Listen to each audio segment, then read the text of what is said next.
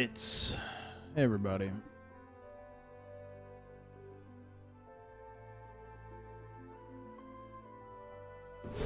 Yeah, if you want me to take a look at your build, I know I'm talking a lot of shit on Twitter because for anyone who's missed it, hold on, let me have a sip of water.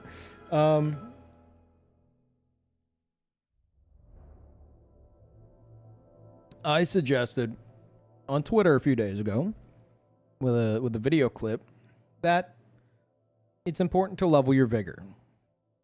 And thank you, Hal. Welcome back. I appreciate it. Now, the issue with this, I mean, there's lots of fucking issues with this, but the issue is a lot of players who, like, players who beat the game without leveling vigor, a lot of them tend to get. Also, Rasa, holy shit. Before there was even a message in YouTube chat, you hit me with a membership. Thank you so much. Welcome. Enjoy the emotes we have over there. I appreciate that. And iCal, welcome back for 8 fucking years, dude. You got the badge upgrade, everything. You've been around for way longer. Thank you, iCal. Jesus Christ, dude. Yeah, they will be the first ones to chime in on this. Someone like myself who's been doing this for so fucking long will just say, hey, vigor's important, especially as a first-time player. If you wanna do it without on your first playthrough, hey, you do you. Do your fucking thing. But the thing that annoys me is whenever you get your ass beat for your entire first playthrough, like, you just get your ass fucking beat because you're refusing to level health for a damage trade-off that is ultimately not fucking worth it. And as a result, after you beat the game, getting shit on the whole fucking time, you then chime in on someone who actually knows what they're fucking talking about, giving advice to newcomers, and be like, no, just don't get hit, bro. It's like, motherfucker, you got hit 5 million times. What are you talking about? If you don't show me your full no hit run, and I'm not talking like, oh, I couldn't take any fucking damage, or even I did a rune level 1 playthrough and I wasn't able to get hit on this boss. So after 6,000 attempts, here's my cherry-picked no-hit run against Malenia. Congratulations. All right? I'm talking, if you don't have a full-on no-hit playthrough, then you need to just shut up and let the people who know what they're talking about give advice to the newcomers. That's why I'm so annoyed by this. Because they get their ass beat their whole first playthrough, and then they deem themselves experts. And they give the worst advice. So today, I think it's important. Also, is my mic a bit loud? Am I crazy? Did one of my cats like fuck with my settings? I mean, the music's low. So that could also be part of it. Yeah, I lost my train of thought. Yeah, they'll think they're experts because they did what they consider a challenge. It's like, well, it wasn't an intended challenge, though. That's the thing. It wasn't an intended challenge. It was a challenge because you ignored a vital part of the game. That doesn't mean you're good. That means it's a literal skill issue in terms of, you know, like stat allocation and build crafting in these games is something you should learn and understand. So today, I think it's important that I show how you can do that. For anyone who's actually interested. If you're not interested, if you're on your first playthrough, I don't fucking care. Do your thing. I don't give a single shit. Have your first playthrough experience. But if you're going into the DLC, for example, and you're like, well, maybe I'll let Peeve take a look at my stats. Maybe they're okay. I don't know. But I quote unquote helped out probably the most obnoxious person in my comments on Twitter. And just seeing their build, big eye opener. It wasn't really an eye opener because it's about what I expected, but it was like worse than I expected. And this dude considered himself an expert, despite me telling him I have 15 years of experience and 20,000 hours in these games. And he said I'm bad compared to him. And then he linked me the most absolute garbage fire of a quote-unquote 124 build I've ever seen. And I tweaked it, and I basically gave him practically the same damage of his main weapon, 100 more AR of his other weapon, and 60 vigor when he previously had 0. Well, practically 0. But yeah. Anyway, so this is more of like an educational stream. All right. That's the goal anyway. I don't know how many trolls from Twitter are going to come try and talk shit, but yeah.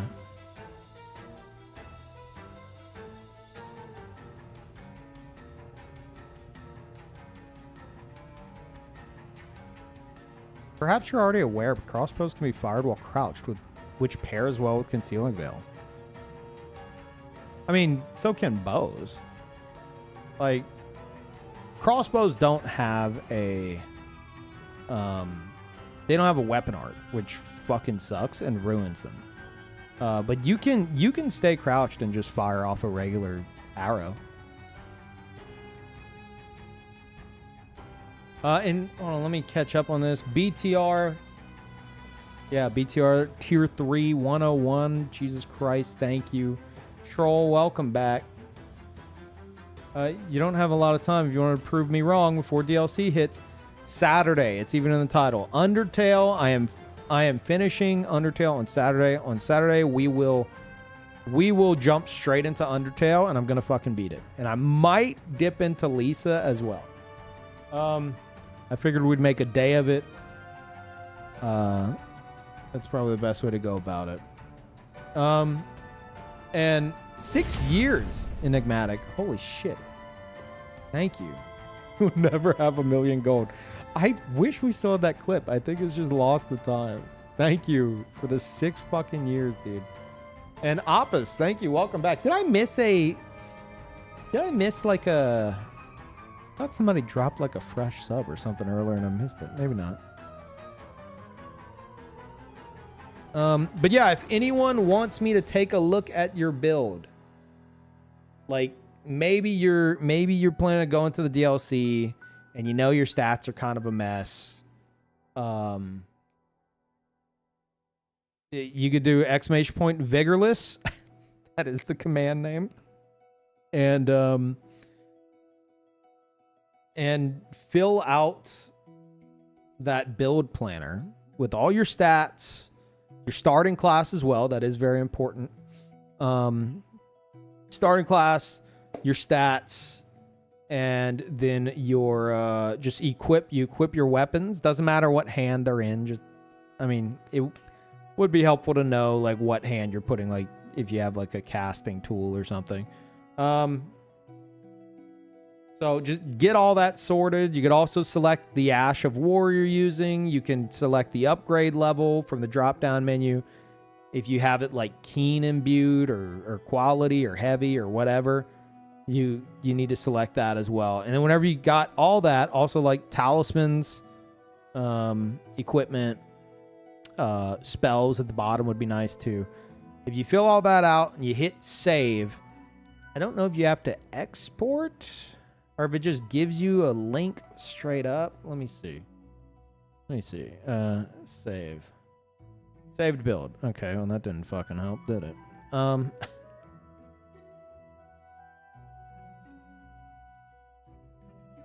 See. Normally I'd just take a fucking screenshot, but saved build. Where the fuck is it saving it to? Chat, how the fuck do you share builds with this thing? I always just take a screenshot. Maybe I should allow Imager links instead.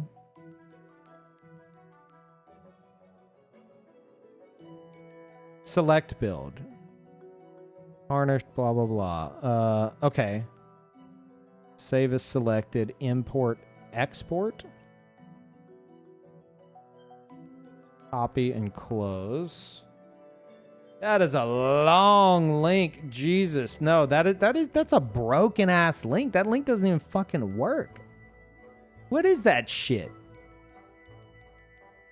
You export a string? What? You can't just get a link? Okay, I gotta change the command. All right. Take a screenshot of whatever you fill out. And post it on Imager. You import the text given to you. So you need to click export, and then you click import. And you click oh, okay. You guys would give me that long ass fucking string, and then I would go and import it. That seems so absolutely... Okay, can you even post something that long in Twitch chat? How long is that? It's so fucking long. Dude, no. Twitch is gonna fucking ban you for spam. That's way too long. It's insane. Okay. Yeah. All right. Anyone actually doing this? Continue as planned. Just take a screenshot when you're done and upload it to Imager. And let us know, and we'll permit you, and you can give the Imager link. I'll change the Nightbot command real quick to reflect that. I didn't know it was all that. That's fucking stupid. Okay.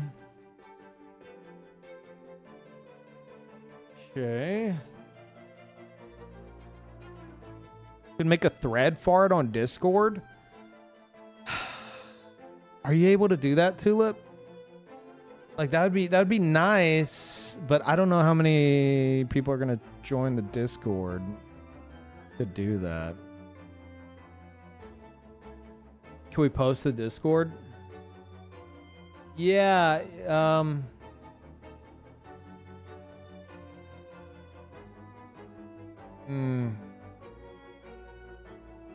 they'd have to join the Discord. Yeah, Imager's gonna be easier. Yeah, we'll just permit them in the chat. I want this to be as accessible as possible.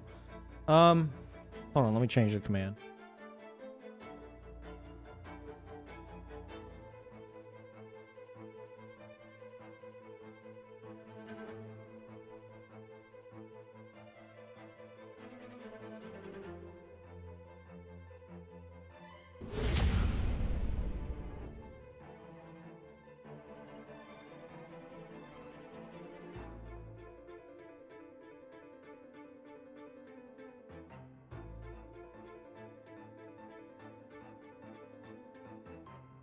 Okay.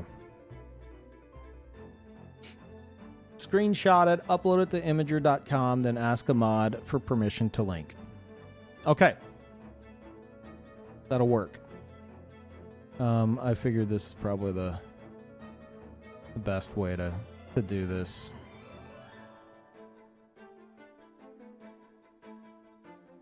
I was gonna say just like throw out all your info in the chat, but that's gonna be a fucking mess. I'm gonna have to ask, like, okay, well, you left out this. Okay, you left out this. Okay, what EMBU is this? I figure if you want me to take a look at it, you have to do the bare minimum here. I think that's fair. Okay. Thank you, Spirit. Welcome back. Appreciate it. Hi, Peeve. Is this the moment you can help me make my Elden Stars copium build, not tickle the other person? I don't know about that, man. I don't know if I can help you there. I'm trying to think how to make Elden Stars not tickle.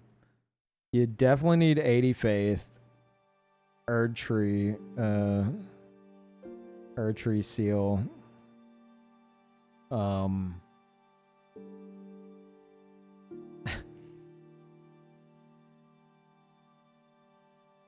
Then as much faith boosting shit as you can possibly imagine. I don't know what to tell you.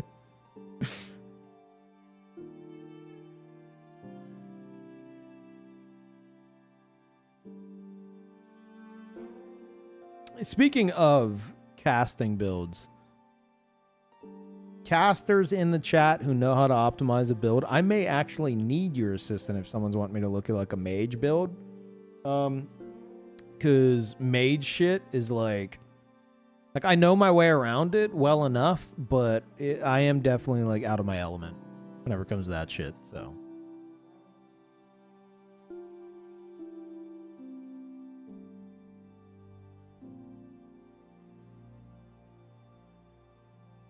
you make a lightning battle hammer work? Yeah.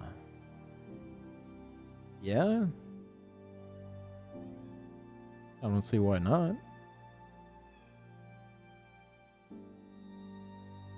Like hammers and axes and shit aren't gonna be the best, but like you can optimize whatever you're going for to make it as good as it can be.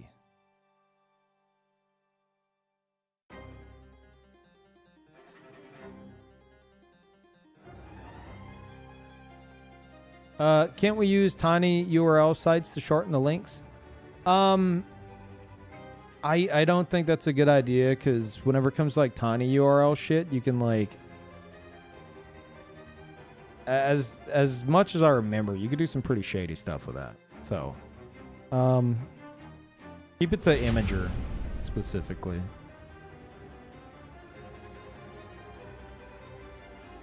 And Foxy, welcome back. I appreciate it. Yeah, you just you'd go to that build planner that's in that command, and whenever you're done, you just get a screenshot of it. You don't have to screenshot like your whole fucking screen. You can use like the snipping tool, for example, in Windows, and just get like all the necessary info in that, and then just go and toss it on Imager, and yeah.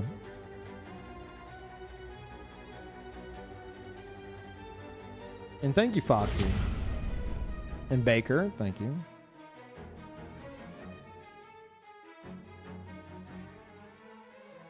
Yeah, let me show you guys an example while we wait.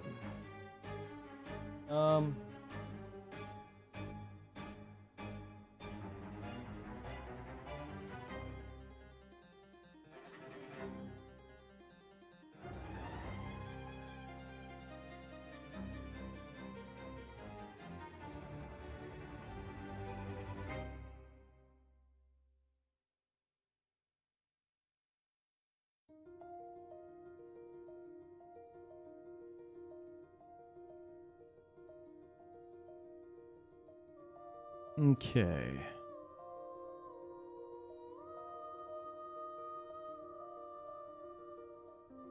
Hold on 1 second.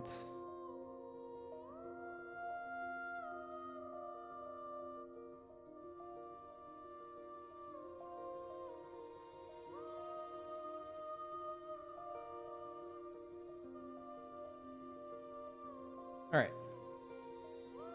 So,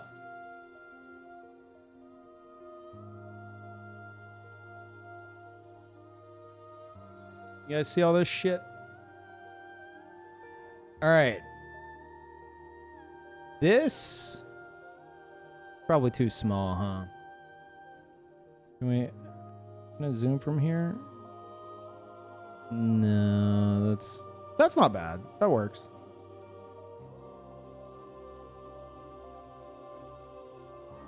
You guys can read that, right? You can read it well enough. Hey, Gendrada, thank you for the super chat.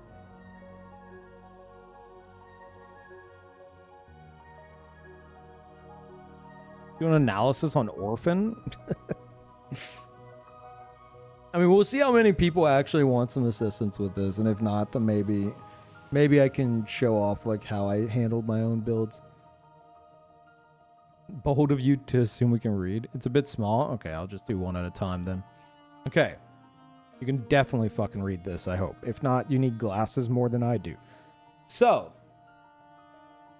I had somebody on Twitter that many of you may have seen that I argued with all fucking day yesterday.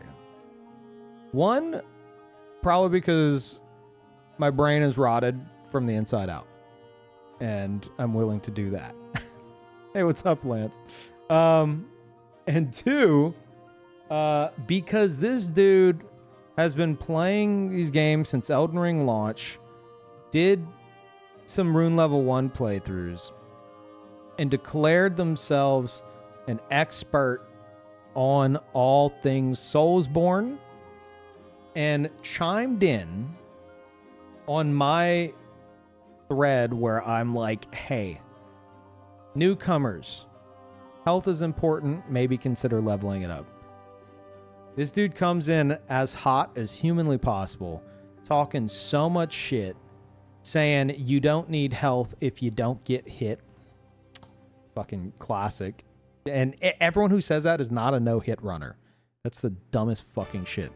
And so basically, you know, I tried to be like, look, dude, I've been playing these games since you were probably in fucking diapers.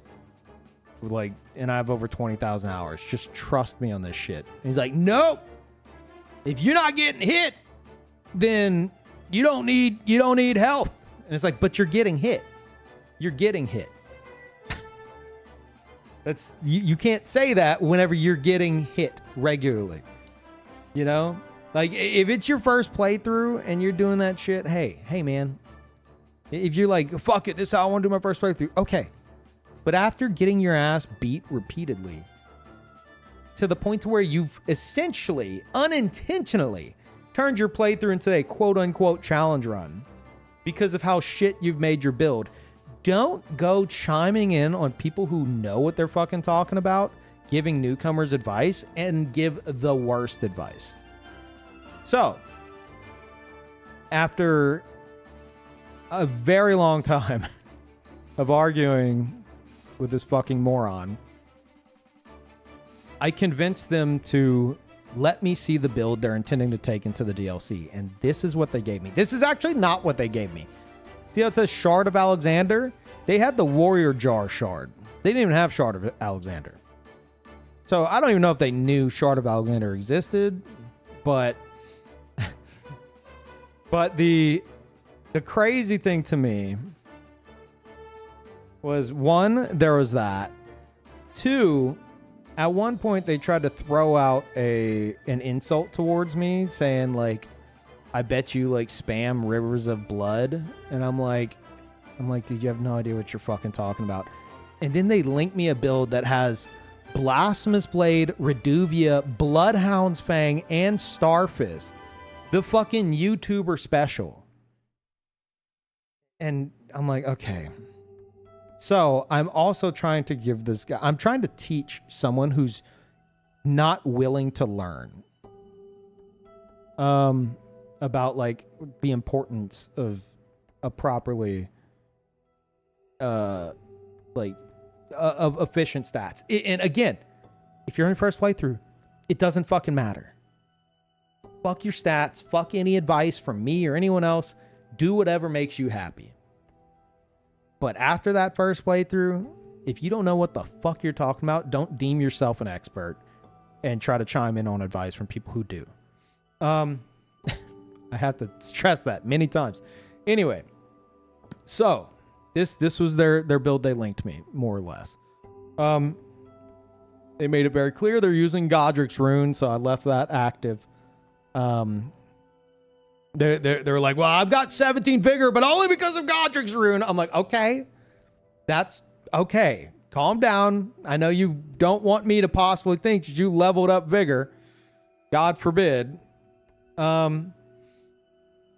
So 17 vigor, 23 mind.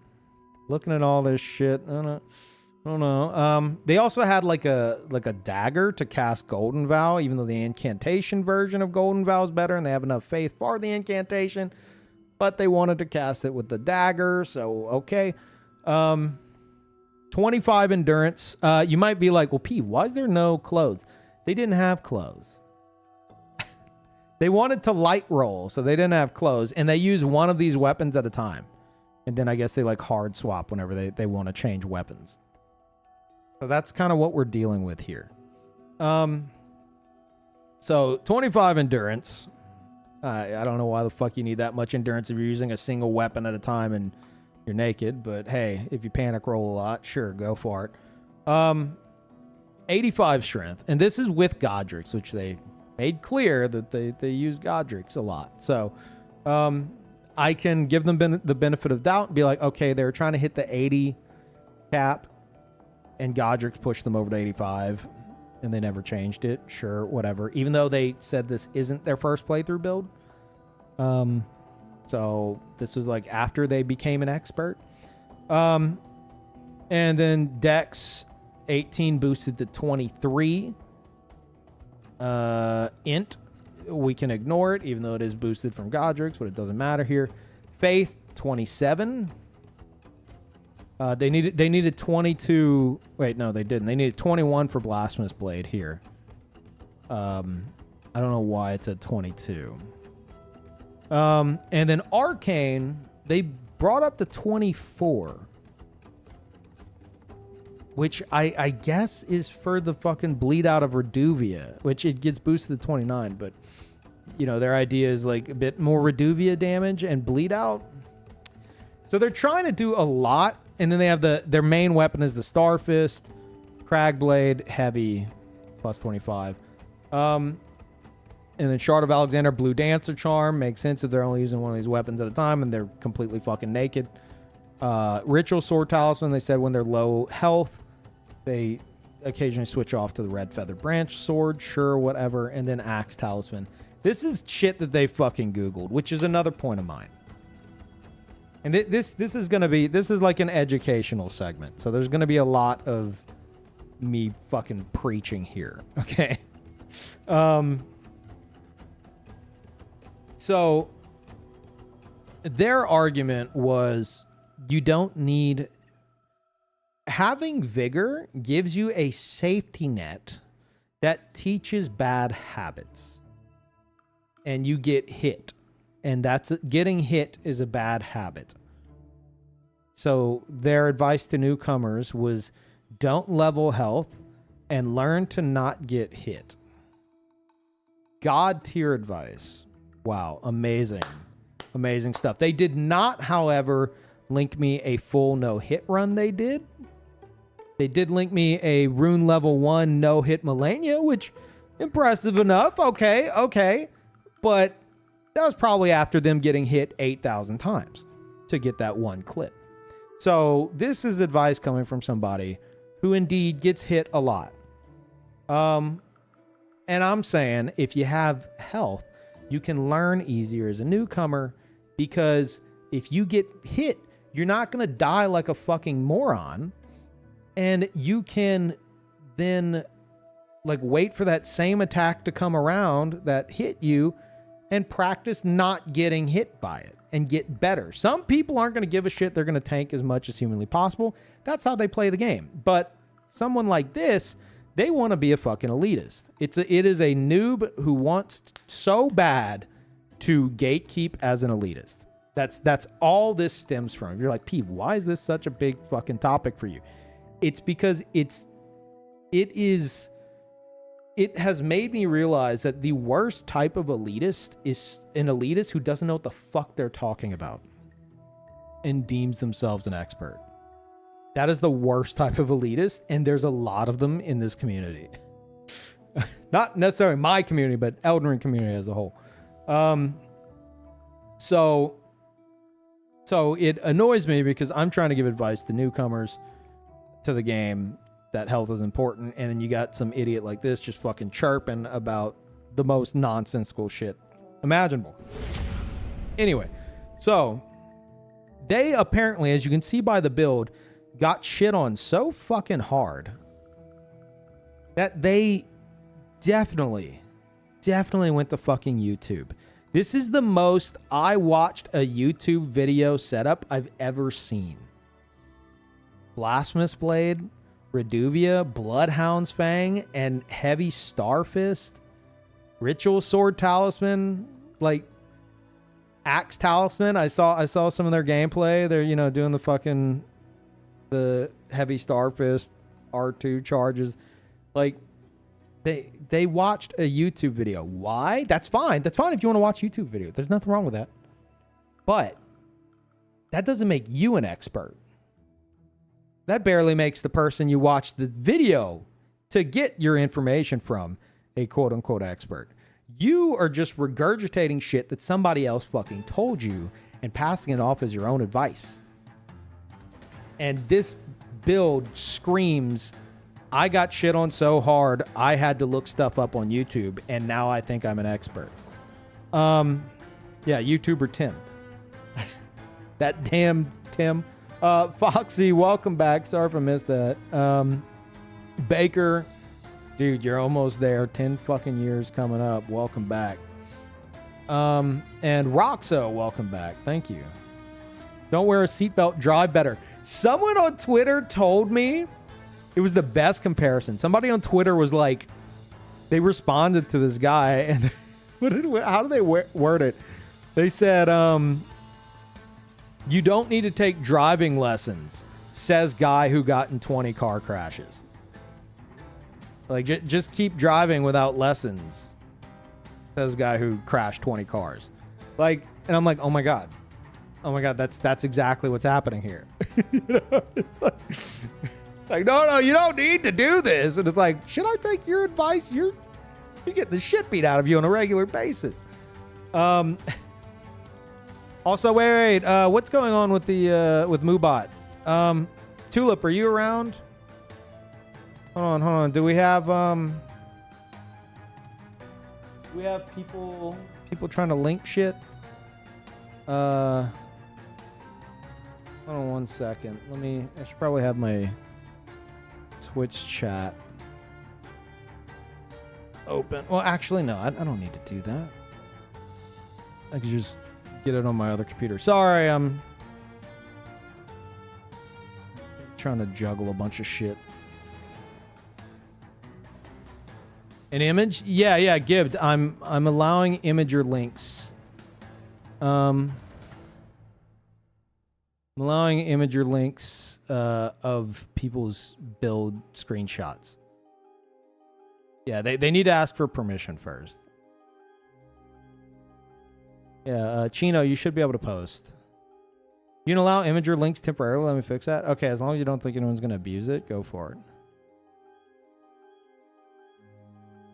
No question about it. Saying don't level vitality is objectively bad advice for people learning.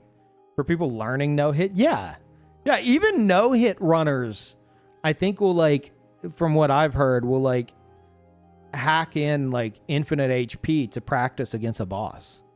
You know, like they're not going in and dying immediately and then like resetting and going in and dying immediately. No, they have health so they can learn the fucking moveset. Like what? Going for a Highlander Thor build. Okay, this will be the first one to check out. But let me finish what I got here. But yeah, thank you, Chino. Yeah, also good. Let me know like what your goal is. Okay, so anyway, so yeah, having low HP can make you become desperate to where you feel like you have to look shit up and you need some kind of help because it's just too much happening. So you can learn. It's just objectively true that you learn better whenever you have more health in these games. And as I'm about to show you, it's usually not worth it to not have health. So, it's my attempt at 200 build. I was trying to figure out how to also make it rune level 90 build as well. Okay, I'm more focused on the 200, but yeah, because I'm kind of wanting to potentially help people with what they're wanting to go into the DLC with. If we get into like sub 100 stuff, that's a whole nother thing, because then there's more hoops to jump through to make shit work and all that, and it's just going to take even longer. Okay, so this dude, as you can see, this Twitter expert, quote unquote, no vigor, right?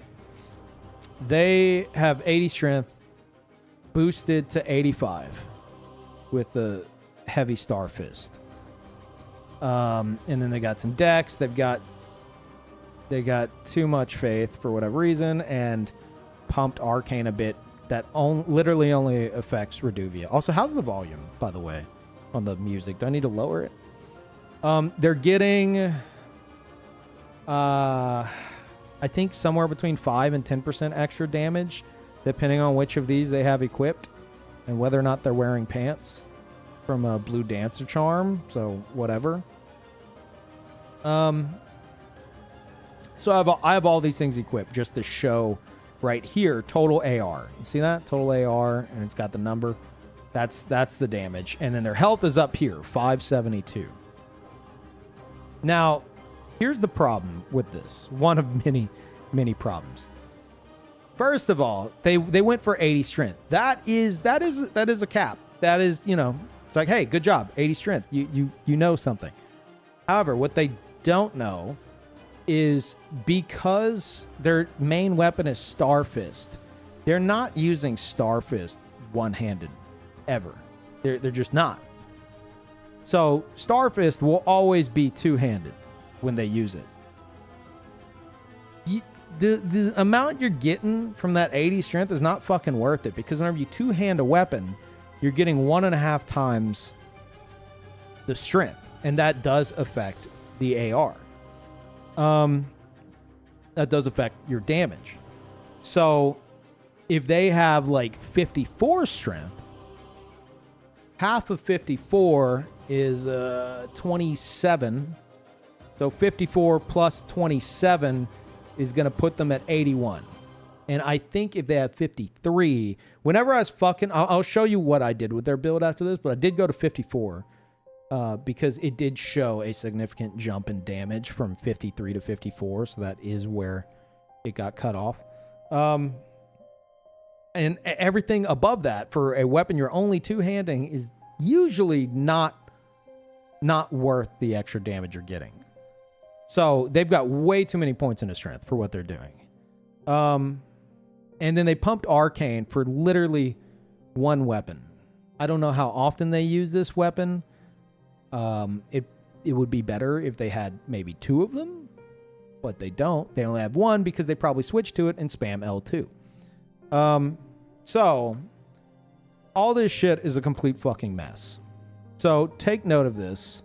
I do remove the Blasphemous Blade. I did have a version where I kept the Blasphemous Blade on there. I gave them multiple examples. But I think because they also use Flame Grant Me Strength, it was better to remove Blasphemous Blade so that they could, so their faith could go all the way down to 15 for Flame Grant Me Strength. Instead of that 22 requirement that they just don't really like. Blasphemous Blade, they're not pumping up the damage with the faith.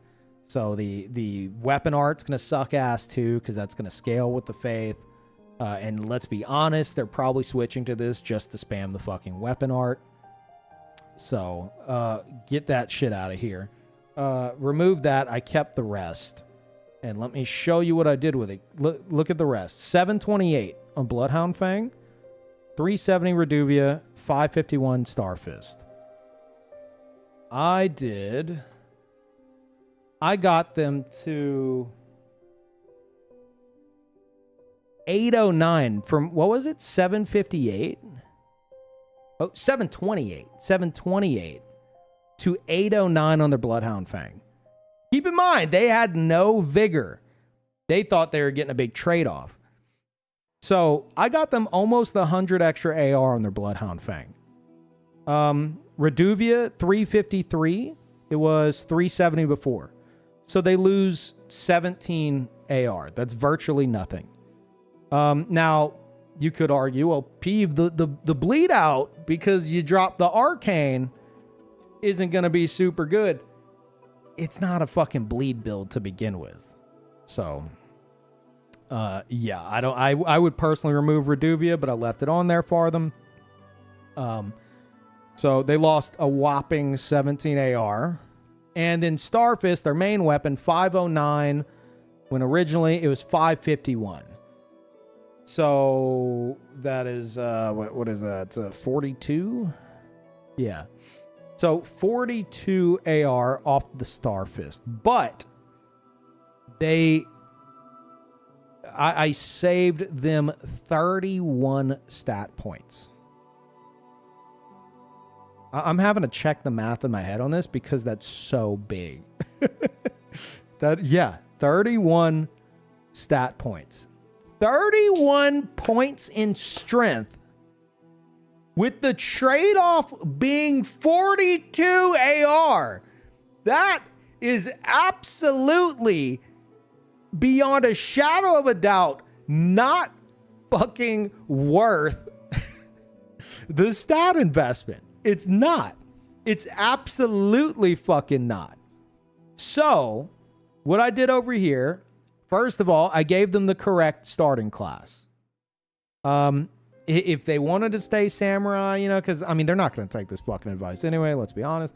I would actually prefer this build be samurai, because if it was samurai, they would be one level higher, which you might be like, well, Pete, that sounds great. No. That means they've essentially lost a level. So by optimizing their starting class, they gain a level. So I saved them one level from that. If this were samurai with these same stats, it'd be 125, which the 124 annoys the shit out of me, but whatever. So I gave them 60 vigor, right? Look at this. 1900 HP. What did they have before? 572 for virtually no benefit. 572 versus 1900 HP, which could be even more if they'd get rid of like any of these. Let's be honest, if they're using Cragblade, that's not going to get affected by Shard of Alexander. Reduvia, they weren't an arcane build to fucking begin with, so they're going to be spamming that. Unless they're spamming the shit out of Bloodhound's Fang, which they probably are, I would get rid of Shard of Alexander. They could even toss on Crimson Amber +2 and have like over 2k HP. I think it'd probably be like 2200 or some shit. So they're going from no health to a fuck ton of health. And by doing that, I trimmed off 31 points of strength. They lost 42 AR on their main weapon. For 31 stat points, that's huge. I pumped that into obviously vigor, and I pumped their dex up significantly. And Bloodhound's Fang scales really, really well with dex. Reduvia scales a bit with it as well. So that was huge for them. Trim their faith down to 15 so that they could use Flame Grant Me Strength. In retrospect, if they're not always on Godric's Great Rune, it might be better to have faith at 15 without the rune. Just because it's, it would suck if you're out of rune arcs and you need to buff and you can't use the buff without using like a +5 talisman. But whatever, they're an expert. They'll figure it out, right? And then the arcane is at 8 so that it can meet the minimum requirement to use Reduvia, so they could fucking spam L2 with Reduvia, I guess. So this is the perfect example, I think, of why there's absolutely no fucking reason to not have vigor. These players don't know how to make their builds, and they think they're getting a huge damage trade-off, but more than likely they're not. They're not getting shit. So it's just it's literally the people who are like, oh, just don't get hit, bro. You don't need it. Just pump damage. Don't get hit, bro. It's literally a skill issue on their part, ironically, because they don't know how to make a build. They don't know. They don't understand stat allocation. They refuse to try to understand it. And as a result, it punishes them so hard that they start doing all this desperate shit. And then they get this fucking elitist attitude while not knowing what the fuck they're talking about. So anyway, this is like the prime example of how to optimize a vigorless build, and make it, you know, less shitty. So because they made me argue on Twitter all fucking day with their dumbass, I'm going to forever use their dog shit build as the prime example of why vigor is important. And that's going to go on forever. Elden Ring elitists. Yeah. Elitists that are fucking wrong, too. It's like, how can you be an elitist about something that you don't even fully understand? Okay, let me... This was Chino's build. Let me implement all this shit and see what we could do here. That was a nice little rant there. Here's build I made on my first playthrough. Okay. I'll keep that in the side pocket. Was there any that I missed? Anyone with an Imager link for this that's wanting me to check anything out? Beat? Really? No trolling, please. Oh, made them 2 years ago. But since there is a new crossbow, okay, I want to try it on him. He also uses fire magic. Okay. Okay, let me implement all Chino stuff.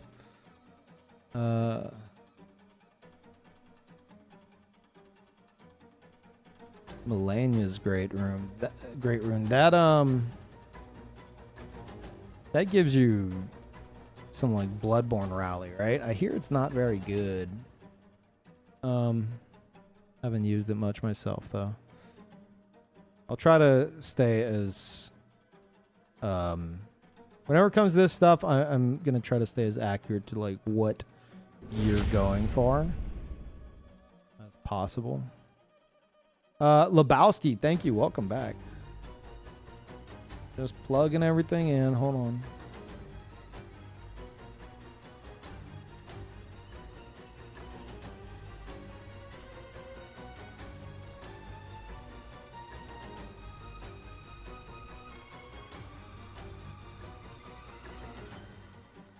Okay. Yep. 200. All right.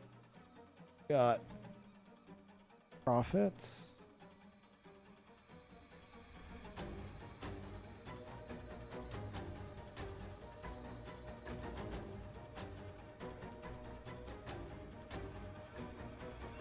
You can kind of picture your fashion in your head. Or in your head. In my head.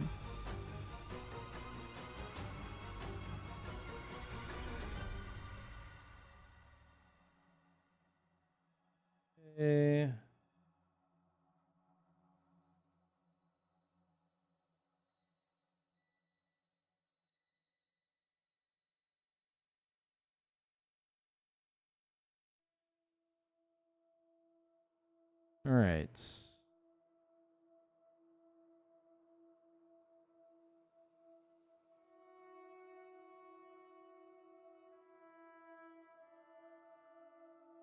Almost got it all plugged in here.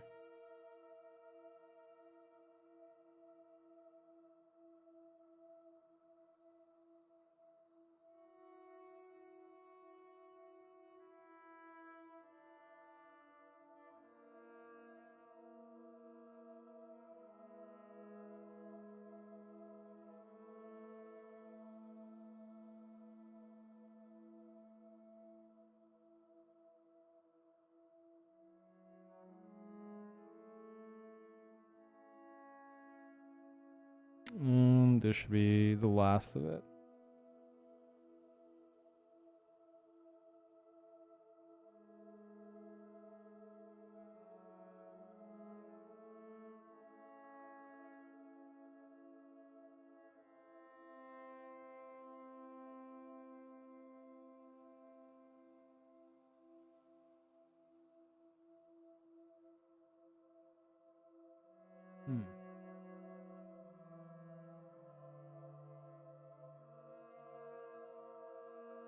All right. I think we got everything here. Okay.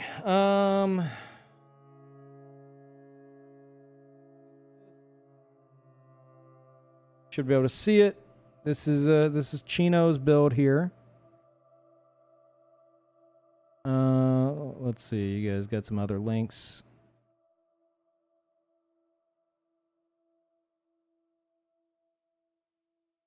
I don't know how many we're gonna get to, but all right. Stormhawk Axe is part of the build, but there wasn't room for the fourth weapon. Okay, so you don't have all these equipped at the same time, I assume. Now, you have the stone seal in the right hand. I assume you thought this was the main hand and this was the offhand. I've actually made that mistake in the past as well.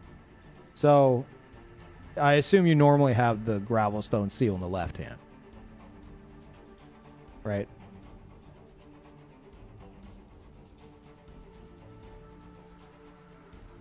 Yeah. Okay. Yeah. No problem. No problem. Do you have any? Oh, you do. Shit. I wasn't looking at the spells. Let's see. You have Golden Vow. Howl of Shabriri. I am sorry. On behalf of Miyazaki, I apologize for how shit that is.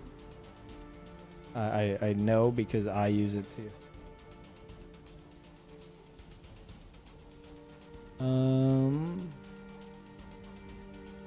Dragons, Lightning Strike, and so get a lot of stuff here. Can't fucking type today. All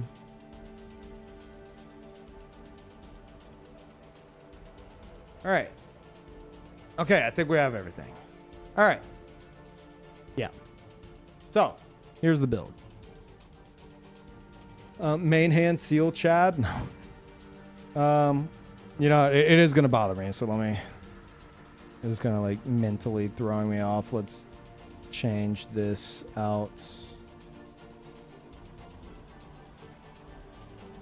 Get rid of that.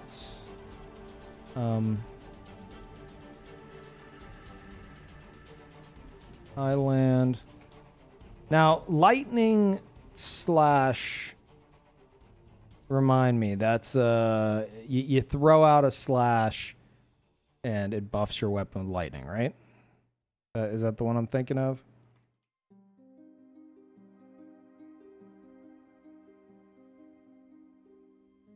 And then the brick hammer, we'll just swap this over. Lion's Claw, plus 25. Was this imbued with it? Oh, it was heavy. And I just didn't set it. Whoops. Whoopsie. That's my fault. What about... Did I just fuck all this up? Let me see. Yeah, I did. I'm an idiot. Okay. So they're all heavy. Gotcha. Slash downward, lightning strikes, and buffs your weapon. Okay. All right, so here, now we have the build. First off, without even looking at the stats, let me help you out here. This Faithful Talisman, you want Phlox Canvas Talisman. It's stronger. I forget the exact percentages, but that is the better one. Maybe you just forgot the name. Maybe that's the one you do have. I don't know, but I'm just going to immediately fix that. Otherwise, let's look at stats. You have 60 Vigor. Okay, this is level 200. Malenia's Great Rune, I would recommend Morgott. If you're liking Malenia's, you do you. Morgott gives you 25% extra HP, which is, you know, fucking crazy.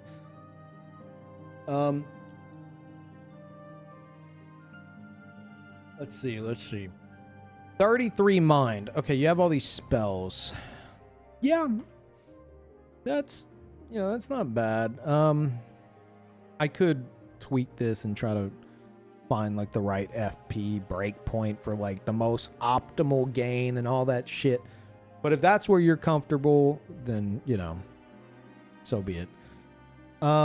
Yeah, you have the Dragon Crest Shield Talisman. I have to ask, do you do a lot of PvP?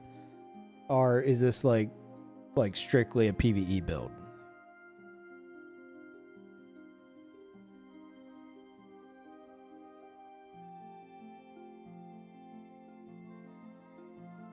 This personally, but if the spell order is accurate, I like to keep buffs towards the back and the most useful damaging spell in front. Quickly get to it by holding the up button without having to think too hard about it. Yeah, I do the same. Yep. Because you get the buff out the way and then you're back to your damaging spells. You're trying to do PvP. Okay, if you're trying to do PvP, I would recommend getting rid of Dragon Crest Shield Talisman. I hear it can be pretty useful in PvE. It is completely nerfed to complete fucking uselessness in PvP. It's you don't want it. It's not gonna do shit for you.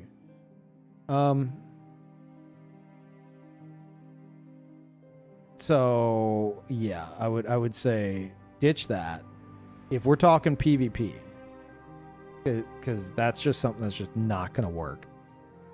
We could talk about that in a moment, but that's something we can tweak.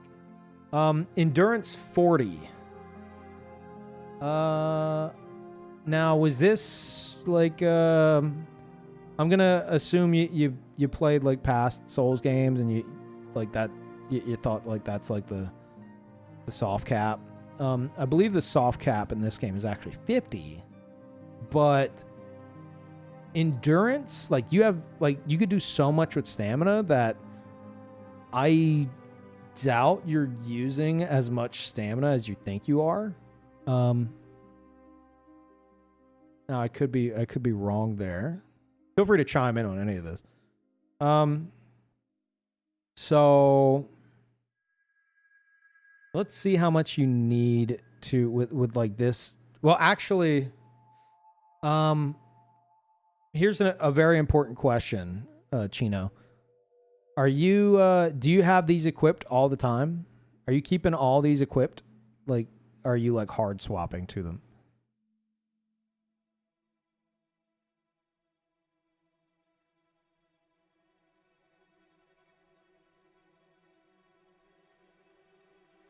And I'm aware there's like a delay and typing or maybe mobile or whatever the case is. No rush. Don't worry. Chat, is the music not too loud? Are we good? You're changing each invasion.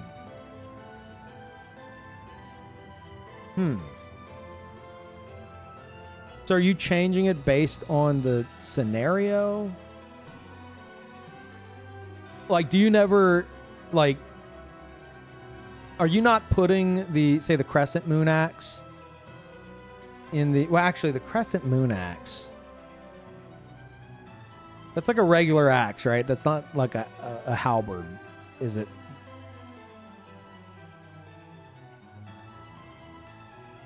It is a bit loud? Okay.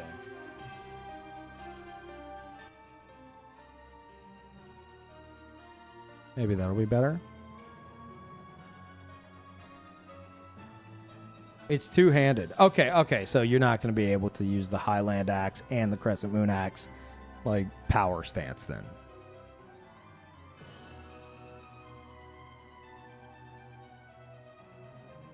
It's an axe. Is it a pole arm or is it a normal axe is what I'm asking. I'm not super familiar with it. From Software is weird about their shit. We have a weapon called the fucking Great Sword. That's actually a colossal weapon / ultra great sword. They've done that in like every fucking game. Annoys the shit out of me. It's like, oh, that's the Great Sword. Also, there's a class called Great Sword, but this isn't part of the Great Sword class. This is part of the Ultra Great Sword class. So fucking stupid. So I always, if I'm not familiar with the weapon, I will ask. You can't power stance them. Okay. All right.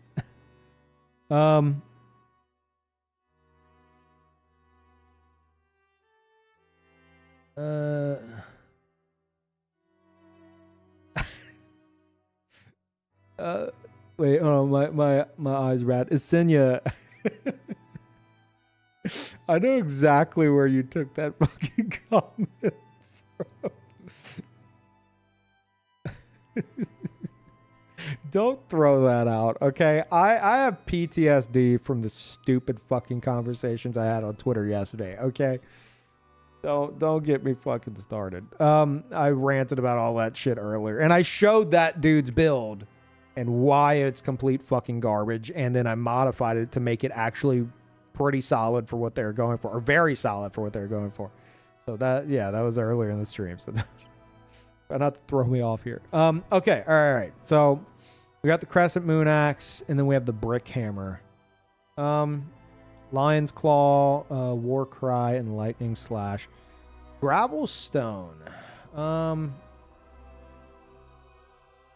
Chat, what does Gravel Stone boost? It does boost something, right? Dragon Cult? That's what I thought. Okay. So it boosts dragon stuff. You have Placidusax's Ruin, Ancient Dragon's Lightning Strike, which I don't believe gets boosted from that. Lanzo's Glaive, I don't think so. Pretty sure it's only affecting Placidusax's Ruin, right?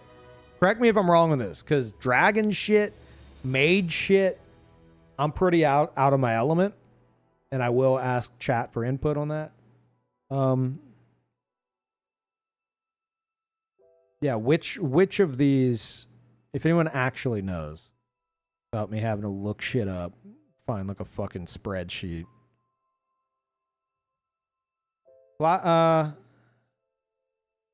Placidusax gets boosted, pretty sure. Weird boss soul spell. It boosts Dragon Cult, which is the red lightning. It's almost all lightning spells like Lightning Strike. Okay. And do we have a percentage on what it boosts by?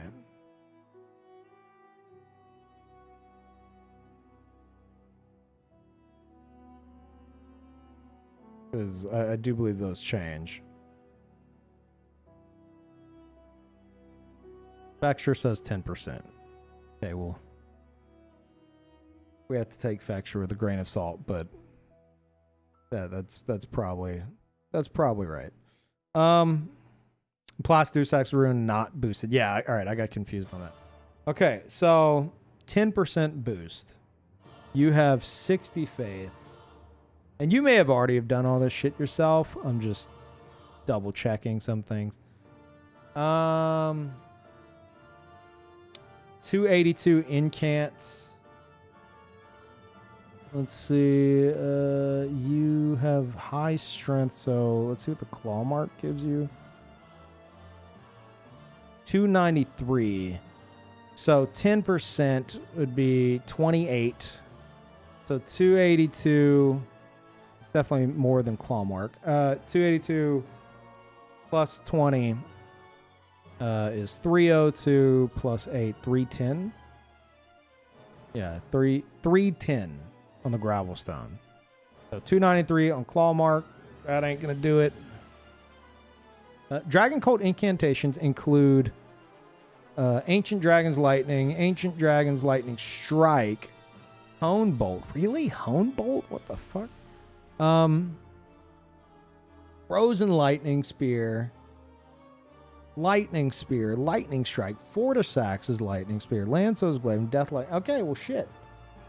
God damn, I didn't know I was doing all that. Holy shit. All right. So Erdtree, I don't think is going to beat it out. Erdtree really picks up between like 70 and 80. Yeah. No. It looks like you do have the right one here. Frenzied Flame. No, that ain't going to work. Giant Seal, Godslayer, Golden Order, Gravelstone. What's Golden Order boost? No, we don't even have the stats for that. Okay. Gravelstone would be the right choice there. Yeah, you're getting 310 incant, and it's affecting a lot of your shit. So yeah, good call on that. All right.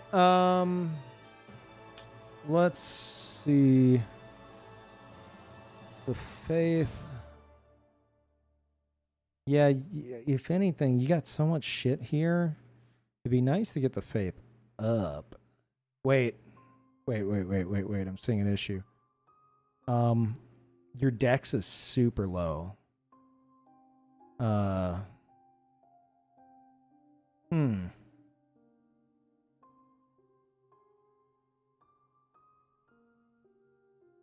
Casting speed, I think you would definitely benefit from that.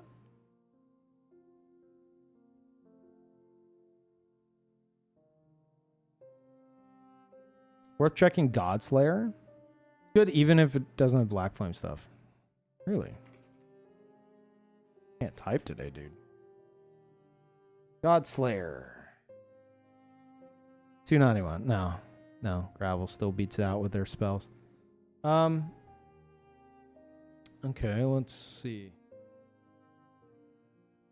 We can, I think, a very simple fix to this without sacrificing a bunch of like points here.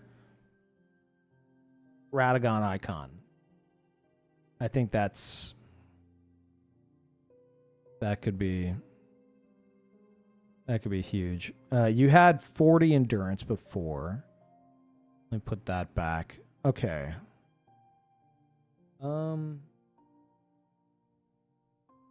Are you two-handing everything like all the time? Or do you also play one-handed with some stuff?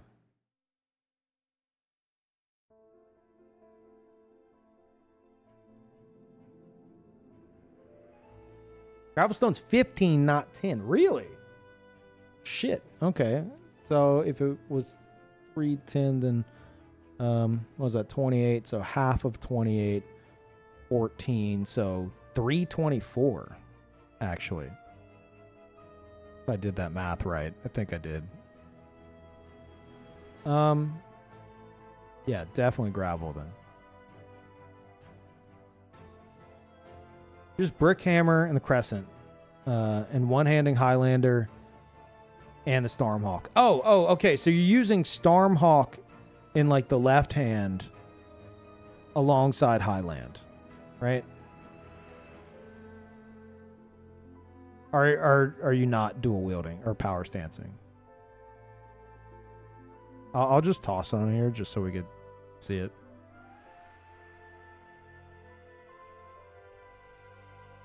Finish yours? Okay. Got it pulled up.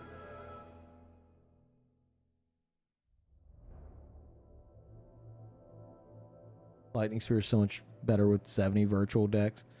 Yeah, we're gonna get that sorted. We have a lot of points I think we could take out of endurance. Yeah. 32 endurance. And shit, you're not even using.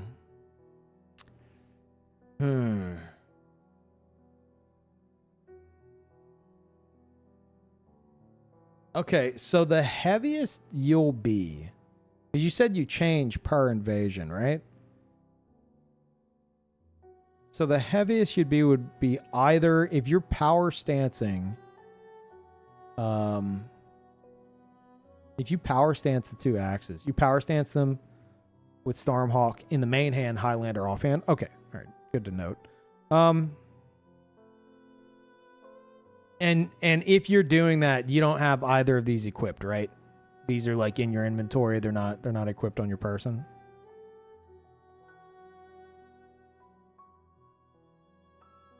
I want to double check that because I think we could trim the endurance enough. So and it doesn't have to be like perfectly at the point where you're what's it called? Like right before you're fat rolling, you know, but like it could definitely be trimmed. They're in your inventory. Okay. So equip load 56. Let me remove these two. All right, 31 are okay. So this is the equip load we need to worry about. This is the highest. This is the heaviest you're gonna weigh. And thank you, Echo, for the tier 3. God damn, dude. Thank you. Welcome back. Thank you as always. Gravel's always equipped though. Yeah, that makes sense. Okay. So then, okay, we definitely don't want to go that low. All right. So equip burden isn't really an issue for you then. Do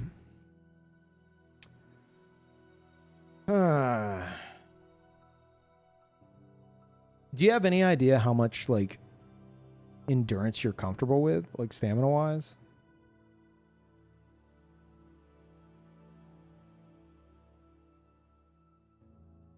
Because like I said, you like if you have 40 endurance just for the stamina, unless you're like for instance, my assassin build, I wanted him to be level 200. I wanted to avoid the 125, 150 meta. He doesn't make sense at 200. So I dumped a fuck ton of points into endurance. He's got 59 endurance so that I can light roll for free. However, the added stamina really is beneficial because I can be hyper aggressive on him. A build with all these heavy things, I doubt you're being like that like extensively aggressive. So I think you could definitely trim a lot of the endurance, but it's a matter of what you're comfortable with. Maybe do 25. Yeah, I would say 20 to 25 if you're not sure. While playing, I stopped at 25, then added the rest after I got other stats where I wanted them. Okay, all right. We'll say 25 for now. So we can equip all the other stuff again. Now that we know the max equip load. Highland had lightning slash heavy. And then you had crescent. Wait, let me double check here. Okay, yeah, Crescent Moon Axe. Oh, that had lightning slash. Shit. Wait, they both have lightning slash. Okay.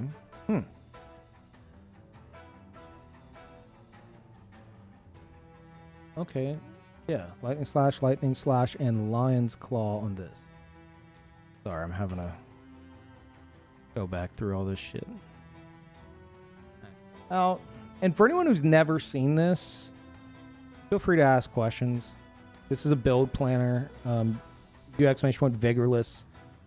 It will link it to you. It's invaluable to like planning build. Curious how you feel about Elden Ring PvP compared to Dark Souls 1 PvP. I prefer Elden Ring PvP. I think it's the most fun the PvP has ever been. Yeah, I think a lot of PvPers will disagree with me on that, but I just have a different play style than a lot of PvPers. So I really like the lightning slash animation. Yeah, that's fair. That's a good question. Does the lightning Ash of War also scale with Dex? Lightning does, like the infusion does scale with Dex. I don't know about lightning slash. Maybe chat can help with that. Did you think it'd be Faith?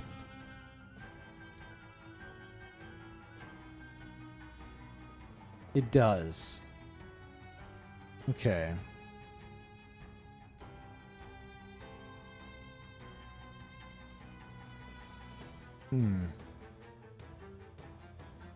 All right. Let's see. We can definitely cook here. We got the ingredients. We could definitely cook something up here. All right, we've trimmed 15 points of endurance.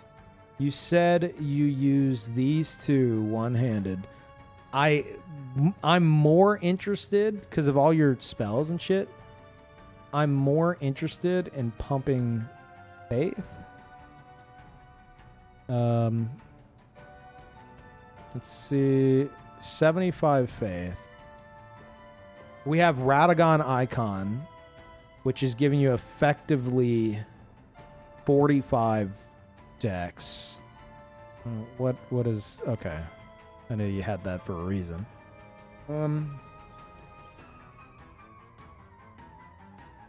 Ooh. And Stormhawk Axe scales pretty good with the dex. Okay.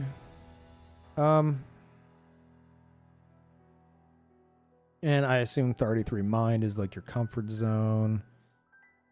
Okay, so it's pretty much just between adjusting the dex, the faith. I think the endurance is good as is.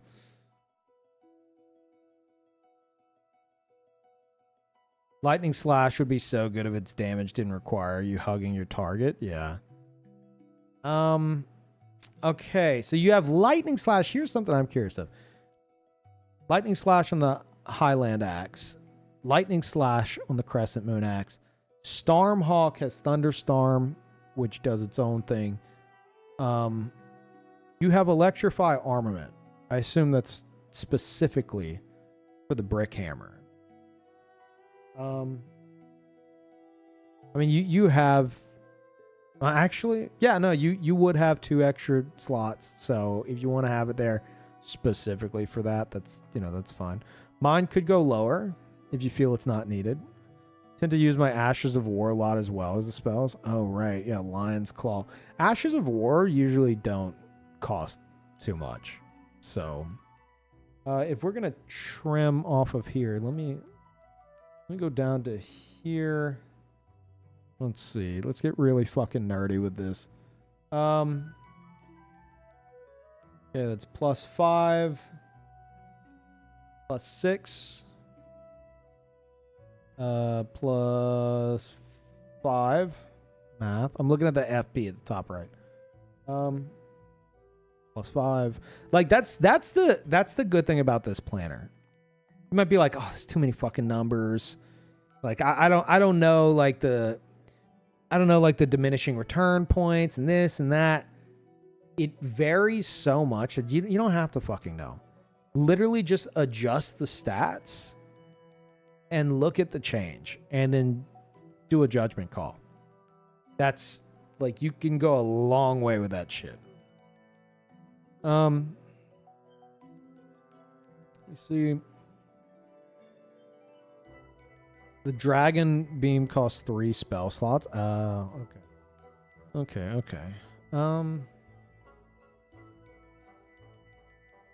It's 5. You get more mind the higher it goes. 6. 5. Yeah, we're getting too high up here. 5. Okay, yeah. I think at like 36 mind or something. You start getting like 7 per. If we could trim that back. We could just drop that at like 25 or so.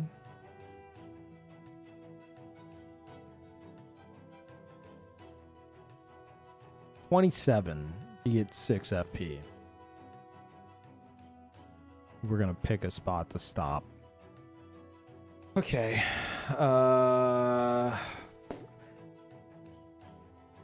Could hit 80 faith if we did that.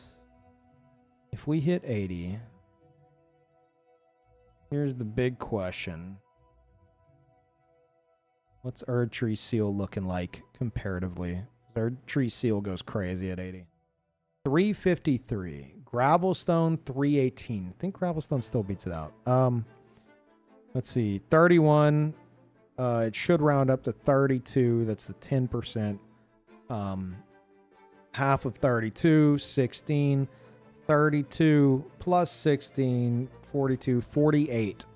You get 48 because it's 15%. So 48 extra incant. So you're looking at, let's see, 318 plus, I could have a calculator, but I'm too lazy. 318 plus 40 is 358 plus 366. 366, correct? I I think 366 is 318 plus 15%. Keep in mind, Lightning Slash changes weapon scaling to be more dex focused. Lightning Slash changes the weapon scaling even if it's heavy. Are you sure about that? Lightning Slash weapons, while heavy infused, can be enchanted with electrify armament, but don't cause the Ash of War to override it. I understand that the Ash of War scales with dex, but that's like only while the Ash of War is active. Like if you're saying the damage that you're getting from the buff is affected by dex, or actually I wonder if the buff itself is affected by dex, like the buff damage, or if it's literally just the attack. I think that's a really good question. Someone may have already answered.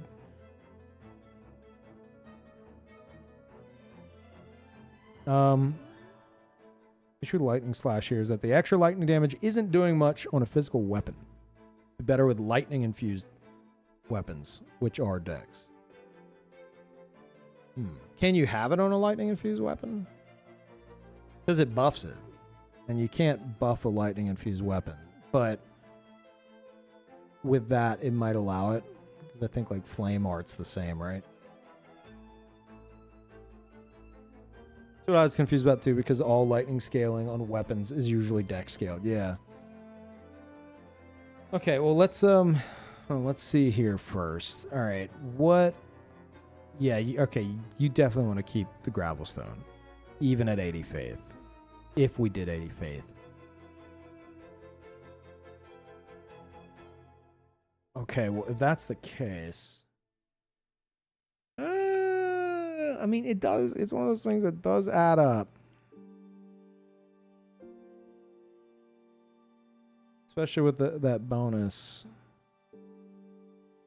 But you do have a lot of pretty shit gains in here.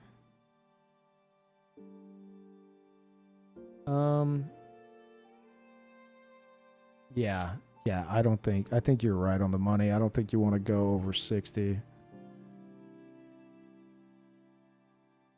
Okay. Even though it would be higher, I think instead we probably want to add dex for the cast speed. I think with all these trimmed points, you could definitely pump dex. Let's see what we could get that to. 200. I'm looking at the level here. 36 dex. It was 15 before. I know that Stormhawk axe is probably popping off. Let's see. Yeah, that's the only one being affected here, but it's going up. It's fucking moving. Okay. And then with Radagon, you're looking at 66 effective dex. As somebody who has used a lot of these spells on my build Shin, I personally, I'm comfortable with a lot of these lightning spells at the 64 dex breakpoint, which means if we dropped you down to 34 dex with Radagon icon, that's going to boost you up to 64. So you get the added bonus, the Stormhawk axe, the added bonus to the lightning slash damage with the dex, and the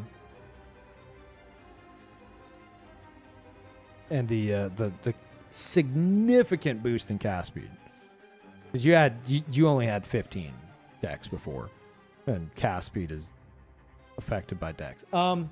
Thank you, Mac Daddy, for what the fuck, a fresh sub at tier 3. God damn, dude. That's fucking crazy. Thank you. Holy shit. Enjoy the emotes. I'm glad you're enjoying whatever the fuck it is I'm doing here enough for to drop a fresh tier 3. That's nuts. Thank you so much. I do appreciate that. Welcome. That's incredibly generous of you. Thank you. What if used more deck scaling halberds? I mean, the outlier here, I would say definitely, like, this could be, you could transition this into like a strength build, or sorry, a dex build. But if you like the brick hammer, you know, that's heavy's definitely gonna help that get a nice solid boost with two-handing it.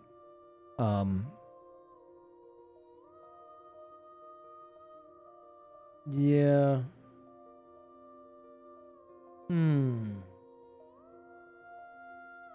I mean, this isn't bad as is.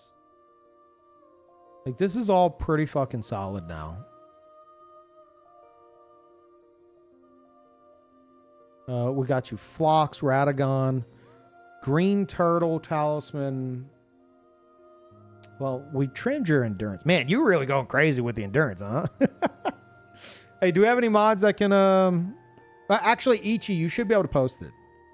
I think Gibbed made it to where you can post the Imager link as is. And if I missed anybody's Imager link, let me know. Steve, how do you feel about duplicating items? Was asked over on YouTube. If you were duping items to make a build, I have no issue with that. Like, it's just saving personal time. Now, if you're doing that same thing at like super low level to just completely annihilate brand new players, you might need to go see a therapist. That's my thoughts on that. Let's see. Ichi and Pot. Mimesis, you should be able to just post it. As long as it's an Imager link, you should be able to post it. Obviously, only, you know, build stuff here, please.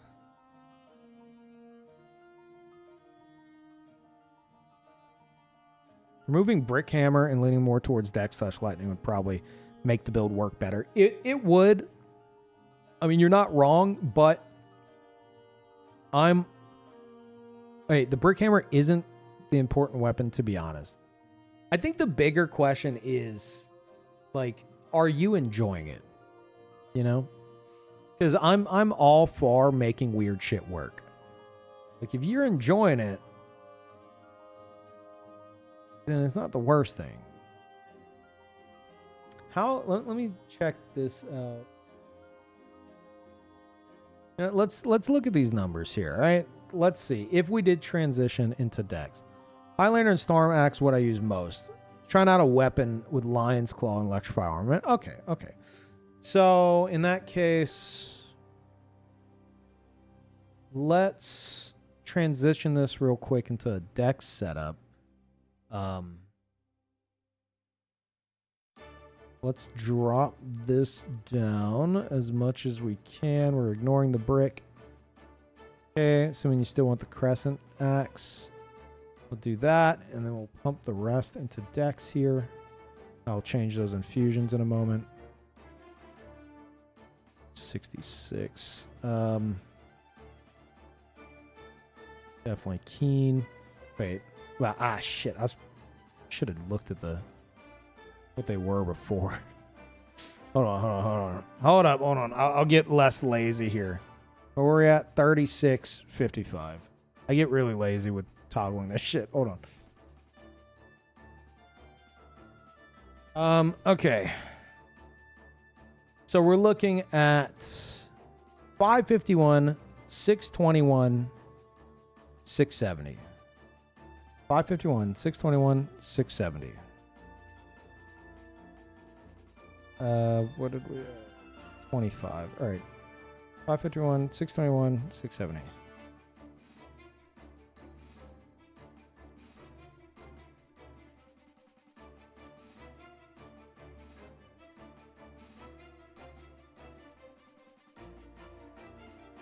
$565, $587,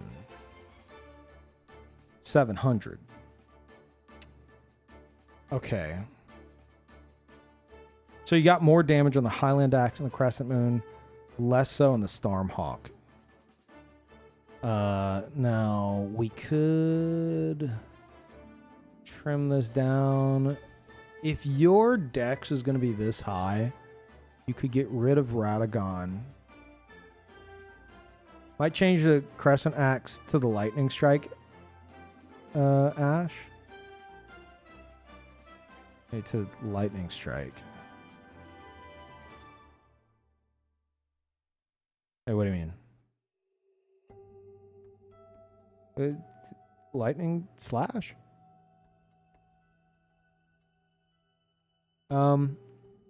Okay. Meanwhile, I'm gonna try to see what is this. Yeah, Stormhawk. Stormhawk still goes nuts with that.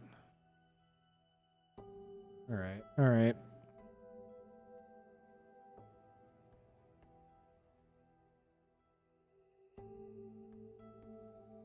Thunderstrike. Thunderstrike. Okay, Thunderbolt, Thunderstorm. Which of these?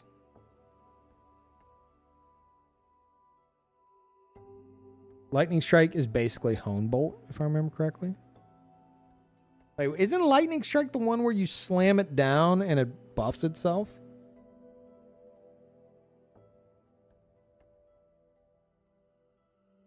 Or Lightning Slash. Sorry, Lightning Slash. Stormhawk is the reason you made the build. Okay, that's important. That's Slash. Okay, all right. Yeah, I'm not seeing a Lightning Strike on here, unless I'm just blind. There's Lightning Slash. Okay, well, if Stormhawk is the focus,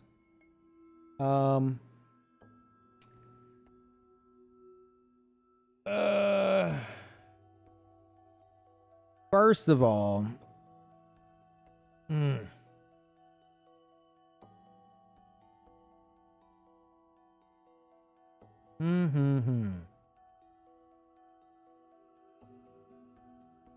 Thunderbolt, it's called.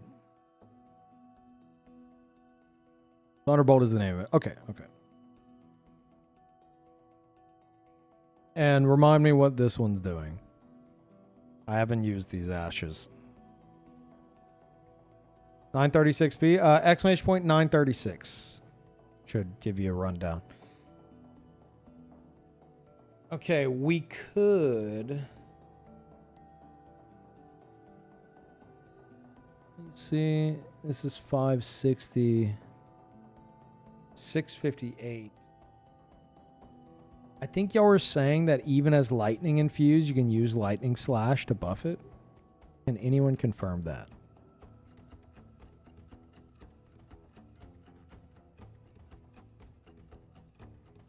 Oh, all right. I got that imager. Mimesis. Yeah, I don't know how many we'll get to today, especially if I spend this long on them. You can spend...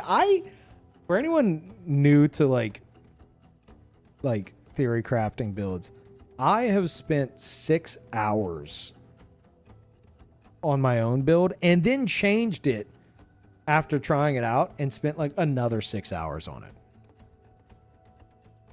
Like, you can go crazy. I'm trying not to go too crazy, but we're going a little crazy. I tried it before and it wouldn't let me. Lightning Slash does buff weapon. I mean, like, as an infusion. It adds the weapon buff no matter the infuse 100%. Okay.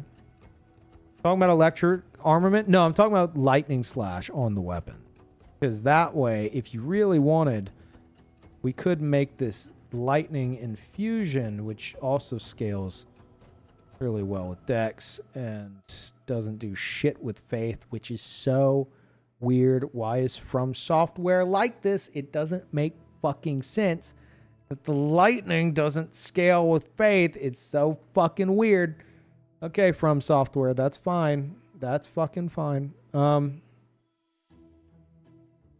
694, 804. I would say that's pretty worth if you're doing self buffs. Now the problem with that is because they're not keen, you wouldn't be able to use electrify armament anymore.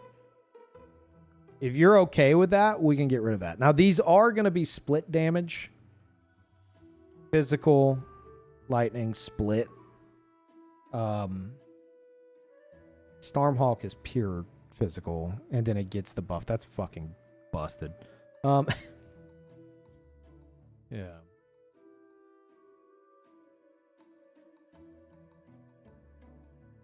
Already two other things that scale with faith. Yeah, I suppose. Okay, let's see what we can do with the Stormhawk axe. I really like keeping you at 64 dex. However, we'll do this. Stormhawk axe is your focus. Millicent's prosthesis. That weapon art is definitely going to trigger that, and you're going to fuck some people up, and it gives us extra dex.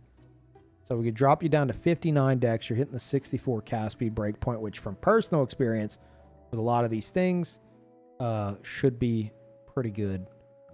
And that saves us 5 points, which we don't want to go above 60 faith. Mine's good. Endurance is where you're comfortable. I guess it could go into strength, giving you a bit more damage on namely Stormhawk. Okay. Green Turtle Talisman.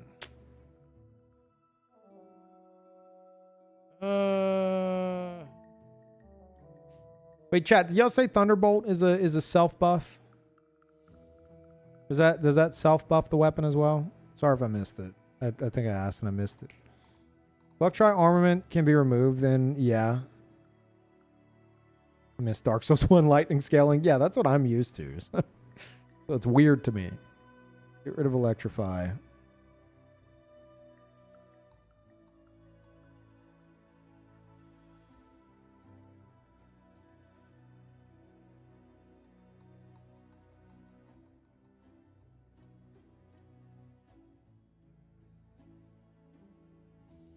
I'm pretty sure Lightning Slash is the only self buff. So the Crescent Moon Axe wouldn't be able to self buff with Thunderbolt. I don't know exactly what Thunderbolt does. I don't use it. It's where you guys come in handy. Just the annoying range zap, zap, zap. It doesn't do anything to the weapon. Okay. Yeah. I would honestly, you got the whole fucking lightning theme going. You know, it doesn't need to have the buff. I think it's worth using this for like something else. You know, like you could add something else cool here. You just want to have a pure physical weapon. True. Yeah, that is something I wanted to focus on. Well, they do. Stormhawk Axe. Stormhawk Axe is pure physical. So you don't have to worry about that. Some people use a Crimson Whirl bubble tier glitch in PvP where they will get healed by all this shit. So let me check this. I mean, if you want a keen brick hammer, you can still do it.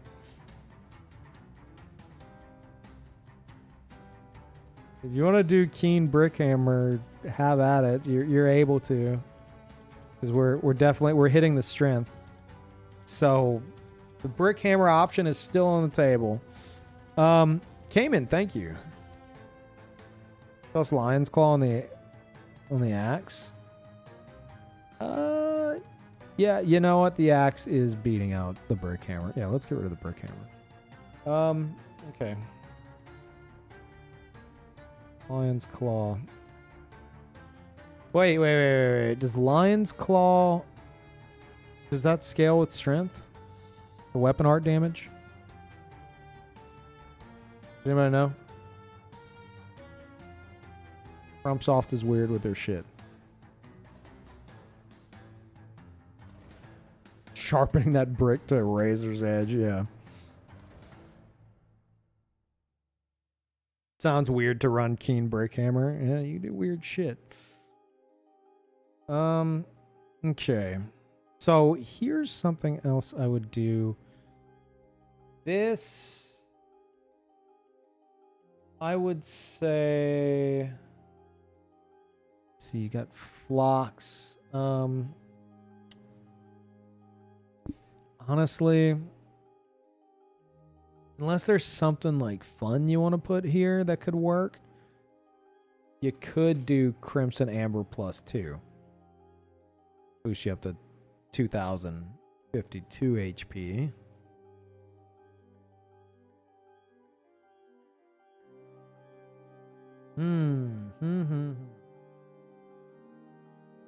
Now, if you want, if you're comfortable at 60, you could do what I did on my other build, and you could drop vigor down to like, say 53, and then put that in strength. How much were we getting? 609, 612, 615. That's a lot.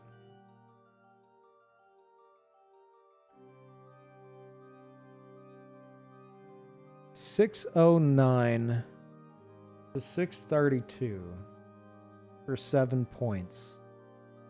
That's not bad. And it jumps to 686 if you're two-handing it. Drop what? I dropped Vigor using Crimson Amber +2. I gave you effectively 60 Vigor using the Crimson Amber to offset it, and then put those into strength. You can either do that, or you can stay at 60, have 2052 HP, and drop your strength down to 32. It's up to you, basically.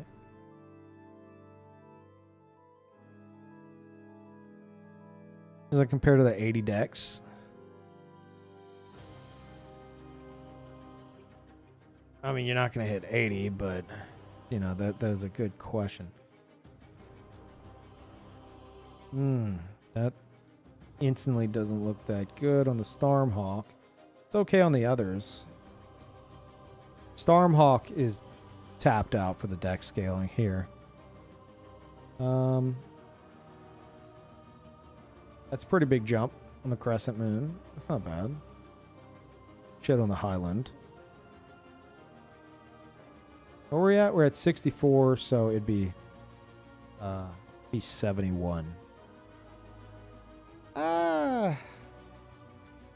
Since Stormhawk is the focus, I wouldn't do that. I wouldn't do that. Kind of want to trout 2000 HP with 32 strength. Fine by me. Okay. All right. Chat, any input? Any last minute input here? Anything I'm missing?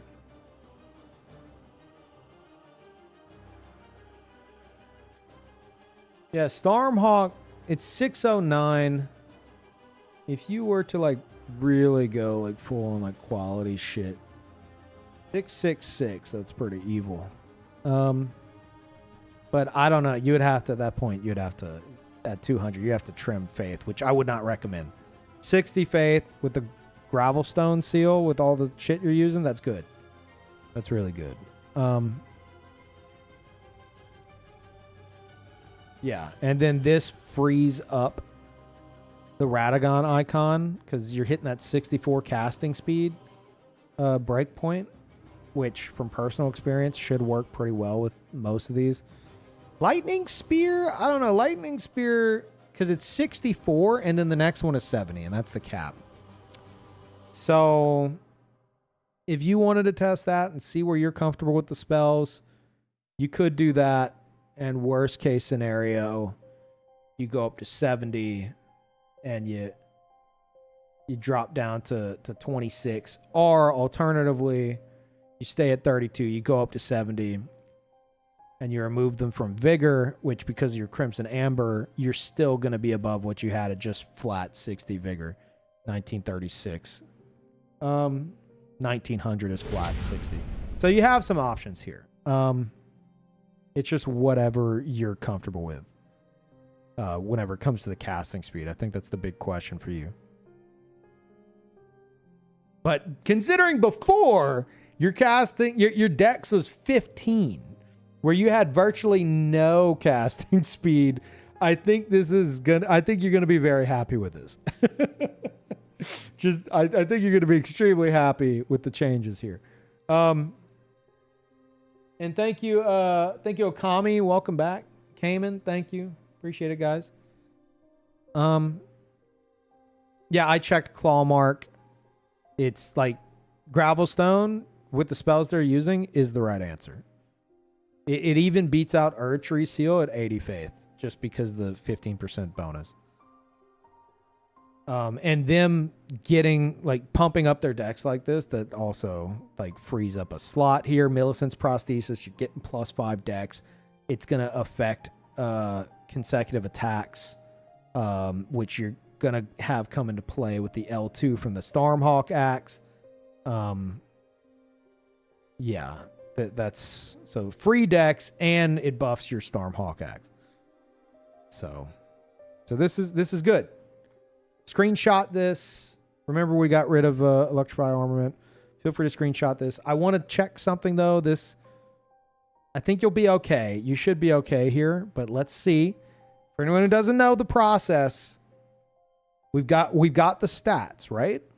60, 27, 25, 32. You come here.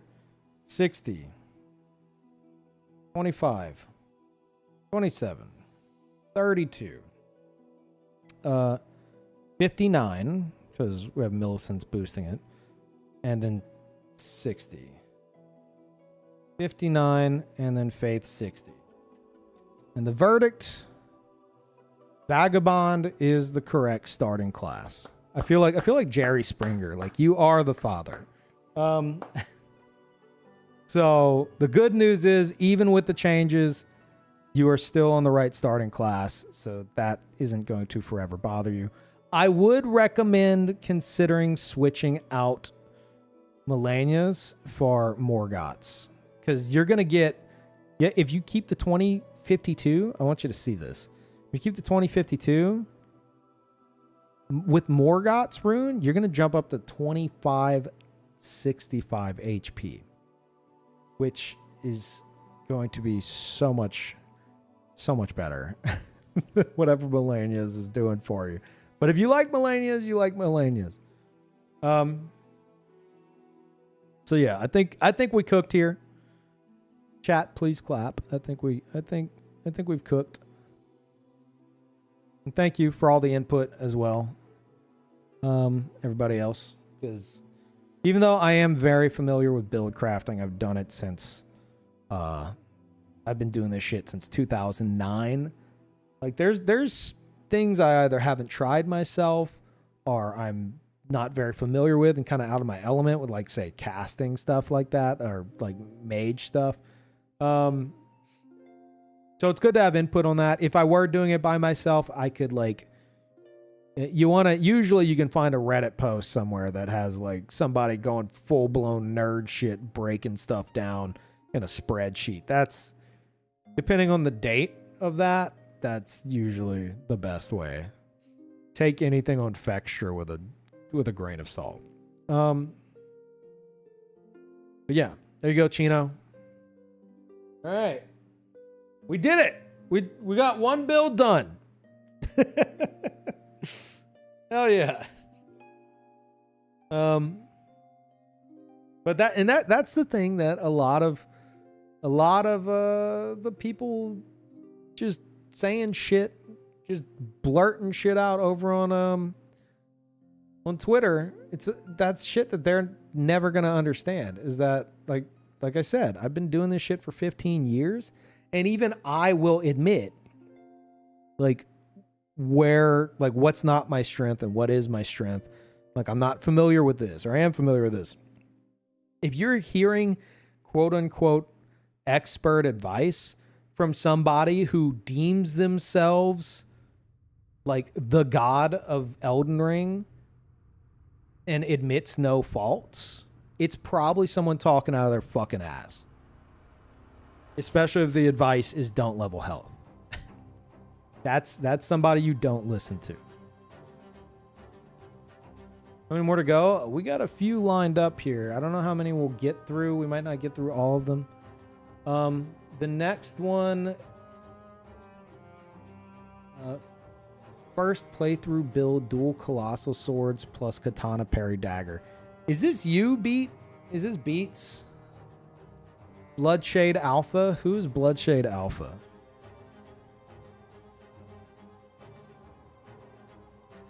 Oh, Alpha, that's yours. Okay. All right.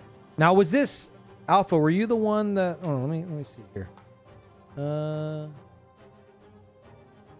think you gave this as an example. You want another example of terrible build? Here's the build I made in my first playthrough. Okay. But you don't actually need this like adjusted, right? You're just giving it as like a potential example.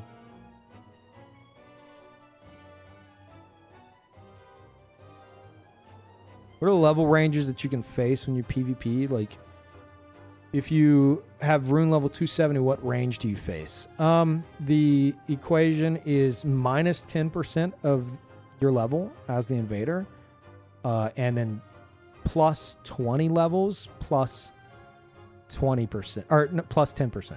So plus 20 plus 10, and then minus 10. So 270, you're looking at minus 10%. 10% is 27. So minus 20 and 250. So 243 at the lowest. And then on the higher end, 290 plus 27, 317. So you're looking at 243 to 317. If I did the math correct in my head. I think I did. Yeah. And then if you break 301, just know if you're invading at 301, that's whenever the upper invasion limit is removed. So if you're level 300, okay, whatever. If you hit level 301 yourself, then you will invade between 271 and 713. That's where the ceiling gets fucking removed. And you can invade like max level players, and it will probably be hell for you. But if that's your thing, that's your thing. You're already very close to it, so yeah, no problem. And thank you, Reefs. Appreciate it. What did Alpha say? Be nice to see what it could be done with it. I still use that character. Okay, yeah, that's fine. Chat, those of y'all that are new to seeing all this stuff, are you guys, if you're paying attention, are you learning shit, or is this all like information overload? Like what's up? What's going on here?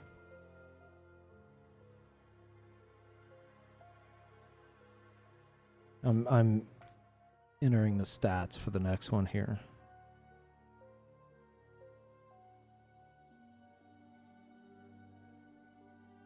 Dude on Twitter told me you don't need more than 45 vigor at 125 to 150 for PvP. Yeah, no, that's stupid. That's somebody who loses a lot. Try to present himself as an expert or something. Yep, that's what they all do. That's what they all fucking do.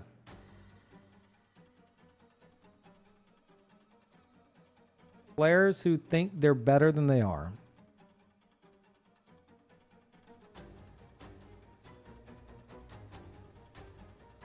Like I'm gonna just, like, it's why I flaunt the 15 years, 20,000 plus hours so much. Like, it's because players like that they try so hard to be elitist. They try so hard to gatekeep. They really fucking do. They want so bad to be elitist. So fucking bad. So that's whenever I pretty much, I guess the phrase would be pull rank.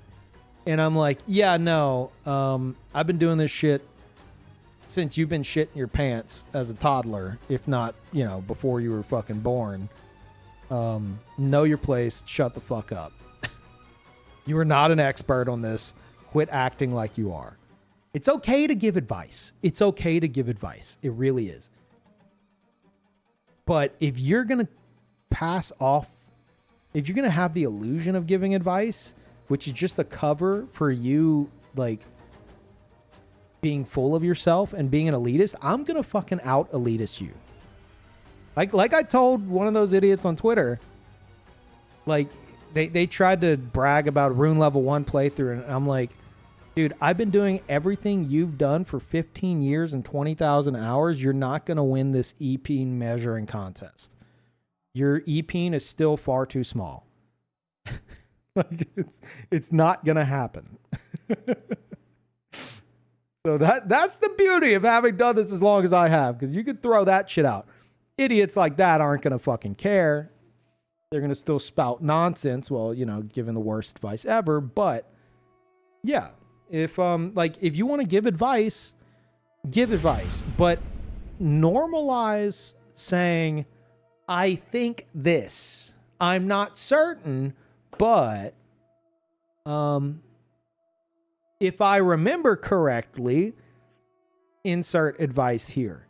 Normalize that. People don't fucking do that in first playthrough streams I've seen. They just blurt shit out as if they're an authority on it, and whenever you try to say otherwise, they will come at you. I was in a stream the other day. I tweeted about this too. I've been on Twitter way too much recently. I was watching somebody I follow, and she was trying to do Valray's quest, and it was taking a bit long. You know, the search was taking a little while, and so I, for the first time ever in her chat, I broke my lurk, and I'm like, hey, if you spam the finger, then it will, you know, it'll search faster. And she had both the fingers Valray gives you, and she had the recusant finger. Now, something I'm unaware of is using the recusant finger to do those invasions probably doesn't count towards Valray's quest. I don't know. But I did say if she spams like the one finger, or she could try alternating. And like just a little statement like that. It was like one sentence. Multiple people in her chat. That's not true. No, that's not true. It's a queue system. You'd be put to the back of the queue and get nothing. That's not true. I'm just like, oh my God. Like, it's a fucking hive mind of morons. There's nothing against like her stream or like her viewers or anything. That's Elden Ring backseaters. They will not know what the fuck they're talking about, but they want to be the authority in the stream or whatever the case is, or on Twitter, and like puff themselves up, and they don't care if they're wrong. They don't fucking give a shit. They just want people to think they're right. And if that's the person you're getting advice from, that person's a fucking moron. So, a queue? Yeah. They said like if you spam the finger, it's going to put you at the back of the queue and you're never going to get any invasions, which is not true. It's just not true. But multiple people in our chat tried to tell that to the guy who built a career on invasions in these games and has 20,000 hours PvPing. But hey, I wasn't about to, I let it slide. I was like, just trust me on this, lol. I wasn't about to self-promote in her stream and be like, actually, I'll have you know who you're talking to. I wasn't about to do that shit. I wasn't going to do that. It's not worth it. I'm not like that, but holy fuck. It's just crazy, dude. It's crazy. Like the amount of misinformation just being regurgitated is staggering. And mostly it's harmless. Whatever. But if you got someone that's trying to pass themselves off as an expert and button in on actual experts giving actual advice, that's whenever I'm gonna go for the fucking throat. Ridiculous. Anyway, let me finish inputting all this. Yeah. Really fucking stupid. Okay. Well, what is going on here? This is weird.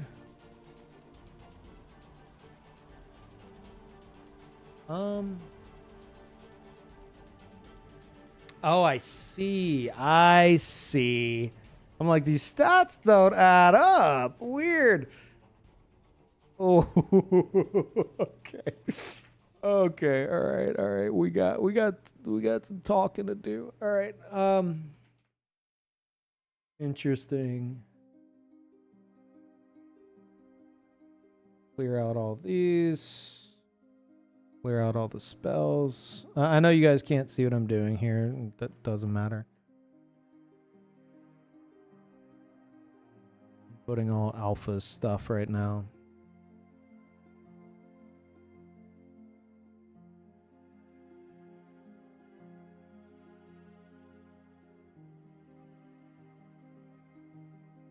Okay. This build is bad? Yeah. You said it's your first playthrough build, right?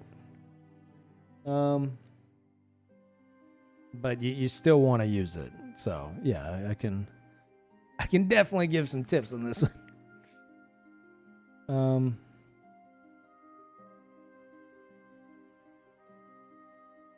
Okay, I think we have everything.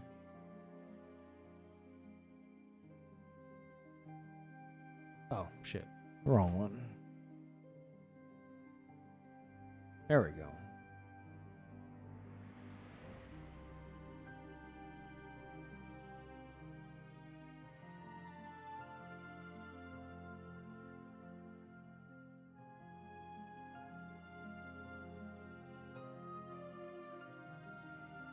Okay. Yep. This looks right. All right. So, this is Alpha's first playthrough build. Oh wait. Sorry. Hold on. What do we have here? Blood-soaked mask. Live.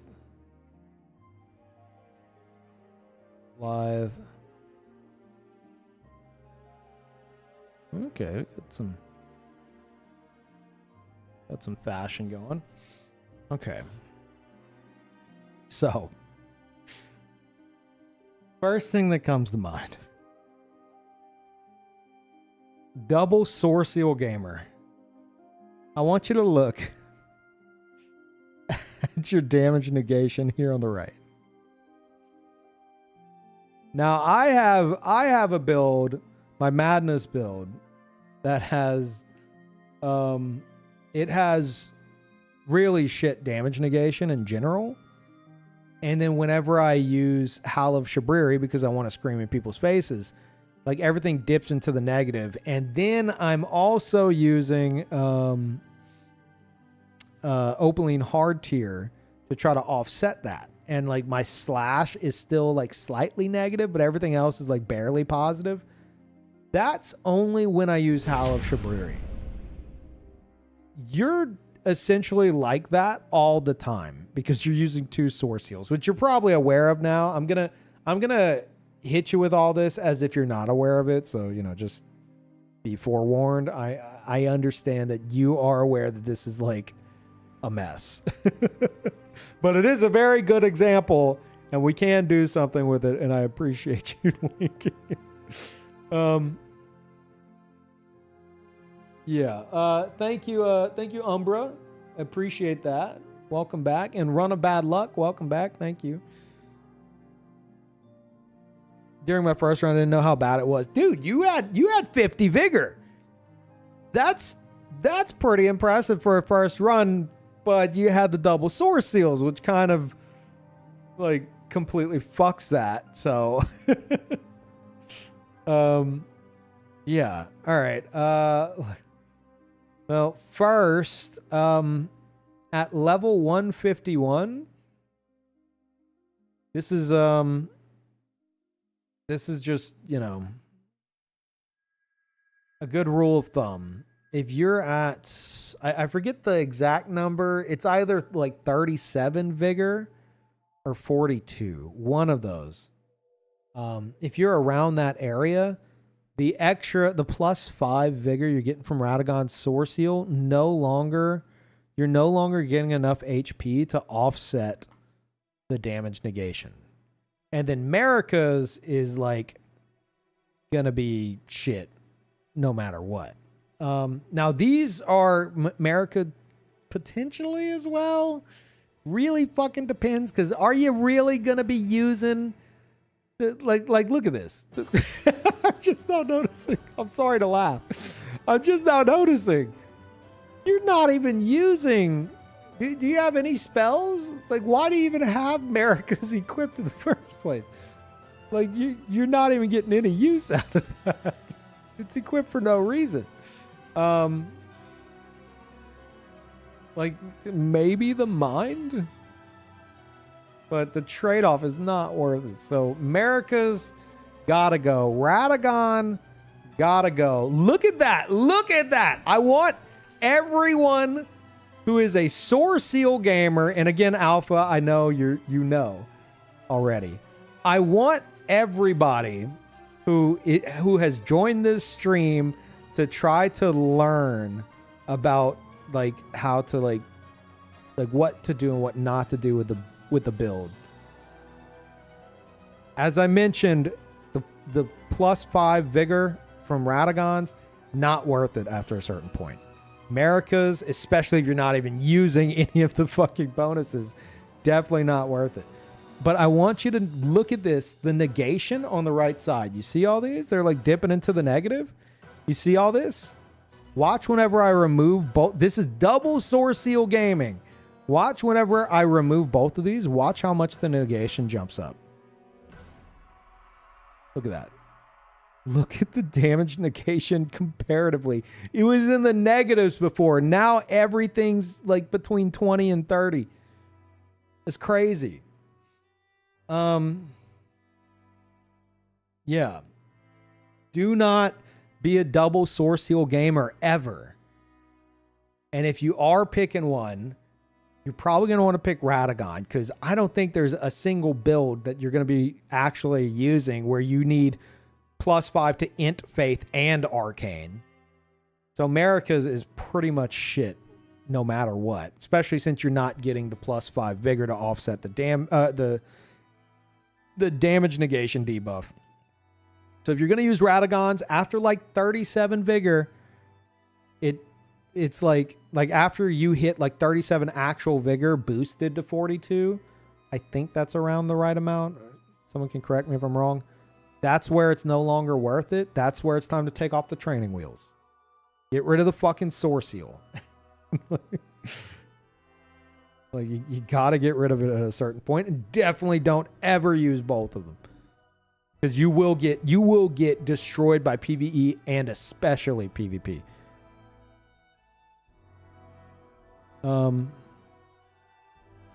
Yeah. But Radagon is really good early on. It is. Radagon Soar Seal, super fucking good on low level builds. But again, you hit like 37 actual vigor. That's around the point where you gotta ditch it. You gotta plan to get rid of it very soon. It starts becoming a curse at that point. I definitely had it on only for the int increase to use Royal Greats. Oh, I see that. You were actually making use of it. Okay, that's funny. Okay, all right. So, let's see. I'm gonna deactivate Radagon's.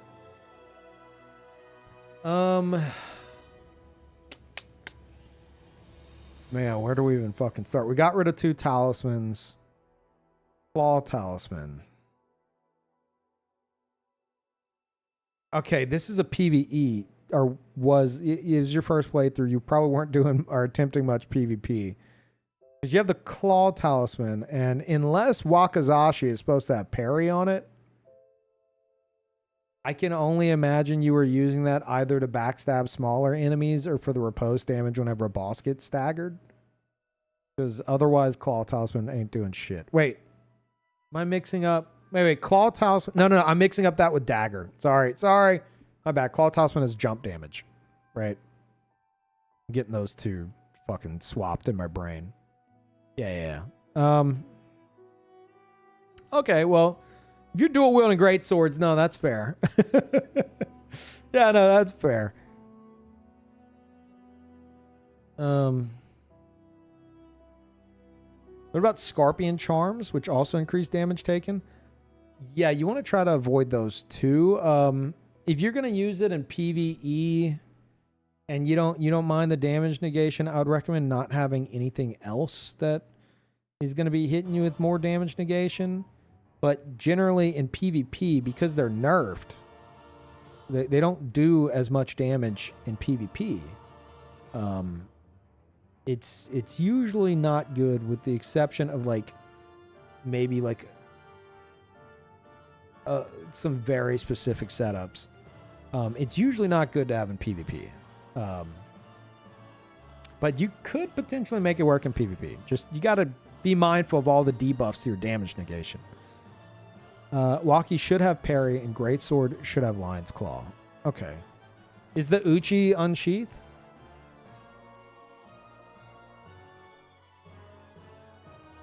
I did mean to ask that, but I forgot. Wait. No, that can't be right. I must have fucked that up myself. That can't be right. Wait. Why are these both keen? I mean...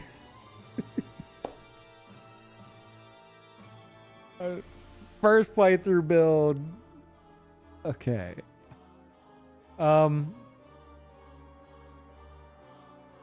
Okay.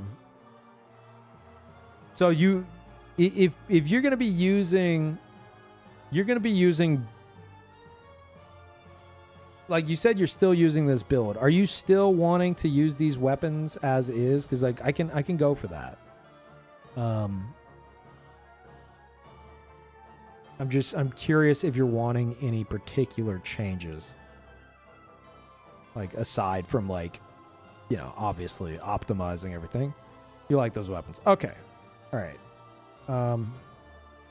Everything else is right. Okay. First of all, Royal Greatsword. We need to actually hit the int for that. Wait, what? Am I stupid? Oh, it's the dex and the int. I was confused as why I wasn't fixing it. Okay. So you are a strength build, dual wielding massive great swords or colossals. And then also you got the dual katanas. Okay, I'm starting to see what your goal was here. Like I know there's definitely some things that need changing here, but I'm trying to think of what to do. Because you have the Royal Greatsword. How much does that scale with the int?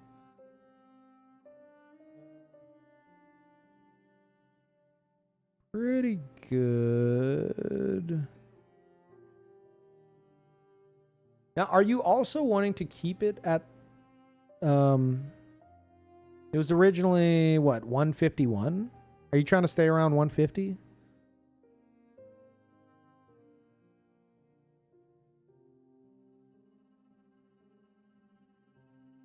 Carl, what do you need?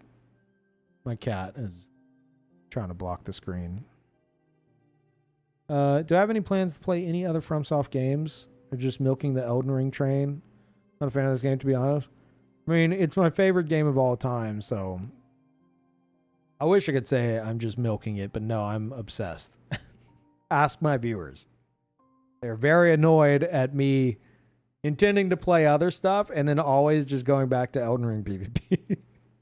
I'm like, oh guys, this Final Fantasy 16 playthrough is really wearing me down. I'm doing like 4-hour streams. Oh god, this is rough. And then I switch to Elden Ring and like I do like a 16 plus hour stream. So yeah. Yeah, no, Elden Ring's definitely my go-to when it comes to From games. I did start Armored Core 6. I need to go back and finish it, but I'm not a big mech guy, so it's not really grabbing me as much as I'd hoped it would. But no, I will never play anything just for the hype. I won't. I'm incapable. If I'm not enjoying something, I cannot play it.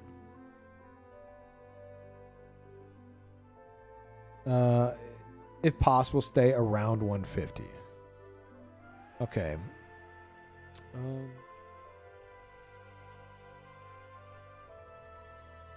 Now, in case you weren't aware, if you went up to 167, you could invade people at 150 with 17 levels on them. I don't know if you're wanting to invade 150 players specifically or what. Because at 151, let's see. At 150, you are invading 135 at the lowest. If you're invading. Did you say, are you doing mini invasions? Is this PvE specifically? Are you hosting? Is it 168? No. Because you take 10%. So 16.7, 10% would, or sorry, 167, 10% would be 16.7. You round up then. So that'd round up to 17. So then you take 167 minus 17, that's 150. If you're 168, you're going to be invading 151 at the lowest. Some people try to do the rounding after. You do the rounding first. Illusory Wall was the one who tested all that. And whatever Illusory says is like gospel. Like the only person I trust whenever it comes to like hyper specific matchmaking shit in these games.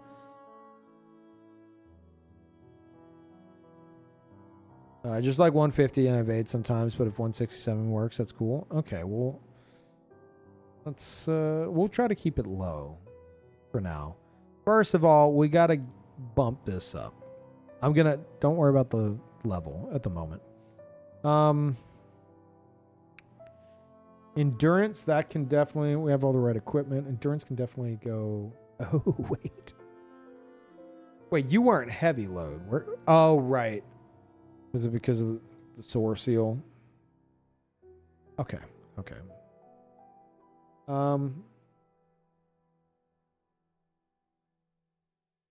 Medium load. Great Jars Arsenal you already have on.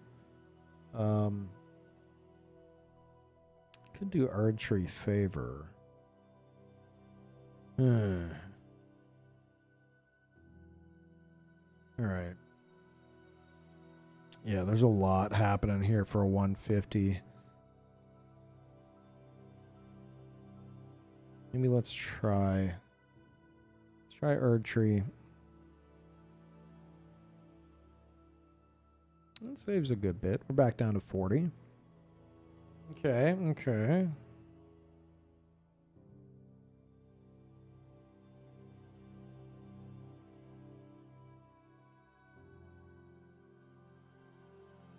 Then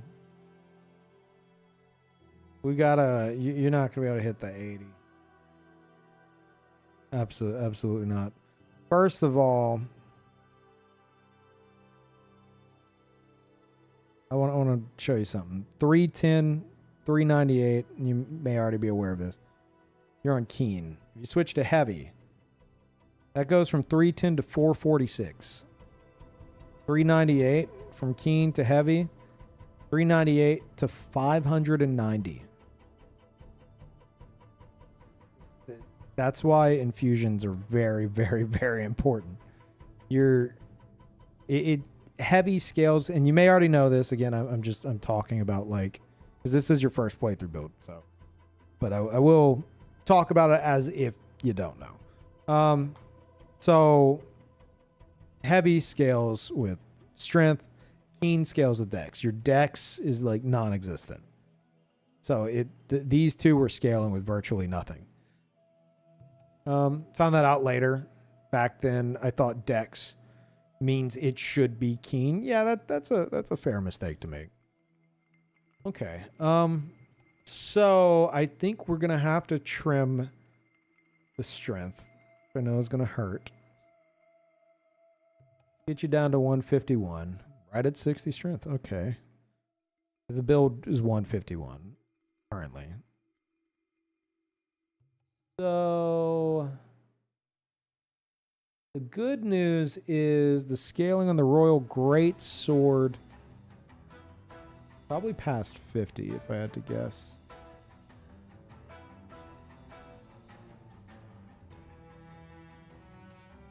Is it just kind of is it just kind of shit with strength? Is it really is the int scaling like the main thing here? Looking specifically at the Royal Great Sword damage.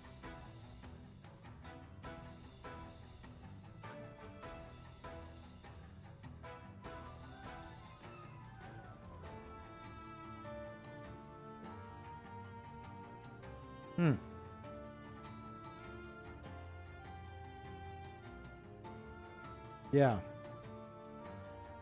It scales way better with it.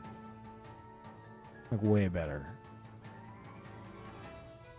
Which surprises me because I use the Meteoric Ore Blade on a Faith build because it scales really good with strength and it's dog shit with int scaling. So I ignore it mostly aside from the minimum requirement. This is like the fucking opposite of that. Okay, and it falls off a cliff after 50. Huh. But you're not planning to use... You don't want to use any spells, though. That's why, like, 50 int... Like, you don't even have a casting tool. It's just for the Royal Greatsword. That would be, like, completely wasted, I would say. Not really a magic user. Yeah. And then on top of that, the Wolf's Assault, that's also, the damage from that is also scaling with int. So if you don't have int, that big, like, Frost Blast isn't going to do much. Even though I know it does look cool. Yeah, it's mostly an int scaling weapon. Let me focus on the Great Sword, which I imagine you're like never gonna like two-hand if you're using two Ultra Great Swords to jump attack. That's gonna, yeah. I don't really fuck with the Great Sword, but I know it's good. Yeah, that's gonna be good all the way up to 80, isn't it? Yep. All the way up.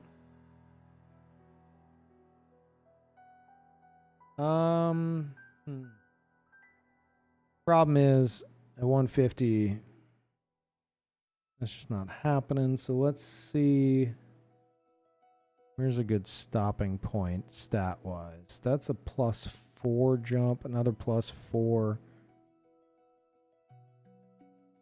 That's 3. Okay, Parl. That's 3. 4. 3. +4. +5. That might be a good stopping point.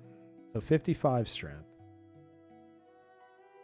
Hold on, let me look at chat. Sarah, cue the builds. Here's mine. Okay, I don't know if I'm going to be able to get to it today. But I do have it. Thank you. Cold infuse instead? You can't... Are you saying cold infuse the greatsword? That's gonna... Unless cold infusion is like lightning. And again, correct me if I'm wrong. I haven't really used cold infusion. It scales with int, right? I would imagine. Looking forward to the coming DLC. I am losing my fucking mind waiting for it. So yes. Sorry, watching your first playthrough again? Gosh, I love this game. Well, I'm glad you're enjoying it so much. Cold is a bit weird, really. Cold is great, minimal int scaling, and mostly default scaling.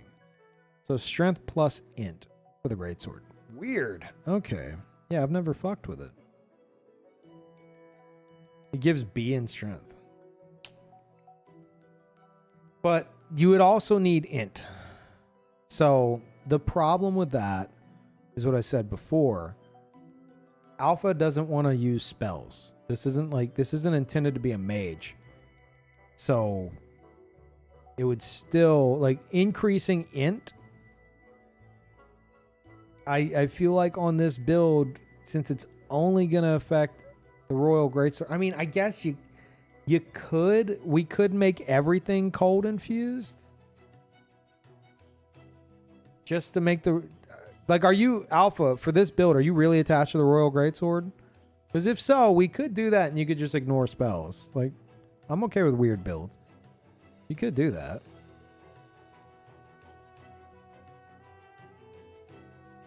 You don't really need to increase the int, just make it all cold.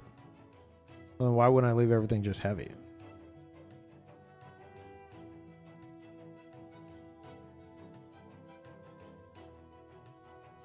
$728. Cold's, I'm sure, going to be higher. Just because it's split damage. $780. But we're talking splitting the physical and magic damage. That's $780, $728. That ain't worth it. Unless we increase the int. That's not worth it. Split damage passes through 2 different types of defenses, which usually is just not fucking worth. You really like the Royal Greatsword. Okay, all right. Well, in that case, we will. Let's see. 728 is about where I'm comfortable with this heavy. So let's set this to cold. And let's try to find. Oh God. All right. We will ignore the Greatsword damage. And we will focus more on what's best for the Royal Greatsword, and whatever happens to the Greatsword will just be what it is. Yeah, this we already fucked with.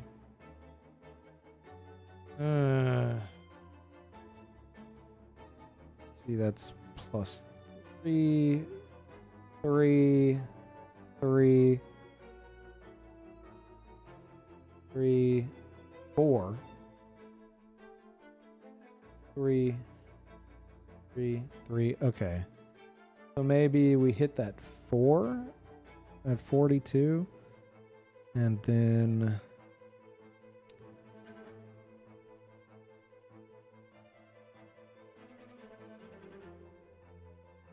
let's see, the cold greatsword. 3, 3, 3. And if you're wondering what I'm doing, for anyone just joining or who's never seen any of this shit, like, I'm trying to find the most optimal stopping point for the stats by looking at the total AR here. See that? I'm looking at that and I'm trying to see what is like a good spot to stop for this setup stat wise. And you have to also keep in mind that, like, whenever it comes to, like, something with like cold infusion where it's strength and int, like, just because like this might not be hitting a big number like with one toggle, it's split damage. So this is going to be like, see, magic 214 plus 80. That's not going to budge unless I mess with int. So it might not look like a lot, but me adjusting the strength and the int are both affecting it because it's split damage. And one is affecting strictly the physical, the other is affecting strictly the magic. And thank you, Rag, for the tier 2. Welcome back. Appreciate it. Thank you for the tier 3. Tier 2. And Solaire with the 80. Welcome back. God damn. Wait, I have to correct you from before. Neither Millicent's nor Rotten Winged Insignia affect Stormhawk. Stormhawk is not buffed by either of those talismans at all. Wait, the L2? Is it, are you saying it's like the pizza cutter? It's like the pizza cutter's L2 doesn't get affected by it. Is Stormhawk the same?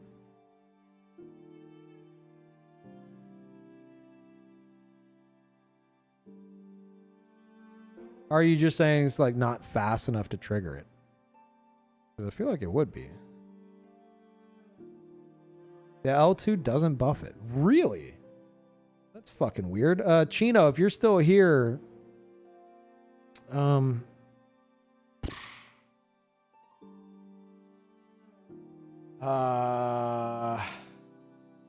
mean, 59 dex is another cast speed breakpoint for a lot of those spells.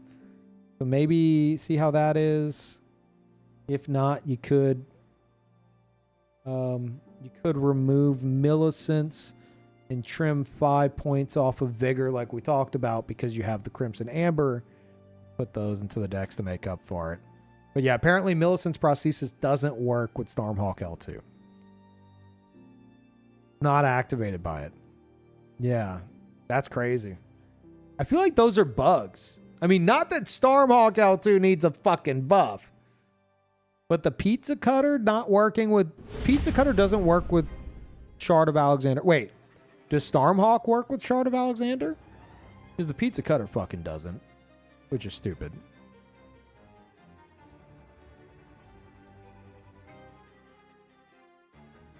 Yeah, Stormhawk's really fucking good as is. Like, absolutely. It is a crutch of a lot of PvPers. It's really... It's too good. It needs a fucking nerf, basically. So it's going to be good no matter what you do. But, yeah, I did not know that. Katie, you would... Exclamation point Vigorless. Sorry for, like, the condescending title for that. And then, you would use this planner, get everything plugged in, like all the details you can, and then take a screenshot, probably 2 screenshots if you need to show off like what spells you got. And then put it into an imager.com page and link me the imager. So plugging in everything on the site, taking the screenshots you need, throw it on Imager and link it.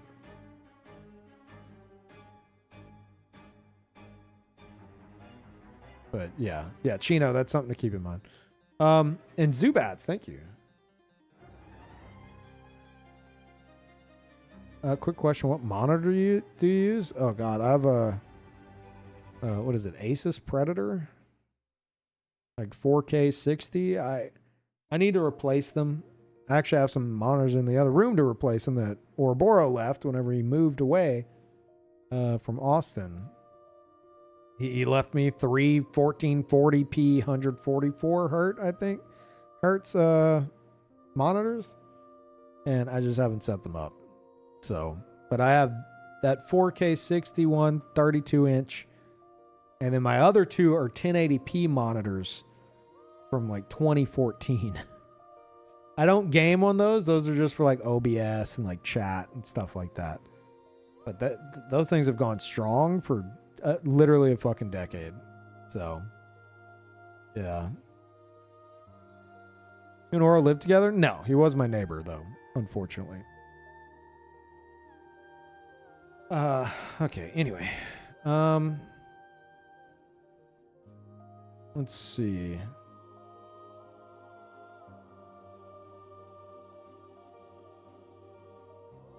Okay, what were we doing here? Oh, right. The int and the strength.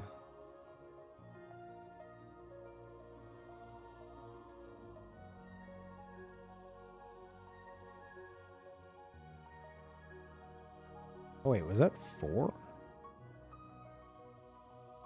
4 to the great sword. It's pretty big, even though 49 strength bothers me greatly. Okay, let's see. No, wait.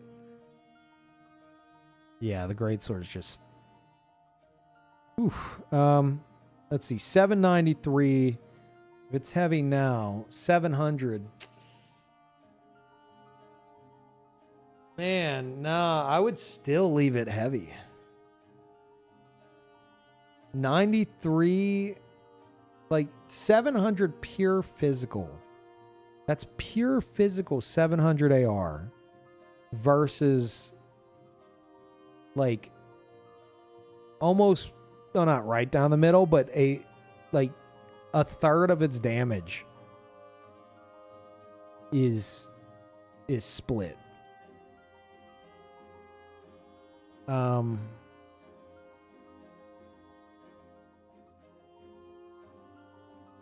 Yeah, me and Brandon are what I refer to as best frenemies. Like we're really good friends, but I absolutely cannot stand the way that man plays any fucking video game in his entire life, and vice versa. So there's a lot of like button heads. The builds need to be first playthrough builds, or can they be current PvP builds? No, they can be current PvP builds. Like whatever, as long as you feel like you need the input, you know. Like, yeah.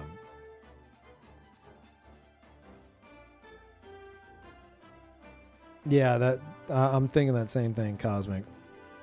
The cold is just not, that's not worth the split damage. It's really not. So, I mean, you like the Royal Greatsword, so yeah, three. I'm feeling 36 is probably gonna be a good spot for this. 3, 4. Wait, 4 right there. 37 int. We're at 155. You wanted to stay at 151. I haven't even paid attention to these yet because the Royal Greatsword is the main focus. We're doing what we can with the Greatsword. Yeah, that's... Whew.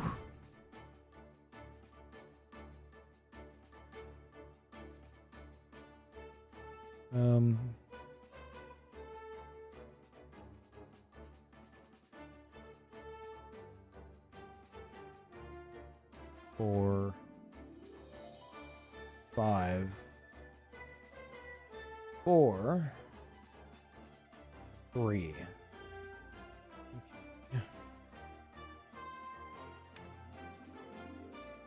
All right. I mean, we're getting there. There's definitely some issues, but everything else I think is pretty okay. This probably changed the Royal Greatsword. 3. There's the 4 again. Wait, no. It's 3. 3. Looking at the AR change.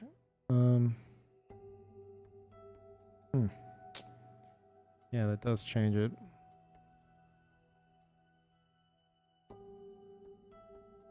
Yeah.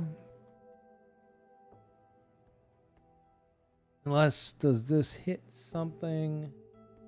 Whoa.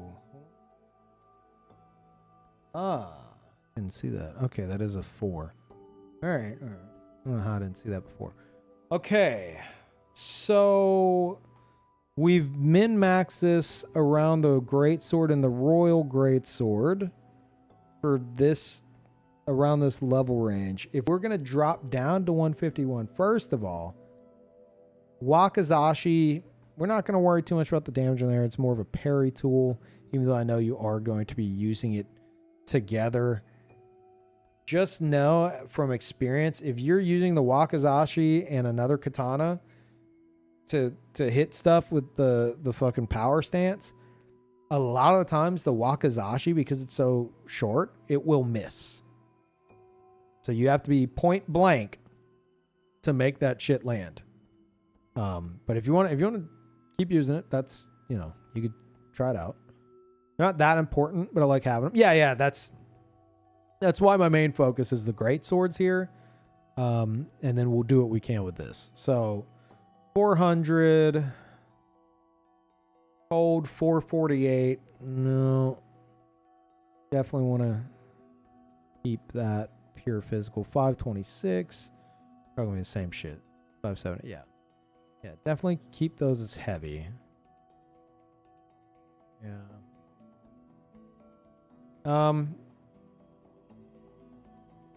Okay.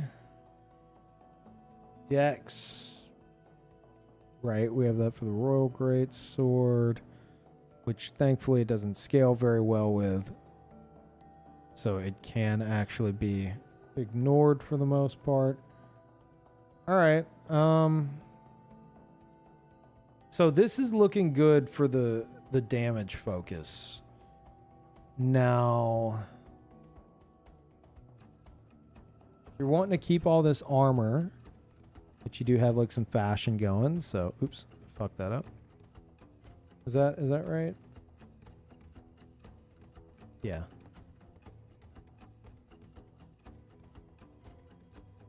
Then this is like the minimum, just because you have all this stuff. It's the weapons really weighing you down here. We have Erdtree, we have Great Jar. That's the best you're gonna get from like offsetting stuff with like weight reducing talismans. Jump attack, you got the 2 great swords, you're gonna be doing some jump attacks, fair enough. I'm thinking if you want to drop down, if you're wanting to drop back down to 151, let's try this strat.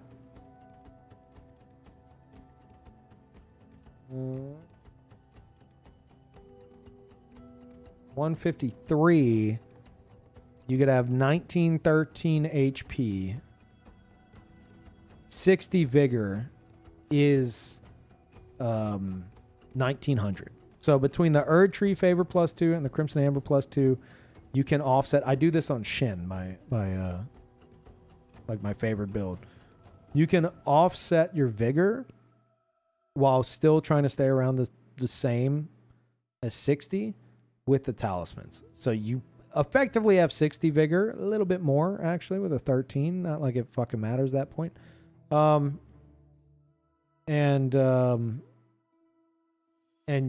you can put those 10 points elsewhere, which we've effectively already done.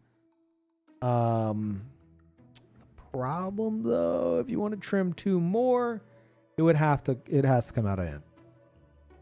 You'd have to do that. So if you want to stay 151, this is how you would do it. I think this is it right here. Radahn's rune, I will always recommend Morgott for shit that's like higher level. You know, Godric, solid. I think Radahn's can even be solid, but I'd recommend Morgott if you want to use Radahn. Like Morgott, 2392. You know? Like if you weren't, I encountered a fucking sweat lord who did this shit. We went and we checked, like, we went and looked at the footage, like me and Zeal and some other people on my Discord. And, well, Zeal looked at the footage and linked some pictures, some screenshots. We figured out the amount of HP that this sweat lord had, who was rune arced.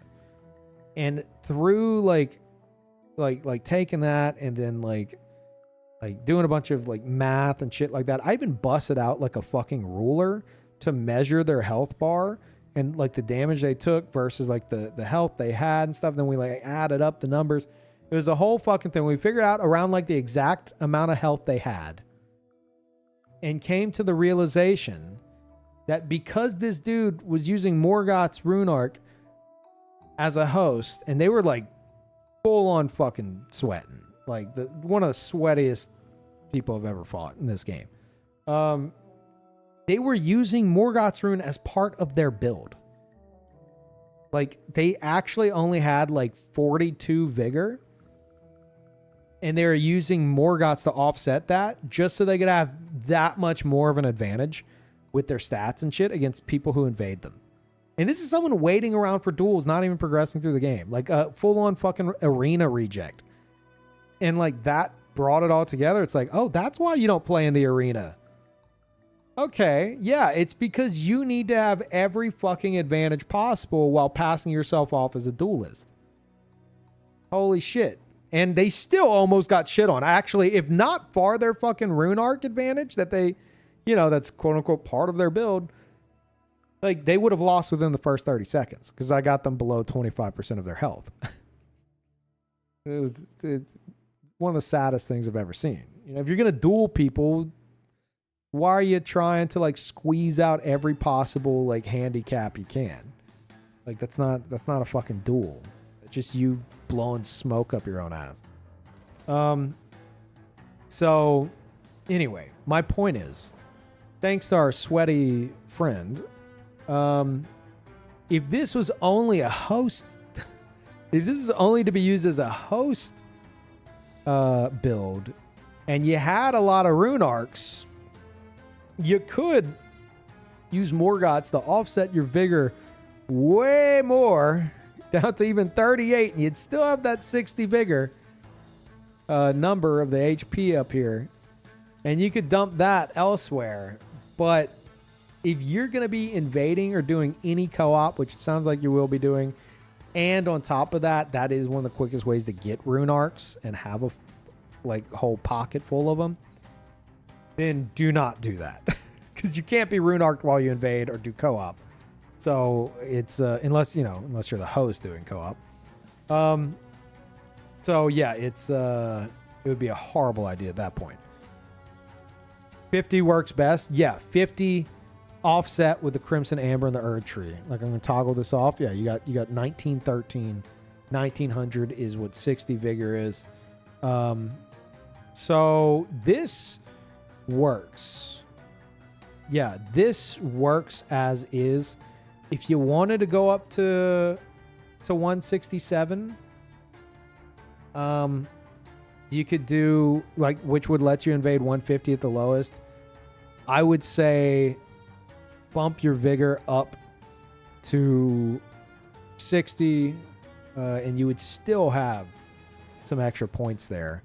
And then you could maybe get rid of Crimson and put something more interesting on here.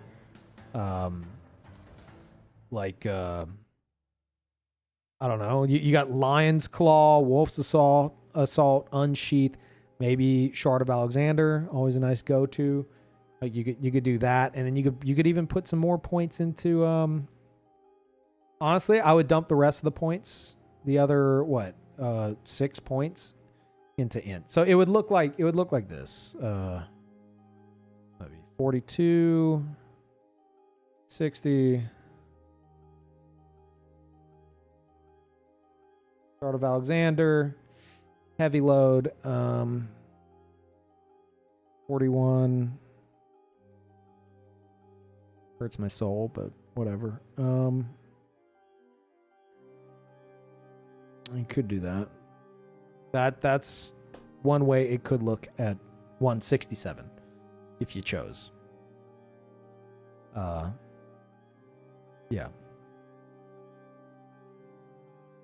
Yeah, and then this. So again, because you're already at 151, and like 150 is where people normally stop.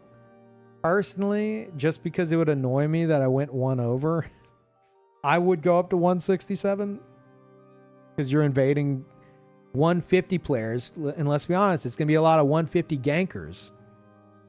Like you're not even at 151, you're not invading people at 125. You're just not. You'd have to, if you wanted to catch duelist, you'd have to catch the ones that are like 138 or something like that, or 139 or whatever the fucking number is. Yeah, because you can't even catch 125. So you're going to be invading a lot of players that are ganking at 150. So having that extra 17 levels on them, fuck them, you know? So as an invader, fuck them. I would go to 167 if I were you. But that does open you up because 187 plus 17, yeah, 204. Your range would be 150 to 204. So you will also be hitting players at 200. So, you know, that is something to keep in mind. But if you're wanting to hit both 150 and 200 players, 167 would be the sweet spot for that. So if you did that, this is what I'd do with the stats. Now, here's where it's going to hurt. Also remember Shard of Alexander if you do that, because you don't need to offset your vigor as much. Or you could say fuck Shard of Alexander, but I mean, you got stuff that it'd work really well with. But if you do say fuck that, you could do Crimson. You could have a fuck ton of HP, you know, whatever you want. But this is where it's going to hurt. And I'm sorry in advance. Let's see. I have to check. It's like whenever an artist, like finishes a drawing and then they horizontally flip it and they hate what they see. That's we're about to horizontally flip this. So apologies about how much. Oh shit, I did that wrong. Whoops. That's 69, 59. Appearance 41. 6. 18 dex. 42 int. And we don't need the rest. Oh yeah. The correct starting class, and this is no mind. I mean, they're gonna be using like L2s. Like, if 10 mind isn't enough, then I would say like drop int to like 40 and mind to like 12. And if you did that, that would alter that as well. That would affect the starting class. But we'll just ignore that for now and assume 10 mind is enough. Yeah, you gotta feel that out. So if that's the case, it was your first playthrough build, so you know, don't let it hit you too hard there. But because you started as Wretch, if you would have started as Vagabond, which is the most efficient for what we're doing here, because you started as Vagabond, or if you would have started as Vagabond, you would have 4 extra levels compared to Wretch for these stats. Because the way starting class works, and like what's the most efficient, a lot of people assume it's Wretch because it's level 1, so you can, you know, you get the most out of it. That's not true. It's actually false information that I hear a lot, and it's just not true. You want the starting class that gives the least amount of wasted points. And oftentimes Wretch is like the worst for that, because like what you would do if you didn't use a calculator, you're not using Faith at all. You're not using Arcane at all. 9, 7, this is 16 wasted points here. Mind, we're just kind of going with whatever we got here, so you wouldn't consider this 10. That's fine. So that's like 16 wasted points, right? While if you look at Wretch is going to have 10 here and 10 here. So that's 20. That's 20 wasted points. So 16 wasted points versus 20 wasted points. So there's a 4 level difference there. And because of that, had you have started as Vagabond, which is the most optimal, you would be able to go here and be like, oh shit, I got 4 extra points. I'm going to bump my strength up to 60. And you would be the same level. Like, I'll show you. 171, if I switch to Vagabond, where is it? Vagabond, I'm 167 with those 4 extra points. That's why starting class for PvP builds are important. If you're on your first playthrough, which this was a first playthrough build, use whatever you think looks cool. If you want to run around naked for the first like 10 hours of the fucking game as Wretch. You do that, which you did here. Like, do whatever you want for your first playthrough. Like, pick whichever starting class looks the coolest. You were very likely not going to have it be like an optimal PvP build. So yeah, first playthrough players, do whatever the fuck you want with your starting class. It doesn't matter. But for the record, had this have been a Vagabond starting class with these particular stats, you would have been able to have 4 extra points to play with. But anyway, so for Wretch and what we're doing here, this is what I'd recommend if you went up to 167. I think we cooked, chat. I think we cooked. Please clap. You got anything else you want to add, Alpha, or are you good with this?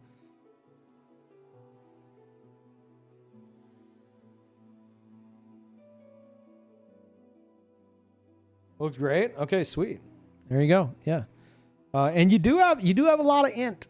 So, you know, maybe you go into the DLC and you see like a really cool int spell or something. You're like, oh fuck, that shit looks awesome. Hey, you can do it. You would slap on a fucking catalyst. Now, I mean, if I'm gonna check chat, in any fucking Harry Potters in the chat, what would be the most optimal catalyst for 40?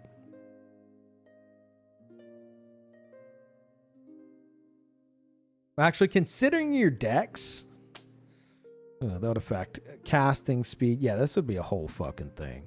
You'd have to replace Shard of Alexander with Radagon Source Seal, and then, Radagon Icon, and then probably find a way to use what is it? Is it Azores? Is that the one that increases your cast speed? I think so. Yeah, 52. You'd have to hit 52. That way you don't have to utilize Dex, and you can get max cast speed between that and Radagon. Because Azores, or maybe you only need Azores, and you can keep Shard of Alexander. But you'd have to like take some points out of like either replace Shard of Alexander with Crimson +2, and then, you know, drop Vigor like we did before and pump it into Int, which effectively would also increase Royal Greatsword. Honestly, that's what I'd do. 9 points from there into Int. That'd make it 49, and then I guess 53 strength into Int for 52. And then you could use this, which increases your cast speed, the effect of +40 dex, which would give you like 58 dex. Which honestly, I would take an extra point out of strength and put it into dex to hit 59. Like, effectively 59. It wouldn't be actual, we're talking cast speed.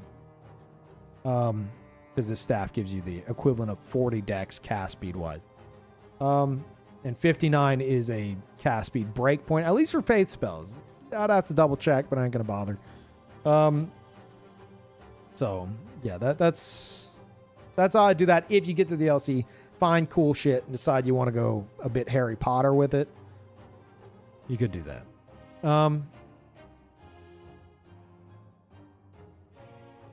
But yeah, if it just says Pebble or some utility stuff, then cast speed doesn't really matter though.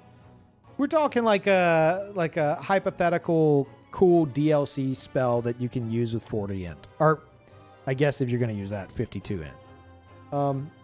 This is probably something that they're not going to do because they don't want to cast spells. They just really like the Royal Greatsword and wanted to make it work, which we did the best we could here. I think it's for what it is, not bad. For what it is, it's, you know, it's really not bad. You can do shit with this, you know. Check how much unequipping the katana save. I mean, like, yeah, I could do that, but that, like, whenever it comes to this stuff, I want to optimize it around what you guys want and like the vibe you're going for, even if it's fucking weird. And And you can have these on there. If you were to remove these two, you would save on a lot of endurance. You could maybe get rid of Great Jar's arsenal and put something else there. But then the build would just be jump attack, great swords, which is the focus. But having these all to swap off to, it's cool. So I get it. I get it.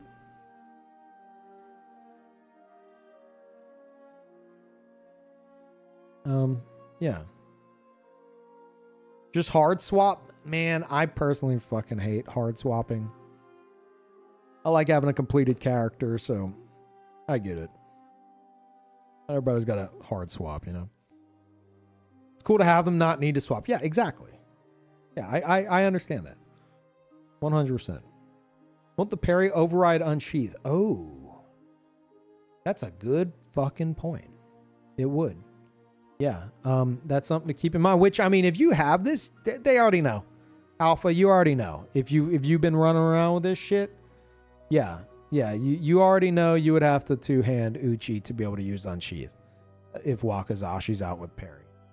Yeah, they've been using this. This was their first playthrough build, so I'm sure they came to that conclusion very quickly. Yeah. Anyway, we're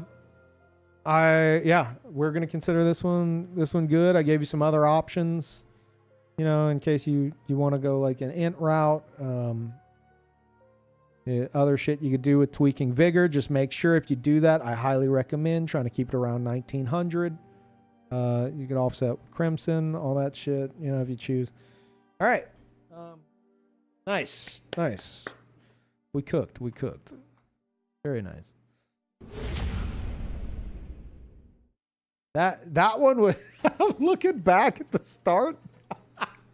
Holy fuck, that one was rough. That's what we did with that build, Alpha. I'm going to say is extremely impressive compared to before, because that build was rough. Like you said, as your first playthrough build, you were just winging shit. You didn't know how everything worked, and that's fine. But man, you were a double Sword Seal gamer on that build with negative damage negation. And then 2 weapons set as keen with no dex in the build, so they weren't scaling with shit. That build was all over the place. But we turned it around. That was, you said whenever you submitted that, you said this would be a good example. Like, here's my first playthrough build. It's a fucking mess. This would be a good example. And it was. That absolutely was an amazing example. So thank you for that. And thank you for the tier 3. What the fuck, Alpha? Jesus Christ. Thank you. Holy shit. Thank you so much. God damn. Yeah, I'm glad you like what we did there. You did some miracle work on that build. Yeah, you can actually use it now. Like I said, it being Wretch instead of Vagabond. It'll sting a bit. That happens. But it's your first playthrough build. Fuck it. Who gives a shit? It's very optimal for like the bizarre thing it is in this state. Those 4 extra points, whatever, man.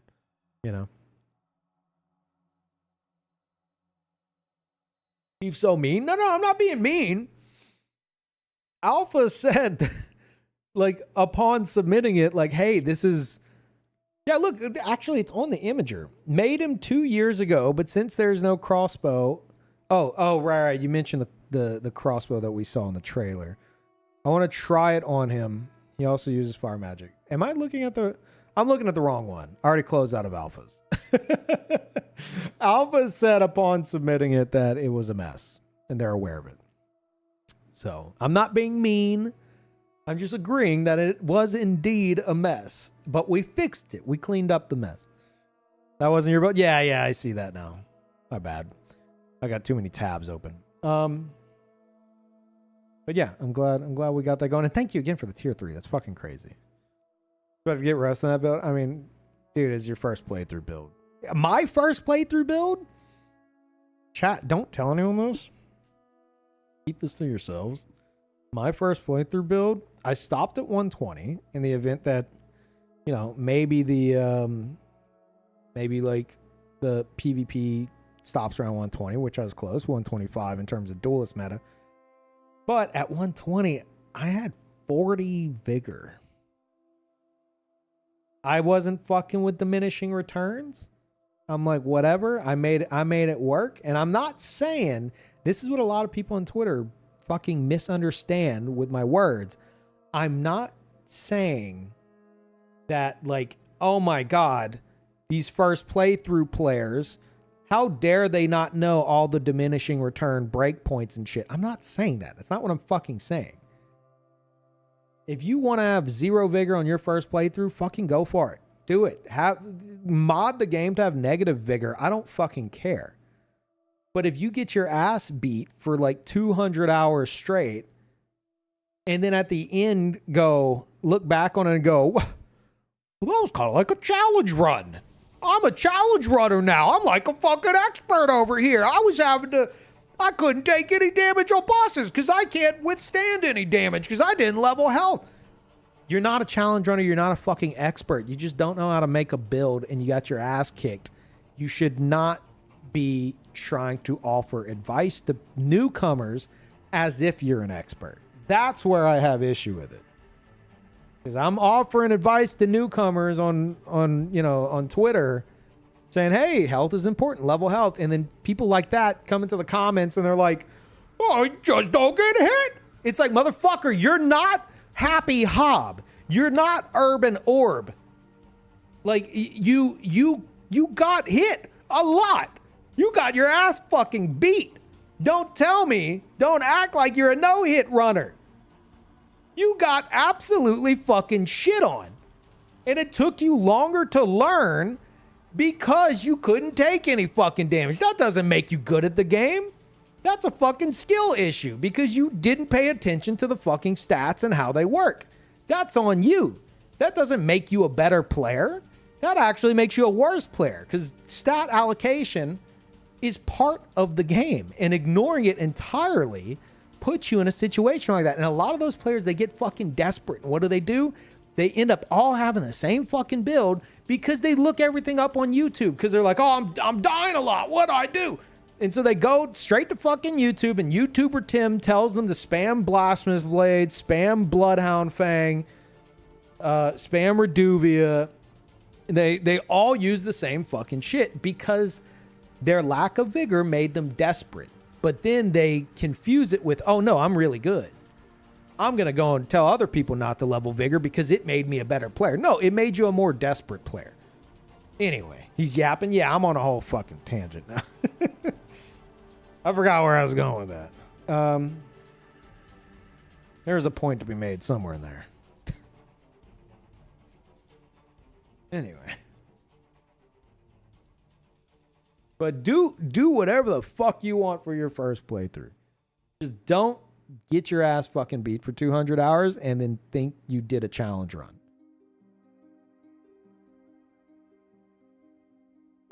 Okay.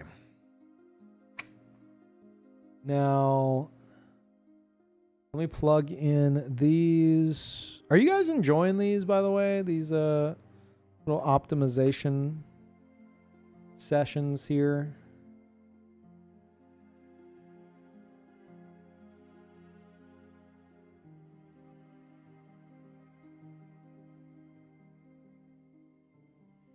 Thank you for saying vigor is important, says first time chatter. No problem. Happy to be the poster boy for the level your vigor initiative. Oh yeah, I remember what I was saying. Yeah, I had 40 vigor, but I've experienced in these games. I made it work. It didn't bother me too much. Whatever. I didn't know the fucking diminishing returns. I didn't feel like figuring it out. I did my first playthrough thing, and that's fine. And you can do that too. But that doesn't mean knowing that 60 around that is like optimal. You don't hear me go and tell people, well, I only had 40. Don't listen to everyone else. Like I did it like this. It's like, okay. Like, congratulations. Like that doesn't make you right.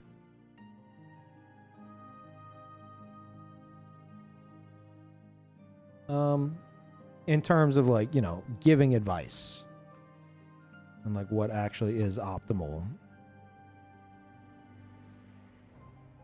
And thank you, Sully, for the Prime. Thank you so much. Anna Brian, did I miss that? If I missed that, I'm sorry. Thank you.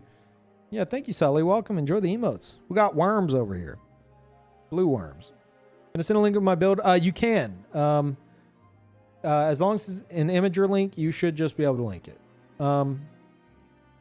Just know I don't know if we're gonna. There's no way we're gonna get to all these, but I will like. I guess we'll just try to make this a regular thing, and I will. I'll save these tabs and, you know, get to it when I get to it. Like while trying to keep everyone in order here. So you might not be here when I do it, but you'd be able to check the VOD. Yeah, no problem. Been 3 hours of them. Yeah, you're right. Let's do one more. How's that? One more. Shamrock, thank you for the year. Holy fuck, welcome back. Point redeem is a good idea. I considered that.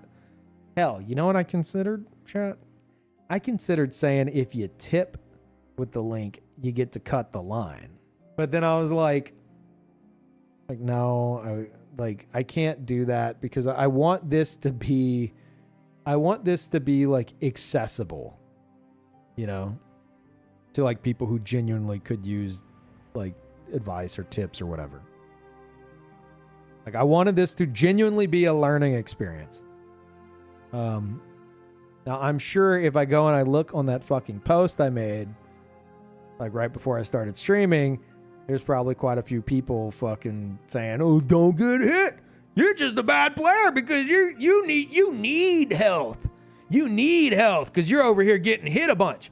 It's like, motherfucker, show me your full no hit run playthrough where you didn't get hit in the entire playthrough, or shut the fuck up. Because your ass is getting hit way more than me, and you're dying for it constantly. So shut the fuck up. You're not Happy Hob. You're not Urban Orb. Sit the fuck down. But that, dude, they're all over the fucking place, man. It's fucking maddening. Anyway, I'm still entering in all this shit. You have 69 faith. Okay. Let's see.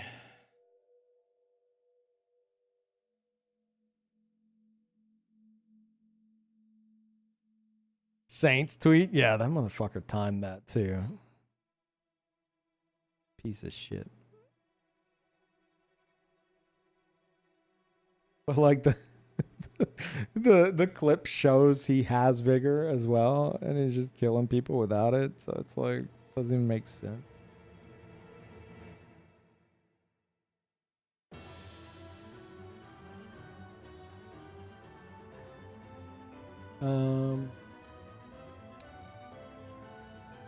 Yay. Yeah, for anyone just joining, I have a viewer build here, and I am like a screenshot of it, and I'm entering everything.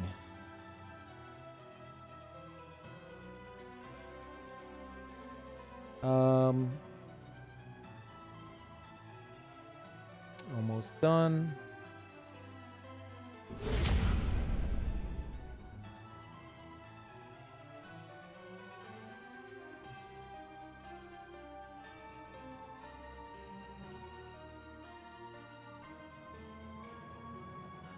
Huh. I see what you're doing. I see. Probably want more faith for this, but okay.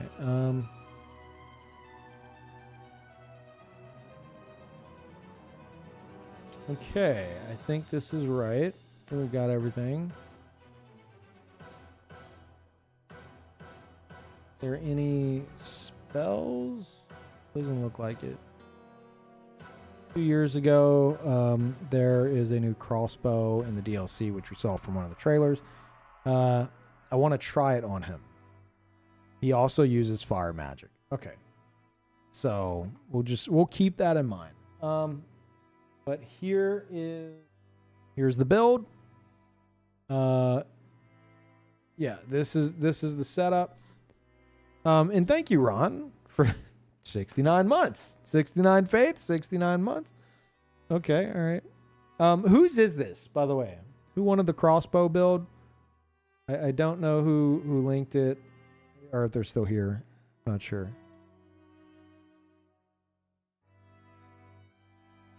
Oh, beat. Oh, shit. Okay. All right. 50 mind beat? What spells are you going that crazy with?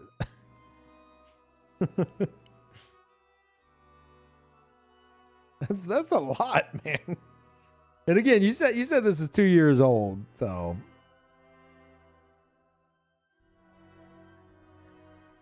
fireballs. Okay, fair enough. I'm gonna trim that back a bit. Don't mind me. Just pulling that back a little, at least a little bit. All right. Just pulling that back. Okay. You got Flock, Godfrey. Yeah, all right, that makes sense. Arrow Sting. You want it to be a crossbow setup. Sure.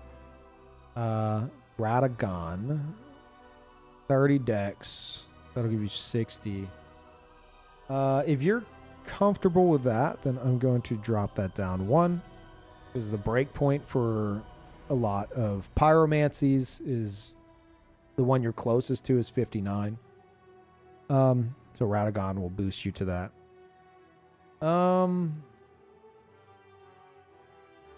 And let's get you to 80 faith. So you're sacrificing some mind, which honestly I don't think you need all that mind to hit 80 faith, which is where the Erdtree seal actually pops off. And for anyone who doesn't know,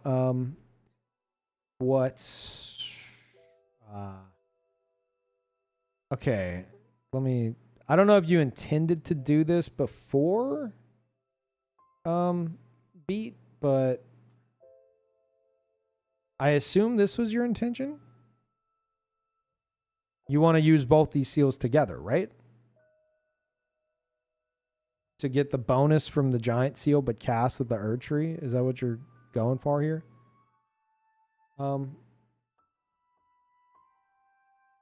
Even then, what is the giant seal bonus, chat?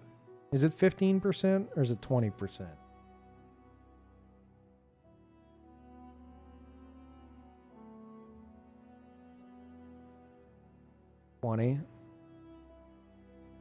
So if that's 20%, then that's, yeah. Man, even then you would want 2 giant seals. You wouldn't want Erdtree. Assuming it's all stuff that gets affected by it. Unless it's not. I don't know what spells you have.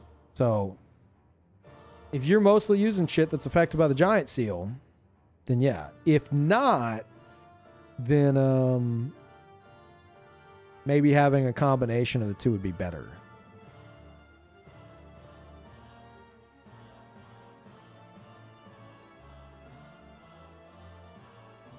So I'm like Giant's Flame take the like what all gets affected by a giant seal?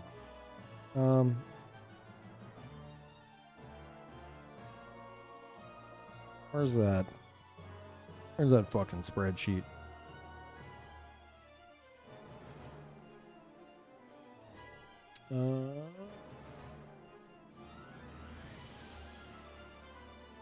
Go.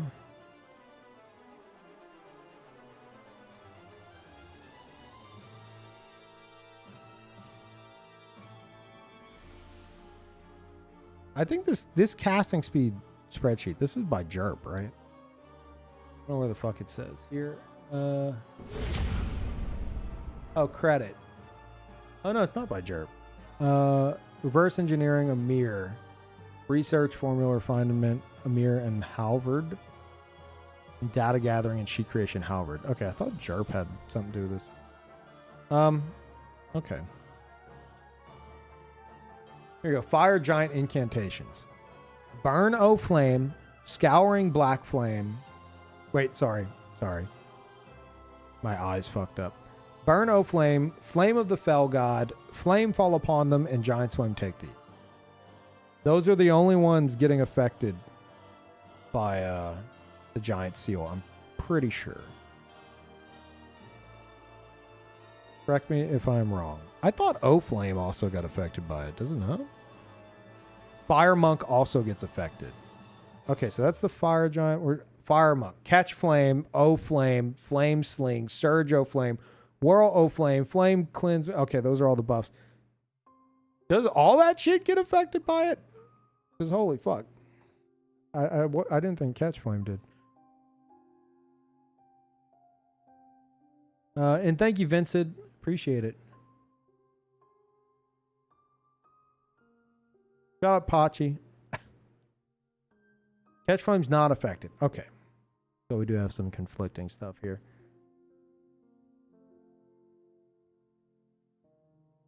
Anyway, I'm going to assume...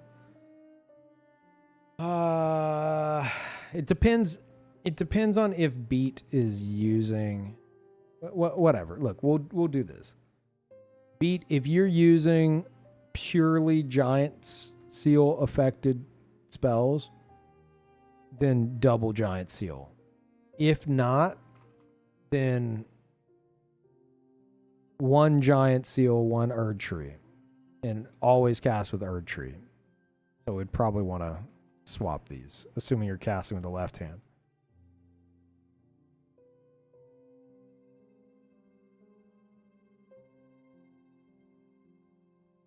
There you go. Yeah, because for anyone unaware, if you are casting with, like, say Erd Tree Seal, and in your other hand at the time of the casting you have something that adds a bonus, it will apply that bonus to the incant scaling of, like, say, Erd Tree Seal. So you will still get the bonus. It's kind of crazy. I'm surprised they never, like, changed that. Okay. Does that have to be in main hand for the bonus take effect? No. It's just as long as they're both out. I don't normally do that myself. But I do that on my Madness build, but that's only because he has the Frenzied Flame Seal, which in my head is like, well, it's, you know, it's coming from within him. So, like, thematically, he would be able to use it in both hands, right? I'm weird. I do immersive shit. Okay. So, now that that's figured out, well, I see why you have all the mind. It's because that's you don't got much else going on. Okay, it's all right. I'm understanding a bit more now. You need the mind because that pulley crossbow probably ain't doing shit.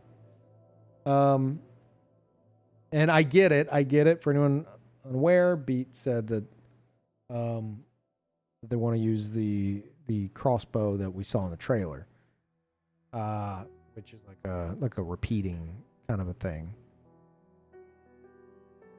So assuming it's going to be like a similar manner to the pulley. Okay. So now I see why mine's important. Okay, you want to keep the light roll. Dex, yeah, that's what we want. We did pump up to 80 faith.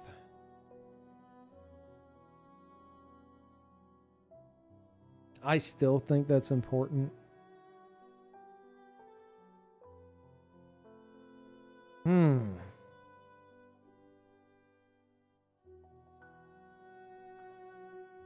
It all depends on how much mind you can, like how much mana is enough for you.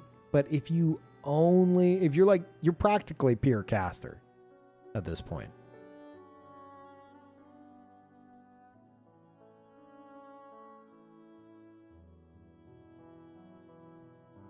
Honestly, here's what I would suggest. I would say drop endurance to somewhere where you're comfortable. Like if you get away with like 25, if that's fine. And use the winged crystal tier, because you're going to be using flame. You're going to use obviously the flame cracked, and then the other one. I'm trying to think what would make sense on this. There's not one for like spell charges. You don't have anything. I think you could do the winged, honestly. Get Dex to 40 and use Radagon. Beat had the Dex at 30 with Radagon, which puts it at 60. The break point for a lot of pyromancies closest to that is 59. So if Beat's comfortable with 59 Dex, with the cast speed of all the spells being used, that's fine. 70 is the cap. But it's like the break points for a lot of shit are like 59, 64, 70. Yeah, 70 is max. So if 60 was fine, then like there's no difference between 59 and 60. So that's why I trimmed one off. Like in terms of cast speed. Okay. 183, because we trimmed a bunch off endurance, right? If you use the winged crystal tier. And you could, unless you want to do great jar, but I see why you want all this shit, and that's fair. So with that in mind, we can pump mind back up. Get at 50. If that's what you wanted at. Shit. I think we're done here. You were level 202. Yeah. Okay. I think that's it. I'm wiping my hands of that one. Because I feel like I just pieced together a puzzle really quickly. You're at 60 vigor. You wanted the 50 mind. It makes sense now that I see that you're like pure caster. You have the 2 seals. You're getting the bonus from the giant seal on the ones that are related to that. I don't know how many are related to like the giant seal, like are affected by the giant seal, because I don't know which spells you have. You said fireballs. So Erd Tree Seal, unless you have all things affected by the giant seal, in which case do double giant seal. So you have all that. You've got the pulley crossbow. Actually, you know what? I didn't even look at. Jesus Christ! It's really hard to do the damage. First of all, we don't know what the.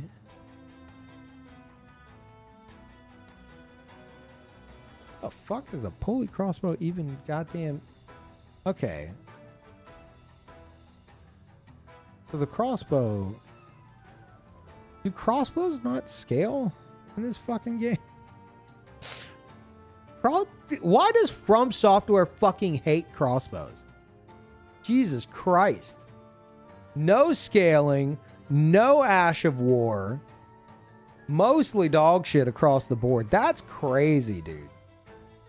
Oh my God. Don't think they ever have. It's about time for a change. Or just remove them from the game from. What are you fucking doing? Anyway, all right. It all depends on the DLC one. So assuming that we're focusing more on the caster side of shit for this, because we don't know anything about that DLC one. And I mean, if it doesn't fucking scale, there's only so much you could do anyway, right? Then yeah, we got you back to your 50 mind.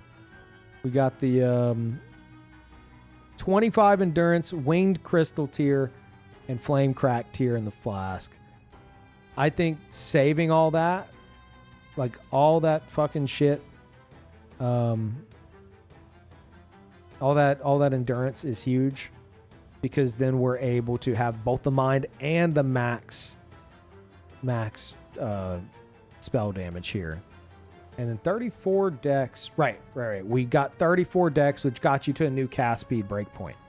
Because you were at 60 dex.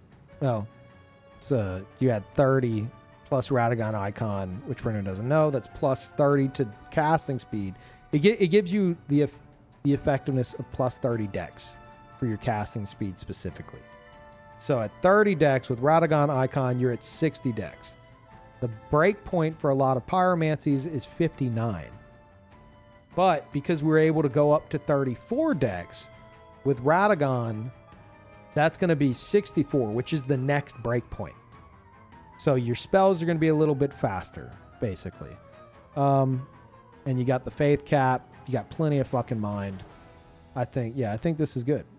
Again, double giant seal if it's all giant related shit. Otherwise, cast with the Erd Tree and have the giant seal out when casting giant related shit. But yeah, I think that's good. Nice and quick. If you want to put any input on that beat, go for it. I do have to check this. You said you made this like 2 years ago, but I've been checking all of them. 60, 50, 25. 60, 50, 25, 16, 34, and 80. We got to get rid of that 42 as well. Vagabond. Yeah. No, you're good. 3480. Yeah. Right starting class. Nice. Okay. All right. Good. Chat, please clap. We cooked another one. It was more of like a simmer, but we got there. And thank you. Thank you for the super chat, Troublesome. I appreciate that as always. Vagabond, what a shock. Dude, there are some without Vagabond. We had one earlier that if the mind was slightly higher, the mind was at 10. If it were 12, I think it would have been like Prophet or something. Was it Prophet? One of those. Yeah. Okay. Chat. I think we're going to call it for now. Not the stream. We're going to call this segment for now. Did y'all enjoy this? I'm going to switch over to the game now, but like this went on longer than I expected it to. But we also didn't have anyone to look at for like 30 minutes. So if I do it again, then I have like some tabs ready to go. So it's like a 3-hour long segment. It'd be like we'd be able to try to squeeze like 2 of them into like 1 hour. Cause I don't want to be like, oh, you're trying to do this with the build? No. You're doing it wrong. You need to use this. You need to use this. You need to use this. That's not what I'm trying to do. I'm trying to take whatever weird shit you're wanting to do and optimize it around what you have in mind.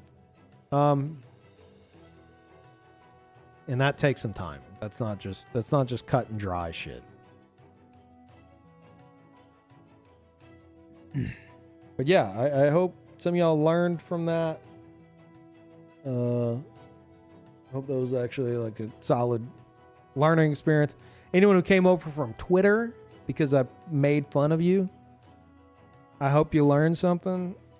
Understood why I'm making fun of you. Because I promise you, every one of those builds, if I went and drained all the vigor off of them, the trade-off would not be worth it damage-wise. It's just not going to be worth it. Because either you're trying to do too much shit on one build, or your build is so unoptimized that you have so many wasted points that you feel like you can't have any points in health. And you can. So it's generally not worth it. But anyway, yeah. Here, give me a second. Let me switch over.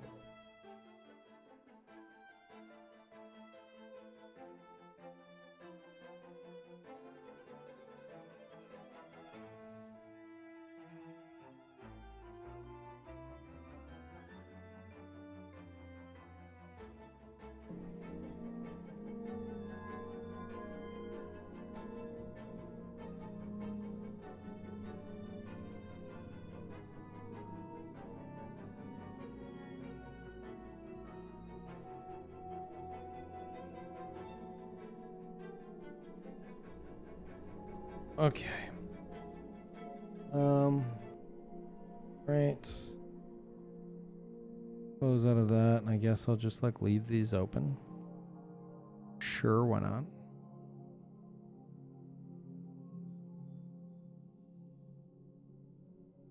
Out of that.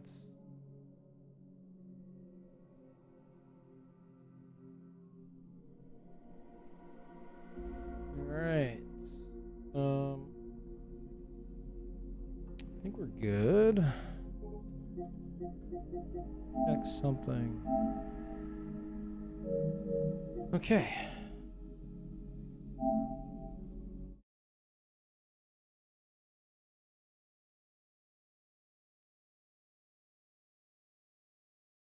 Also, sorry, YouTube, if you guys wanted to like get involved in that. I need to set up the Nightbot command I have on the YouTube Nightbot so you guys can get all like the links you need easily. But I mean, if you guys, you know, we're actually learning shit from that, then maybe we'll make that a regular thing. Are there weapons with arcane scaling? There are, yeah. Basically anything arcane, good rule of thumb for arcane shit. Know that 45 arcane is like where you want to be if you're just focused on like bleed buildup specifically. You don't really need past 45 if that's the case. But some things, and if you're doing that, arcane, say you're getting it to like 45, that's only going to affect things that are scaling with arcane. If it's not scaling with arcane, it's not going to get affected by arcane, which makes sense. But there is another, you could do bleed infusion, but if you want to take that arcane and make that your main like damage, you could do a cult.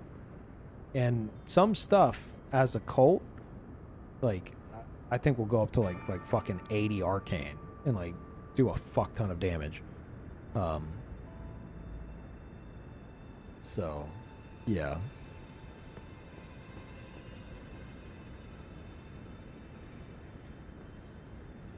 Do you prefer Eleonora Poleblade or Rivers? I've seen so many Rivers of Blood that I'm gonna just say Eleonora. I don't use either, but I did have a build that used them, and then like I got bored of it very quickly.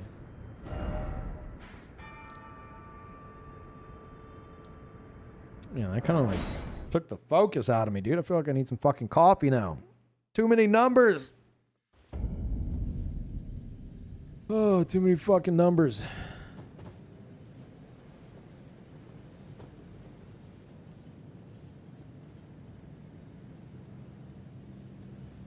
Oh. Character focusing on arcane, those two show up a lot. Yeah, they're definitely up there and like go to bleed stuff, especially Rivers, 100%. Character super stylish. Thank you. His old man peeve. He's supposed to be my Dark Souls 1 character, as if he linked the fire, and then somehow after linking the fire ended up getting slipped into like some kind of portal, maybe Manus type related portal that threw him into Lands Between in the time of the dragons, and he's been here since. So he's like the most ancient thing in this like universe.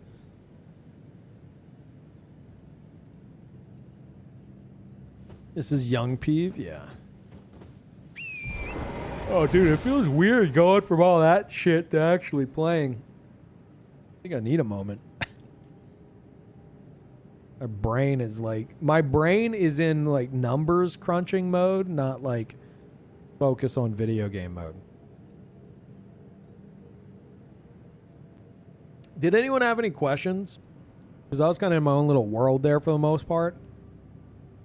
Is there anything y'all are looking at and you're like, I don't know what the fuck that is?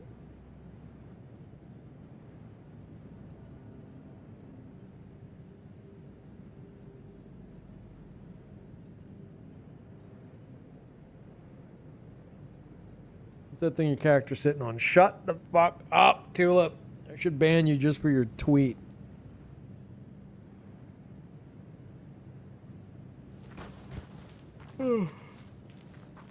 Is Young Pete the parry the world guy? He is. This is the guy that parried the world. This is him.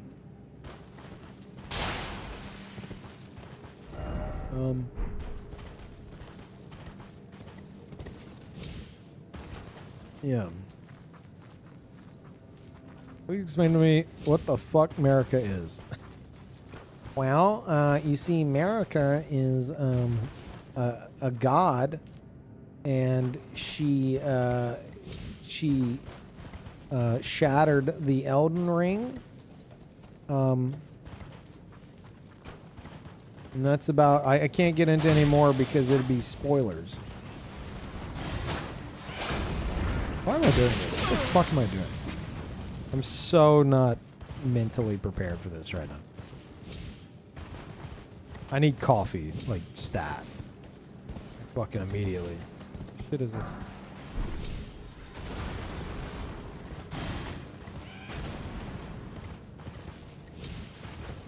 And the crazy thing is, I'm like, yeah, let me sit back down here.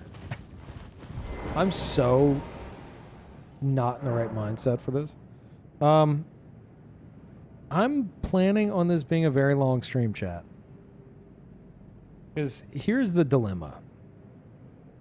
I have a sponsored segment at 5 p.m. where me and Ouroboros and my brother Blurbs, we are going to be doing a sponsored segment together. Like a co-op sponsored segment, which is rare. And we're all going to be playing a game together. And I had two choices. One, stream until about this time and then go to sleep for like, let's see, I'd get to sleep at like 9, so like 10, 11, 12, 1. I'd probably have to wake up around 1. So 4 hours of sleep, maybe. And then I wake up. I got to get ready, which always takes me way too fucking long. And then I need to be live by like probably, ideally like 3 p.m. And be live at like 3 p.m. Play like some Elden Ring. And then at 5 p.m. we do the sponsor segment. Or, alternatively, I could do like a 15-hour stream.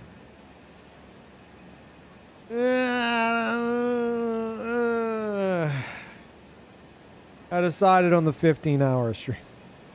By the end of it all, I'll have been awake for like 24 hours.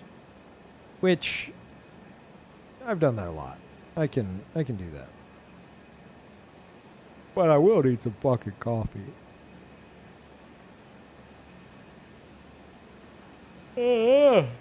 Fuck.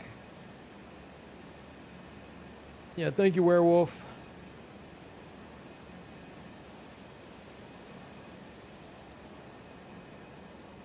Man, I got to keep in mind that shit mentally fucks with me. How do you build for Ash of War damage?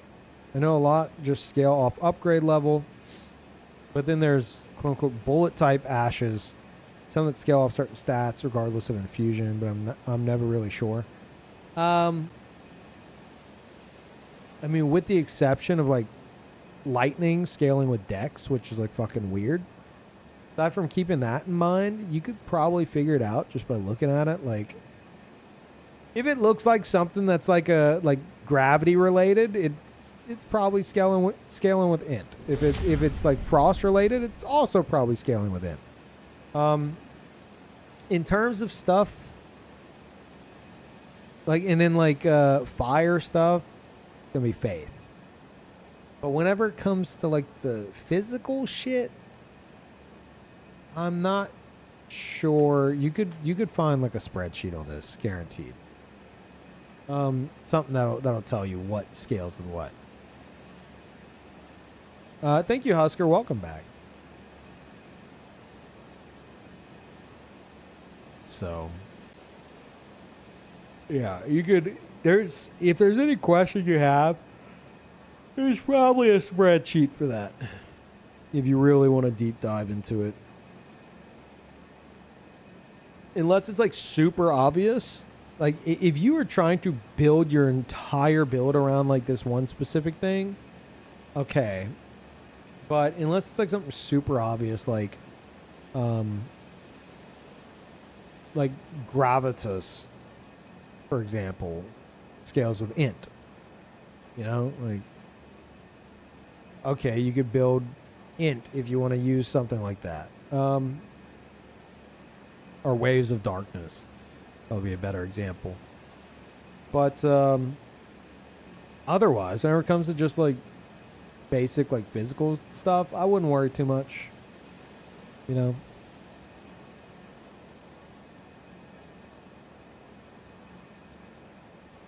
And then you could also use it for utility. Like this guy, I have gravitas right here.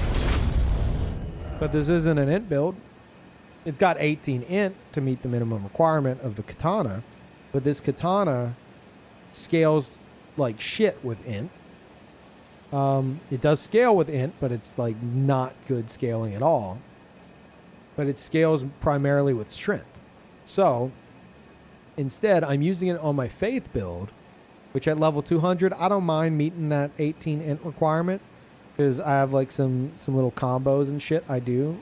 With gravitas and like the R2s of this that complement like my pyromancies and my play style. So it works on this build even though it is not a faith-based weapon. And at 200, like I'm okay with dumping the points to meet that minimum requirement.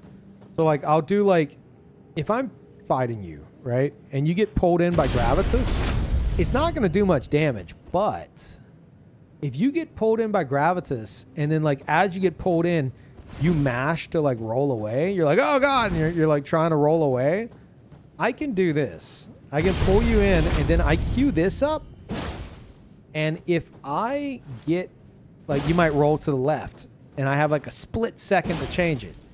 If it was a panic roll, that's going to catch you. It's a combo starter. It's like a pseudo combo. It's like a panic roll based combo. And this build is actually like I have Axe Talisman and I've got Spiked Crack Tier, both of which enhance my charge attacks. And then I also have Flame Grant Me Strength and Golden Vow, which give me, you know, more damage. So if I'm all buffed up and you get caught with that shit, it's going to do over 1,000 damage. So I might fucking chop you in half and kill you because you panic rolled to gravitas. And then I also like to land the O Flame into uncharged Ichimonji R2. So like I'll be running from people. They won't expect that. And if they get hit by that, the O Flame's gonna do a fuck ton of damage. And then that Ichimonji R2 is probably gonna kill them. What weapon is that? That is the Meteoric Ore Blade. And I call that R2 Ichimonji because it's from Sekiro. It's a move taken directly from Sekiro, and it was called Ichimonji. Sekiro. Yeah, this build is part pyromancy, part Ichimonji.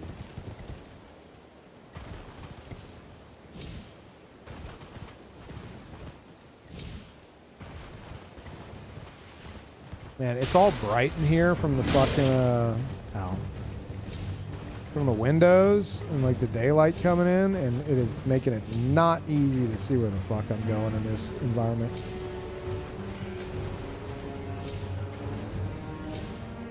The Sekiro playthrough uploaded. I think you can find it on. If you type !VODs, there's one for DE who archived a lot of my shit back then. Beat did as well. We actually worked on Beat's potential build a moment ago.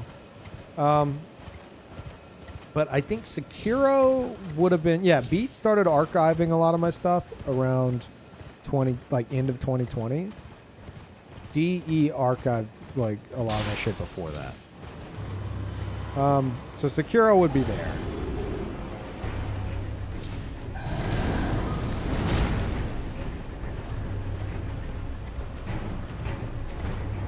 But just know it was a fucking mess. Because I had most of the playthrough spoiled for me from people just excited to see it, you know? So people would be like, oh, did he fight so-and-so yet? Has he done this yet? Has this happened yet? It actually... It inspired me and my mods to come up with something that we call Yet Protocol, where if you show up while I'm doing a first playthrough of a game and you say like does peeve, has peeve, will peeve, etc., then our bot will purge you and say, hey, you may have posted a spoiler. If you're certain you didn't, then reword it and try again. And it's just because people do that. Like, did Peeve fight the final boss yet? And it's not from like a malicious standpoint. It's just people who are excited about the playthrough and just blurting shit out.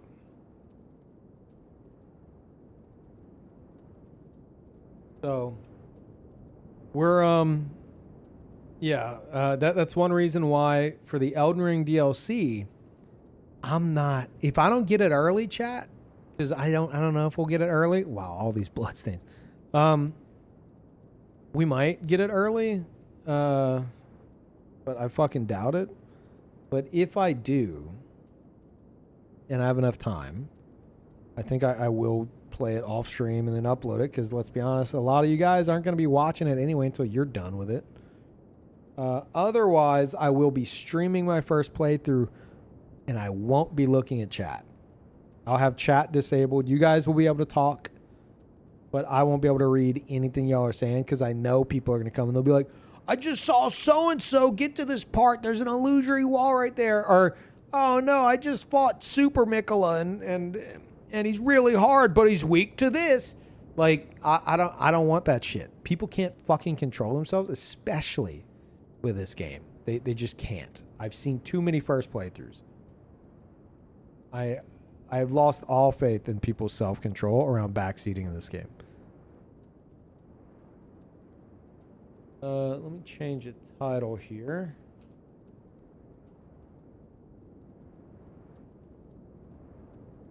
Okay.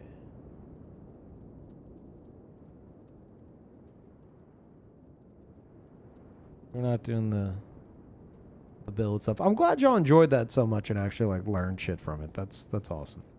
I've been wanting to do that for a while. I just wasn't sure how to go about it, and all that conversation on Twitter, I was like, I have to do this. People don't fucking understand. So many people, I know a lot of y'all do, but it's like so many people don't understand how stats work in this game, and then they assume they're right about everything they're wrong about. Very frustrating. Now, whenever it comes to the spoiler discussion, I need to mention that if it wasn't obvious already from certain people I know, in the very obvious way they discuss things.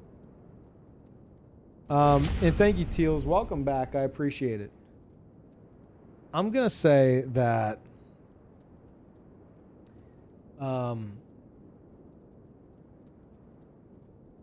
very soon we're going to say no like spoiler discussion in this chat outside of like the trailers we've already had like up until this point.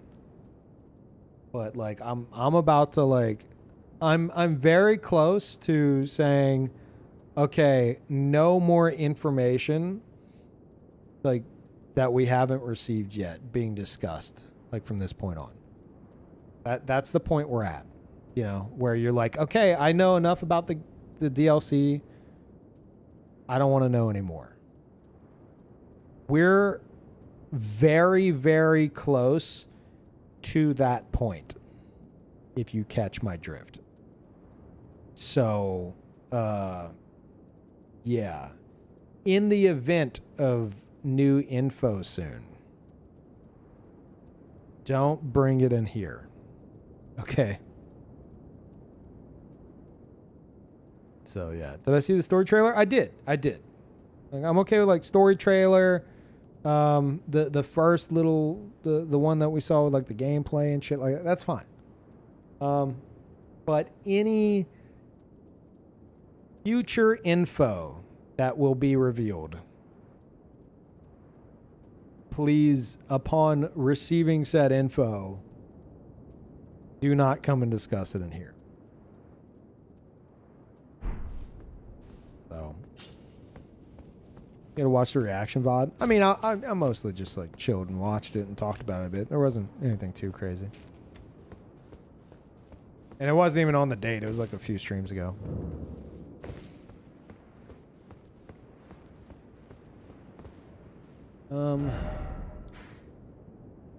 Okay.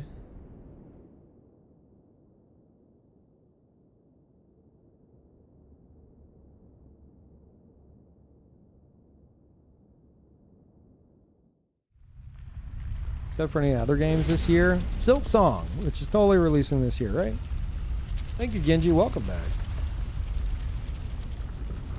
Yeah, that is true. Yeah, thank you.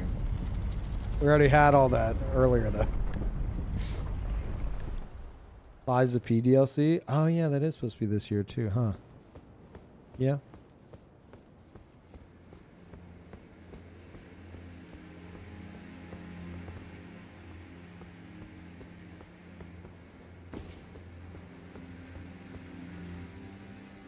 Oh, remember that if an Ash of War scales with a stat, it doesn't actually scale unless the weapon you're using it on scales with that stat. I.e., if you use Gravitas on a heavy infused club, Gravitas will gain no damage because there's no int scaling. Yeah, that's where shit gets fucking weird, and I often forget that too. There's very specific things. Like that's a mistake a lot of people make with bleed builds. Like people will be like, "Oh, you need arcane, you need a bunch of arcane," but they'll be using something that doesn't scale with arcane. And it's like all those points in arcane you have, if you're not using a weapon that scales with arcane or is infused to scale with arcane, then like that all that arcane investment is going to do nothing for your bleed build up. Like just putting blood grease on the weapon isn't going to do it. Finally, we meet the Tarnished, who would be Lord. Oh my. What if the club is infused with magic? That's what they're saying. Yeah. Why the long face? If it's like a magic that you were previously acquainted scaling with this infusion, then well, that would work with Gravitas. That is most unfortunate. Thank you, Lucy. For he is dead. As for his flesh, he gave it to me. Shabriri, I hope you can make your peace with that. I watched the interview with this voice actor, and I love him so much. Like anytime I hear him now, I can't help but think about like his story with all this shit. He's like, him and his son are like genuinely like massive From Software fans, and like they bonded over past like Soulsborne games and shit. And so they were both like geeking the fuck out whenever like he got he landed this position.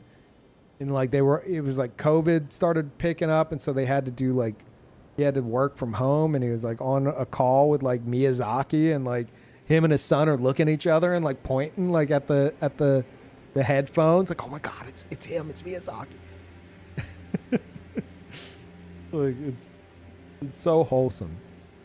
You were about to sacrifice something precious, the life of a fair maiden, that you would toss into the fiery forge, only so that you may be Lord. What a horrible thing to ponder. Thank you, Kane. Ascendancy requires her sacrifice, whether she wishes it or not. But how would the Lord, crowned so, be looked upon? Yeah, he said whenever it came to Yora's lines, he actually put on like a hood and stuff and like dimmed the lights and shit, or turned off the lights or whatever. So it was very dark, so that he would get into that headspace of like being very like closed in, I guess.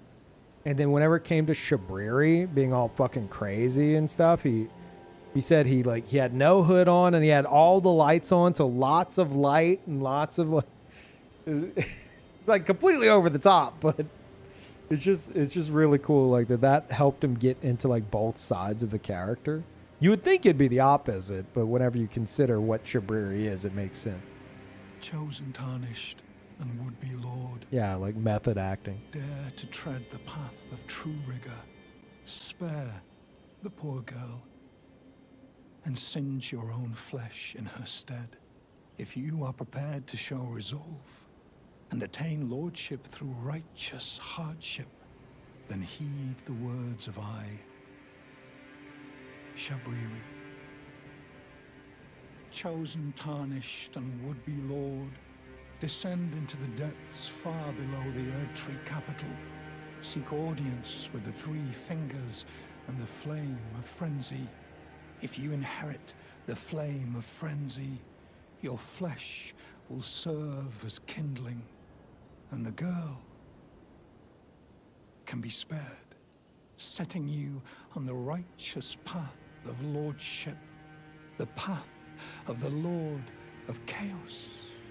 Burn the Erdtree to the ground and incinerate all that divides and distinguishes. Ah, may chaos take the world. May chaos take the world. Fantastic. Dude is a whole nutcase, yeah. Sorry, Zach, we're past that bit, but I can give you this.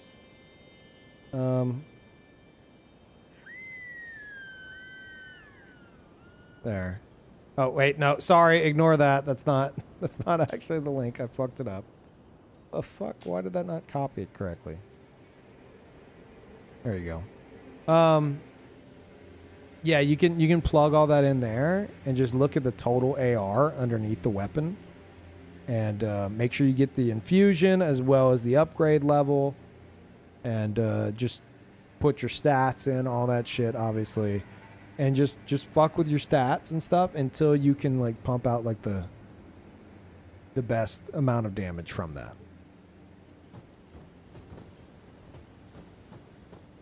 Yeah, dude, I did viewer build stuff for like 3.5 hours. So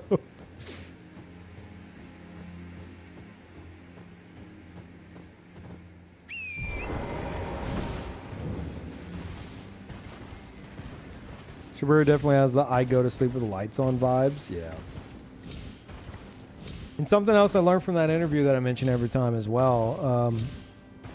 The voice actor of Shabriri and Yura also is Fire Giant, which is crazy.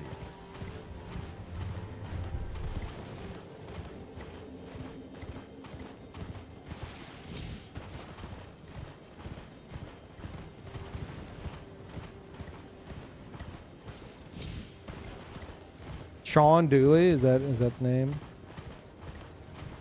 Yeah, he's great.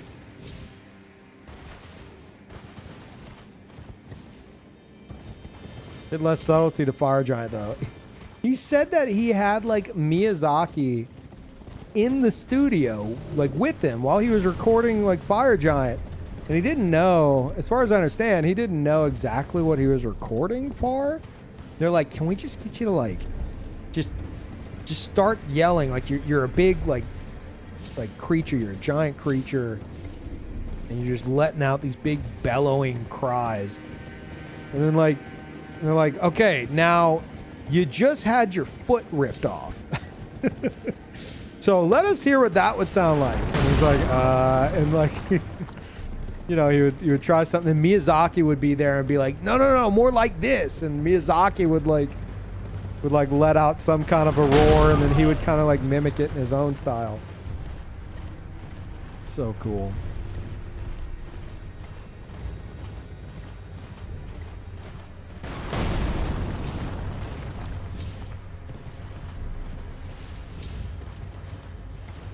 It's my motivation. Your foot has been ripped off.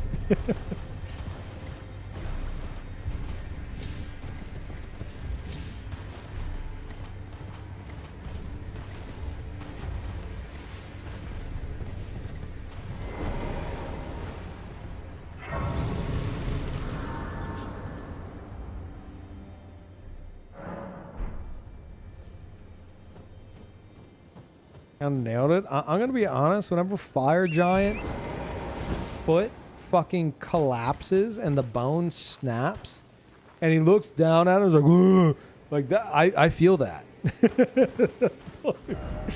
That's probably what would happen. Yeah, that's what I would do if that happened to me. You would scream at your foot in disbelief. You're like, what? What the fuck?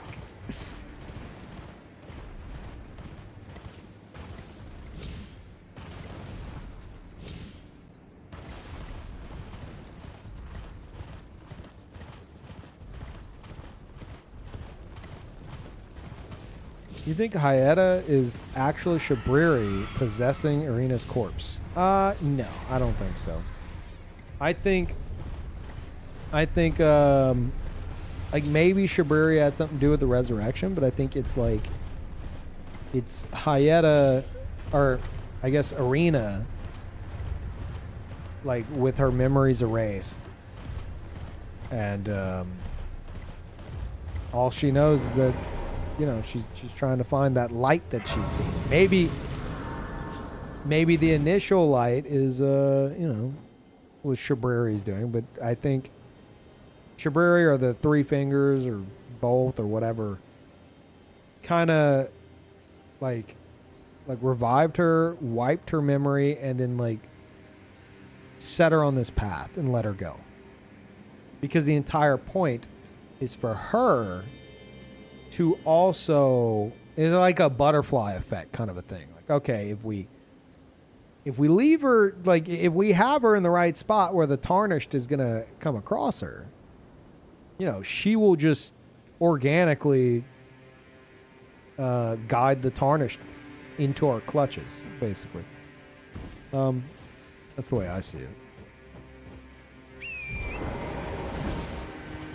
Yeah, all she wants is grapes. Yeah, like she doesn't even know. She doesn't fucking know.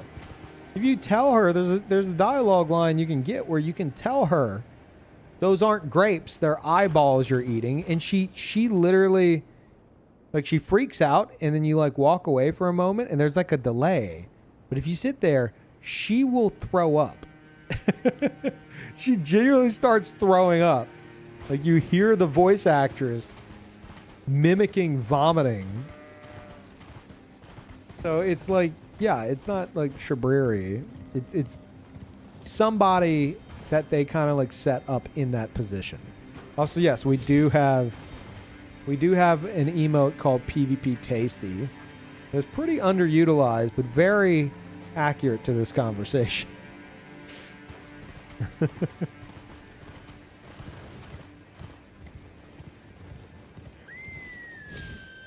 Hyena is a spirit. People can't die. Wait, Hyena is a spirit. People can't die. That took over Arena's body temporarily.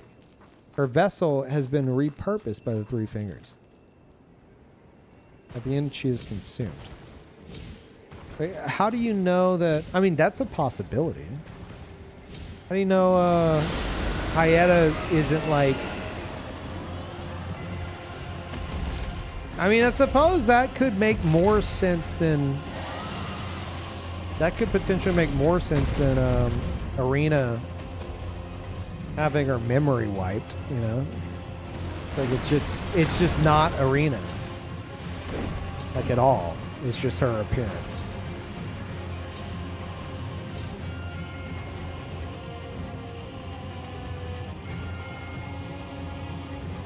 People can't die, then how is there a body? Right, people can't die. Oh, you're saying like Tarnish can't die?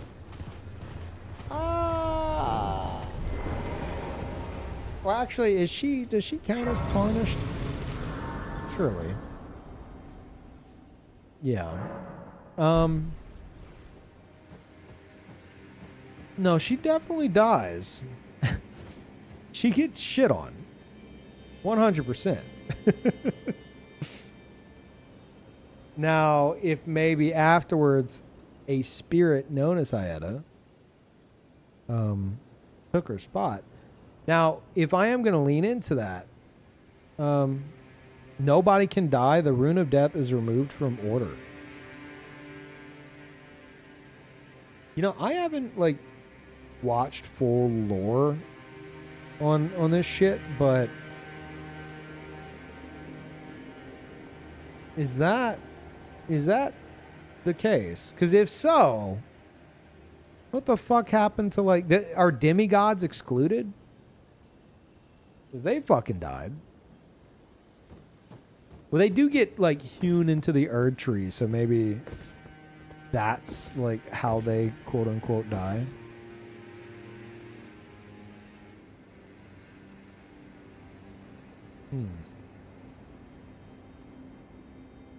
They get returned to the Erd tree. Yeah. Whoever is blessed by grace, come back to the Erd tree. Tarnished are somewhat immortal since they are not blessed, so they don't come back anywhere. Okay.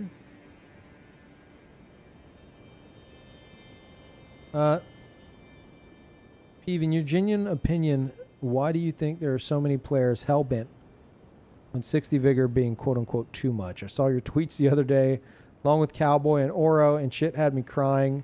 The copium of people who definitely get vigor checked is hilarious. I think we were discussing all this earlier while I was doing the build stuff. I believe it's players who are on the first playthrough were like, I'm just going full damage. I'm Unga Bunga man, not realizing that their Unga doesn't get the Bunga until like later in the game to be worth the trade-off of no health. Like you need those weapon upgrades, and until your weapon is like significantly upgraded, you're not getting enough scaling from your stats to warrant having no fucking health. And then they get into a point where by the time they're finally like, okay, I'm getting shit on, time to do health. Well, it's like, it's too fucking late, bud. You're in like Altus now. You're in Lindell. 5 points in vigor is going to be a drop in the bucket. It's not going to do anything.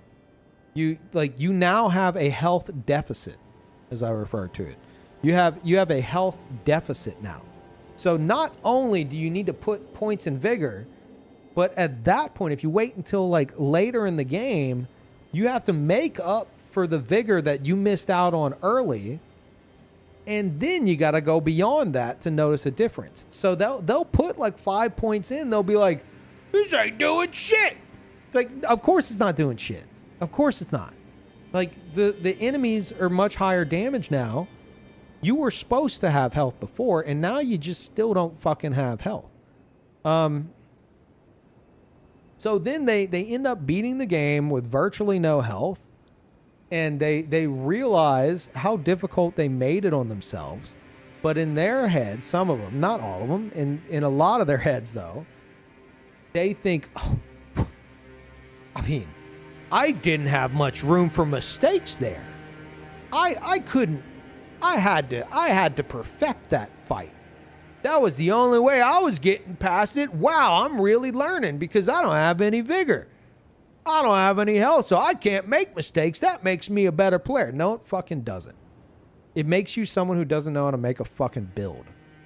Just because you get shit on your entire first playthrough, effectively turning it into an unintentional challenge run, doesn't mean you're a good player by the end of it. It means it likely resulted in you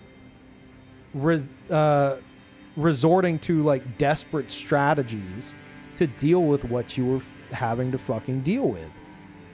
And a lot of those players will look up YouTube videos on like powerful stuff to use, etc., and they'll focus on that.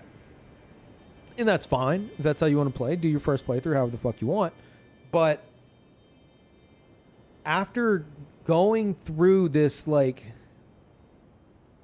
unintentional challenge because of how much you don't understand of the game, you should not then try to go on Twitter or Twitch streams or whatever and tell newcomers to not level vigor because you didn't. That's like the opposite of what you should fucking do. Someone on Twitter said, I said this earlier, and I think it's just so accurate. They said that's like somebody telling someone who's like about to get their driver's license, like, you don't need driving lessons. Don't take driving lessons. Just drive. Just drive and don't get in a crash. Meanwhile, they've crashed like 20 separate fucking cars. They've totaled like 20 cars. You're talking to someone who has totaled 20 cars, and they're trying to tell you that you don't need driving lessons. Like, no, just don't get in a wreck. It's like, but you've been in like 5,000 wrecks. Wah! That's the people giving this advice, and that's why it doesn't make any fucking sense. So yeah, and on top of that, the trade-off is not. It's just never worth not having the fucking health. You don't need to be a glass cannon in this game, but they don't understand that. And by the end of it, they think they've done some monumental achievement, and it goes to their head, and they become like a fucking elitist. And it's the saddest form of elitism because it's like someone who's an elitist and, in a sense, a lot of the times a fucking gatekeeper. Oh, you leveled health. I guess you need the safety net. It's like, no, I'm just not a fucking idiot. So they turn into like these elitist like gatekeepers, but it's like the saddest form of elitism because it's an elitist who doesn't know what the fuck they're talking about. How can you be an elitist and not even understand the thing that you're an elitist about? Like, you're an elitist because of how bad you are at the thing that you are an elitist about. It's so fucking backwards and crazy. Yeah, that's my thoughts on that. We're going to see the build of Old Man Pyro here.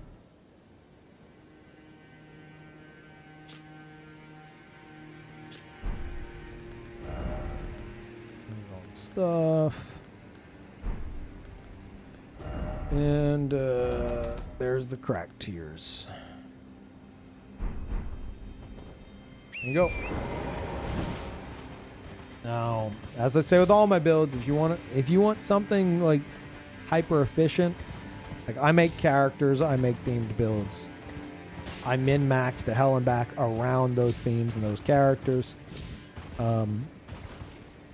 you could do a pyromancer like a way more efficient way than I have, but mine is a unique and fun spin on it. I find.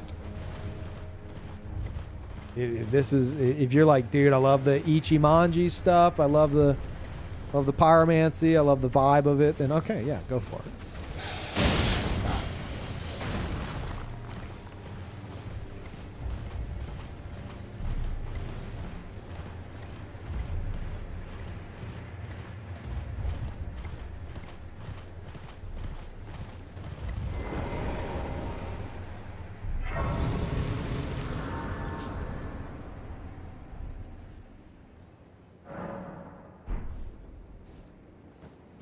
Yeah, the type of people that you see in a first time playthrough stream that are like giving the streamer shit for like using something that they deem OP, it's kind of that same vein of player.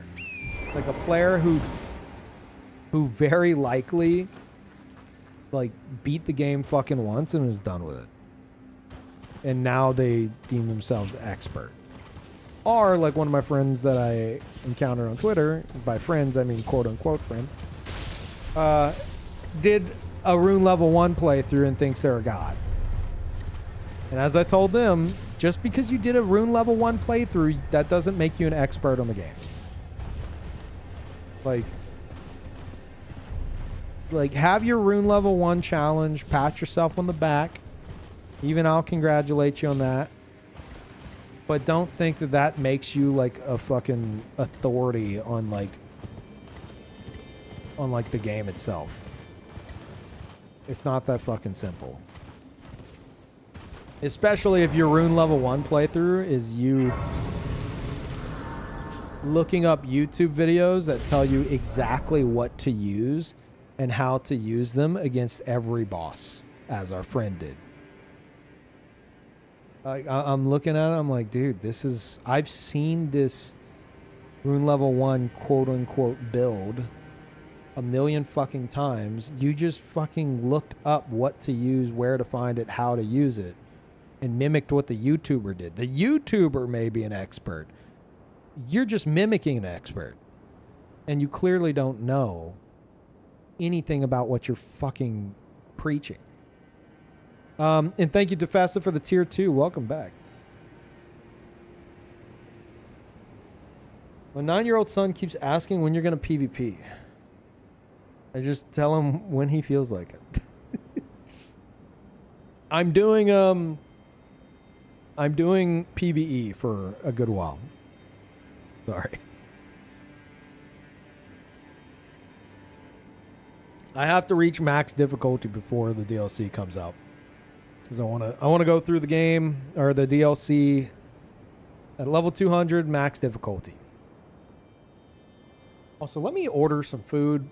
Like I do have some food downstairs, but I want to get some coffee and a sandwich.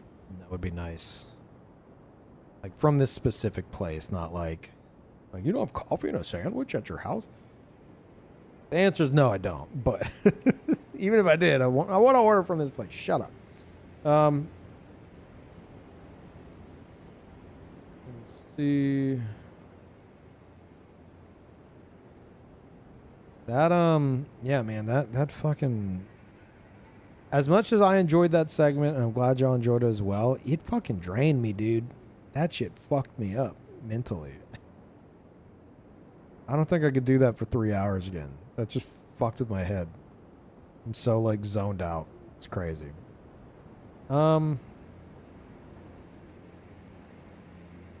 Sure. Go with this.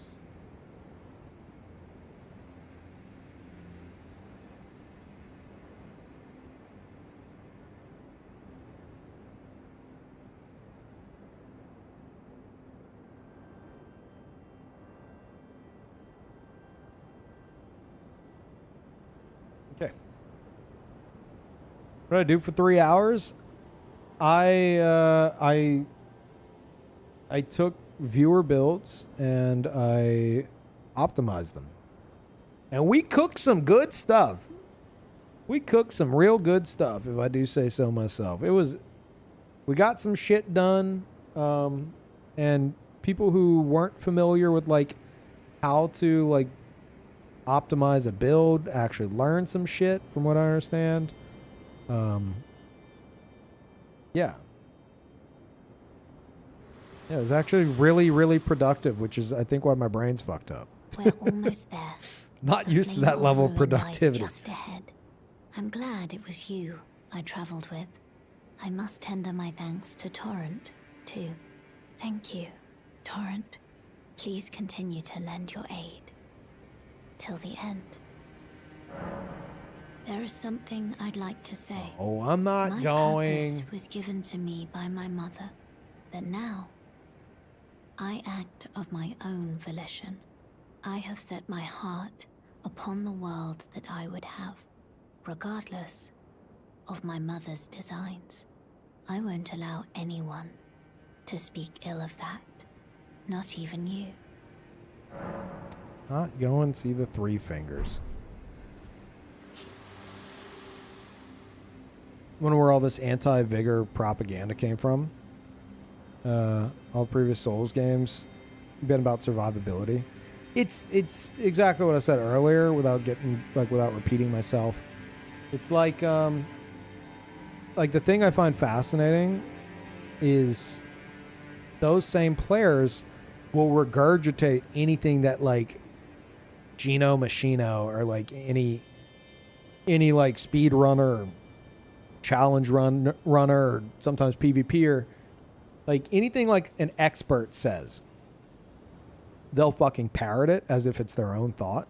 But whenever it comes to every single one of us saying that you should level your health and that it's important, they like aggressively refuse and deny it. And it's fine to refuse advice, but they aggressively deny it as if it's like false information.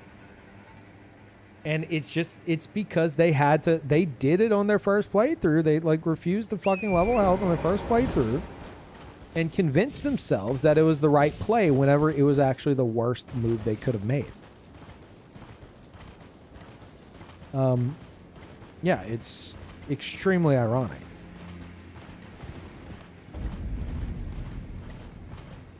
It's like the very thing that made them a worse player, they think made them a better player.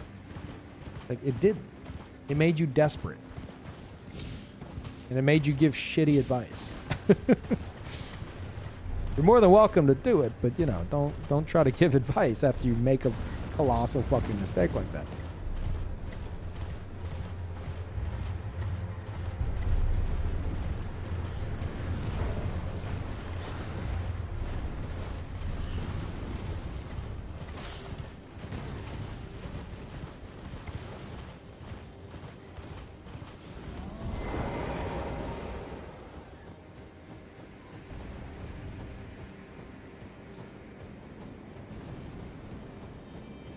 Gino levels his vigor first a lot, though.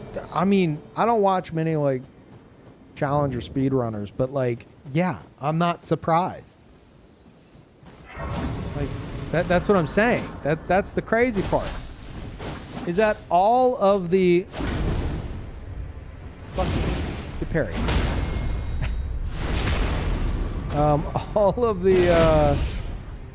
All of the experts all the experts agree. You know? It's literally that. No, fuck you. Fuck you. Do the running thing. Okay, fine. I'm just gonna blow your ass up. How's that?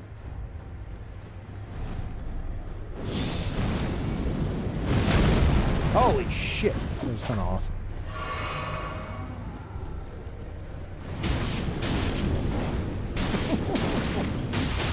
I gotta remember, this is New Game Plus 3. I can't really fuck her up. Is he? I don't think he's healed yet. He does heal, right?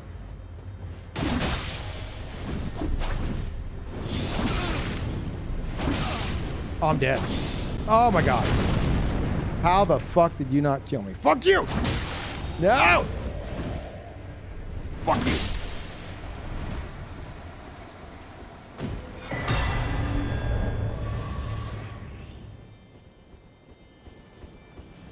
Okay, note to self. Don't fuck around on New Game Plus 3. Or higher.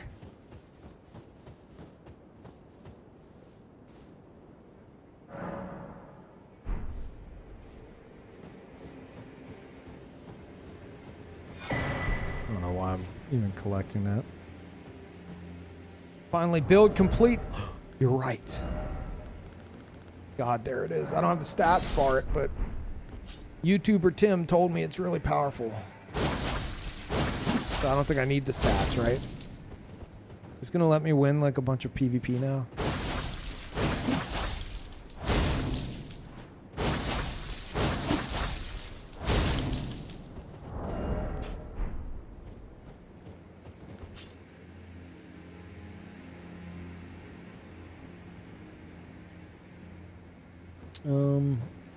Rivers of Blood? No.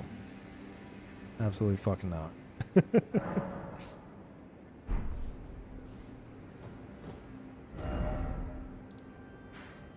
Okay. Wait. We were doing quest. Shit.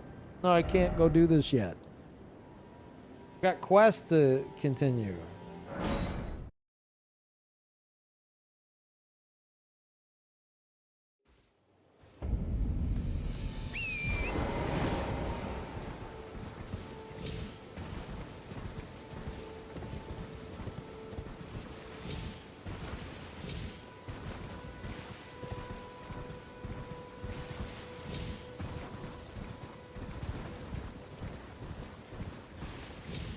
Good.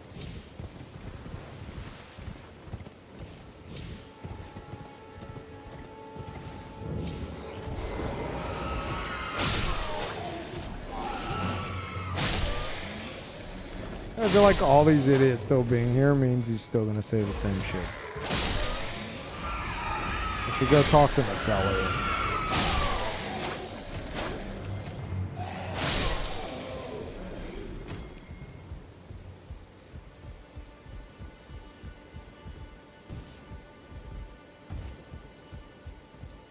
Check Facts Your Life if you need quest help. No, I'm okay.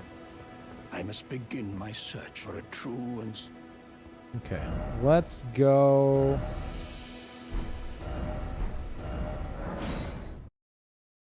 Let's go try to have a little chit chat here.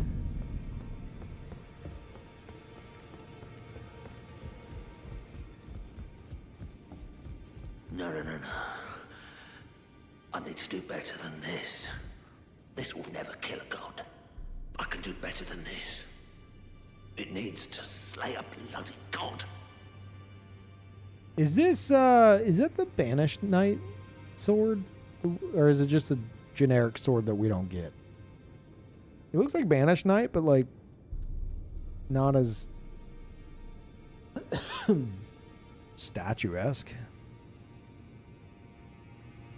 That makes sense. It is, but with better proportions. Yeah, the Banished Knight sword, I mean, I haven't like completely examined it, but anytime I see it, it looks like it's just got one like color throughout. It looks like it came off like a statue. I could be wrong. But this definitely, like the hilt seems more, and the guard seems like to pop more.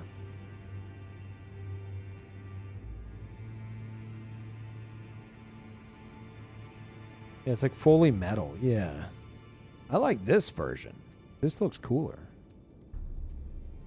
Oh, it's you. Don't pay me any mind, it's not important. Just lay out your arms.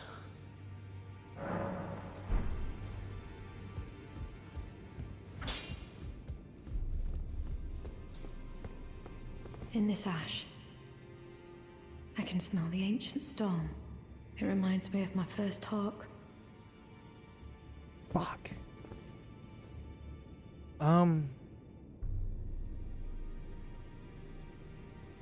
Do I need to go kill Fire Giant and just not go to the forge?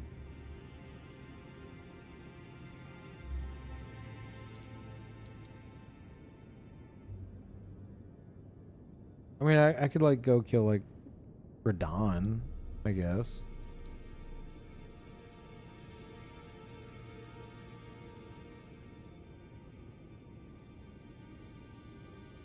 You want to hit? No. Let me go kill Radon. And then maybe.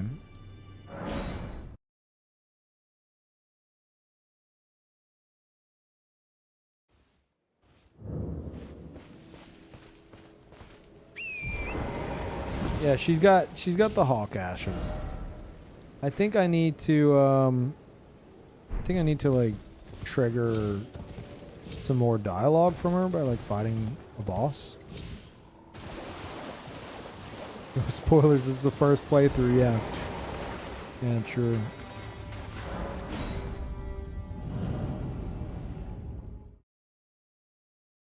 Where's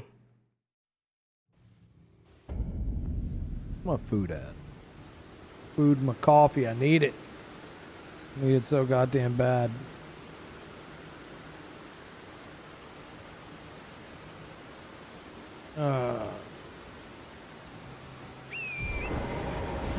Wait, this is not where I want to be.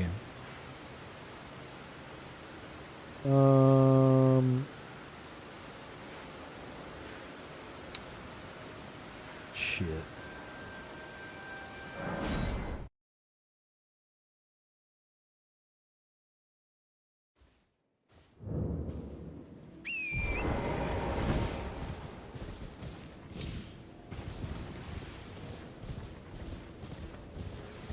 Information, no spoilers. Have you actually seen all the endings by now?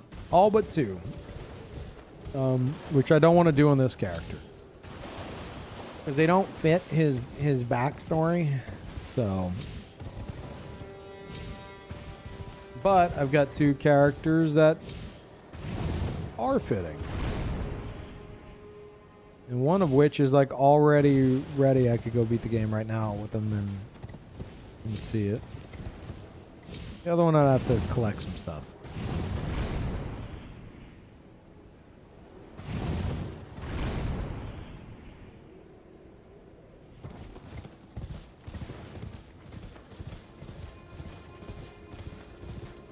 Oh.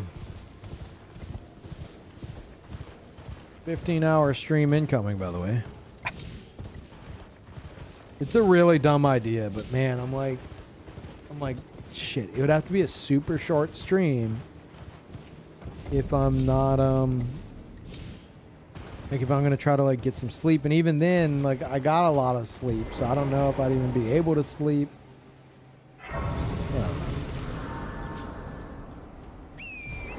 So the sponsorship was the sponsorship is a game called Rip Out.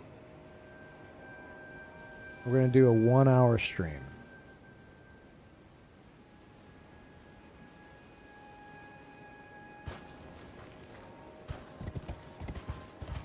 I'm supposed to test some stuff. Shit.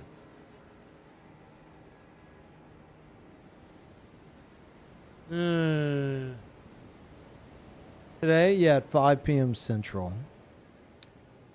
Fuck.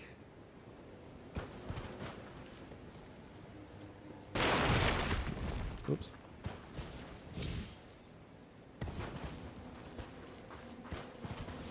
Yeah, it's gonna be. It's with Ouroboros and Blurbs. It's gonna be co-op.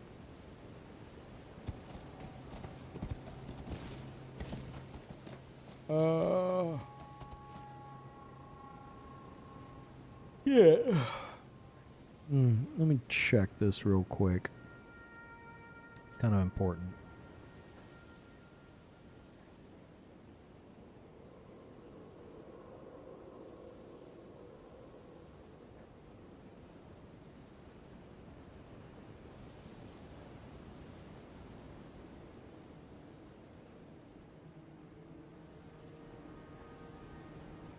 Yeah, man. As long as the game isn't like fucked up.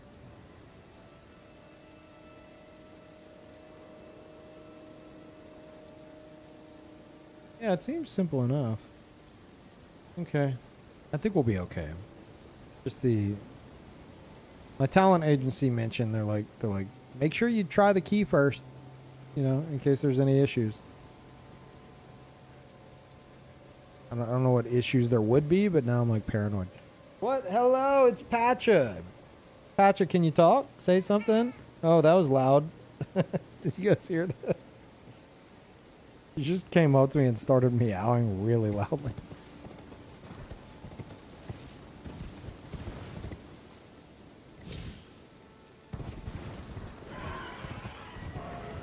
Me and Patcha have conversations all the time. Is that right, Patcha? Is that right?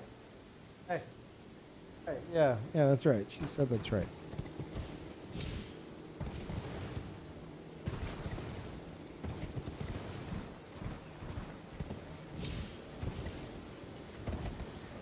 So loud, I thought it was my cat. Yeah, sometimes whenever I pet her, like if I pet her whenever she's like not expecting it, she lets out a really loud meow. It's like adorable. Did you test the DLC with this build? I have not played the DLC.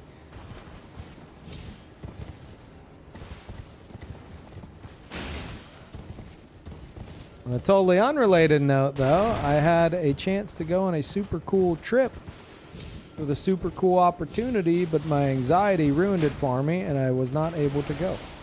And I had to cancel literally last minute. So. But there is a silver lining to that, which I will discuss whenever it's time to be discussed. That's some bullshit that I could hit you with that from there.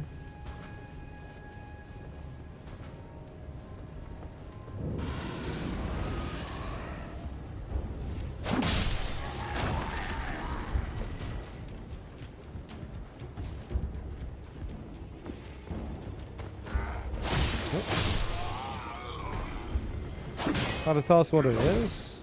What is what? Silver lining? No, because I'd have to be specific about things. Oh, shit on.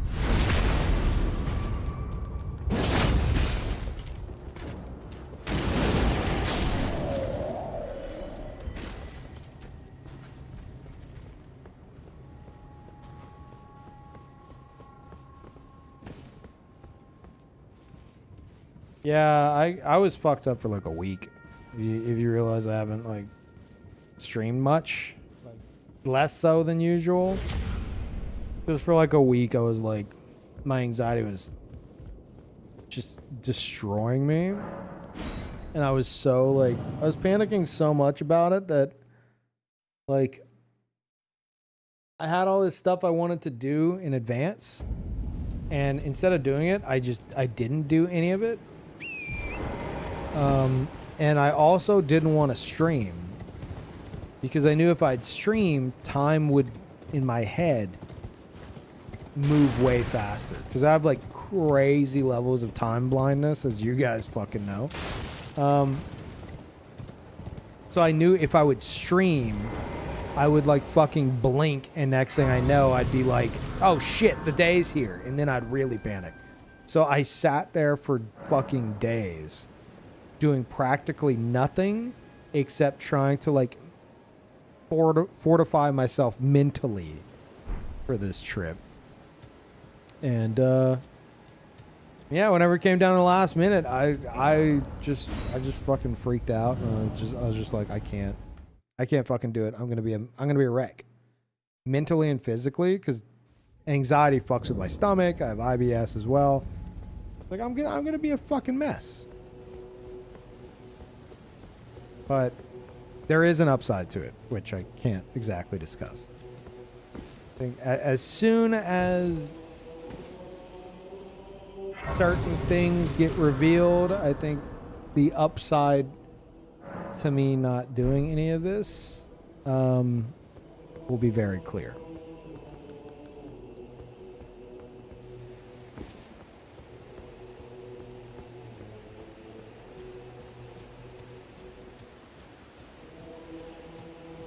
Yeah, thank you, Frankie.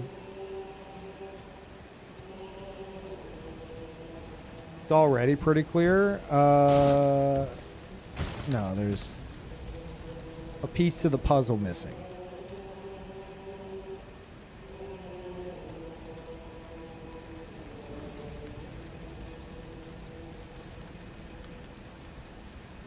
Okay. Japan travel would be my wait. No, I'm not going to Japan. If that's I'm not like this hasn't somehow resulted in a trip to Japan. No. No, it's nothing like that. It's nothing like that. It's just it's something that you as viewers will appreciate.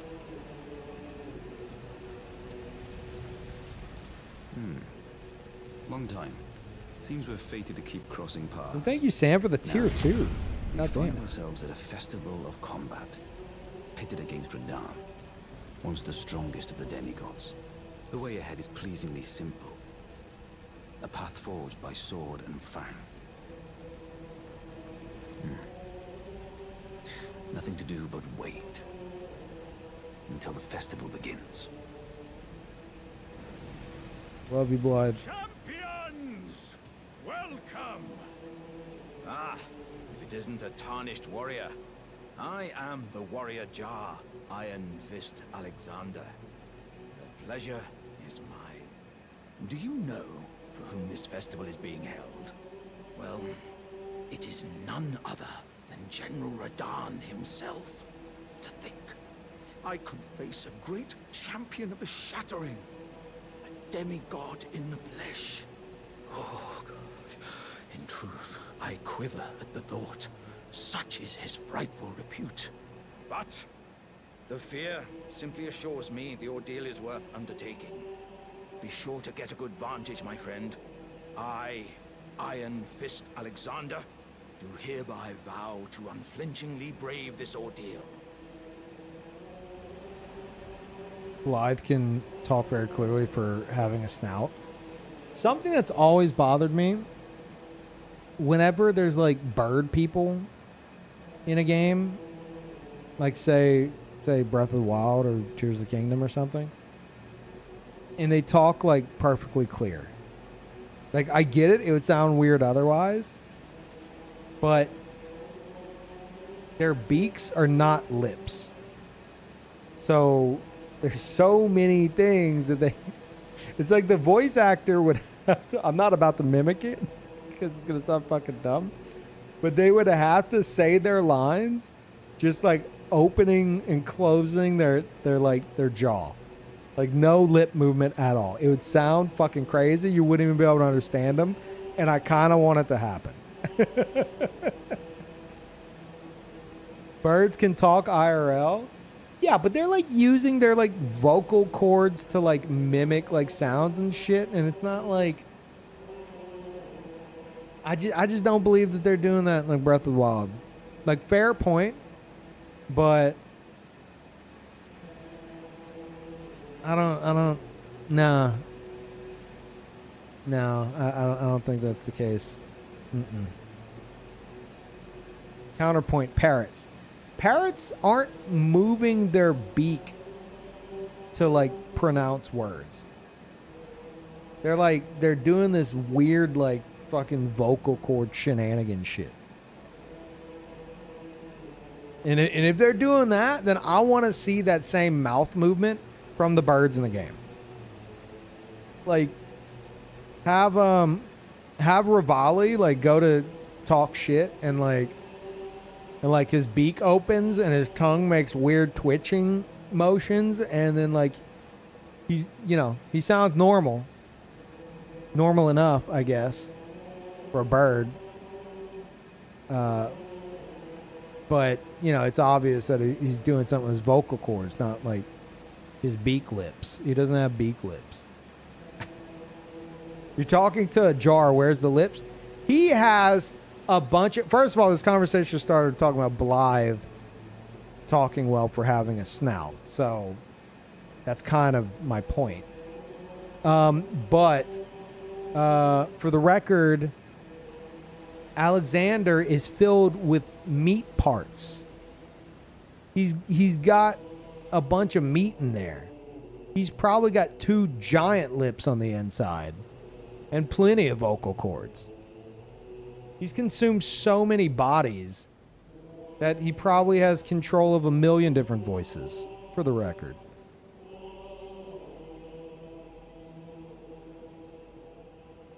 He has lips and he has spares. Yeah, exactly. He's got plenty of lips.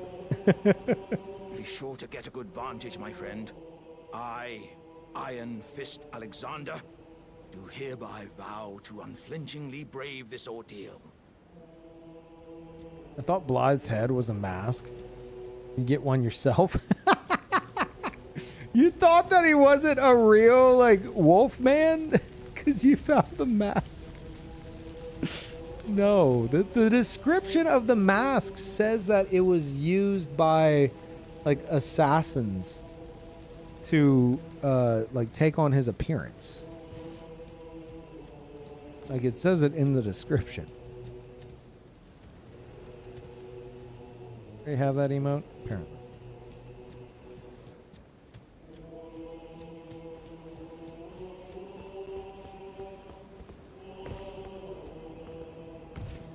Are you good and prepared, young chum? The festival Young. begins. I'm older than you. Before we begin, allow me to paint you the full picture.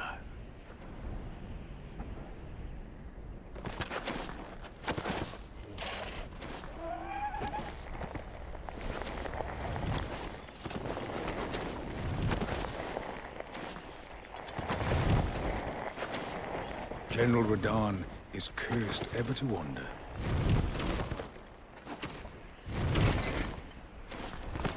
Eaten from the inside by Melania's scarlet rot, his wits are long gone.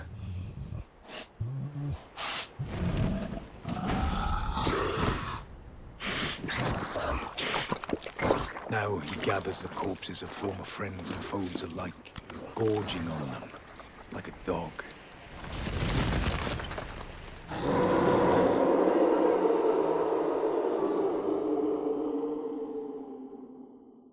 Howling at the sky.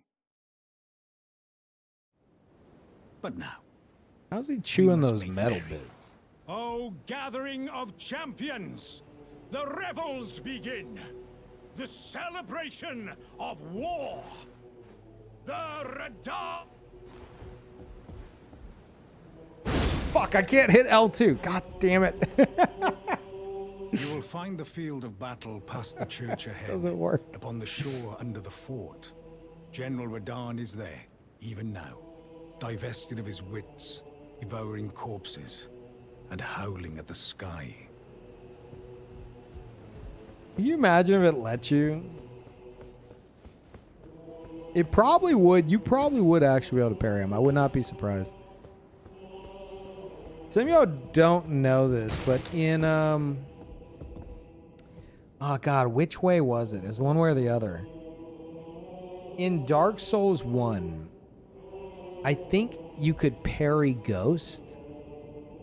Like, if there's a ghost like spamming and you go up and you parry, like the ghost would get parried. Or vice versa. Like, if a ghost parries and you swing at it, you get parried. I don't... One or the other. I think it was the first one.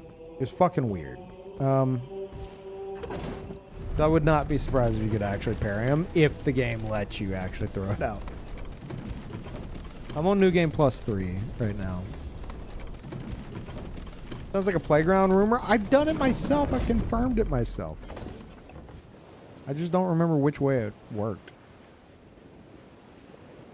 Like, it didn't matter. It didn't change anything. We're just talking about, like, the replay of a player. It's not like it parried them in their game or something.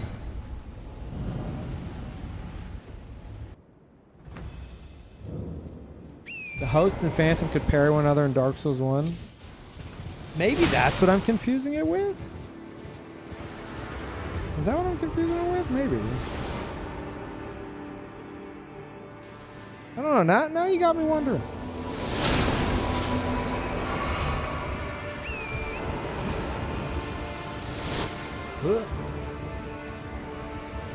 You could definitely parry, like, summon phantoms. That, yeah, absolutely.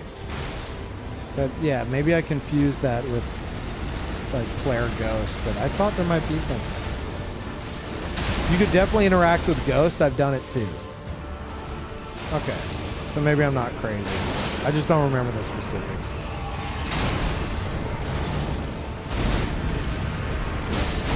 Oh, wait. I'm not buffed up. Shit.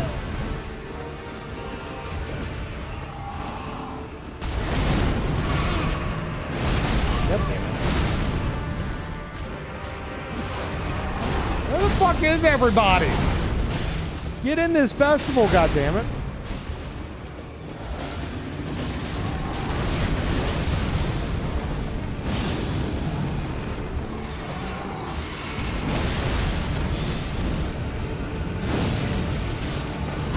Big whip.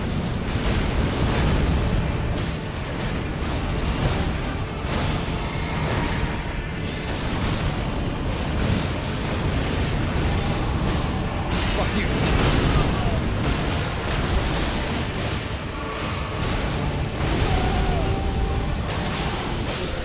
Oh my god. What? No, I wanted him to jump into the air. Shit. I was gonna get a cool moment where I kill him while he's coming down as a meteor. Fuck. Well.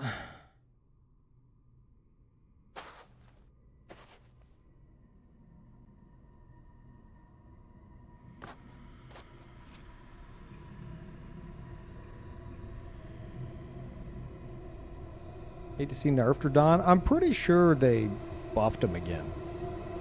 I think the only thing he's nerfed by is like they fixed the bug with his meteors.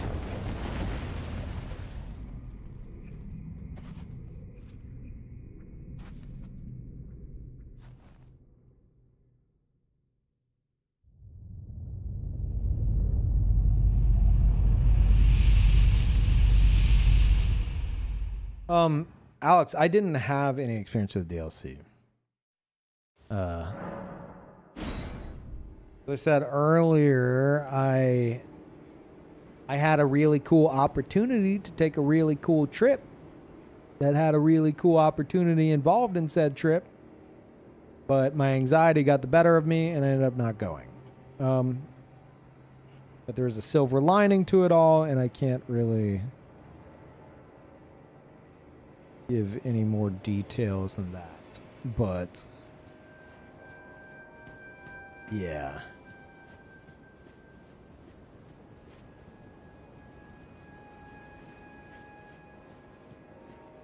Fuck. Oh, there it is.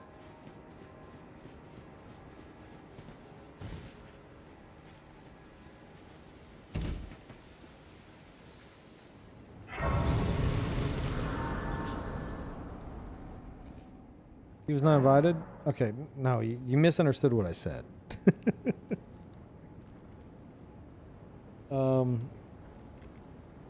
Yeah, I need you to listen back on what I just said. I can't really speak very specifically. What a sick way to fight, eh, mate? The glory of the clash is shared by Radahn and you, and then a falling star right before our eyes. I can't fathom how Radahn was holding back something of that scale. He was a living legend, if ever I saw one. Well, it's time I left. The wheel of fate has been set into motion. If it's on the cards, I'd be glad to meet again. You are a fine warrior. If it's on the cards, you are a fine... He said I'm a fine warrior. But no, had there been such a trip, allegedly, then I think I would have missed my flight because of my anxiety issues and not gone on said trip. Allegedly.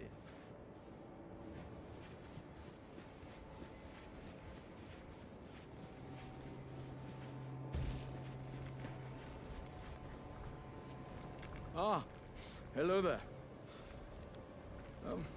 It was a battle marvelously fought. You are well and truly a champion, friend. I, on the other hand, am nothing but a crock. One hit was all it took to crack me, and for my insides to come spilling out. After that, I hid like a coward. And as such, I can hardly stand to face one such as you. But don't you think I've given up just yet. As luck would have it, there's a veritable mountain of warriors' bodies right here. If I can just squeeze this bunch down inside me, I'll be a mighty warrior again in no time. And you know, the bodies found here are exceedingly fine. Who could expect any less from the very warriors who fought in the Shattering? The greatest of all wars. Just you wait and see, friend. I'll grow even stronger. Just you wait when next we meet. Does he actually run away in the fight? No, that's what annoys me. Like, he'll stay, fight the whole time, do a lot of damage, and the fight's end and it ends, and he's like, I ran away and I hid. It's like, you literally didn't. I watched you. Patches, on the other hand. All right, this is a message from you guys. Let's see. The bodies found. Who could expect? No, not that. Vigor? Yeah, that's my viewers.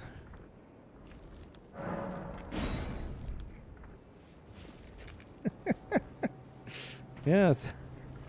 Sounds like vigorless behavior.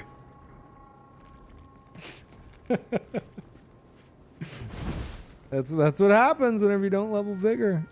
Don't be like Alexander.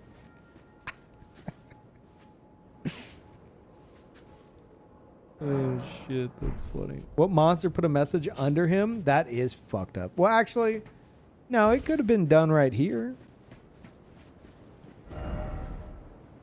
Could this be an item?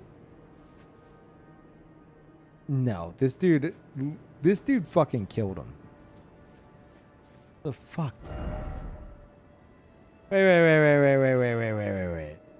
If you kill him here, does he drop anything?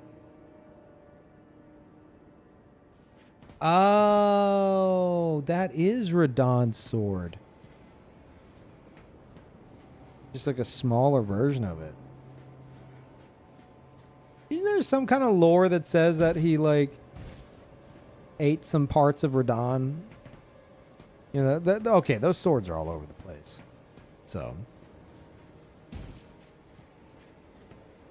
Yeah, he's got, like, some red hair. He ate some of Radahn, yeah.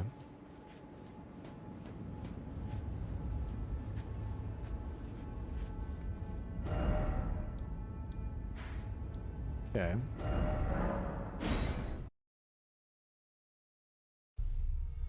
Kind of ironic, actually, considering like what Radahn does.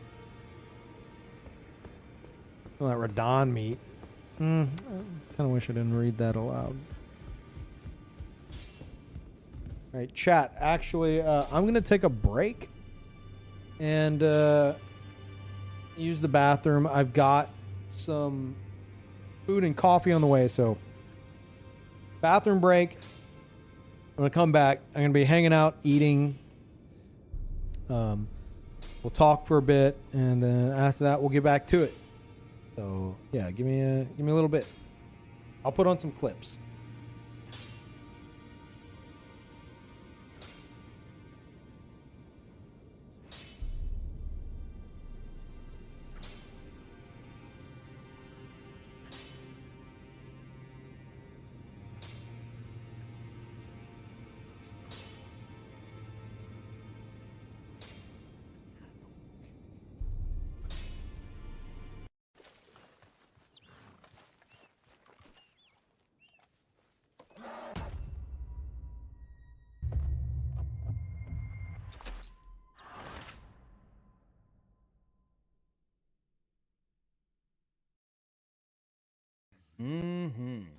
It's said that inside every fat person is a thin one trying to get out. But no, I say, outside every thin person is a fat one trying to get in. Okay, you phrasing. All right. Enter, weighty wanderer. Can I get that title?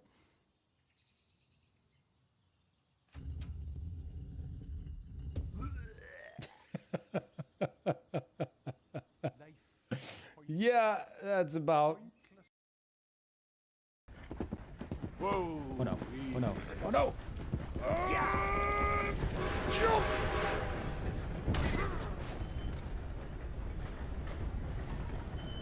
You okay, pancakes?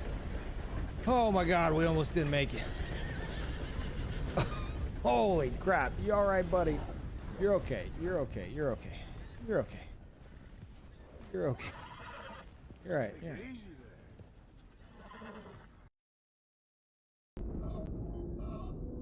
Oh crap. Okay.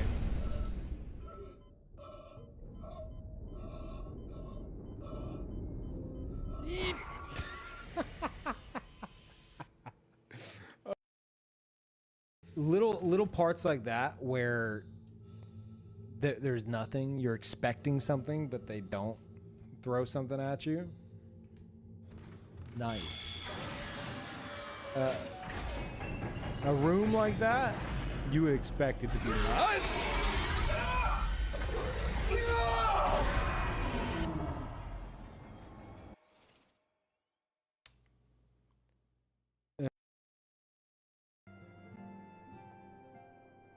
I know Peeve doesn't know that we have Bluetooth devices. Oh. Oh, Peeve, I was just talking to my ear. Yeah, it's infected. It's a real shame. I gotta go see the doctor tomorrow. Anyway, yeah, did you talk to the refugees? Rabble, rabble, rabble. You literally just said rabble, rabble, rabble.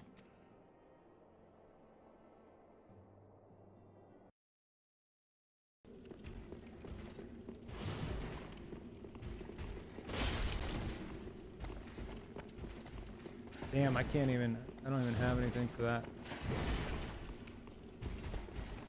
This Rogue Dark Knight.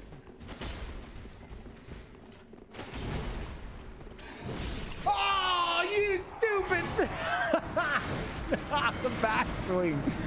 Oh, crap.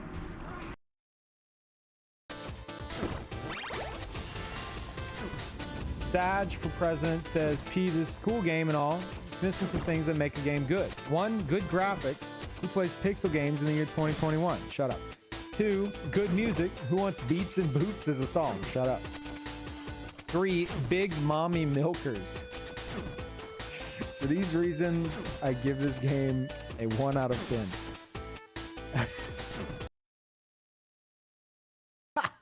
Look at your face. Ah, dude.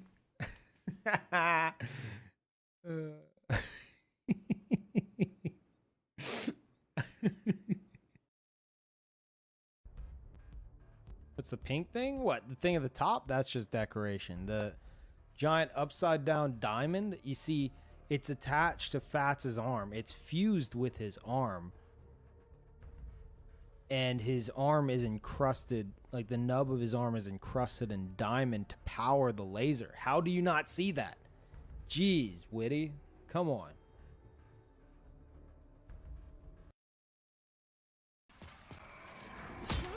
No, no, no, no, no, no, no, no, no, no, no, no, no, no, no, no, no, no. Are you serious? Are you serious?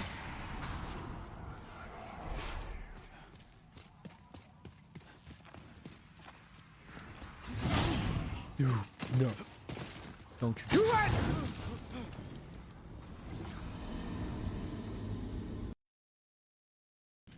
Take a little spill. A little slippy.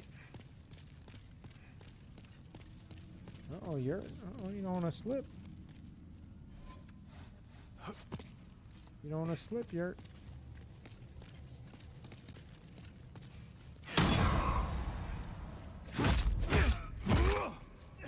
the fuck in there. Hey. Hey. You're an awful soldier.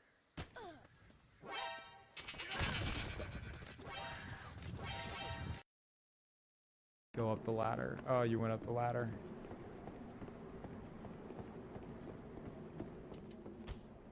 What the hell are you doing?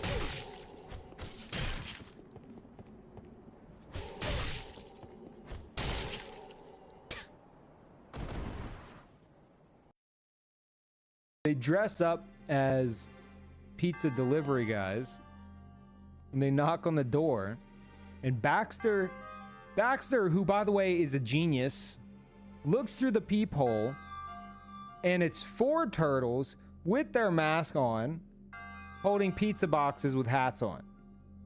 And Shredder's like, who is it? And he's like, looks like some pizza guys. And then what do the turtles do?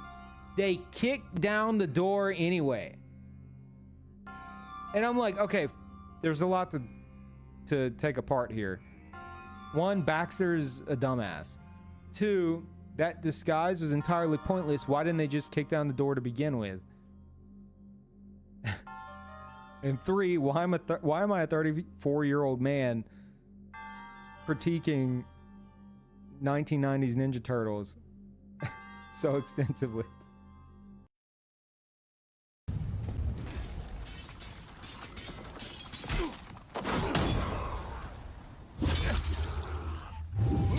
Hold on.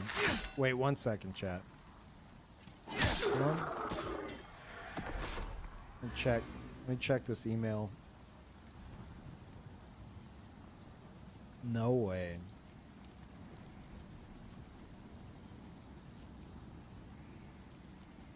Okay. Okay, chat. I can't believe I'm about to say this. Atcha is on the router. Is this getting old yet? This bit that I keep doing. Yeah, it's true. It's true. The rumors are true. Patch.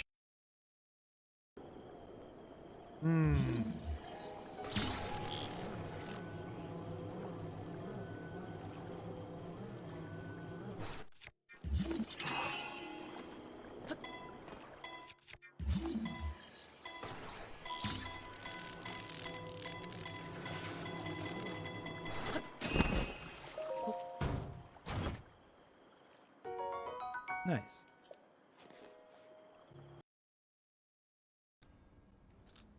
Okay. What the? What was that? Did you see that? The game, like.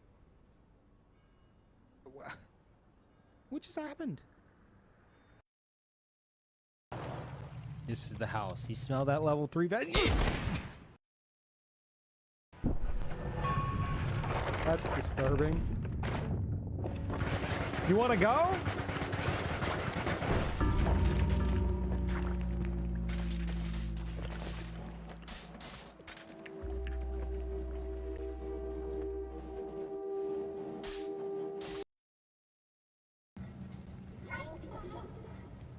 Aww. I'm just curious. Why do you always cry when there's a bunch of BTs everywhere? Oh, I'm sorry. I'm sorry. I'm sorry. I'm sorry, buddy. I'm sorry. We're cool. We're cool.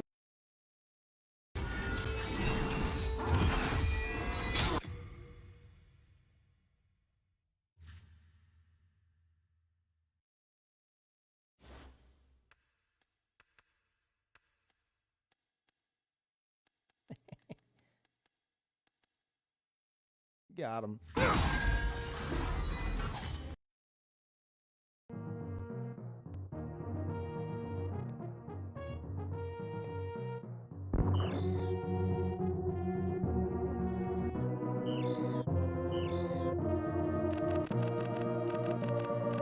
Personally delivered it to the Galactic Research Station at Sears. So scientists could study its energy producing qualities. You brought it to... You took that baby and you handed it over to be experimented on at Sears? Metroid. I don't know what to say. Man, you're kind of dropping the ball here. I really hope this commentary is pissing a lot of you off.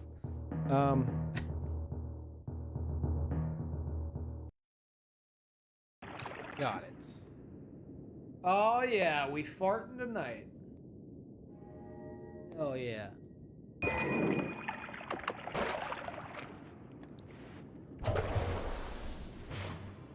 Wow, what a... Oh my god. Oh no. Oh god. No, teleport me out here. No, bring me over here. No, wait. No, this place sucks too. No. Okay, hold up. There's a chest. I want the chest back. Help. Help. Help. Yes. No. Oh, damn it.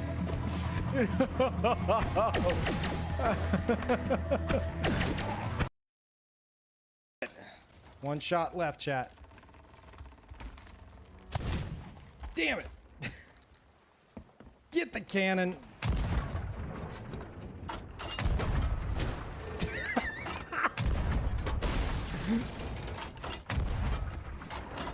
I mean, he's kind of a solid target, you know?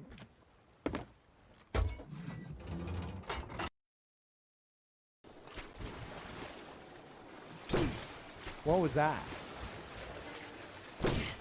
You serious right now, dude?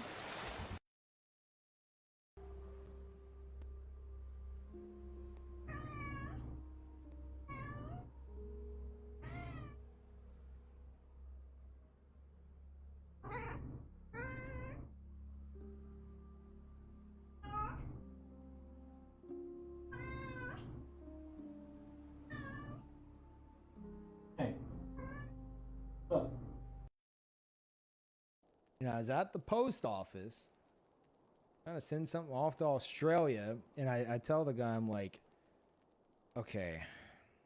I feel like such a nerd having to say this. I'm like, all right, I don't know his name. And the guy's like, what? It's like, what do you know? I was like, I know his online handle. I was like, is that gonna get through customs? He's like, no. So it turns out I cannot write Mr. Flubis on the customs slip. So I need you to answer my questions in the Twitter DM I sent you while I was at the post office today. And then...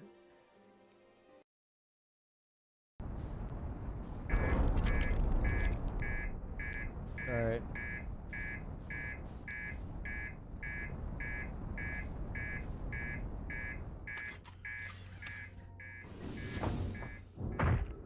Okay.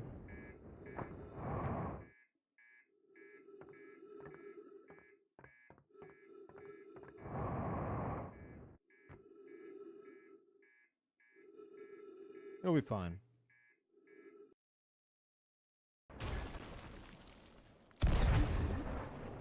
No. Nice. I just heard someone say that in an American movie once. How do you keep getting on our ship, damn it? Ow, motherfucker! What? That asshole from before is on our ship again. Why don't you ratted me out, chat? Huh? Watch it, he'll shoot you off as soon as you get up there. Not And then I said, I'm not going to parry as much. Except this fight. Because screw you.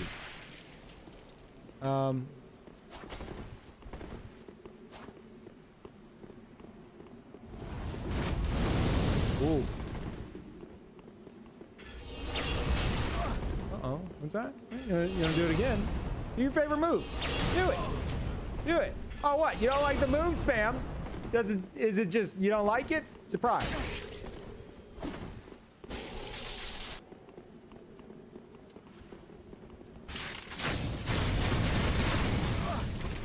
Are you alive right now? You don't stand a chance. No, it's over. You're done.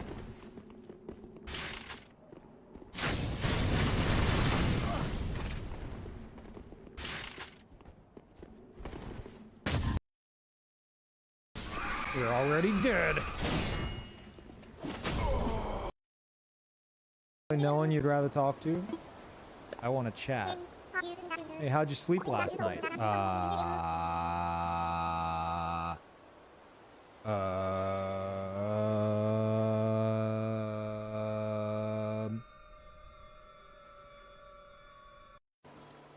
Fine.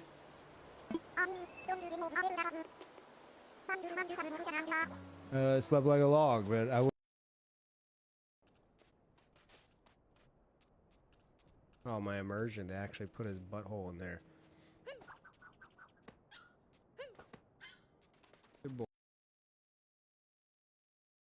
Don't make me increase it again, please. Paimon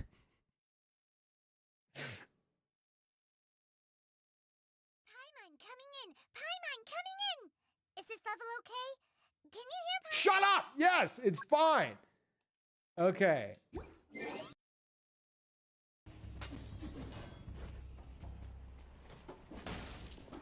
Oh.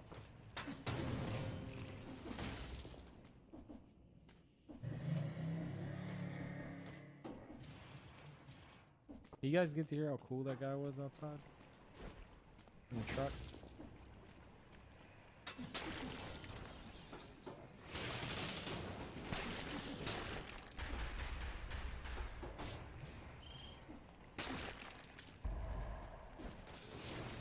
Oh.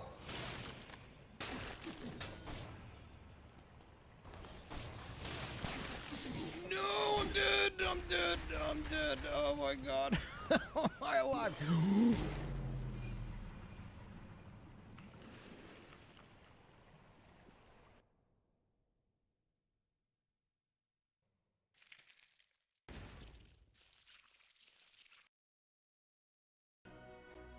Get out of my office.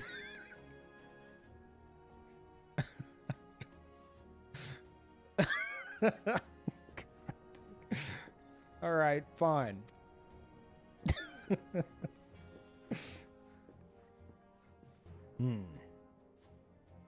Dude was checking out my earring. All right, well, now that smelly asshole is gone, let's go do that thing he said.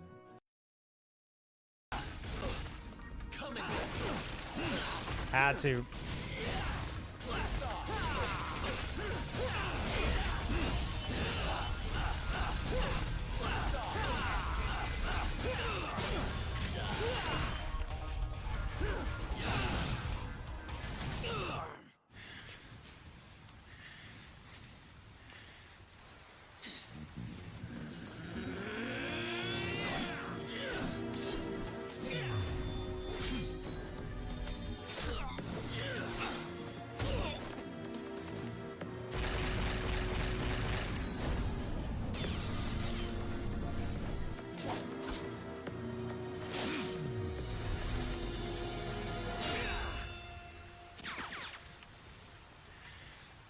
Why do you refuse to gain power?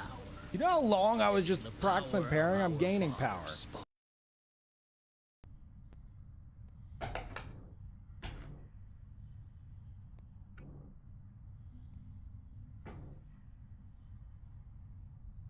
Oh yeah, he's gaming. He's a gamer. Is that right, Poro? Are you winning, son? Yeah, you winning? What's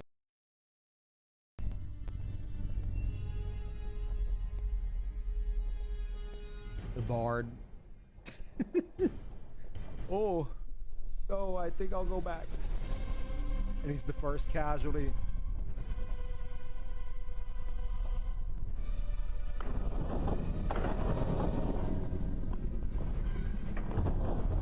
no! The catapults are firing on their own men! War is a terrible sight.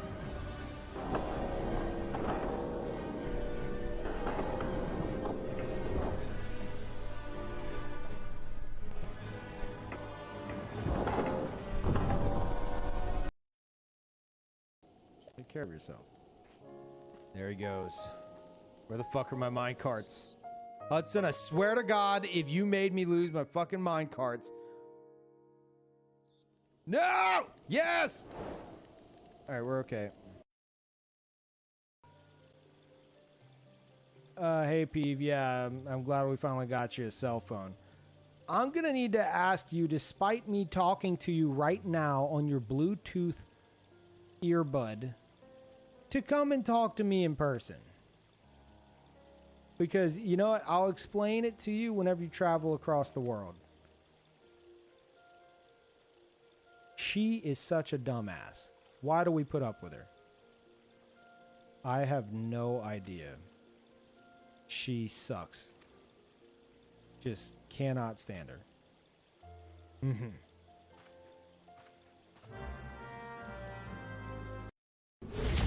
I want this parrot, chat. God damn it, dude.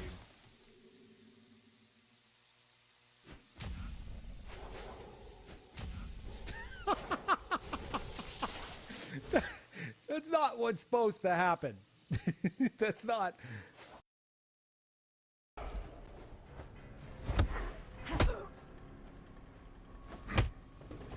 What do you think of that? Huh? Huh? How's that feel? What? Can you not handle that? Can you not handle this? I'm sorry, does that hurt? Oh my god, you're such a noob. Alright, join on me. Yep. Oh god, you need to mute your in-game mic, please. Why? Is there the a problem? walkie-talkie? Is there a problem? Is there a Yep. problem? Is there a problem? This is There's a Peeve problem. to Ouroboros base. Ouroboros base. Stop. Come in, Ouroboros. Stop. This is what me and Brandon do at night. We lay in bed and talk on our PS5 controllers. Stop. Hey, you awake? Over. Muted. And that's how I muted Peeve for 11 years without realizing it.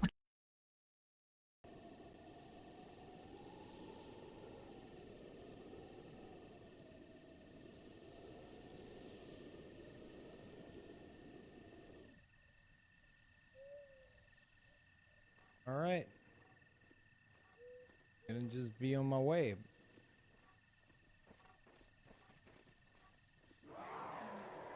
Oh, no, I'm good.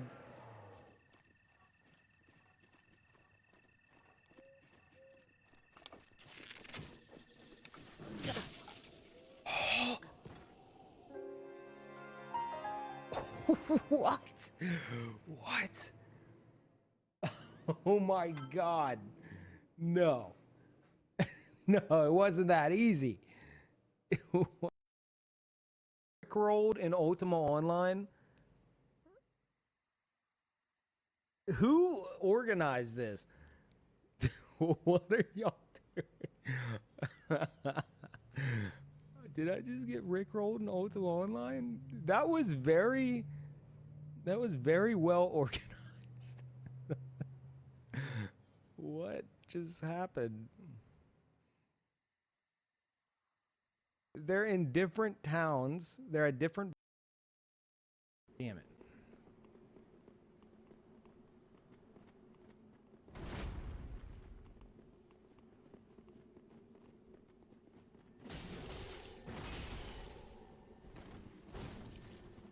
Oh, I'm loving this move. Holy crap. Beautiful. God damn, chat. Oh my god.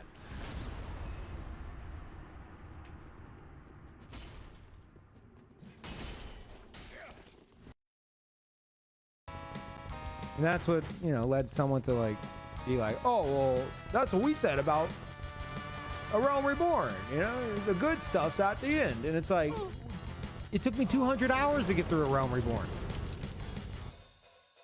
I would have preferred 200 hours of grinding mobs. Honestly, I would have preferred 200 hours of grinding mobs. I'm not kidding. I'm not kidding.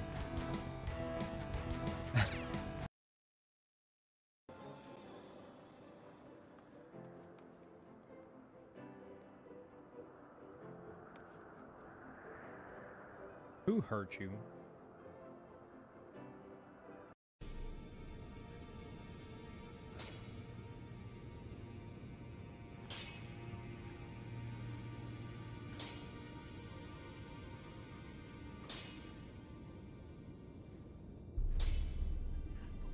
Leaf Boy. Why, may I ask, have you been trying to find that game? Is it because you saw me play it, or did you used to play it as well?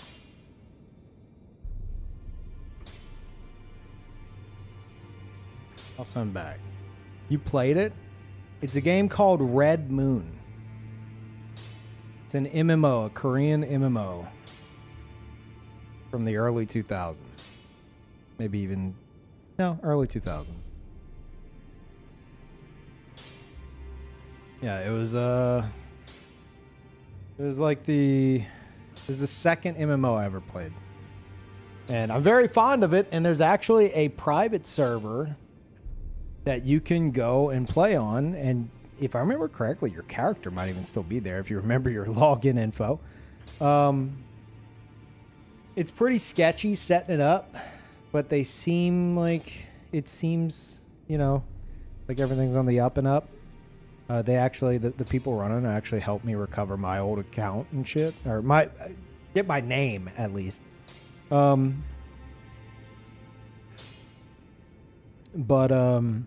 Yeah, it's called Red Moon. Kept looking for Red Moon online, but I kept coming up with a different game. So I thought it was a different game. No, it's Red Moon. The problem is, it's like, if I remember correctly, whenever looking it up, there's not much shit to find about it. It turns out it wasn't as popular as me and you probably remember it being. Just look up like Red Moon Korean MMO or something like that. It's there. You just have to look properly. It also turns out that, and I didn't know this at the time until recently, the MMO was based on like a Korean manga, I think. So your search results may also be filled with that.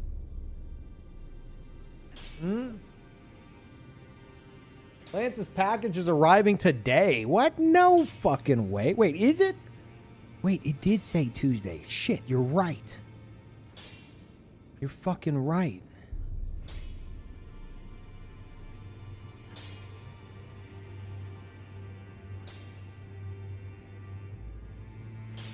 Requires a signature on delivery. Fuck.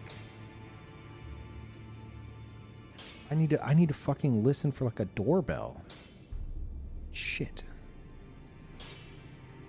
Out for delivery. I mean, that doesn't fucking help me. God damn it. Do I need to keep like one headphone off my ear now? I mean, my doorbell's pretty loud, so.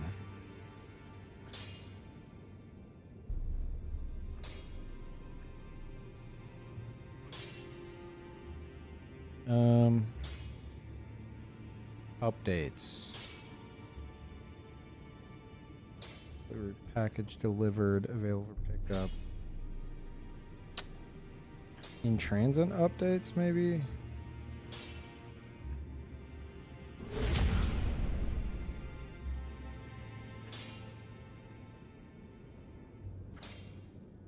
Oh, not email.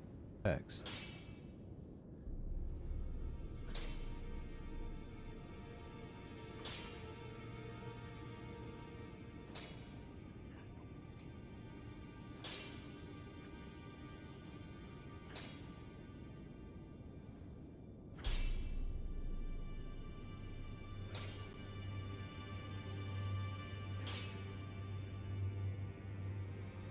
Okay. Get updates.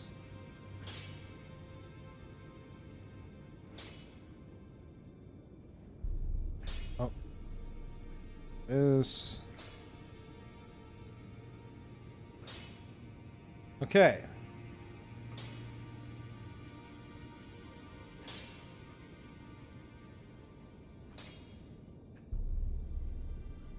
I have text updates on Fart now, so hopefully that'll help. Okay. I'm gonna eat with my headphones off then, just in case. Let me put you on a place with less hammering.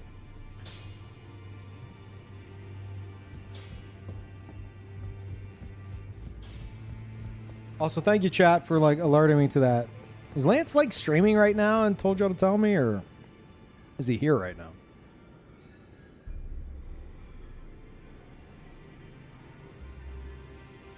Oh, I do have DMs from him. Also, I raided you, he says. Okay. Okay, that explains that. Is that the raid message? Okay, well, fuck. If that's the case, I don't know. Maybe I can open it. I don't know. Lance wants me to do like a big opening. And I don't know, I'm just ready for that today.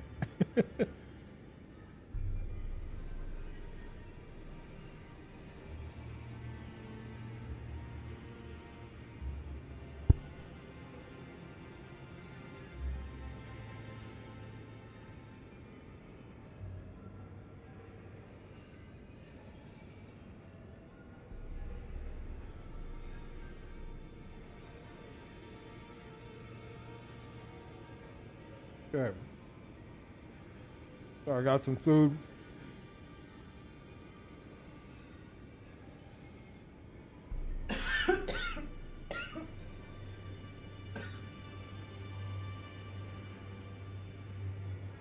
Joking.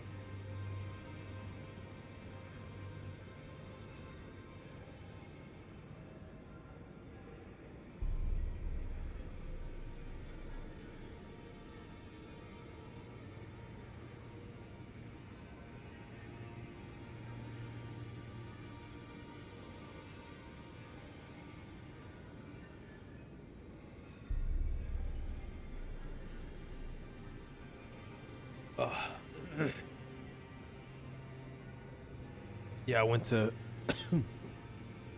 to eat, had a little tickle, started coughing, and then whenever I went to cough, like I inhaled a piece of bread, which made me choke even more.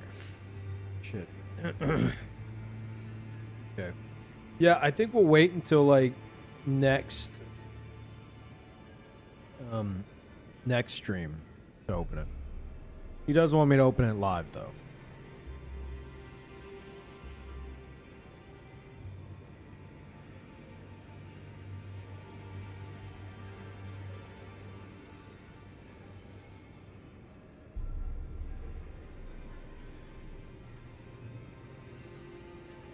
Yeah, true, Clue Ball, but package is from Australia. So I don't want to miss it.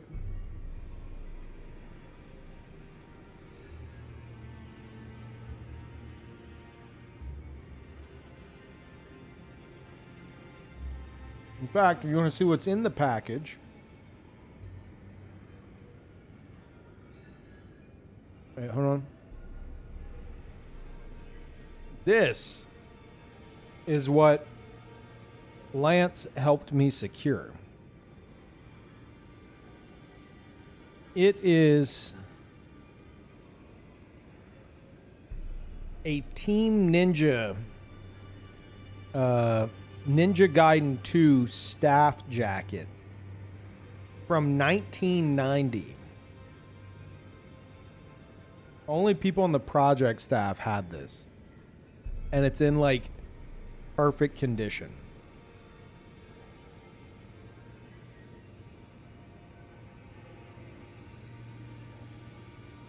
Like, yeah. So basically he found this on like a Japanese site that he regularly orders from. And he DM'd me. He's like, hey, my viewers said that you're like a big Ninja Gaiden guy. I was like, yeah. Like, the entire themes around my channel are like inspired by Ninja Gaiden. Like all the sub badges being like of like my characters, like eye lines and shit like that. That's because the opening to Ninja Gaiden 1 on the NES. Like that's what it's inspired by. And I'm like Ninja Gaiden 1's like one of my favorite games ever. And yeah, so he's like, well, you know, send me the money right now and I'll order it right now. I was like, okay, we got it done right then. And you know, it was secured. He's like, okay, well, it's gonna come to me and then I'll put it in a package with a bunch of like Australian snacks and shit. And I'll just send all that to you and you know, you can like open it on stream and like maybe try some of the snacks and stuff like that. I do know he sent me a Joffle iron that one of his viewers, like I think even one of y'all paid for just to ensure that I got it. And like apparently a Joffle, for anyone not from Australia, like a Joffle iron is like, it's like a thing that lets you make like sandwiches that are like pockets, basically. Like making like homemade hot pockets, essentially.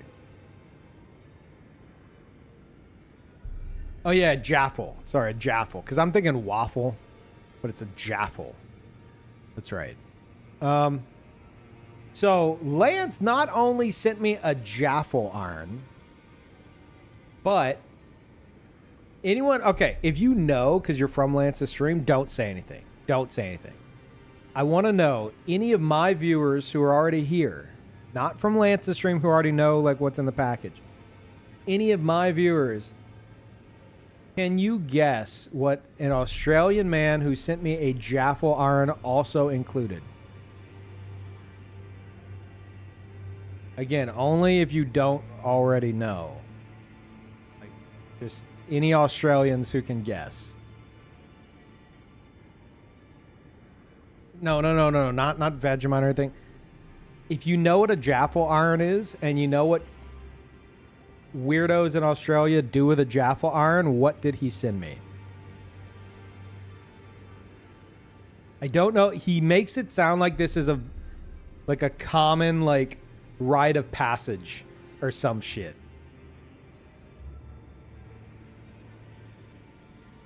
Okay, no one's guessing it. So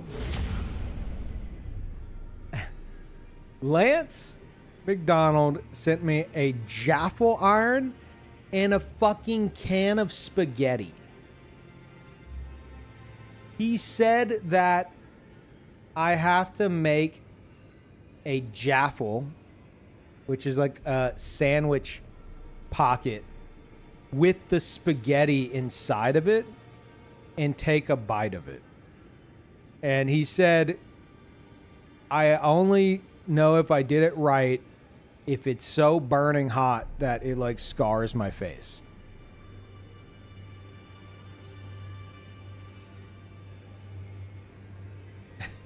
A spaghetti sandwich.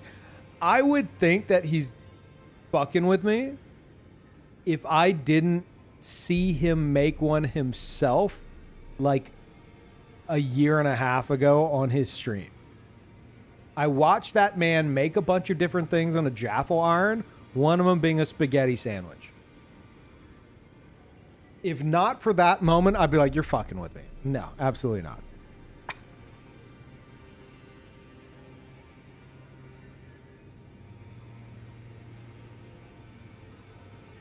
How to cook the spaghetti first? You misunderstand. It's canned spaghetti, which apparently is a thing. I'm sorry, you guys can't see. Yeah, so that's my jacket that's on the way. With a can of spaghetti that surely didn't implode in the fucking flight.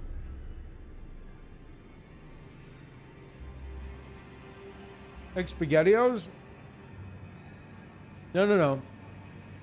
He makes it sound like it's literally like long noodle spaghetti, which I guess, sure, but, you know, same genre of canned food, but like, somehow that makes it fucking weirder. You know?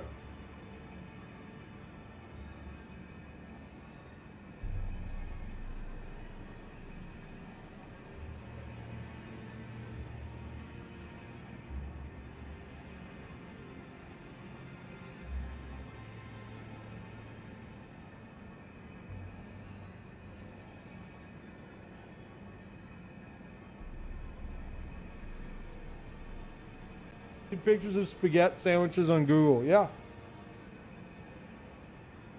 They wants me to make that. And he also included a bunch of snacks. One of which he said is called Minties. Now, I'm not eating those. He described it as like, they're so like gummy that you could potentially rip a tooth out. I ain't fucking with that. I've got like crowns and stuff. I'm not. I ain't doing that shit. What armor set is this? This is the Drake Knight chest piece and gauntlet. Chest piece obviously altered. And then the Haligtree Greaves.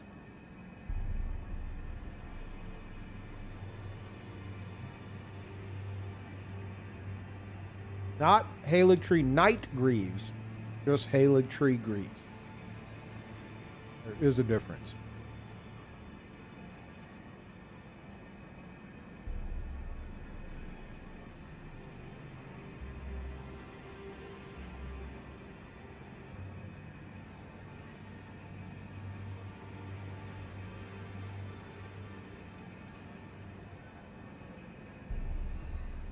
No, this build is literally just the Meteoric Ore Blade and Pyromancy. I'm hoping in the DLC I find like a cool greatsword or something that complements the build.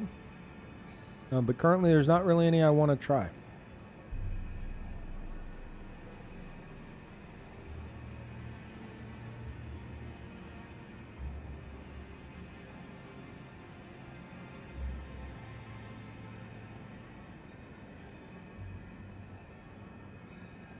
Lightning. Holy fuck. Thank you, dude.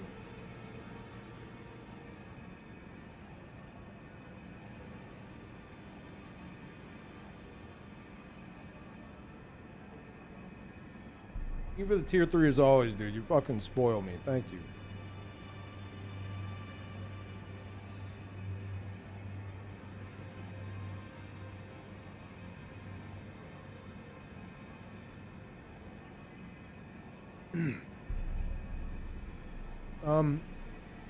I saw something I want to answer.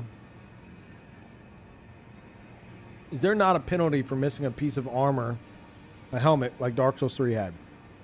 As someone who likes to like not wear a headpiece or sometimes even not wear a chest piece, the first thing I did whenever I got early access to the Elden Ring network test, I tested that. That was the first thing I fucking tested. I took off all my clothes. There's no added penalty to missing a piece of armor. That was the dumbest shit in Bloodborne and Dark Souls 3.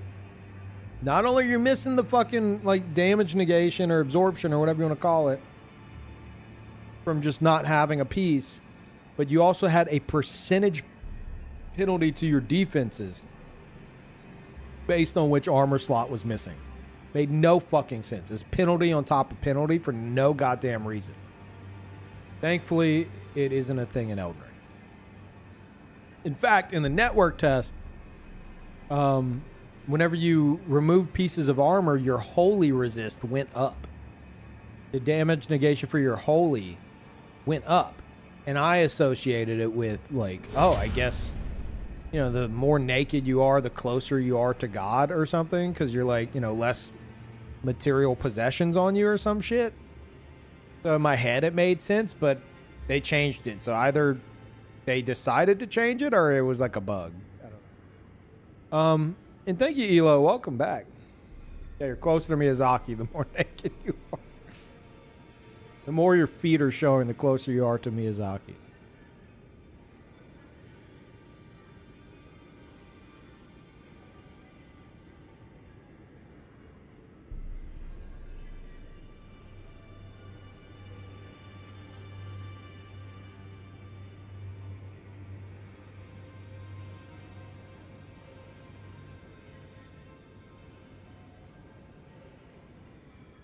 Yeah, look at Gold Mask. Dude's barely wearing anything.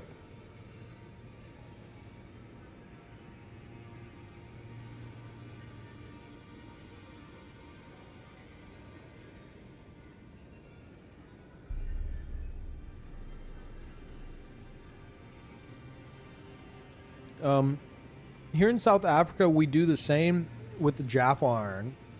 We add minced meat and the canned spaghetti. It's not bad. My childhood growing up was filled with burnt scars. See, that's what Lance says. He's like, oh, you're going to scar your face. That's how you know you did it right. I'm like, what the fuck?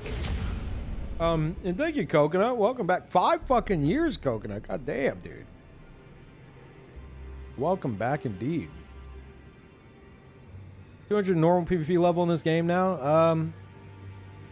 70 with +7 +17 weapons. 90 with +8 +20.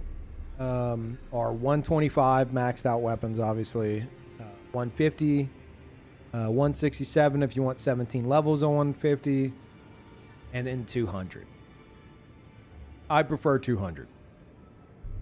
Ideally, if you have no personal preference, you have a mix of all of them. And there's also 301 plus, which removes the upper invasion limit, so it's the range is 271 to 713. So if you're a fucking psycho, you can invade at 301.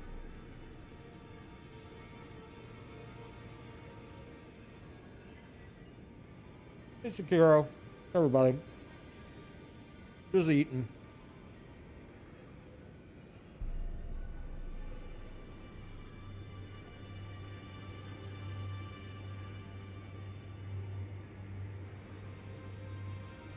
Sometimes the Jaffles, you buy the corner and you let the steam/heat out. See, Lance didn't tell me that. You left that part out.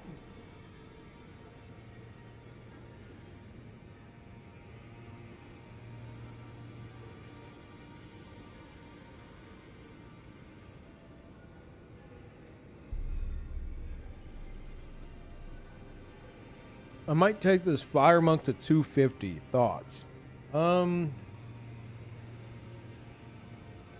Personally, I would say after 200. Like, the further away you get from 200, the more you just don't have a build and you just have everything. I think you could definitely do it at 200 with a little bit of give and take. The idea of 200 is you have like 90% of like whatever build you could dream of. That's still like a specific build. Whenever you get further past that, you kind of just have everything.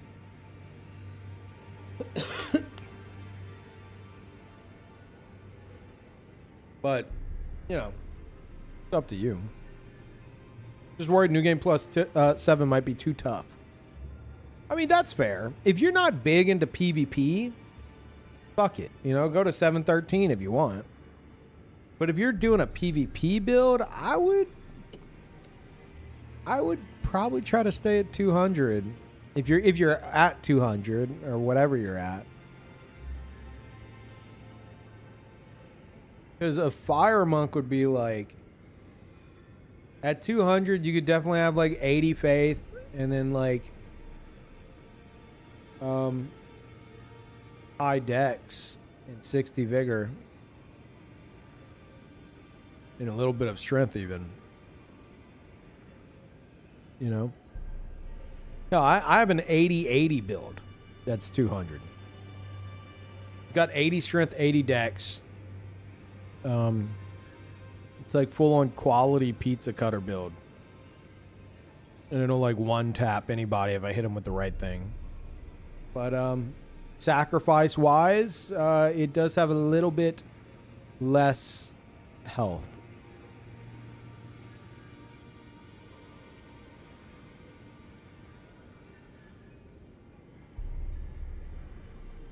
But you can do 80-80 on something if you want. Plus vigor, not much. I'd have to check. I think I offset it with a talisman. But it's very close.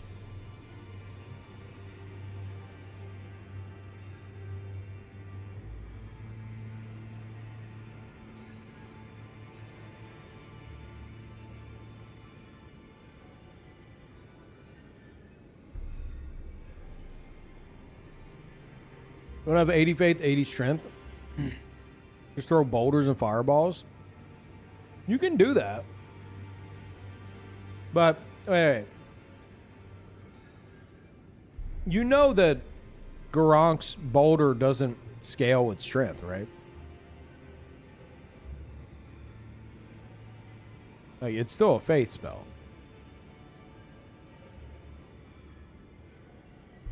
But I assume you'd have a strength weapon.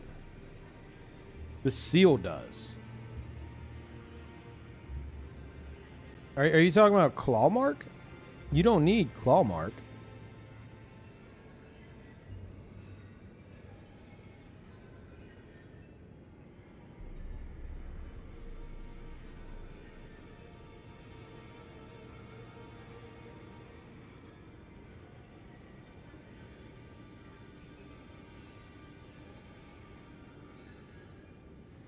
Claw mark seal scales with strength and faith.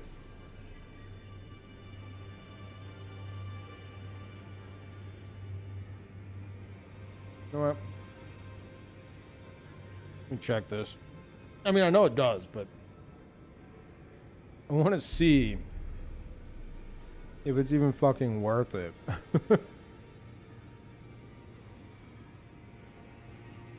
I gotta be honest, I never looked at claw mark with 80 strength, 80 faith. I want to see the number.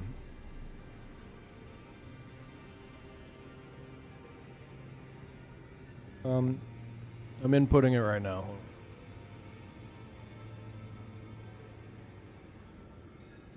Okay.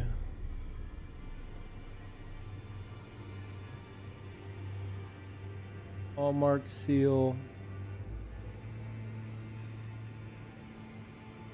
Yeah, that ain't worth it. That's absolutely not worth it.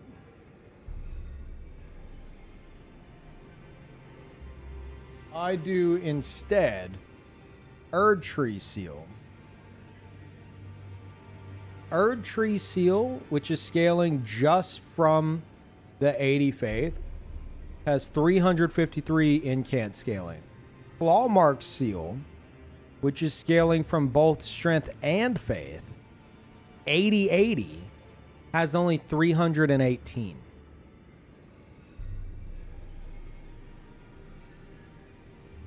So, yeah, you're not getting anything crazy. Well, actually, wait. Does Clawmark give you the bonus? Are you getting like a beast bonus? Does Clawmark do that? Clawmark might do that. It does. Okay.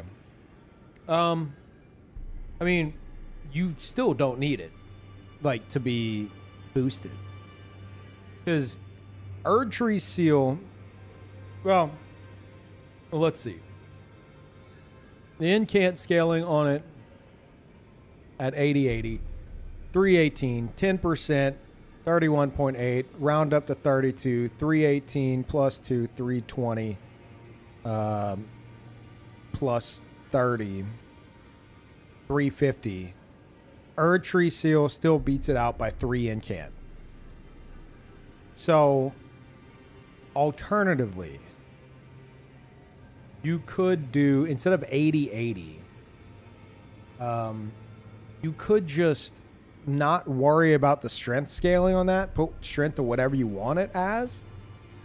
And as long as you have both Erdtree Seal out with 80 Faith and Clawmark Seal in the other hand while you're casting with the Erdtree Seal, the bonus will then be applied to the Erdtree Seal. So the Erdtree Seal would then be fucking nuts. Because that 10% gets applied to the Erdtree Seal's incant scaling. Which would be, let's see, 353. So 35. So plus 5 is 358, plus 30 is 383.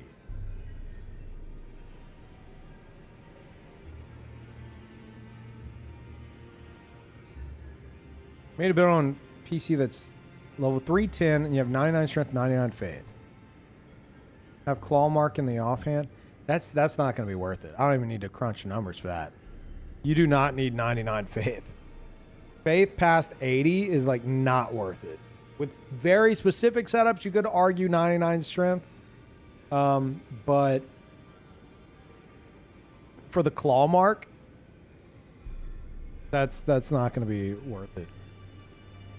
Like I would argue that what I just mentioned probably still at 99.99 would be better with like Erdtree claw mark.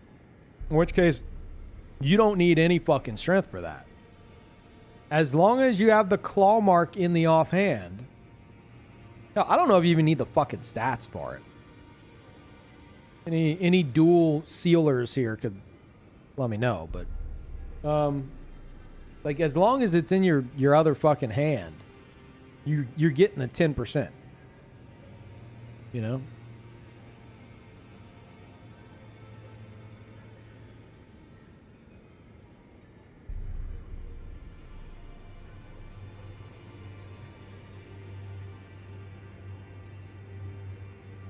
You could definitely do that build at 200.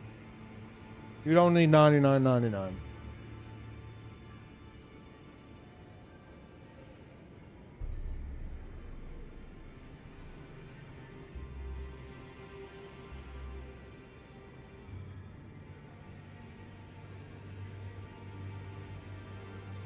$54 two-handing is usually enough. Wait. Because claw mark scales with strength, does it get like the 1.5 bonus applied to the incant? That's crazy. I did not know that shit. I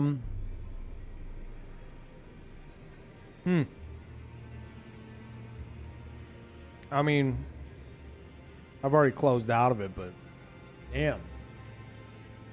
Maybe that, but you still don't even need 80-80.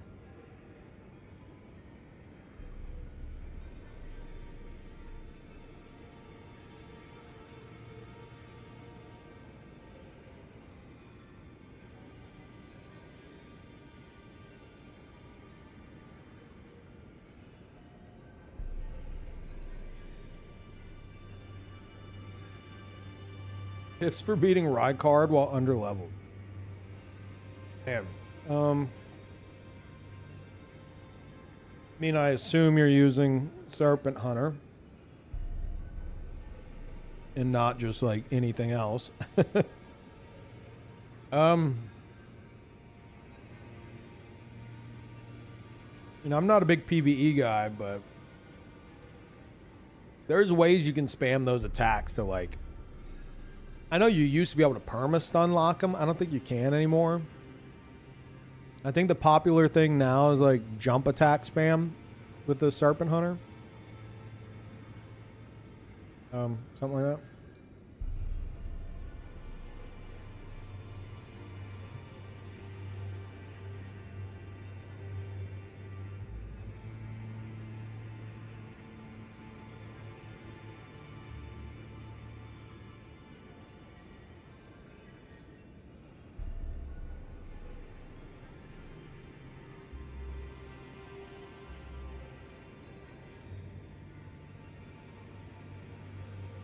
Oh, really, Zach?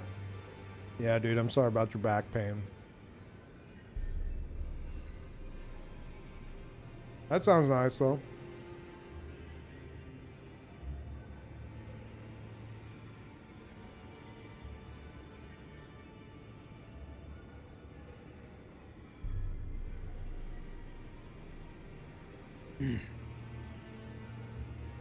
You gonna upgrade Serpent Hunter too? Yeah, you can. You could. Serpent Hunter is definitely somber, right? Yeah. So you could go to EG. That's a pretty quick +4 Serpent Hunter. Just go buy some of those stones from EG if you don't have them.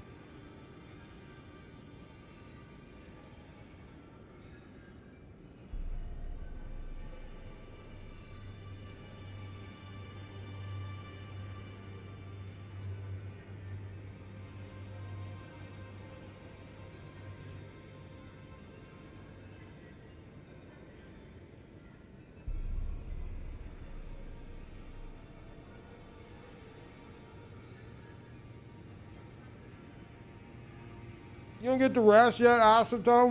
Where's this guy? I know, you said he's coming post DLC, right? Do I still need to message you about anything? In your dreams? Oh, did you cancel him?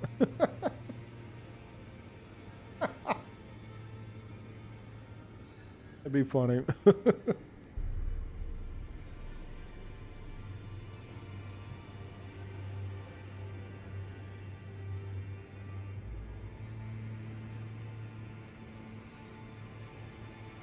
I'll message you when it gets close to actually putting you in. Okay. Yep, whatever works best for y'all.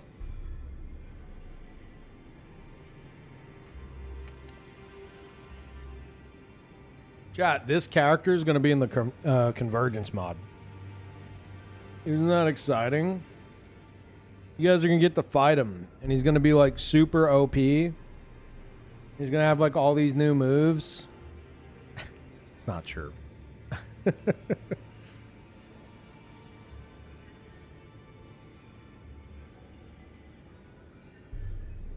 Yeah, his fireballs better have some fucking aim hacks.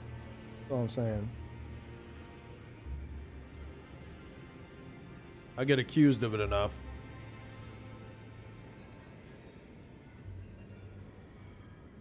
You can do that? Dude, that would be so fucking awesome. Holy shit, that'd be amazing if his fireballs are always on point. Holy shit. Dark Souls 2 House NPC tracking? You'd be fucking accurate because I've been accused, like, non-memes multiple times for having, like, fucking aim hacks, which you just can't even do in this game, especially with fucking fireball throws. That would be actually accurate.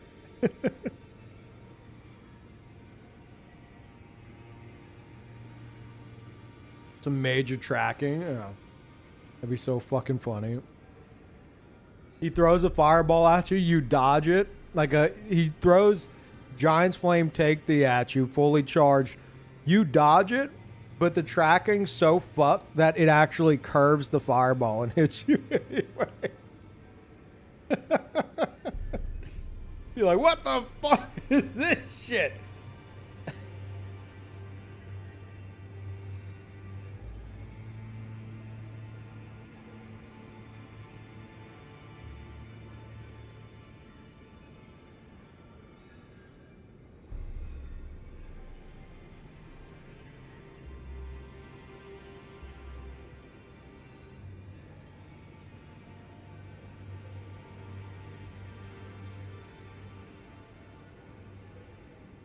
Oh, so anyone just joining, I am the world's slowest eater. Oftentimes my stomach fucks up afterwards, but I think I'll be okay today. But I have said that in the past and was indeed not okay.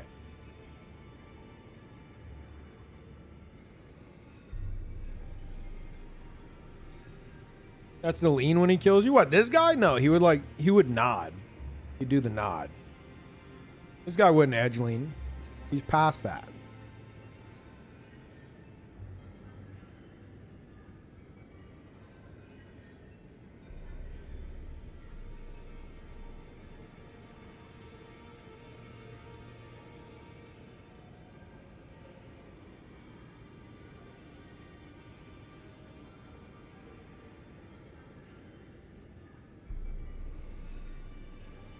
Left those days behind him in the forest. Yeah, exactly.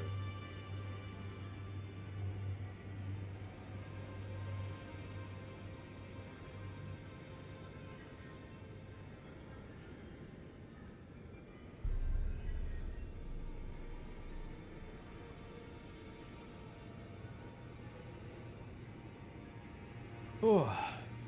I think Miyazaki got the idea for Insha using the lifesteal fist from your Dark Souls 1 build. What? No.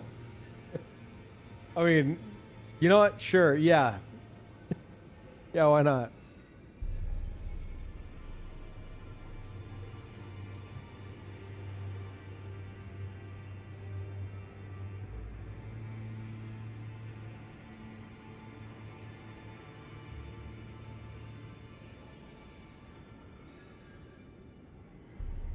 Okay, all that's left is this cup of strawberries. Mm-mm.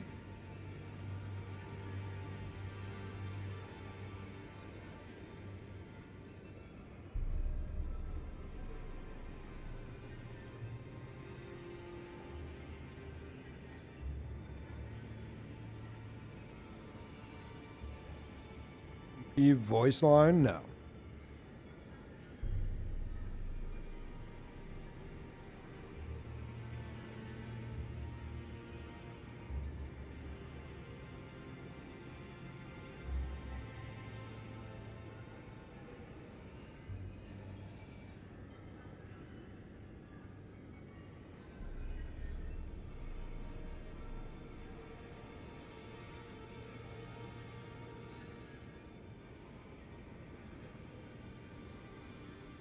I'm just scrolling up. Oh, never mind. Oh, somebody from Twitter actually came in here talking about trying to talk shit on the 60 vigor side of things. They're just memeing.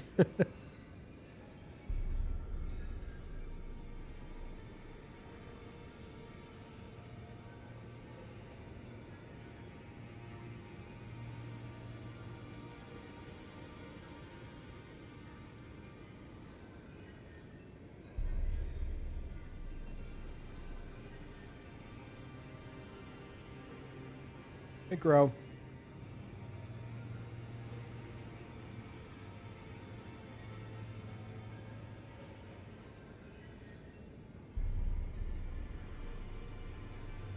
Shut up, BVP.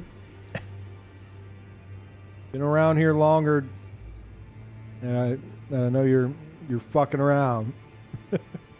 Other people might not know that.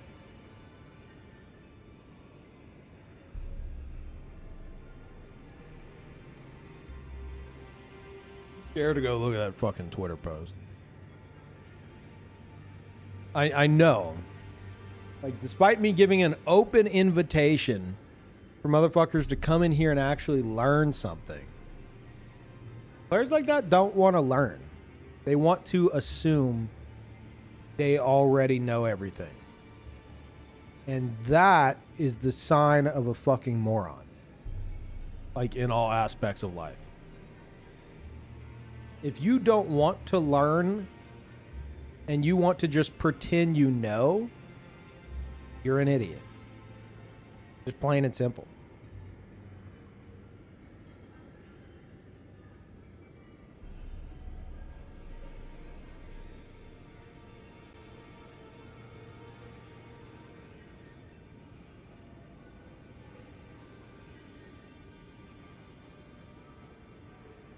I hear you, Parl. Give me a bit. Ooh. Okay, I'm done eating. I'm kind of chilling for a moment. Ugh. Got a single hiccup. One hiccup.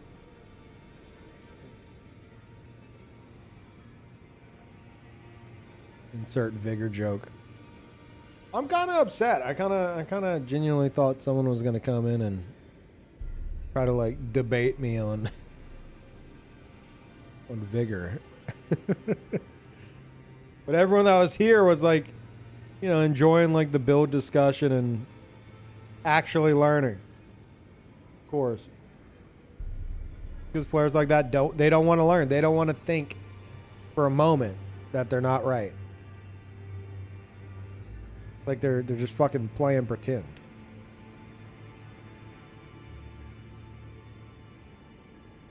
Not enough haters here. I'm over here like, God damn it. Everyone over here is being behaved and enjoying themselves and where did I go wrong?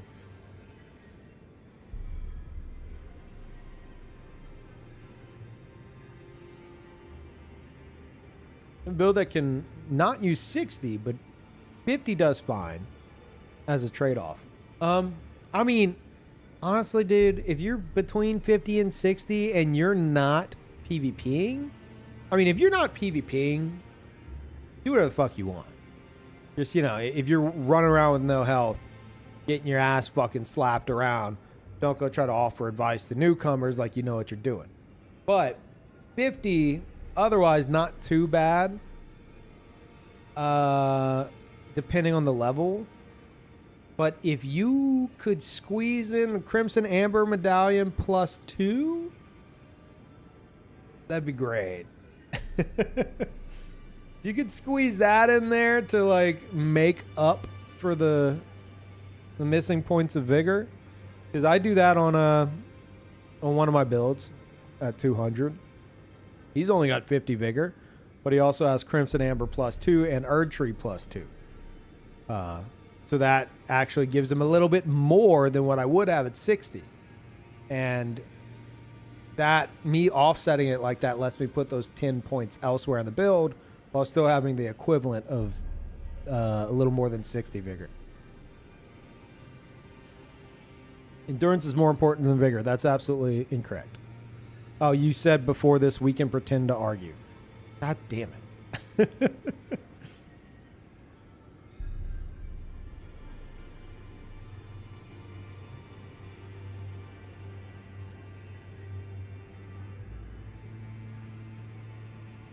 Under 90, 50 is okay if you're gaining something significant for it. Yeah, dude, I would even say that 50 at 90, not the worst thing if there's an upside to it. If you're talking 90, it'd be nice to have a talisman to offset it, but if we're talking above level 100, man, if you don't have like the equivalent of 60 or close to it, like real close, then that's a tough sell. Sweet spot for endurance. The sweet spot for endurance is whatever it takes for you to be able to at least medium roll. If you're medium rolling, you're good. And if you're not like pressed for medium roll, like you're just not gonna fat roll, then ignore the weight and all that and just find the spot where you are most comfortable with your stamina management. Stamina goes a long way in this game. So honestly, if weight isn't an issue, I would try to get used to like 20 to 25 endurance. Unless you're on like a hyper aggressive build, in which case, you know, if it's a much higher level build, like level 200, then, you know, maybe you'd benefit having some more stamina. Yeah.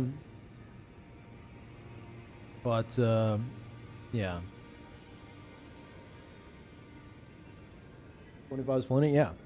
But after having my assassin build, where He's level 200 because I didn't want to stop at 125 or 150, even though that makes the most sense stat-wise for him because he's like a pure build. I dumped all the points into endurance so that I could get free light roll, and he's got 59 endurance. 59 fucking endurance because I couldn't sacrifice any talisman slots on that build. And the like stamina drops off a cliff after like 50 endurance, I believe, in this game. But man, like I have made use of that fuck ton of stamina on that build because I can be like insanely aggressive. And he's got a bunch of shit going on with like his attacks, his perfumes, his bow shots. Like I'm doing a lot. Well, whenever people aren't just instantly dying to fucking raptor talons running R2, but you know, what are you gonna do?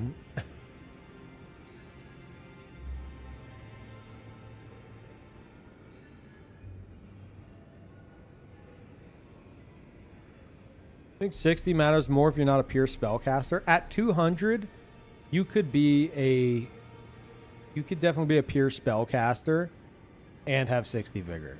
Absolutely. Now, if you're trying to do some shit where like you have like melee weapons and you're doing int and faith for like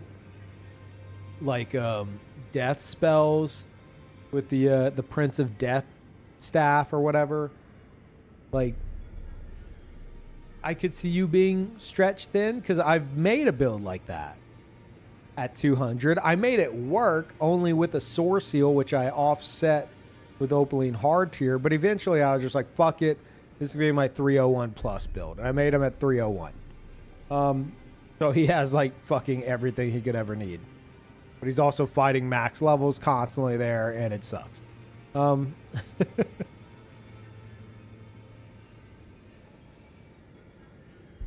125? Pure spellcaster at 125? I mean, if you're doing pure spellcasting, you're not using like a melee. Like if you're not using like Moonveil, for example. A big thing you can do as a caster for the cast speed necessity is, and you might already know this. Wait, 50 vigor, 40 faith, 40 int, 40 arcane. Okay, that's what, those are your stats. What are your talismans?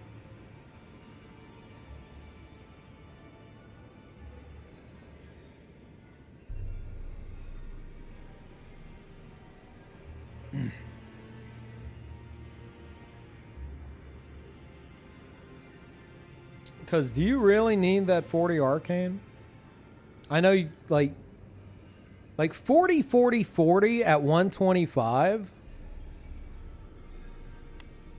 It sounds like if you instead got rid of one of those three, like if you got rid of one of those three, you picked either faith and int or int arcane or whatever the case is, like you could dump not only 10 more points into vigor, but you would have 30 points, well, not necessarily 30, but like 20 plus points left over to go into, say, int. And at 52 int, you can use the Azor Staff, which gives you, the Azor Staff gives you the equivalent of plus 40 dex in terms of casting speed. And then with Radagon icon, if you need that too, that's plus 70 dex. That's all the cast speed you need. More. It's more so the casting speed you need. Like you, because you're gonna have like, you know, somewhere between probably 10 and 20 dex, like to begin with. But you wouldn't have to level dex at all. You would have max cast speed. And you could still use whatever staff you want while getting the bonus from the Azor staff just by having it in the other hand. You don't even have to cast with it. Just have it in the other hand. It doesn't even need to be fucking upgraded.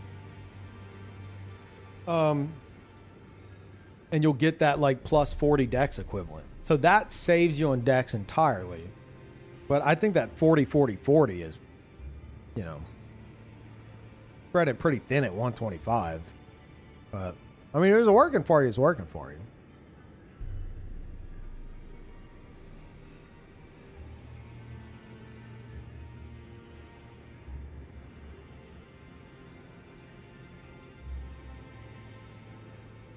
Offhanding Azor lets you get the bonus without the downside.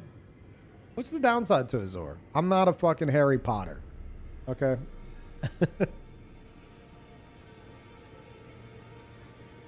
FP cost.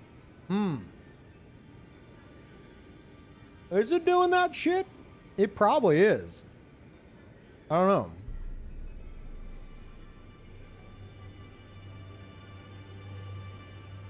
No. I know it does it.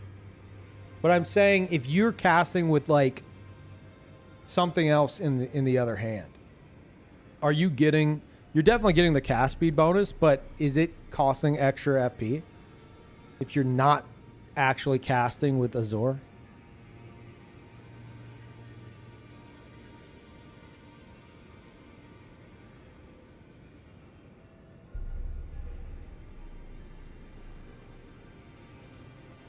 You still do get the downside. Okay.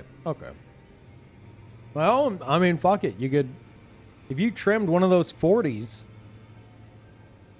get 12 points, get some points into Vigor, get 12 points into Int, so you could use Azor's, and then and then put the rest into Mind to offset the downside.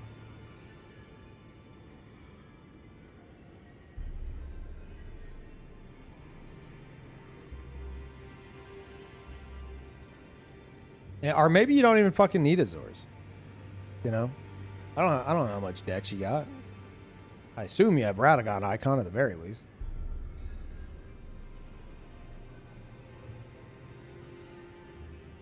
I just think 40-40-40 is kind of crazy at 125. But, you know, you do you.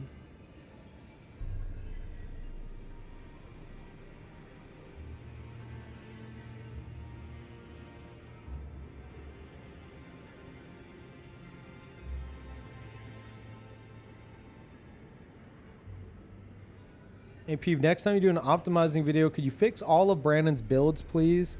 He's hard to watch. Yeah, I get that.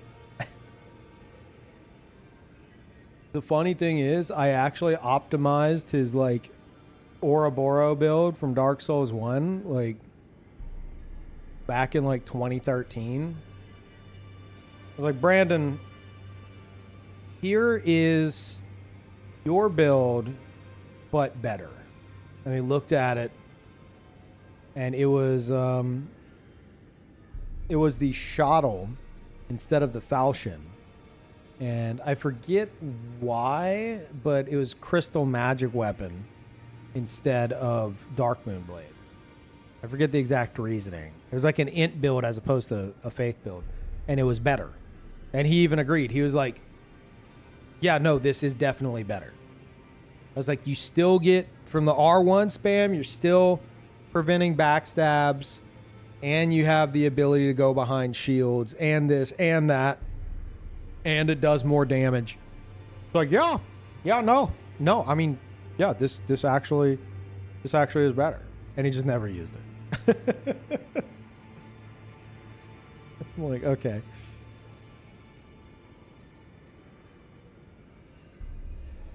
You use Crystal Magic Weapon multiple times? You could.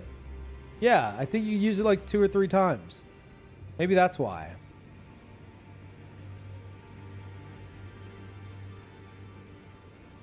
But, yeah. It was like, not only that, but also the Shottle instead, dude. Still gets the effect of the Falchion. I think maybe even more damage. like not including the buff.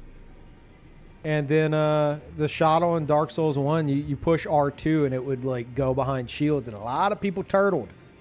He would walk up to him and he would just like chip them out until they had like break their guard, which worked, but like, or he would like try to dead angle them, also worked, but that R2 would stun lock people just to fucking death.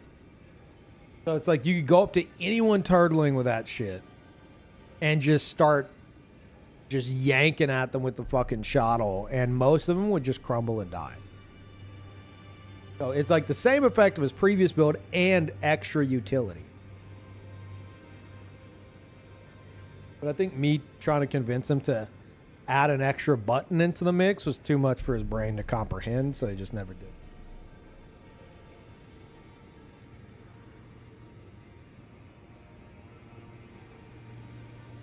Did you analyze my latest assassin build? I've done enough analyzing for today. I did 3.5 hours of viewer build stuff, so maybe next stream if you catch it in time, because I'm probably gonna do that at the start of each stream. People seem to like it. Each Elden Ring stream, that is. Not for 3 hours though. I gotta find a way to trim that down to like around 1 hour. Maybe we do 1 hour, which I'd probably be able to fit in 2 builds. You know? Because it takes a while for each one.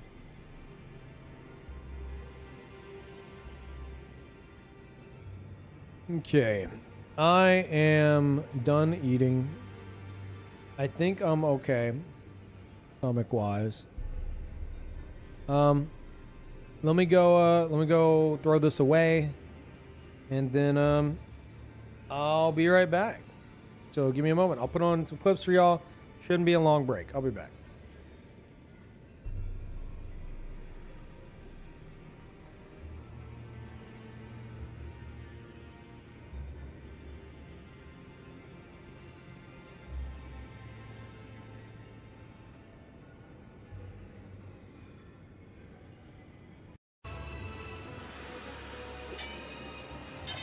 Oh.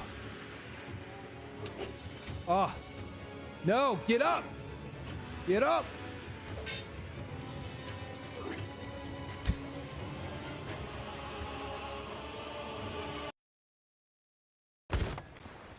No, friend. No. Time to leave. They're not friendly. Wait, bro. What? I'm on the wrong ship. Yeah. No, you're on the right ship. Come here, boy. The hell?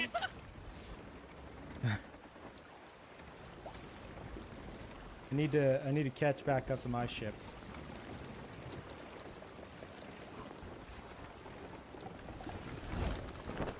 I have to board my ship.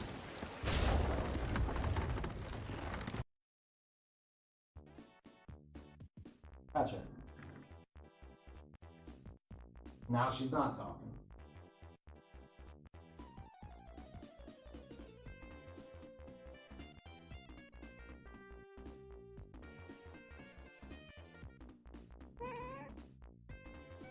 What's up? What's up? Yeah? You sound so sad. You're not sad. Yeah. Okay. And then what happened? No way. Carl did that to you? What else did he do? Yeah? Really? Oh my god. Can you guys believe that? Carl ate her food. Did he really? Yeah? Oh my god. I can't believe it. Don't put that.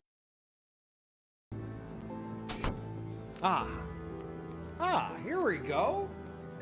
Nice.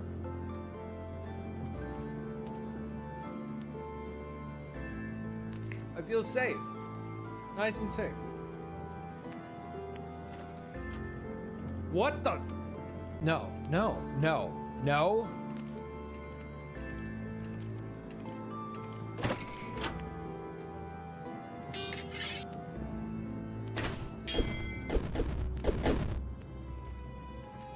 Are you kidding me? Are you kidding me? Like how there's a Blue Point rumor for every Souls game. Yeah. Chat, how many times do you have to get clickbaited into the Bloodborne's coming to PC? My uncle told me so. It's happening like this summer. It's happening this summer. And then like summer passes, everyone forgets that they got clickbaited by that article. And then give it about a 3-month buffer. It comes out again. And everyone's like, oh, it's happening now. Oh, wait. Wait, no. Now Blue Point's making it. Like, stop getting baited. Stop it. Again, like, actually went to bed and is like laying in bed. Oh my God.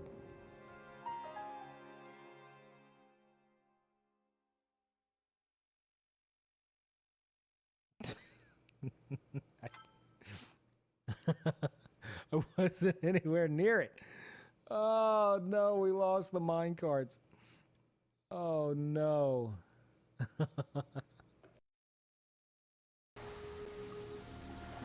Oh, this is neutral land? Oh. I can be attacked freely here, right? Why I'm very cautious. Look at that guy. What? Yeah? A level 4. He's mine.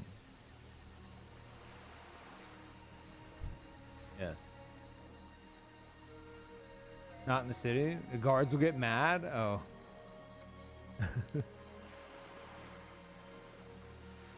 How fast are the guards?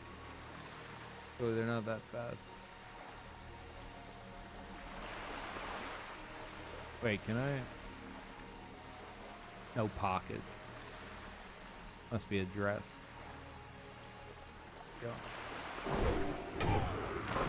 Oh!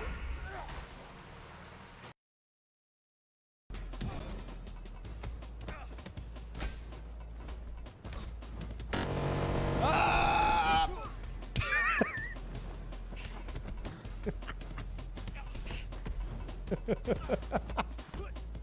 Hold on.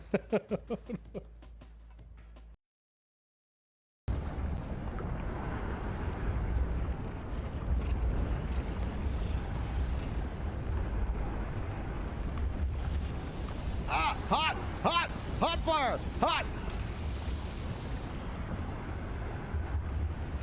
There you go. There you go.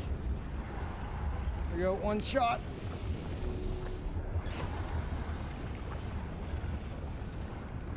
Prompt. Buckle up. Can you get in the water with her? I doubt it. Oh god, I can. Well, yeah, shouldn't that heal me?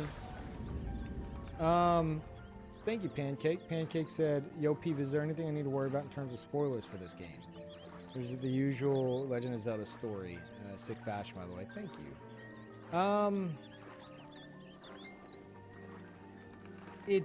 It's of course the usual story, but there's definitely a, oh my god, I'm gonna drown in the fairy fountain.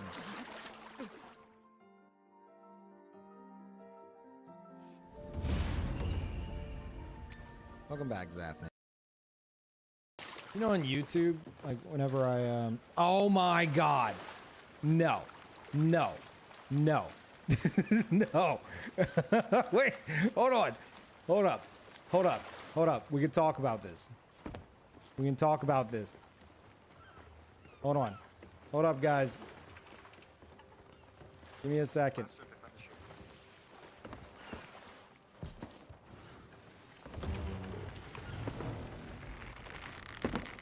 See, now we got a problem. Yeah, now you got a problem, buddy. Yeah. Yeah, y'all do. I saw a gun on the first, that's how is it? Does it look good? It's on your boat. Oh, where'd it go? Oh, that's what you did. Master, repair the ship. Master.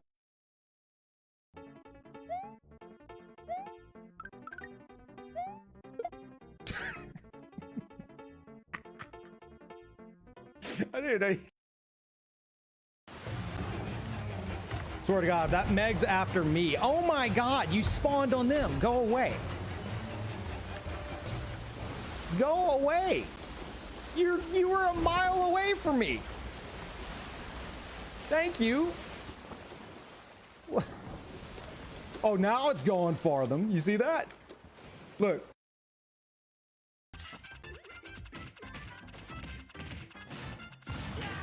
Oh.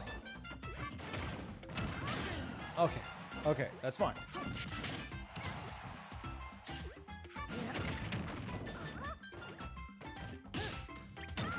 Ooh.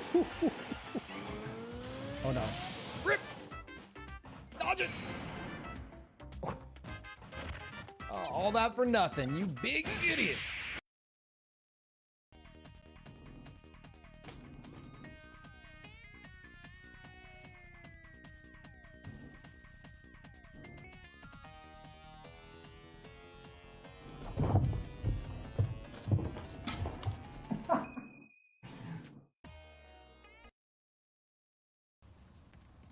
You piece of shit. I knew I fucking heard him. Gonna enjoy this. You're not even there. You're AFK, aren't you? Because you're just that confident in it.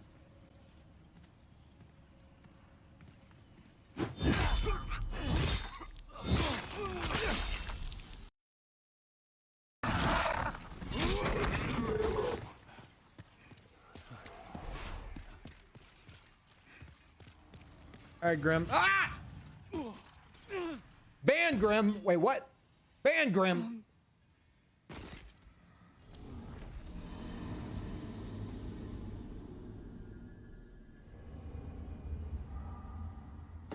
God damn it.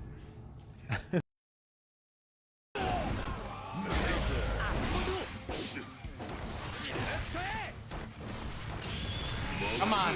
Nope, not a chance. No. How about this one?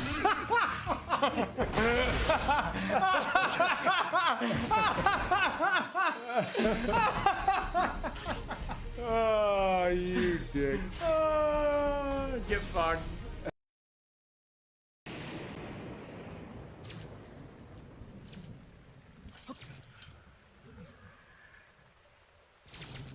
Jesus Christ. Damn it. No. What? That's messed up. No fair. And it didn't even cook my bananas.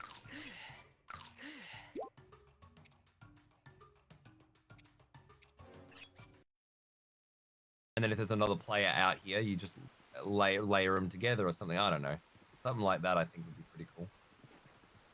Did you mark where that collectible was? I can't help you. I just got knocked off the cliff. Sorry. When you say knocked off, I mean, that's neat. Yeah, I love it. And this is my disguise station. So basically, I put on a disguise, and then I can just. Oh God.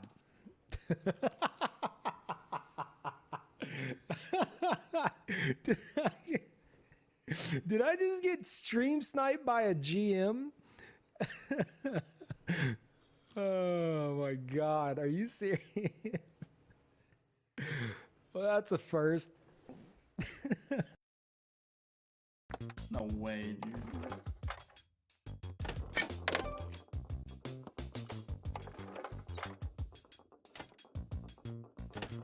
There it is! Got it! Grand slam! You're done! Oh my God, never been done in this game before. Get out of here. Will you ever beat me in one of these games, Brandon? Literally. I think that's just because I'm not the biggest fan of the meta of Dark Souls 1 being so centered around backstabs. I'm okay with backstabs, but I just Jesus Christ.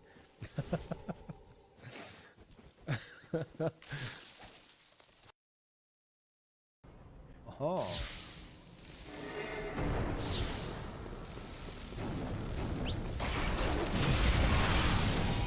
How'd that work out for you?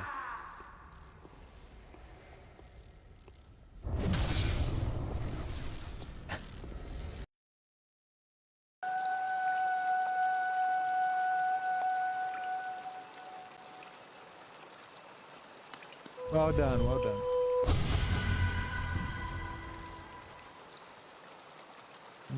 Not how I thought that was going to go down.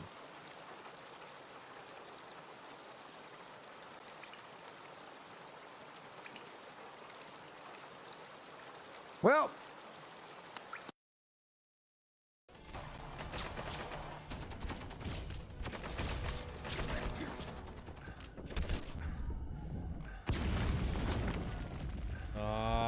go away. What is this? Deodorant quick. Feels so good on my body. God damn it. Snake, talk to me! Snake!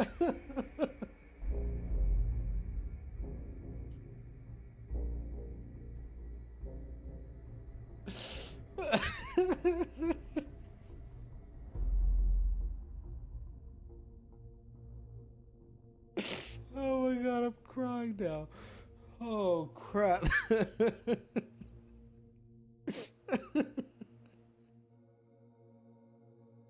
The axe effect. Oh my god. Philip, they won't go. There's no answer. He's gone home. The game's developer himself has even gone home.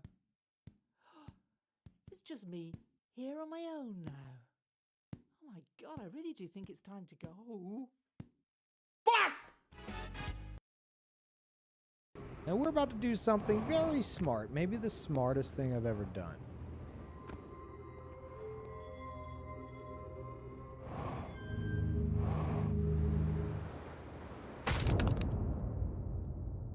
That's about how it's been going. Is joking the world? Is it worth your time? Is it worth your wear? Three guys are sitting in a bar.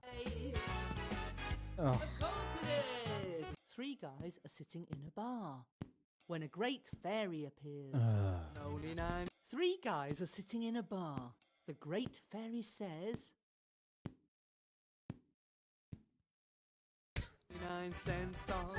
Three guys are sitting in a bar when a great fairy appears. Payday. Three guys are sitting in a bar when a great fairy appears. The great fairy says, the first guy responds, and the fairy says, no problem, it's in your account. Boom. So the first guy has $1 million, but I want 10 million. And the I know. Thank I'm you, the Wolf. worst. I acknowledge it. So they only gave me 2 ketchup packets for my 20 nuggets. Oh! What? Ketchup? For nuggets? What's your biggest pet peeve when you go through fast food places? It's people putting ketchup on their chicken nuggets. That's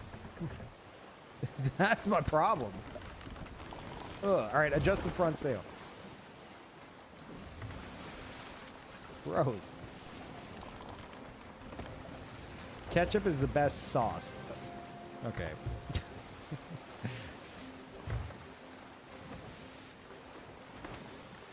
What do you put on your nuggies? Either. Can we stop a second? Either the classic barbecue sauce or honey mustard or honey mustard's really good. What do you put on your nuggies? I'll try anything. That's not like him. Anything wrong? Maybe. Pliskin's reported other locations too. Whatever. And none of them are effective demolition points. What do you mean?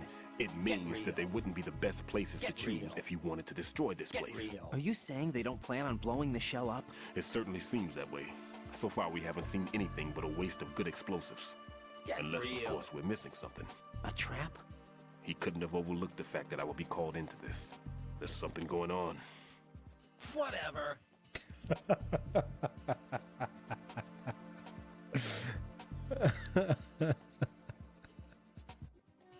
And just like that, every codec from here on out was ruined.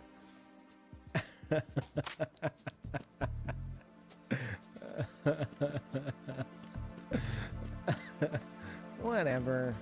Get real. Get real.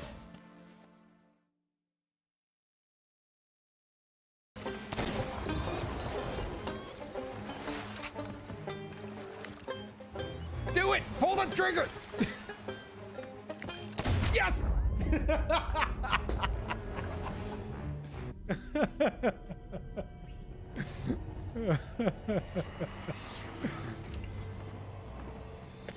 Got it. All right. I don't even want the damn souls, dude.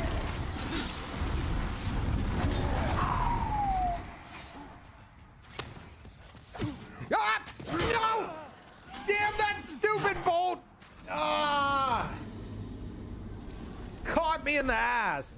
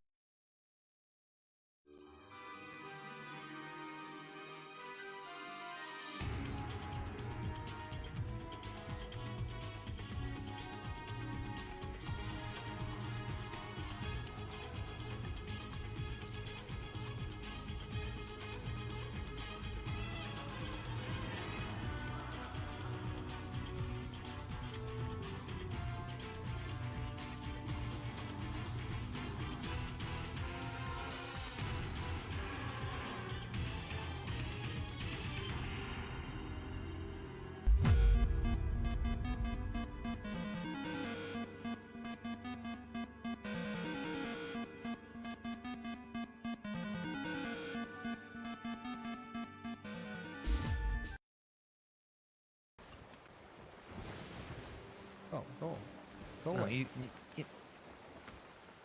Get out of here. Go. Stop it. Get out of here. Go. Quit slapping me. Quit it. You quit stop slapping me. Stop. See that?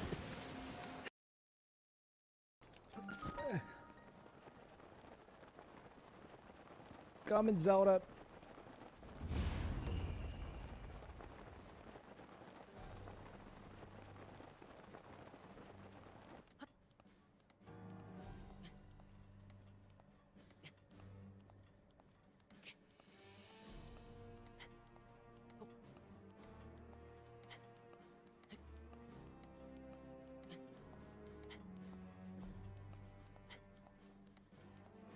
I don't know if I can climb this steep though. Come on.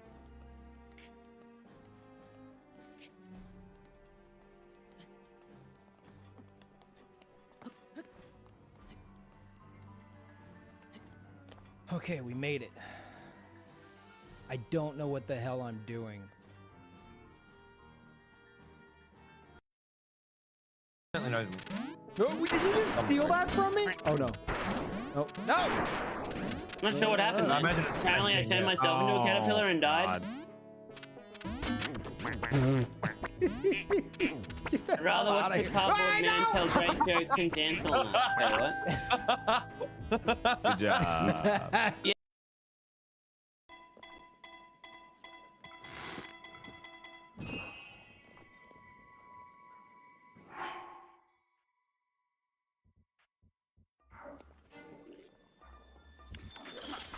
You little shit. Are you fucking kidding me? God damn it!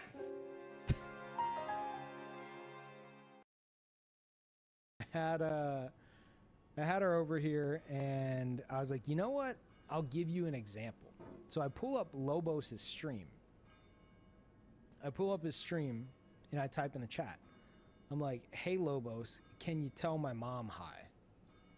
And he goes, oh yeah, sure. Hi Peeves mom. And my mom goes, hi, Peeves friend, how's it going? He can hear us, right? Hi, hi. And I'm just like, oh my God, you don't understand technology at all. And I'm like, no, mom, he can't. And she's like, hi, how's everything? What is this? What are you doing? I'm just like,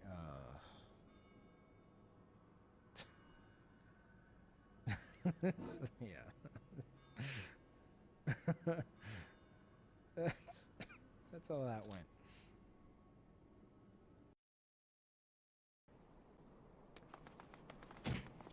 Oh, someone got punched.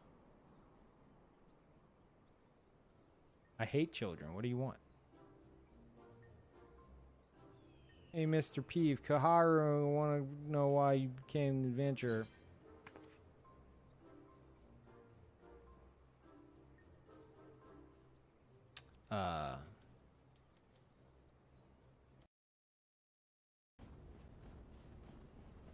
Dex Talk God.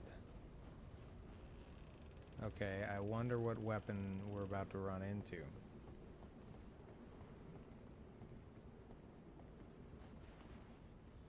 Oh, it's Brandon.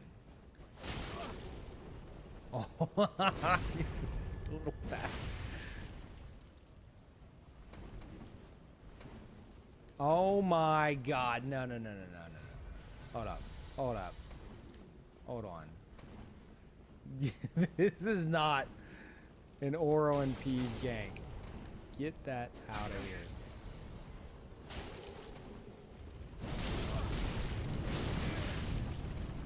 What is this? How hard did the moon presence spank him? Not hard. That was easy. Easy mode. What? Oh my God, what? Jesus Christ, why? What the hell is this? Okay, devs. This, oh my God. What the I can't, I'm stunned. I'm just forever stunned. What is this? Heal. Oh, you're wondering what it is, huh? What's that? What is that, Mr. Lytle?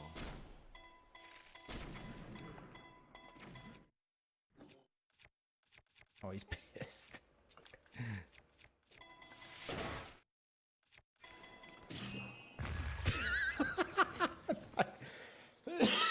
That's not a magnet. That's not the magnet. Nope. Hold on. Time out. What the? Got it. You've angered the gods? What did I do? I didn't even do anything.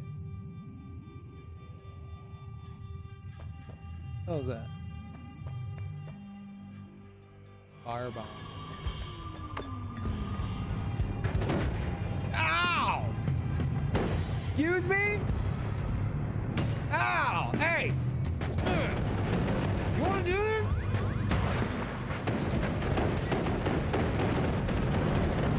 I'll blow this whole place up, I swear to God! He does not care. He does not care. Yeah. All right, let's try this. Content warning. This game requires precision cranking.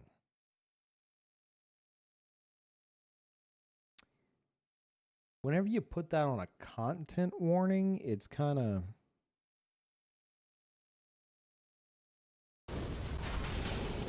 That was terrible. Hello? The lava got him. Got him there. Oh my God, yes!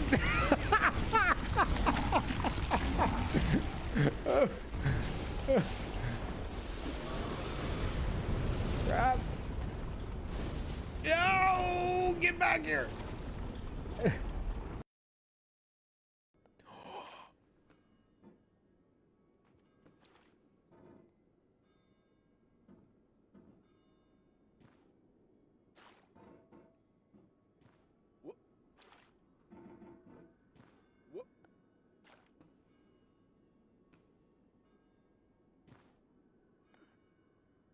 No!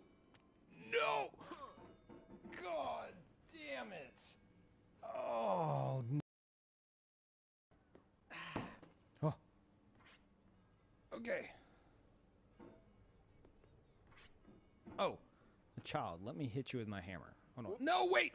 I feel within me a peace above all earthly dignities, a still and quiet conscience. William Shakespeare.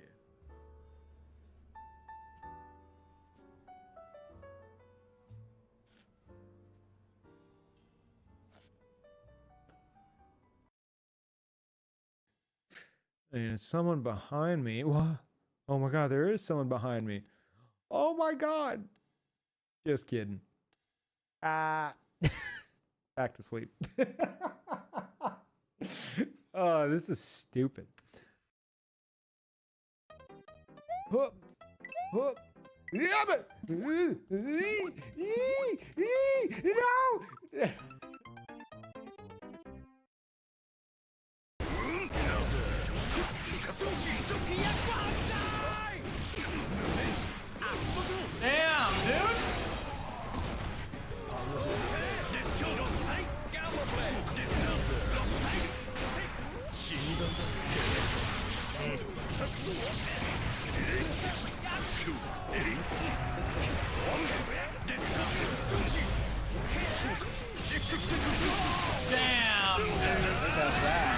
Maybe not.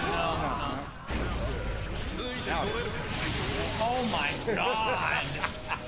Damn, Pete! Calm me fuck down! Logan playing.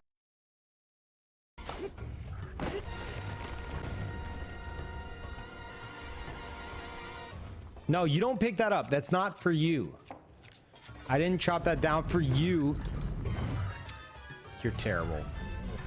What a dick.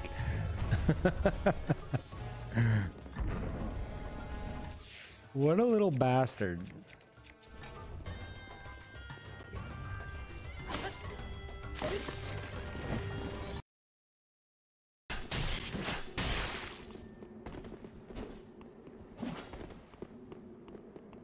I want the bleed out.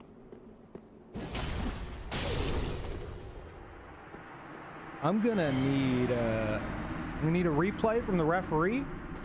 Can we get a flag on the play? What the hell was that? We like Fortnite. We like to build stuff. There's even some llamas. Oh, you kids these days are so damn stupid.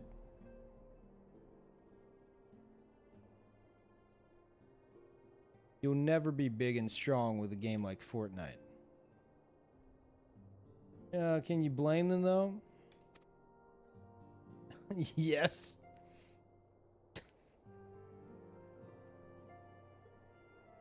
Anyway, Peeve, which one do you prefer? Mm-hmm.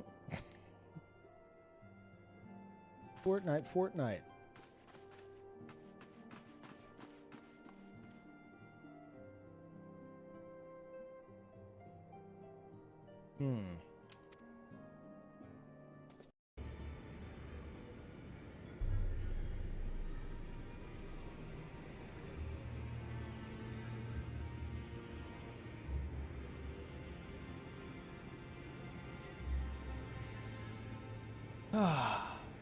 Nice quick break, as I said.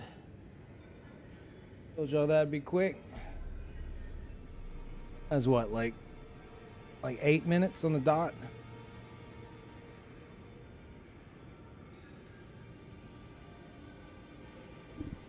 Okay.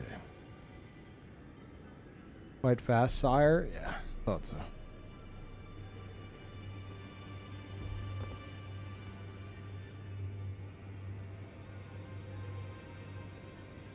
Don't you do a hitless run of Elden Ring?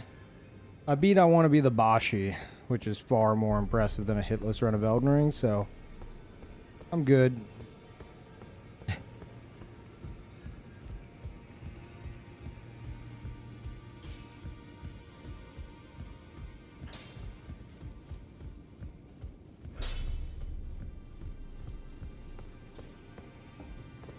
In this ash, I can smell the ancient storm. It Oh, that's reminds just- me of my first talk. That's just my bathroom you're smelling. Oh. Shit.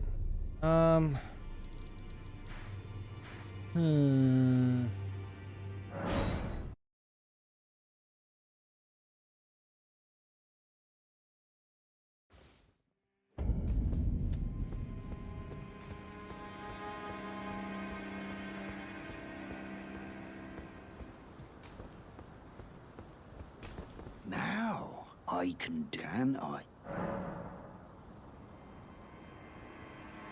Is there a truck outside? I got a package arriving. So I'm like, from Australia. So I kind of need to make sure I don't miss it. I don't have any text updates. I signed up for text updates, so.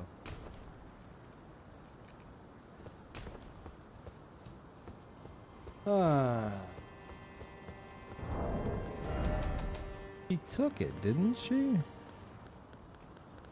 Yeah, she has it. Huh.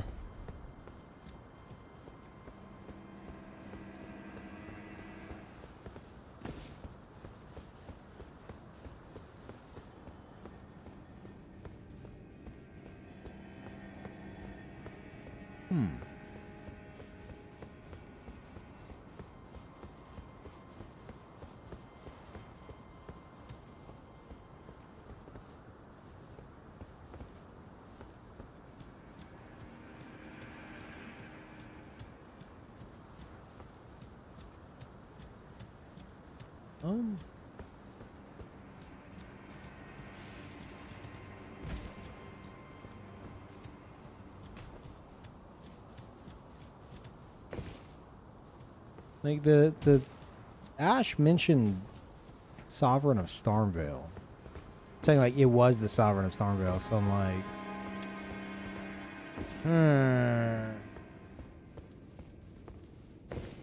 I'm not necessarily looking for help on this.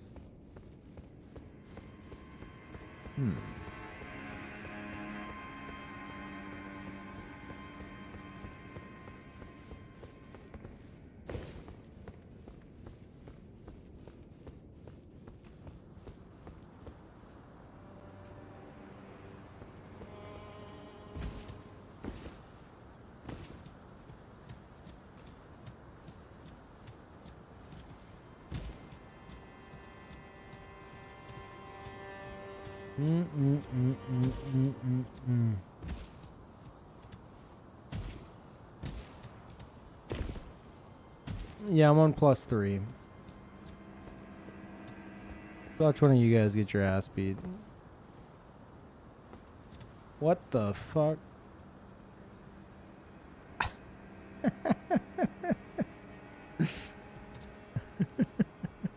I assume you got grabbed by a, I don't know, a dragon arm and set on fire and then slammed on the ground?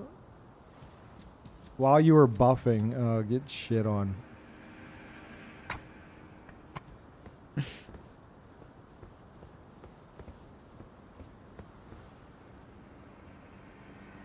Dude, the arms at the side is so good.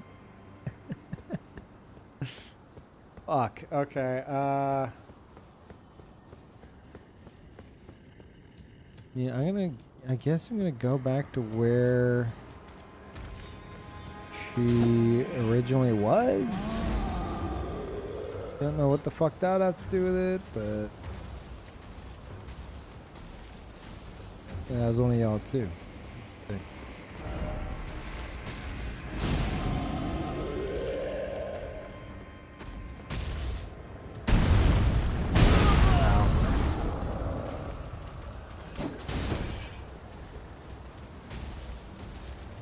Group password is peeve and peeve. Yeah. So some of y'all use uppercase, some of y'all use lowercase. You can enter them both. First time chatter says hi, Perry King. That's me. Well, not so much these days, but once upon a time. I retired whenever I ascended to Perry God. Yeah.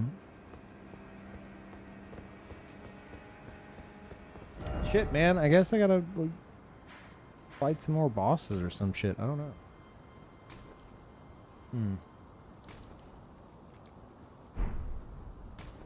Well, you know what I gotta do? I gotta fucking PvP. That's what I gotta fucking do.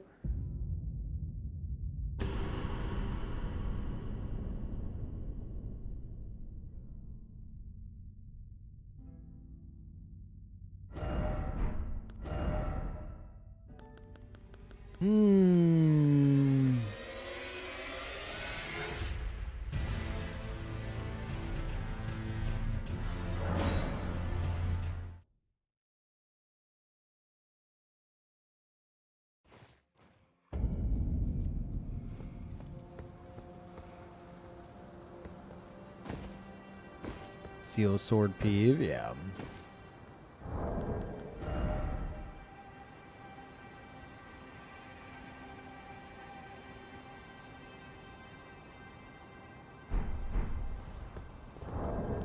No Pirate King. Do 301 plus? Fuck that. Oh shit, I don't have any iron jars? What? Wait, am I drunk? Oh, I don't have the mana. I have them, I don't have the mana. Okay.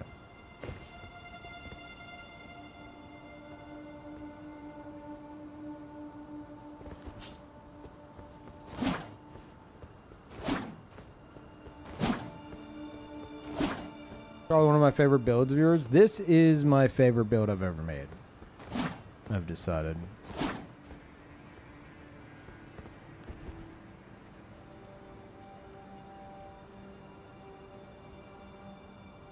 How's the new controller feeling? It's feeling like it's still in its box.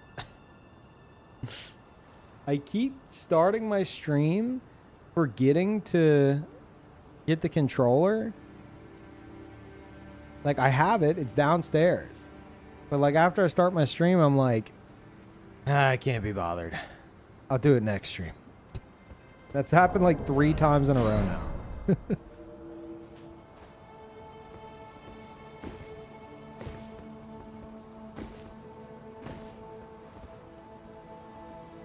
Oh.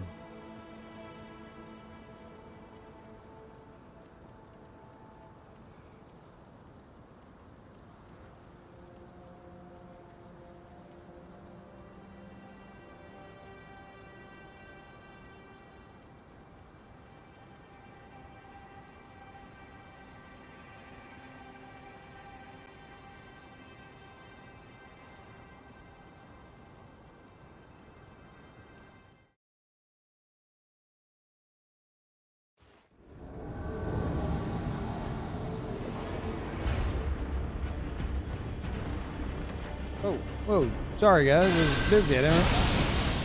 Who the fuck isn't up the elevator by now? What are y'all fucking doing here?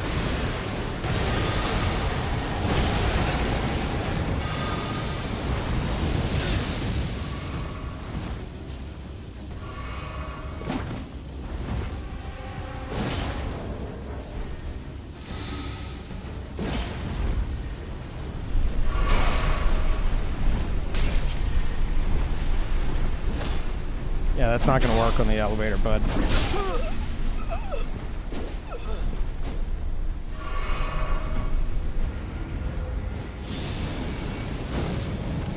Oh, that doesn't either, apparently.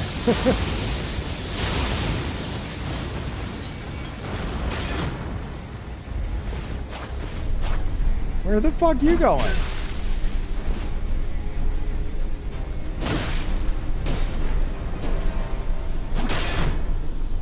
Oh yeah, I can't. Classic FromSoft. Oh shit, I didn't mean to do that. Wait. Time out. Wait. There we go. We're going back up. Whee. Oh fuck yeah, nothing works while we're moving.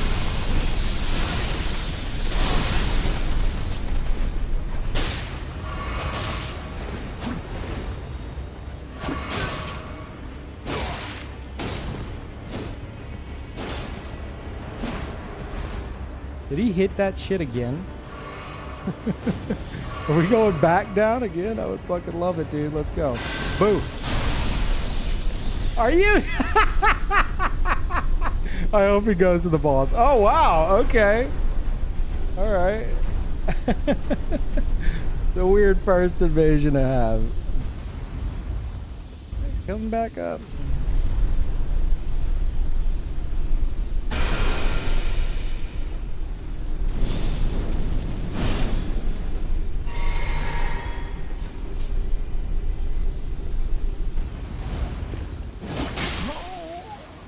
That guy didn't level vigor. You're not winning these trades, friend.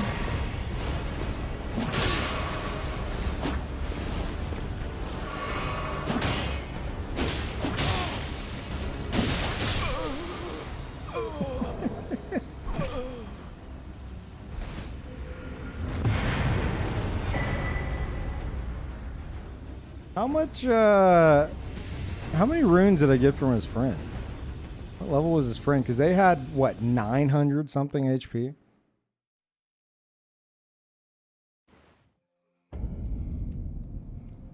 Yeah, I mean, respect to the host. Yeah, absolutely. They weren't afraid to swing. They learned very quickly to stop turtling. The elevator actually saved them from getting killed from that. They were actually adapting. I mean, I played like a fucking idiot, but if you want this build, it's exclamation point Shin. S-H-I-N. 191. Oh my god. So that Phantom had less than 1,000 HP at level 191. That's the just don't get hit crowd right there. That's what that is. That's everyone I spoke to on Twitter in the past few days arguing not to level vigor. That's them. Just don't get hit. Sounds like you need a safety net because you're so bad and you get hit. That's them. That was one of them right there.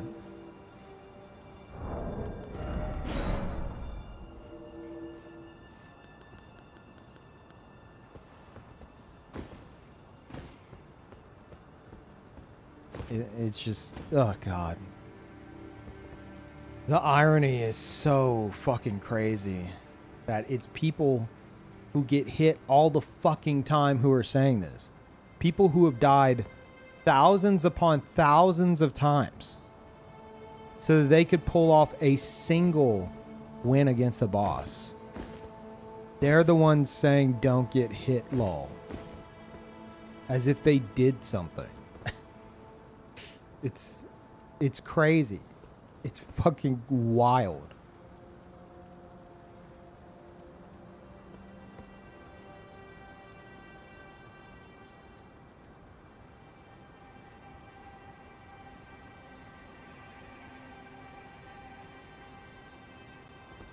Oh, I don't do the Coliseum.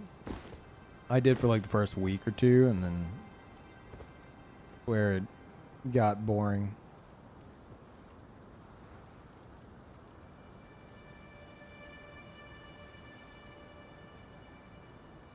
My favorite part of this build is it doesn't work without Vike's Dragon Bolt up. That's kind of ridiculous optimization standards I expect from Peeve. That's not true, actually. I mean, it is definitely built around Vike's Dragon Bolt, like at the center of it. But I intentionally cancel the body buff with Flame Grant Me Strength, or, you know, depending on the situation, maybe even like Dragon Bolt Blessing. I'll cancel the body buff if it's raining or if I'm in water to prevent the crazy, like, lightning damage negation issues I'd have. Also, enjoy the win. I'm out. Fucking hate this place.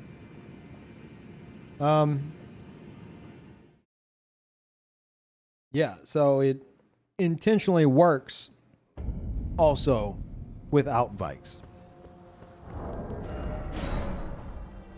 I prefer having Vikes on, but in certain scenarios, I intentionally remove it. And I'll, like, you know, as a result, buff my damage or be able to resist, like, L1s of, like, dual Naginatas or dual curve swords.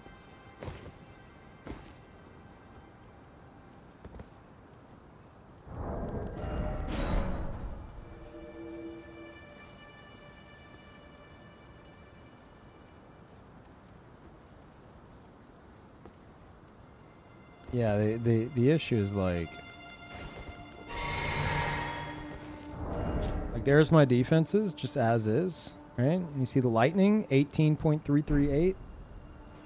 This allows me to light roll, but my lightning is now negative 10.243.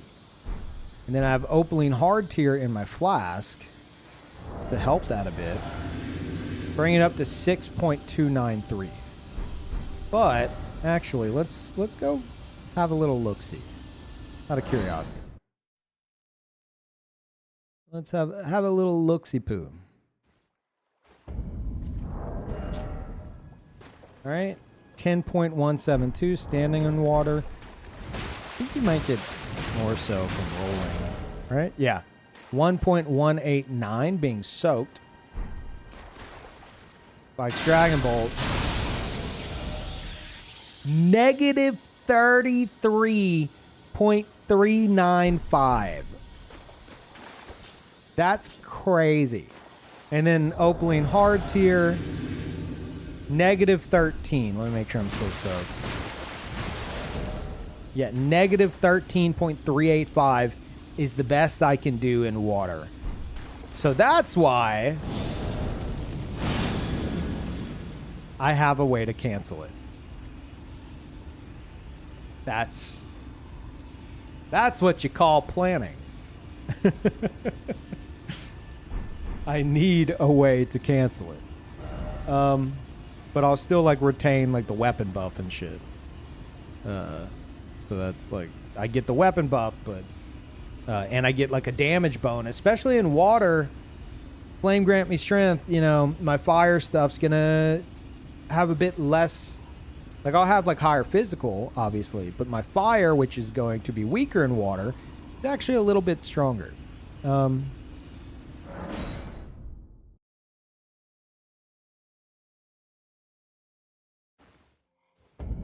Yeah, and everyone there uses, especially Ernie, like everyone fucking spams lightning shit because they know about the water. So, yeah.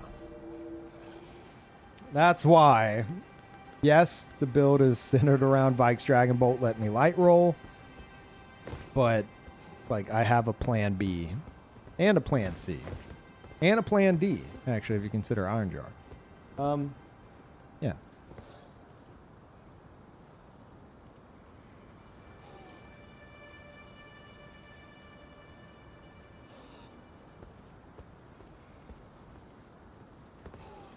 Like I will always do Vikes, but in the event of X, Y, Z, I fall back to, you know, something else.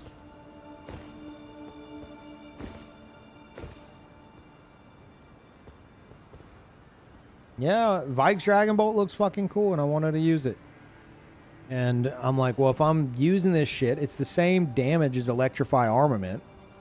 But if I want the cool, like, reddish pink buff, like, what's the body buff do? Okay, plus 15% equip burden. Okay, let me optimize my endurance perfectly alongside, you know, Great Jar Arsenal and my equipment and all that. And Erdtree Favor +2 to where as soon as I cast it, I have just enough to light roll.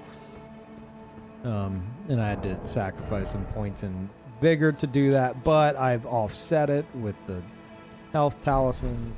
Anyway, this build was a total of like 12 hours cooking. Originally, it was a Black Flame build, where I actually tried to use the fucking Black Flame buff. It's so bad. It's so fucking bad. I couldn't even make use of it. Thank you, Nana. Welcome back. Another Nana disappeared. And Mohaza, sorry if I missed that. Thank you. Oh shit. Valera, no. Fuck off. I'm trying to hit your friend.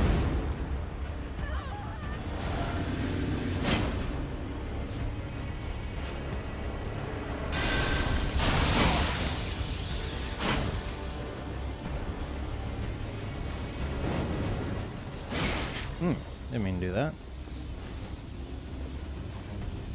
Oh.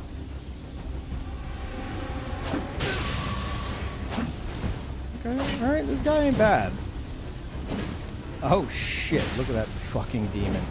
That ain't Solaire at all. Holy fuck, what the shit? I would not be surprised in the least if that dude's like Crimson World bubble tier Blizzard, the invader. There's no way to know unless I attack him myself.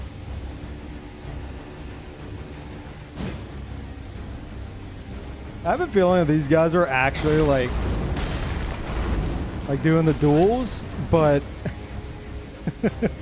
but this guy's too much of a fucking demon to care.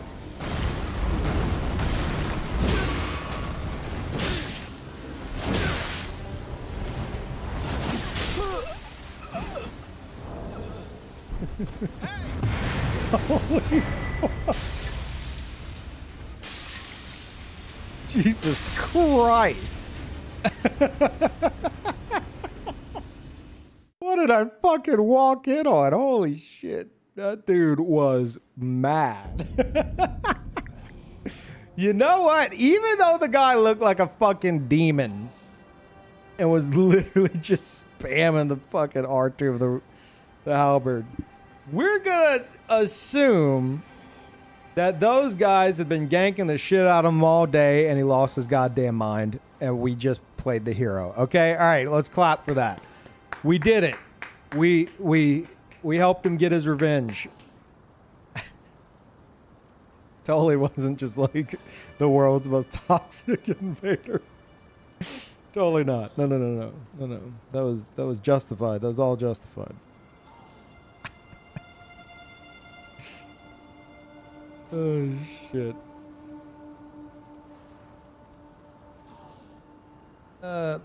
Isn't Black Flame Blade cast really fast though? Supposed to use it like what are the resins called? Drawstring resins? Yeah, it just really fucking sucks. I tried everything. I even tried, what was it? I had Old Lord's Talisman on to try to make it worth it because I'm like, okay, you get like 3 extra seconds. I'm like, dude, 3 extra seconds of this? Surely. Like, I know that doesn't sound like a lot, but statistically, the amount of times you're casting it in a single fight, that 3 seconds fucking adds up versus like one thing getting affected by Old Lord's Talisman once a fight, you know, for like maybe like an extra like 10 seconds or some shit. If you're constantly casting that shit like that, it's gonna stack a lot. So it may be the most effective thing to use Old Lord's Talisman with. But unfortunately, it still fucking sucks. So yeah.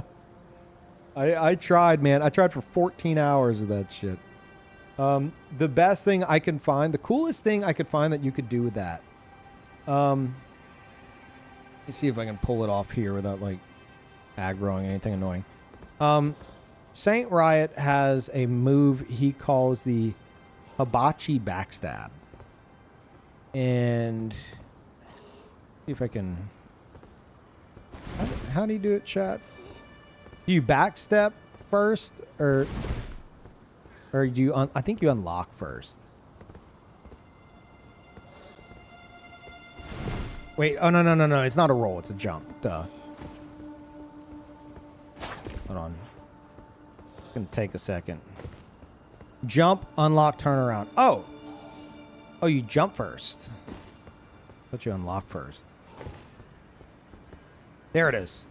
Yeah. You hold back, you jump, and you unlock. And the idea being, when you unlock, it's going to turn your character around, but the queued jump is going to make you jump backwards, forwards, similar to like a what's referred to as a ravioli step, where you backstep forwards or any direction really. So Saint calls this the hibachi backstab. I keep doing it the wrong order. Where you say we'll pretend this enemy's right in front of me, right? Or maybe it's a player. You do that and you jump over them, you land behind them and you backstab them. And he pulls it off. You know? Yeah, it's a reverse jump. He pulls it off. Now, and I showed him this. The coolest thing I found with the stupid Black Flame Blade is you can do that And while you're jumping backwards through the air, you can cast the Black Flame Blade on your weapon. To where when you land, it's on your weapon. So it's like while you're doing the reverse jump, because you can cast Black Flame Blade in the air. So while you're doing it, you know, let me see. Actually, no, I don't think I have it on this build. That was on PC. What? No, that was on here. Oh no, I made 2 versions of the build. Yeah, I don't have it. Yeah, just take my word for it. So it looks cool, and I dubbed it the spicy hibachi backstab. I added some spice to it. That is the only cool usage of Black Flame Blade. And it's extremely specific and probably not even worth it because I'm pretty sure, I'm not certain, but knowing how crits work in these games, it probably doesn't even apply the fucking dot on the backstab. Someone correct me if I'm wrong. I'm pretty sure I'm not wrong. It's probably like you would still have to like R1 them. Like by the time the backstab animation's done, the buff would probably be gone. So, especially after they have to get up. So yeah, it's just for show, basically, I guess. I need to check something. Hold on.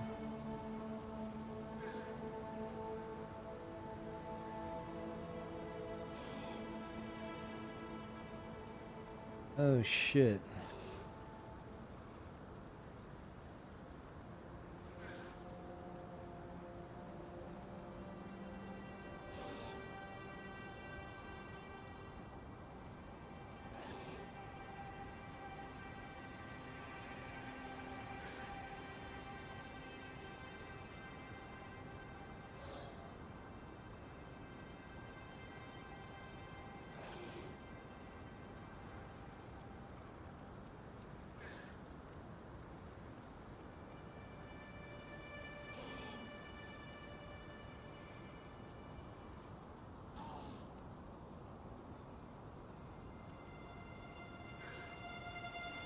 All right, sorry.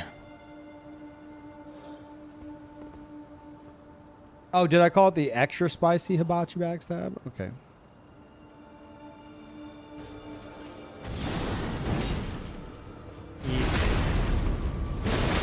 What a god.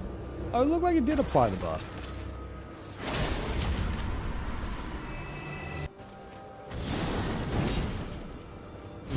Or, the dot, I should say. Yeah, it looks fucking cool. Like, I definitely fucked up the jump, but, you know.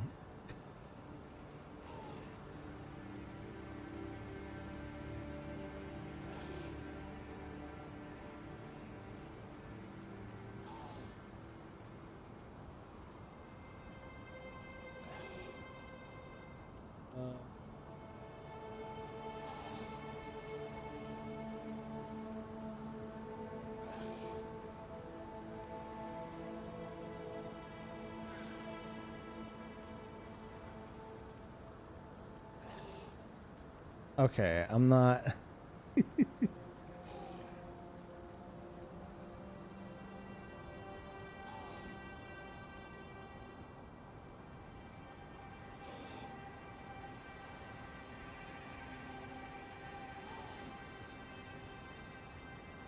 there are some idiots on Twitter. Yeah.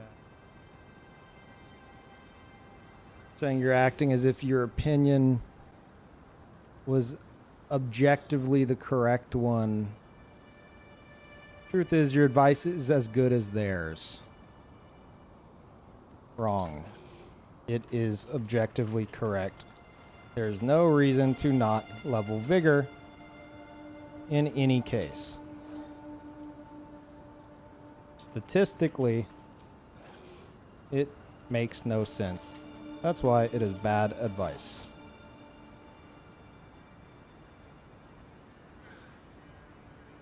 Okay. Getting sucked back into it. It's people trying to play like middle, like fucking sitting on the fence. It's like, well, your advice is just as valid as their advice. It's like, no, it's not. It's not. They're spouting fucking nonsense. It's genuinely not. There's not a either or to this. There's no upside to not having vigor. Ever.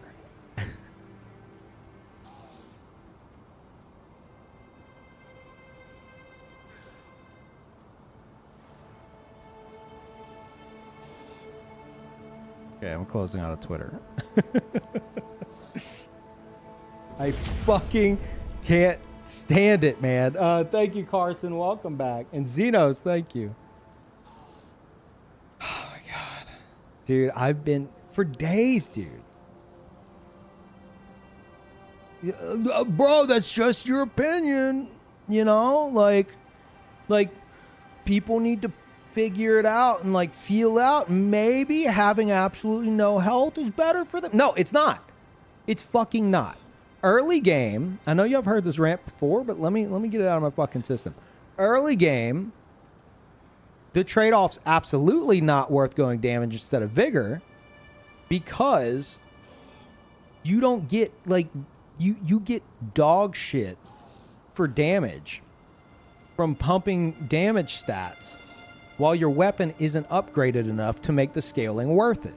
So, for the first like fucking 2/3 of the game, unless you follow like a very specific guide to get like +9 somber like early, if you're following YouTube guides, well then okay, sure, whatever. You could rush a +9 somber weapon and then like still get fucking one shot by bosses anyway. Enjoy your damage. But for new players who don't need guides like you for their first playthrough, they are not going to get the fucking benefit from a without the upgrade levels. So for like the first 2/3 of the game, they're not going to be seeing that trade-off that would be worth not having health in their head, at least. And then later on, say like above level 100 and all that, the trade-off they think they're getting is usually non-existent, and it's just them having bad stat allocation in general. The guy who wouldn't shut the fuck up on Twitter for an entire day, despite me telling him that I've been playing these games for 15 years and over 20,000 hours because he did a Rune level 1 playthrough and thought he was better than me and talked about it multiple times how I must be bad despite all my time. I convinced him to show me his fucking build that he's taking to the DLC, and it's the biggest pile of fucking garbage I've ever seen, but I took it and I optimized it, gave him 60 vigor, gave him more fucking damage on his weapons, and the sacrifice was 40 damage on his Star Fist. Because that 40 damage is not going to do shit whenever it passes through an enemy's actual defense numbers. What comes out is not worth having no fucking health. He had put not a single point to vigor. Godric's rune was the only thing giving him any kind of vigor. And he was insistent that like, oh, well, you don't need it. His build was a fucking disaster. I fixed it for him. Gave him more fucking damage, and the trade-off is 40 less AR on one particular weapon. If you think 40 AR, which means attack rating, if you think 40 AR is worth having literally no fucking health at level 124, you should not be giving anyone advice in this game because you have no goddamn idea what the fuck you're talking about. Which is the case with many of these people on Twitter and in first playthrough streams, and it drives me fucking insane. Confidently wrong elitists are infuriating. Also, I think somebody said, should you have more than 60 vigor? No, not unless you're going to like much higher levels, and in which case you'll eventually have 99 of everything. But 60, you could do 60 with like talismans to give you even more. Morgoth's rune, if you're a host, that gives you 25% more, so you could really start fucking racking up the health there. Or, if you do want less vigor, you can do that, Hell, look at this build. This build's got 50. But it's because I offset it with talismans to give me more or less the equivalent, or more, the equivalent of 60 vigor. And then I put those 10 points elsewhere. Jesus Christ, Miyazaki, what the fuck? What the fuck is even happening?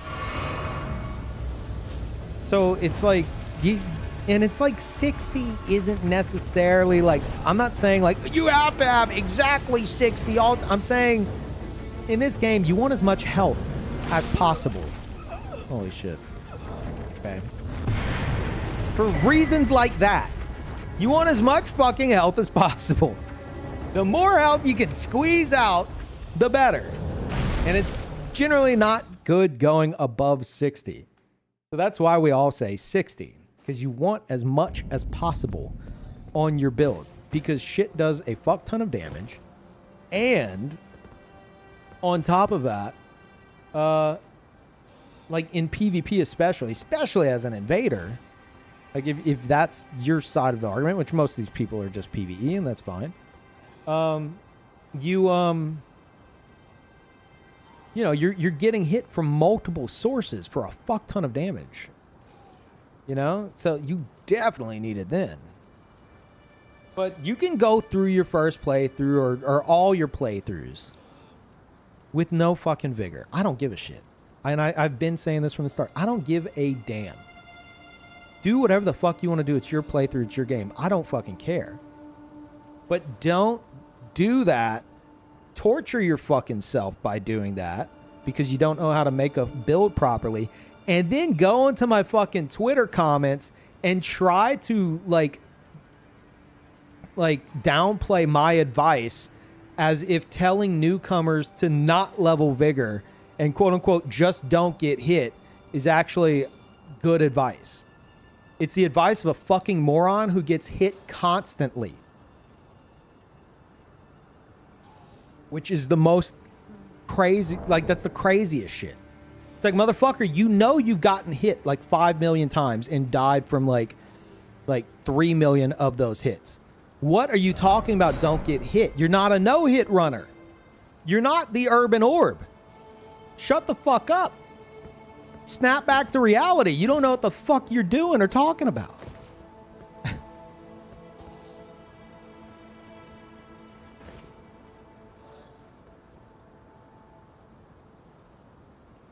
It's crazy, dude.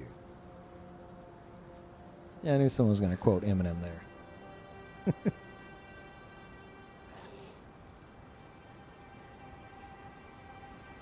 It's just, it's maddening. And then you have people doing the centrist route that's like, wow, hold on, Peeve. You're getting pretty aggressive. It's like, I am going to play Omega Elitist against players who are trying to gatekeep and be elitist while, like, being confidently wrong elitist. To be an elitist who doesn't know what the fuck they're talking about is the craziest shit I've ever seen.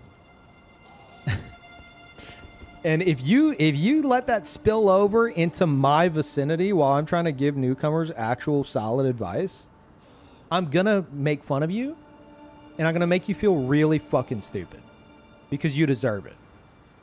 Because you're speaking up and trying to act like a fucking expert, especially if you're trying to like downplay like something I built a fucking career on for nearly 2 decades now.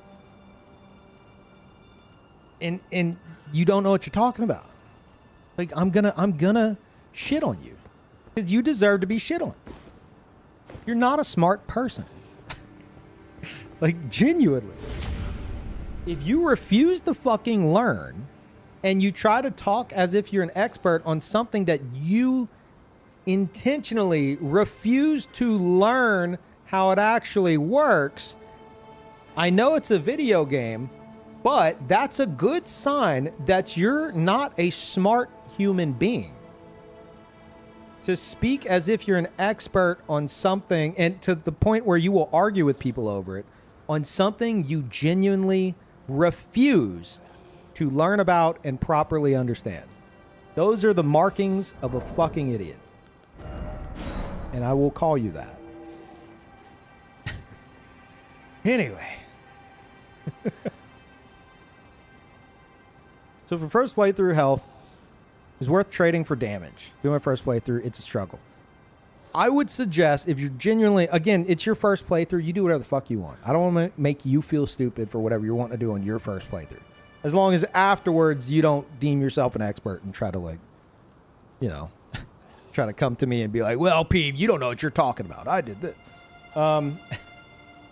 Aside from that, if you're looking for genuine advice, I would say early on especially, you want to put points into vigor and however much endurance you feel comfortable with, stamina-wise. You don't need a lot. I would say like 20 max, whatever. But more importantly, find cool shit you want to use. Meet the minimum requirements of it. So like say, give you a better example than a katana. Say this. Omen Killer Cleaver. It requires 23 strength, 12 dex. If you want to use this, you have two options. One, you can get 23 strength, 12 dex, or strength weapons specifically. If you two-hand them, if you two-hand anything in the game, you get 1.5 times whatever your strength is. So instead of 23, you need God, what is it? Are we looking at 12? I think we're looking at wait. 12. No. Absolutely not. 18? 18, 6. Yeah, 17. Half. Fucking odd numbers trip me up. 16? 16. Half of 16 is 8. 16 plus 8. Okay, yeah, I had it all wrong. I burnt out my math portion of my brain at the beginning of the stream with the build creations. So forgive me. Sure, 16. So you would need 16 strength. So half of 16 is 8. 16 plus 8, 24 strength. Two-handing it, you would be able to two-hand it. Because effectively two-handing, you would have 24 strength if you had 16 strength. I hope that makes sense. 1.5 times whatever your strength is. So you could use it two-handed, but you'd still have to meet that 12 dex requirement. My point is, if you want to try something like this or whatever it is you find, you think it looks fucking cool, meet the minimum requirements, however you want to meet them, and try it out, see if you like it. If you like it, you upgrade that weapon. But for a good while, you should be focused on upgrading your vigor and upgrade your vigor and try out different shit. And whenever you find something you really like, you just really, while still upgrading your vigor, focus on upgrading that. Whenever that gets to like halfway upgraded, so if it's like somber upgrades, that's like the special upgrade, which is generally easier to do than the regular, ironically. But whenever you get to like +5, because +10 is max on that, you get to +5, that's whenever you should probably start focusing more on your whatever your damage stat is. While if the weapon you're using is regular upgrade, that goes all the way up to +25. So you really don't need to start worrying about the damage portion of that until like plus like 12 or 13 or so. And I'm not saying it'll be good halfway upgraded with the scaling, but I'm saying if that's the point where you start putting points into your damage, by the time your damage stat gets to a level that's worth it, then the scaling on that weapon, because weapons in this game will scale with your stat and do a lot of damage depending on the weapon, but they need to be upgraded. So by the time you get it upgraded enough to where that scaling will actually matter, you'll have caught up with the damage stats. I know I just explained that in the worst possible fucking roundabout way. I apologize. Yeah, I would say pump vigor. By like level 60, 70 at the latest, you should probably have like 40 vigor. That is solid. By 90, 50 vigor. Like 90 to 100-ish. Anything over 100, you should be pushing for 60. That's the best advice I can give. And again, you don't have to do any of this. But if you wait till later in the game to upgrade Vigor, wait till later in the game, you're going to have a health deficit. Enemies going to be doing so much damage that you're going to finally be like, all right, I'll put some points into Vigor. And you're not even going to notice a fucking difference. Because they're doing too much damage and you were supposed to already have health to begin with. So then you're going to have to put a fuck ton of points into Vigor just to feel a difference. And that's not good. It's not going to feel good. And you're probably going to be like, oh, this shit sucks. Like, I'm not going to... Like, this isn't doing anything. Why am I putting points into this? And it's like, well, you have a health deficit. Because you spent the whole game not leveling it. And the other thing that a lot of these players don't understand, and this is huge. This is fucking huge. And a lot of them don't understand it. And I watch so many of them on their first playthrough. You know what they do? I'll watch streamers. I'll lurk. I don't like talk shit in their chat, but I'll lurk while streamers on the first playthrough refuse to level Vigor, knowing they should, but they're like, no, I'm going all damage. And then they pump points into damage and get +1. Hell, I saw somebody at 64 strength put a point into strength, got literally +0. He didn't get any damage. He got literally +0, which I never even considered to be possible. But it's because of the diminishing returns plus the fact that his weapon wasn't upgraded enough. He got +0 from going from like 64 to 65 strength with the grafted greatsword. And then he goes and he beats a boss. And he manages to kill the boss in one go. You know, congratulations. And he says afterwards, see guys, I told you that 1 point in strength really made a difference. Maybe the boss should have leveled some strength. And I'm like, it was +0. It didn't do anything. Like, what are you talking about? You don't even realize it didn't do anything. Granted, I think they were leaning into it for like the memes mostly, but like they genuinely didn't understand that they got nothing out of that level. And I was just shaking my fucking head. But here's the thing. A lot of players like that won't realize. Peeve hate watching every build Scott makes. What? Scott has help. I hope. So the thing that these players won't realize, and new players who happen to be in here for whatever reason, listen up. Because the players who tell you just don't get hit, lol, here's what's going to happen. They get hit. And whenever they get hit, they have two choices. One, don't get hit again. They're going to get hit again. Or two, drink from their flask because they know they can't withstand another hit. It's actually a miracle they didn't die from the first hit. So what do they do? Every time they get hit, which is ironically a lot, they drink a flask. They get hit again. Oh, gotta drink a flask. Oh, I'm gonna get hit again. Time for another flask. Oh no. Oh no, I took more damage. I got hit again. Flask time. Oh, okay. All right, I'm doing good. I'm doing good. I'm dodging. Oh, I got hit again. Time for a flask.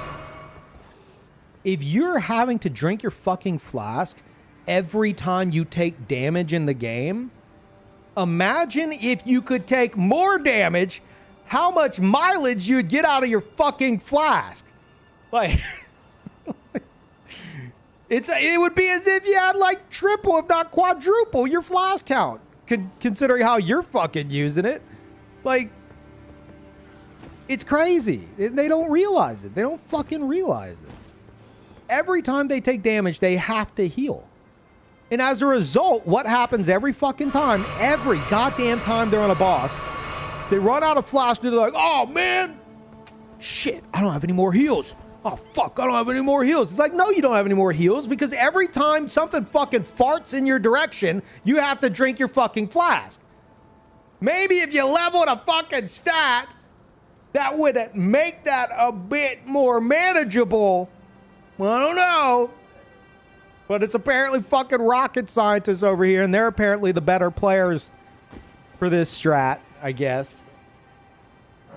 That's why, all around, when you consider all that fucking shit, and the fact that even at higher levels, the damage trade-off you're trying to get can usually be matched, if not exceeded, with proper stat allocation with health on the build, there is no point in this game where you should be a fucking glass cannon. Not even a mage. There's no goddamn point to not have health in this game, which is why people fucking chirping on Twitter and in first playthroughs and shit like, oh, no, you're just bad if you need help. It's like, no, you're genuinely a noob that doesn't know what the fuck they're talking about. Shut the fuck up and learn how the game works before you start giving people advice, because you sound like a goddamn idiot. That's why it annoys the shit out of me, because they pass themselves off as experts when they don't know what the fuck they're talking about. Or you have the centrists who are like, well, it's, you know, that's your opinion, Peeve. It's like, no, it's objective fact. It's like, it's math. It's infuriating.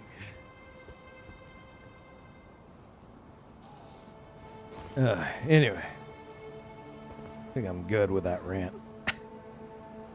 Thank you for coming to my TED Talk.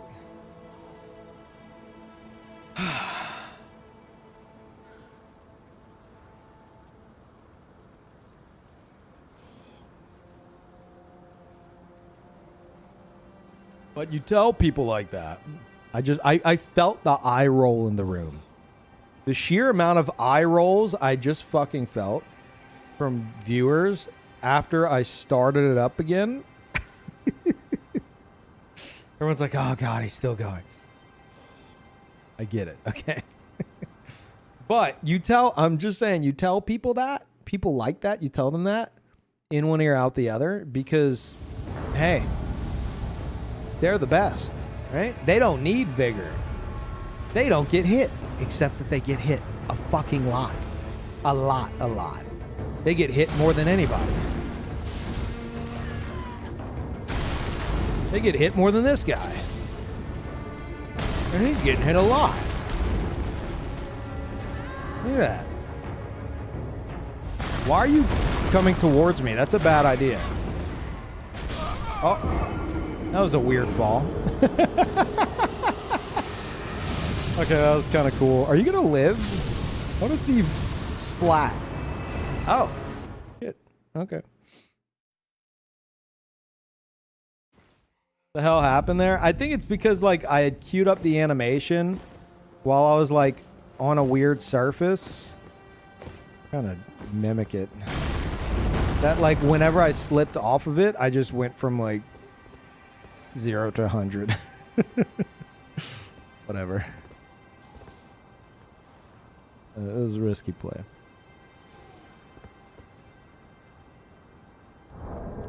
You survived if you had vigor? No, not from that fall. That's that, you know what? There it is. If you're gonna jump off every fucking cliff you see and just see how loud you splat, you don't need vigor. Checkmate, you got me. The one use case for no vigor build in this game. Testing how hard you splat on the ground from a high surface.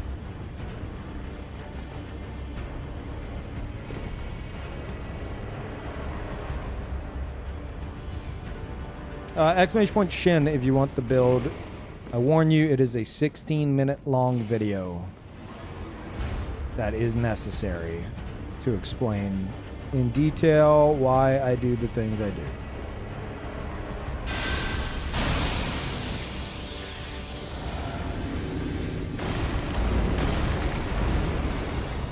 Ooh.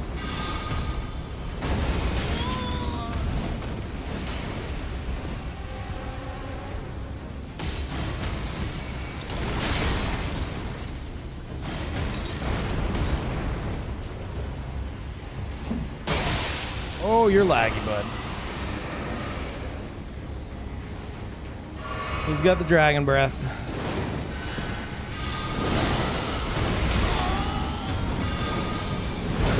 Oh, fuck. I'm greedy. I'm greedy as fuck. Nope. Fuck. Real shame.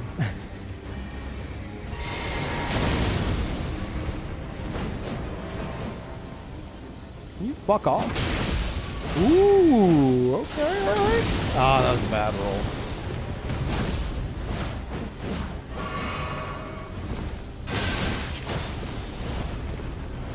Might be dead here. It's risky as fuck. Yeah, he's gonna kill me. Nope. I'm so dead. Yeah, you don't survive that. I was hoping there was a ledge there. Man, I almost had that summon. That sucks.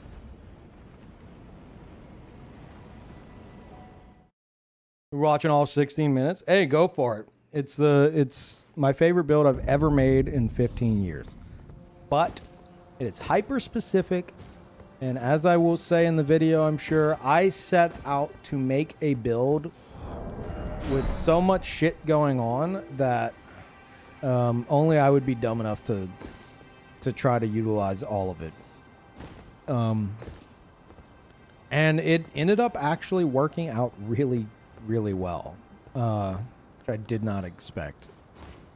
But it took me like the learning curve of this build took me like, it was like 80 hours before I started to be like, okay, like this, you know, this makes sense in this scenario and this and that scenario, and this works well with this and then this with that.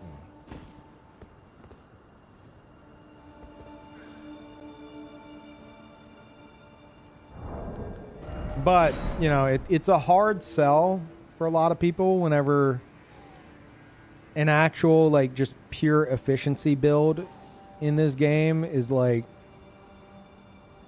you could forego all that by just, you know, hitting L2 with the right weapon on somebody and just deleting a whole group. So, but if that were the case, I would have quit the game a long time ago. Like, I virtually do that on my assassin with the fucking raptor talons. I'm hoping From nerfs those. I was using them before they got like double buffed. They are too strong. But that build only fights gank squads, so you know, I'm just using it like I normally would. Make better ones in the DLC realistic? No. The Raptor Talons need to be nerfed, and any other Talon-like weapons in the DLC need to be based off that nerf damage-wise. Raptor Talons is not just the damage, it's like the hitbox is like fucking scuffed. I think the hitbox comes out before the running attack, like this right here. I say Raptor Talons because they're like the best ones, but like this attack right here, it's like the hitbox, if I understand correctly, the hitbox like doesn't line up with it. Like you can learn to dodge it, but like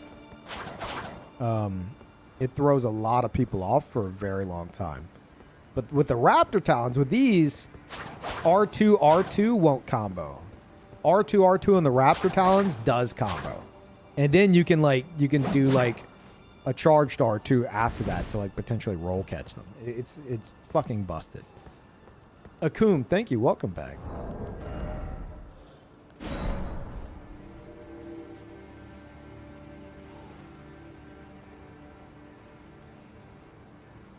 Hey, Peeve just got diagnosed with IBS-C this morning. Hashtag twinsies. Well, I don't know what the C stands for, but just, you know, one, welcome to the club, and two, as the doctor probably just described to you, it's mostly a blanket term. Basically them saying, we don't know what the fuck's wrong with you, but we acknowledge there's something wrong with you. Here's a term. Have a good day. So, hopefully you have a, you know, an easier time figuring it out than I do. To be fair, I need to go back to the doctor, but I know what that's going to entail. Money, money, money, money, money. It's like, oh, the blood test came back. We're not seeing any signs of anything out of the ordinary, so we're just gonna chalk it up as IBS. Have a good day. Then I'm gonna go to a gastro, and the gastro's gonna be like, well, I'd like to shove a camera up your butt. It's like, well, I had a camera shoved up my butt like 10 years ago, and it cost me $3,500. And he'll be like, well, I'd like to do it again. And I'll be like, ah. And then I'll go through the whole thing, and I'll get a camera shoved up my ass. And then they're going to be like, oh, well, the good news is we didn't find anything. The bad news, we're going to need to shove 2 cameras up your butt. And that's going to be $7,000. Like, ugh. So, yeah.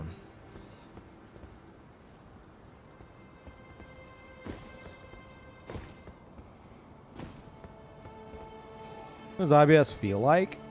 It depends on the person. Like, when I say it's a blanket term, I mean it's literally a blanket term. Some people are like just fucking trapped in the bathroom constantly. Other people, like myself, it's like it comes and goes.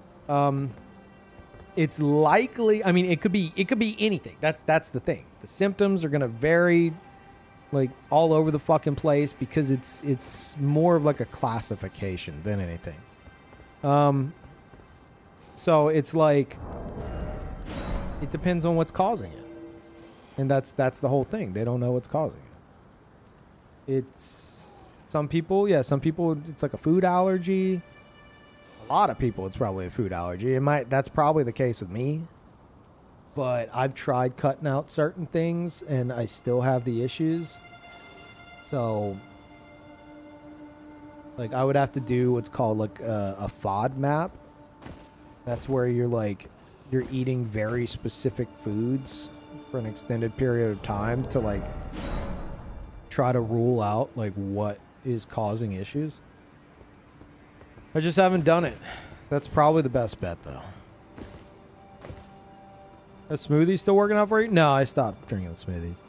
Ever since good old Lance McDonald asked me about my smoothies and then laughed in my face at how much sugar was in them. I was like, you know what? You have a point.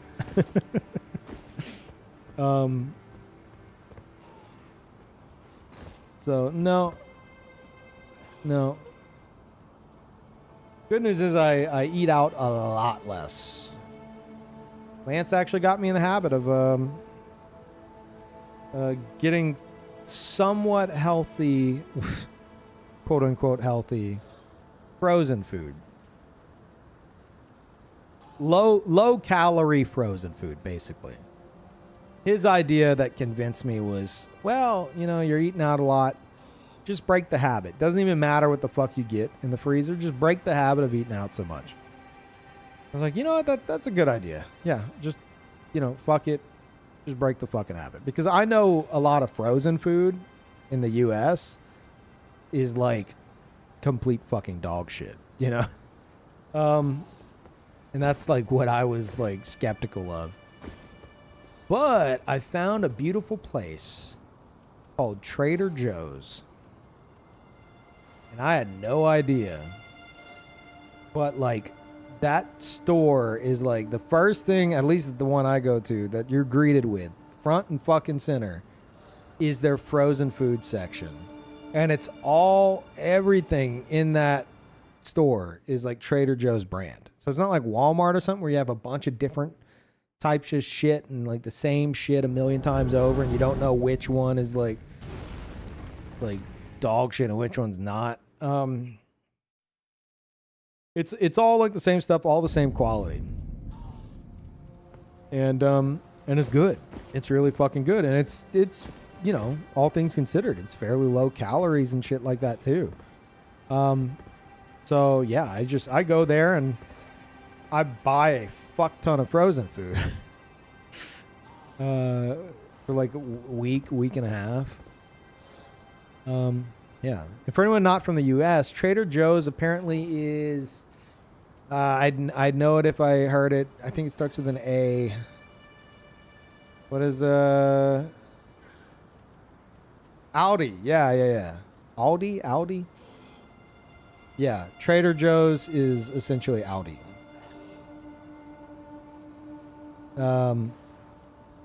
Because, you know, as far as I can understand, us Americans, back when Trader Joe's came, or whenever Aldi came to the U.S., I briefly looked this up.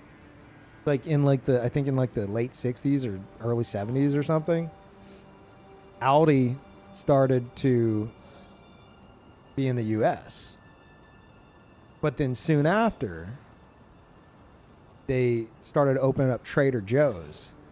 And I'm assuming here, but 60s, 70s especially, like U.S. is probably like,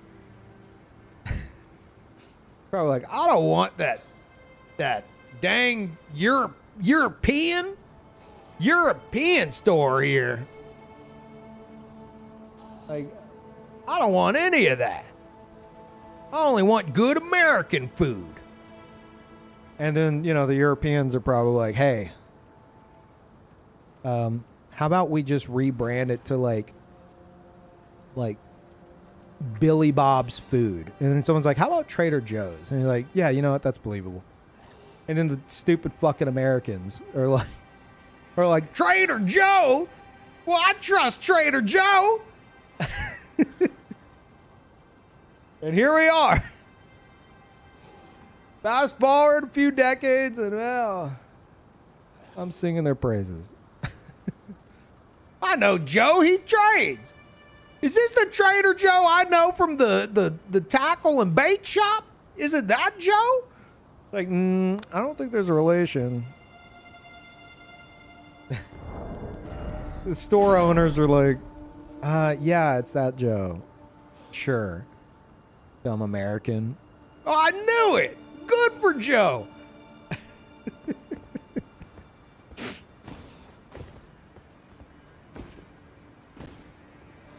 Joe's an American name. I can relate to that. I don't know what an Audi is. I don't have an Audi. I got a Ford. Like, okay, no, that's not. Yeah, I can't afford an Audi. No, it's a grocery store. Okay, you know what? Let me check. Oh, yeah, no, sorry. The name of it is Trader Joe's. Oh, that sounds great. Going a bit crazy with this. Ford, yeah, I know that. I know that one. I trust my truck and I trust my Trader Joe. This all happened in the span of like 20 minutes after they rebranded. And they're like, well, I guess that was a good idea. That was easy. But yeah, no, apparently we also have that. We also have Aldi like in various places in the US, but from what I saw on my brief Google search of it, I think Trader Joe's is like the main thing. You know.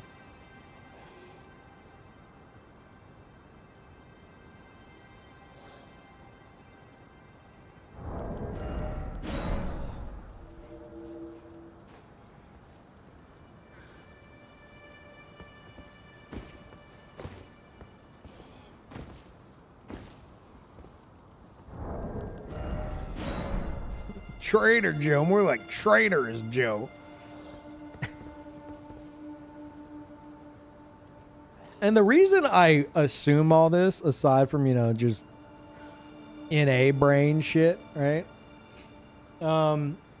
Is if you ever look up the history of the bidet, this whole thing I made up in my head is not that far-fetched.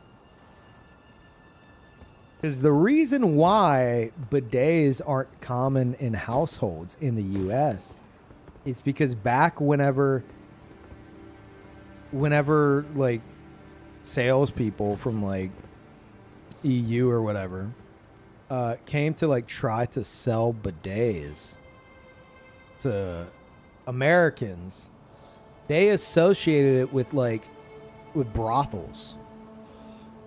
You know, instead of cleanliness, they associated it with brothels and like whorehouses and stuff. So they're like, Oh, I don't want that.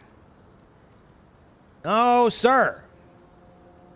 I'm going to just smear everything down there until, I don't see anything. I don't want water.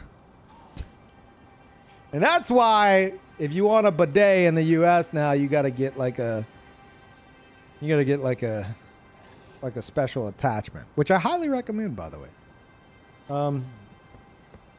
They could be fairly cheap, You can get one for like $50.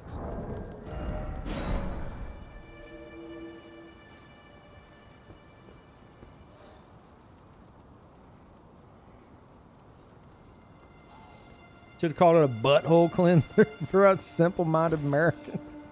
No, I don't think that even would have worked back then. They'd have been. It wouldn't matter. Be like, water. Water down there? That's sick. Absolutely not. I don't even fucking wipe.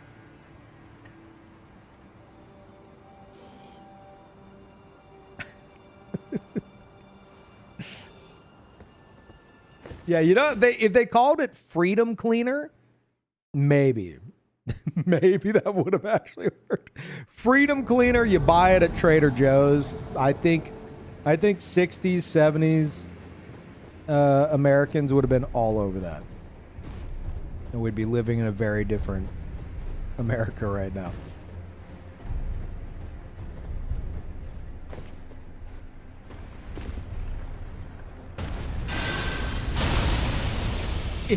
Treating butts like cast iron skillets.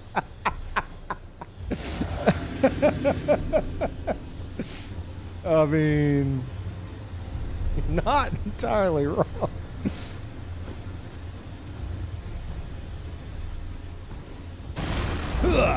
Got him. Easy win. Fuck. Got him. Easy win. Fuck. They're like, why is he turning around and nodding? Okay, ignore that one. You guys don't think I'm gonna hit you? You're about to get fucking rained on. Rainy with a chance of boulders. Get the fuck in there. What are you doing? Is that just the host left? I think one of them jumped off the goddamn ledge. Did he disconnect? Oh. Okay. What are you gonna do? What's the plan here? Fuck yeah. Come on. Come on.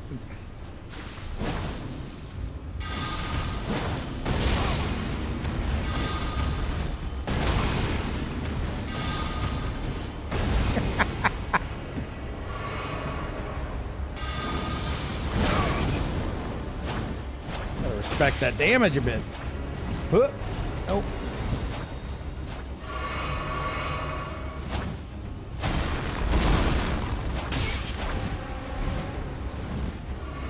This guy's actually pretty goddamn brave. He's about to be in a lot of pain though.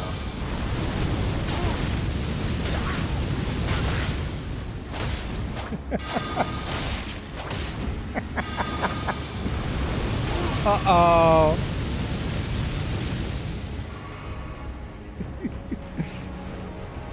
I didn't need that. No, wait, I don't deserve this. No, that's not karma. Don't say it's karma. It's not karma.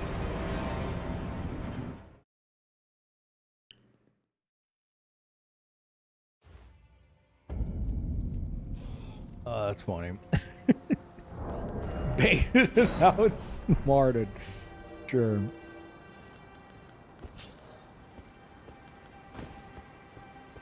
That was a good host. I would say that was a brave host. Both his phantoms died. I don't even know. I think one of them jumped off the ledge or something. They got scared of the boulders. I don't fucking know. The other one died to the boulders. And they didn't disconnect. They weren't afraid to fight on the chains, which is super surprising. I definitely wanted to knock them off the chains. I wanted the fire to make them panic roll off the chains, but they didn't. Granted, they were literally just panic spamming R1. But they didn't panic roll, and they weren't afraid to actually try to fight. So, you know, credit where credit's due.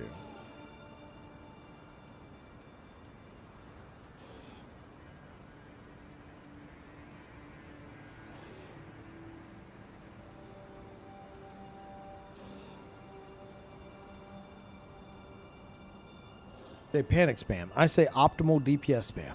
I mean, they, you know, maybe they were just going for the bleed out, which I guess you could say optimal, sure.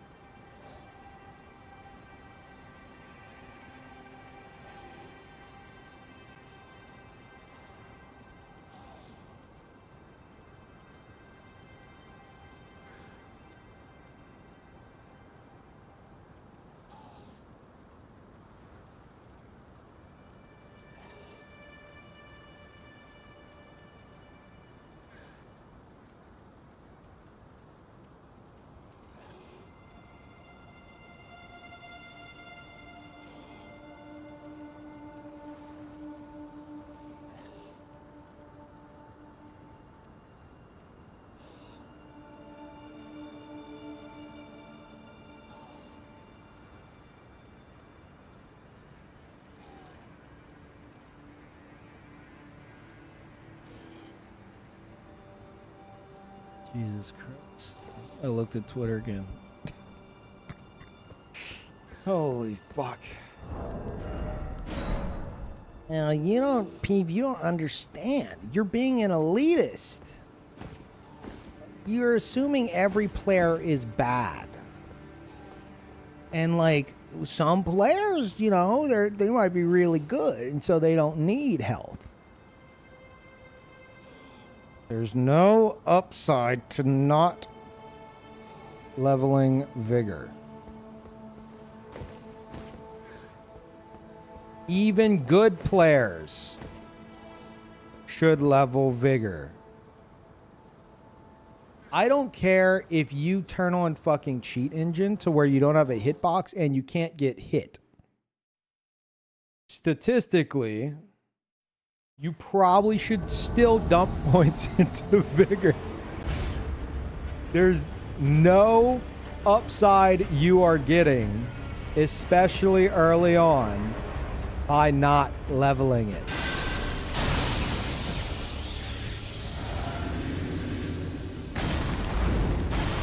Hit the tree, yeah, fuck.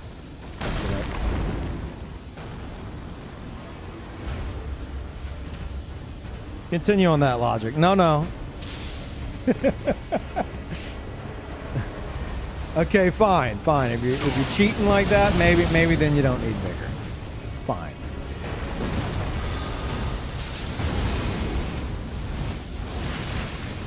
Like hardly paying attention to this fight now.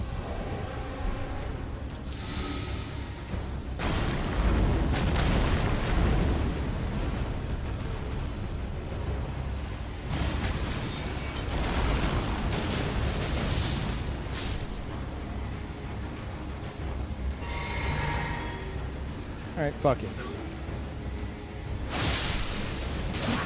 That was awful. I don't know what the fuck I was doing there. I got comboed into the guy already. Okay, fair enough. Good players level vigor. Yes, first time chatter. That's the craziest fucking part about it that's so maddening. The best players in the game still level their fucking health because they know what they're doing. All these goddamn noobs who deem themselves experts are trying to protect people from like big bad Peeve the elitist. Which the irony is, I'm turning elitist against the players who are confidently wrong elitist and gatekeeping. And this all started because I wanted to give newcomers advice. Like it was a tweet with a video of someone getting annihilated from Melania at level 200 because they didn't have any HP. And I was like, level your vigor. People are like, how dare you? People get so fucking mad. They get so mad. How dare you tell me to level my health? Meanwhile, they Google a fucking YouTube video to tell them everything else about the game. What?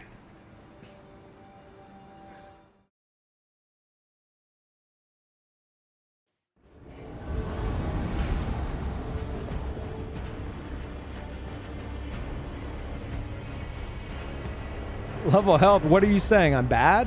If you're not leveling health, yes, I'm saying you are bad.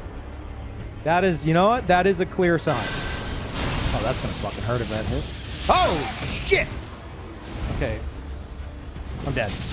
Nope, nope, nope, I'm not. First off, we gotta cancel the bomb. And then we need this. Okay.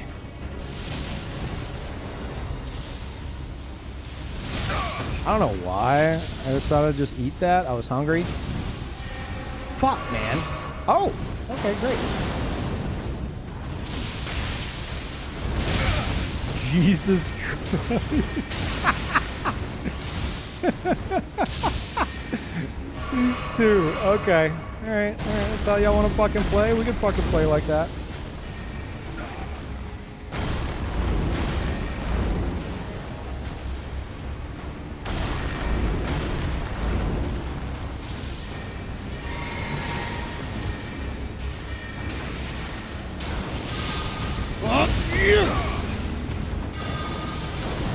You better fucking save him! You better goddamn save him right now! Oh, you are so fucked.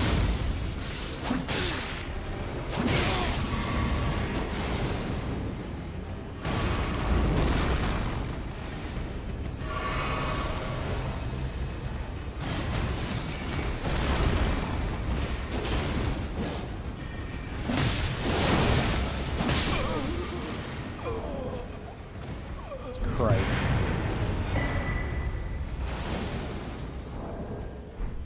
Oh, yeah, that was the worst thing for this build to run into.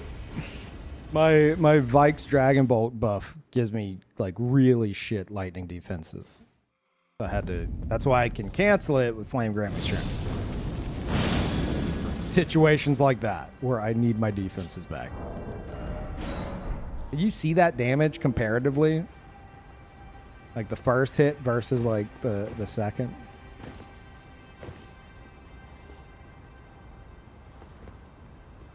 That's why we got Plan B.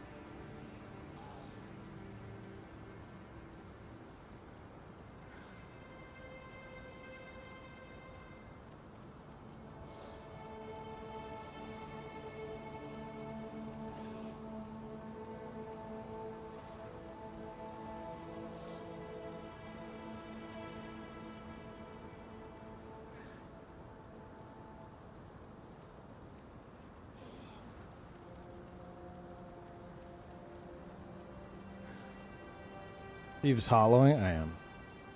Going goddamn fucking crazy.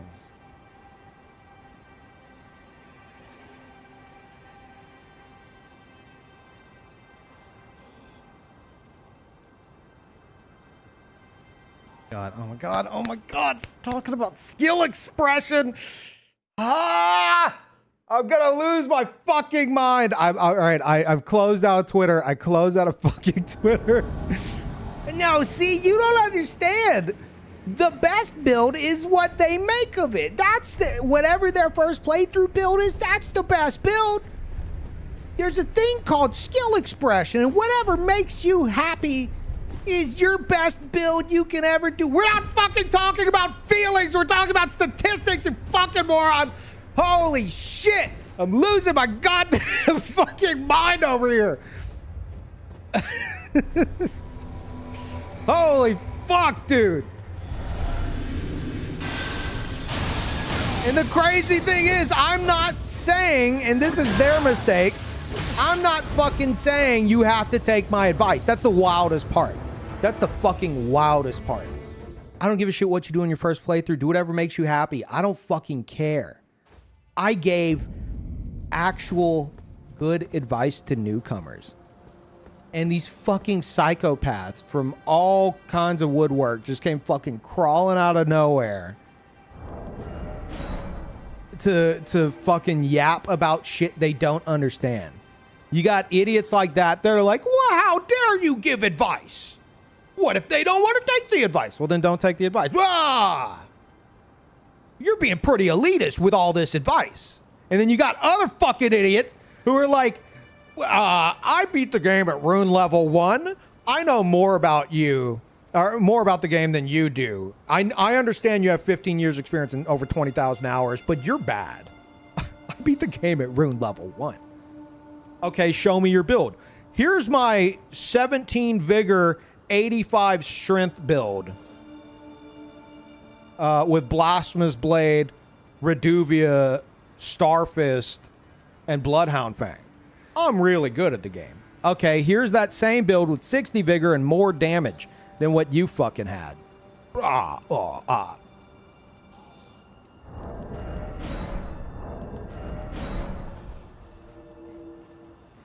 God. Losing my goddamn mind. Hope it's at least entertaining to you guys. I keep closing out of Twitter because there's someone on there fucking yapping about shit. You know, about like, what? The best build is whatever. The best build is whatever you want it to be. That's the best build.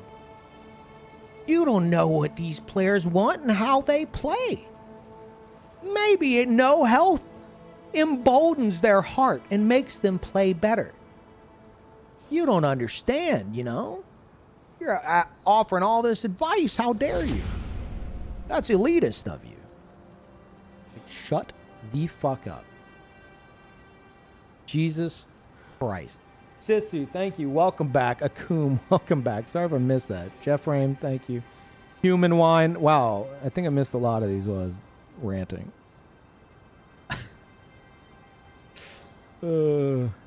Yeah, Jasper, I hopped on Twitter as a mistake. Why is this so serious to Peeve? Okay, this is, I'll tell you why. I'll explain it, because I know it sounds fucking crazy. Okay. Imagine if you are genuinely an expert on something and you have built a career around it and you have 15 years of experience in it and you have dedicated those 15 years to crafting, well, in this case, crafting builds. You've been doing it for 15 years. You've built a career on it. And you offer, and this, I know where some of y'all are about to type, well, Peeve, that doesn't really matter. Let people play that. Let me fucking finish, please. I hear the fucking keys clacking. Or maybe I'm going crazy. And then you offer the simplest advice to newcomers and say, hey guys, health is important. Maybe level your health. And then you get people coming at you Like, I mean, aggressively. Like losing their shit. Like, you're only leveling health because you're bad. New players shouldn't level health unless they want to be bad. And it's like, no, there's no reason not to. There's no reason not to. And you can learn more. You can learn quicker. Because you get to, you know, attempt the thing you're having trouble with multiple times in a single fight because you have more health. And your flask have more mileage. You're not having to take a sip after every time you get barely fucking hit by anything. Well, if you're getting hit, then you're bad. It's like, where's your no-hit run? Where's your full playthrough, your full fucking no-hit run? So the annoying thing is there is an astronomical amount of misinformation surrounding this game that is regurgitated by the worst players in the fucking game who either A, beat it once and think they're gods, or B, did a rune level 1 run and think that they're the gods of gods. And they are all confidently incorrect. And that's fine. It's annoying as fuck, but it's fine. But whenever someone like that injects themselves into a topic of you trying to give actual advice to newcomers, don't you think that's a little bit fucking infuriating? It's like, I want to teach people. I want even those players to understand why what they're saying, like, is incorrect information and actually really, really, really bad advice to give new players. But then they turn around and they start saying the most insane shit you've ever heard to quote unquote back up their take or be like, well, and then you got the centrist guy that pops up and it's like, well, both sides have opinions. We're entitled to opinions here. And it's like, no. But like, one opinion is objective fact. The other quote unquote opinion is objective fact. The other is just made up bullshit by someone who doesn't know what the fuck they're talking about. Like, if you were in that position, don't you think that would be a little bit fucking infuriating? That's why it annoys the shit out of me so much. Because one side, it's objective fact. The other side is full of absolute shit. And it all stems around the topic of giving newcomers advice. So the newcomers who actually want advice don't know who the fuck to believe because the idiots spouting misinformation, sniffing their own fucking farts because they beat the game once, are drowning out the actual experts giving solid advice. It's not like I'm pulling out the elitist card whenever these fucking noobs try to be elitist and gatekeep. It's like, well, you leveled vigor. You're pretty bad. You got hit. It's like, motherfucker, you got hit 20,000 times. What are you talking about? Produce the no-hit run or shut the fuck up.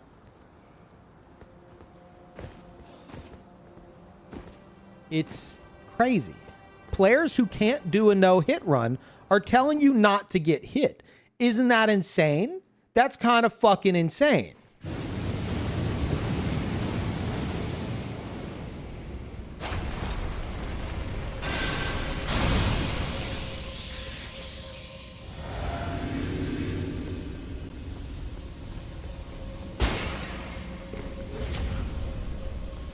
And thank you, Semper. Welcome back.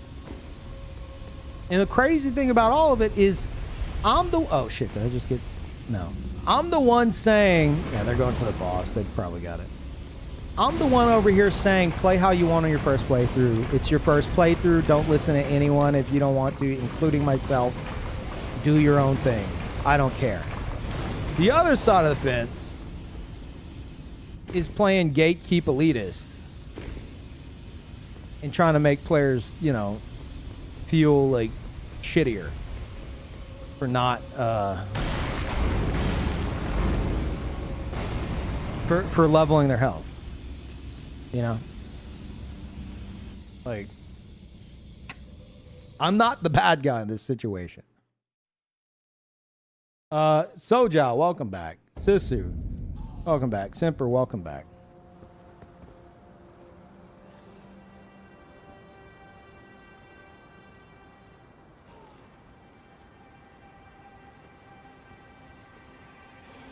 There's one guy on Peeve stream forever ago arguing against Peeve wanting hosts to not get rewarded for Invader disconnects for hours to reveal that they never played Elden Ring. Yes, I remember that shit. AFK farming in this game is a huge issue. It's where players will, I mean, more so, you know, like a year ago, but it's kind of calmed down. It'll probably spike again with the DLC, I'm sure. You disconnect as an invader, the host gets runes as if they won the fight, as if you died. As a result, hosts will use torrent to get somewhere that that invaders can't reach, and they'll go AFK. And yeah, I was saying FromSoft needs to patch the game to where they just don't get runes whenever an invader leaves. That's how it's always been in past games as well. I don't know why the fuck they changed it in here. And that would fix the entire issue. Yeah, and then somebody's like, well, don't you think invaders are going to disconnect right before they lose so that they don't get the runes? I'm like, I don't know, maybe, but that would be... I don't fucking know. That's how it's always been anyway, so why does it fucking matter? Like, hosts can already do that. Well, two wrongs don't make a right.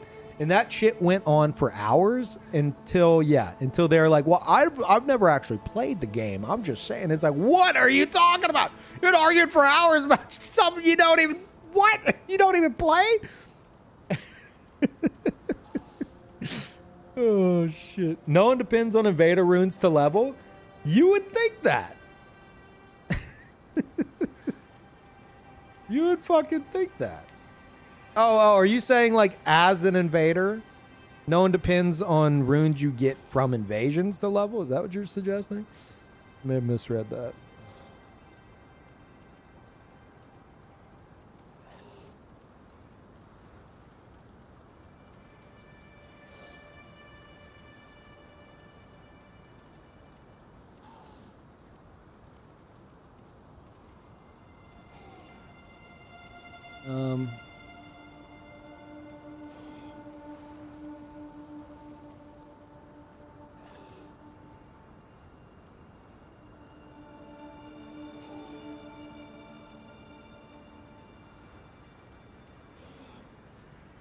Okay. Yeah, seems like some other people jumped in on that. I'm checking out from that. Jesus Christ. This game, dude, I swear to God, I know it's bigger because, you know, more popular. But something changes in people's brains whenever they beat it once. Their brains go fucking mush. They're like, I did a remotely challenging thing in my life. I'm the greatest. It's like, okay, no, that's fine. You know, congratulations, you beat the game. I'll clap for you. Now I'm gonna go onto every platform I possibly can and tell everybody that if you level vigor, you're a pussy. And it's like, no, whoa, hold up there, little Timmy. That's kind of crazy. Don't do that. No, I'm doing it. It's like, you really don't need to. You could do other things, you know. Congratulations, you beat the game. It's over. No, it ain't over. It just started. I'm going to spew the worst fucking advice you've ever heard everywhere. And I'm going to argue with anyone who actually knows what they're talking about until I'm blue in the face.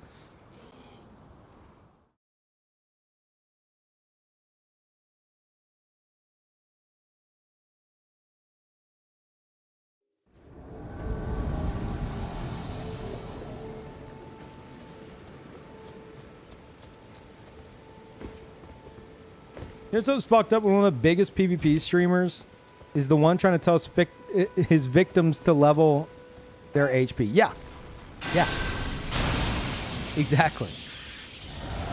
I'm over here like, hey man, you're gonna die pretty quick. Maybe some health. No. Never. Ooh. Ooh.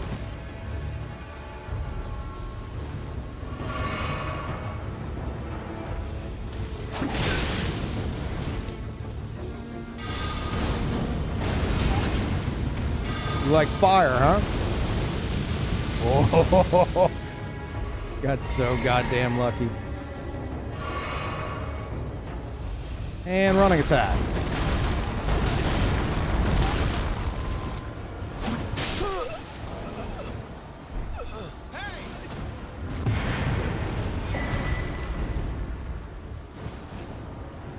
Damn. That's the dead zone right there. I think that was lined up perfectly, but it's one of those where it's in the dead zone, so just go straight. Shame.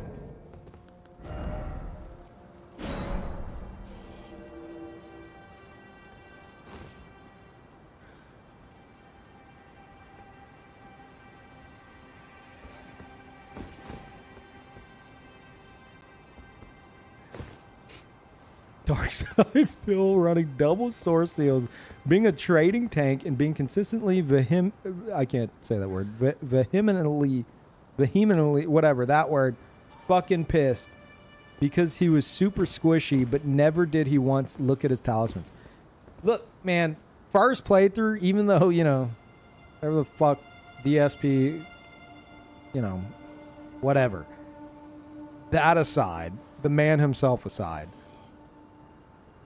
even that first time player who doesn't know the ins and outs of everything, or like how many of us hugged Fia and then got, I mean, granted it's only a 5% HP debuff, but got the HP debuff and didn't even fucking realize it for the entirety of the game. I even did that shit. Like first playthrough, I don't care. It's whenever you finish your first playthrough, after you've made like every mistake there is to make, and then you in your head have decided you're a fucking expert, and you go and spout the most nonsensical advice to newcomers imaginable. That's when I get annoyed. Because you don't know what the fuck you're talking about, and you're talking like you're a goddamn expert.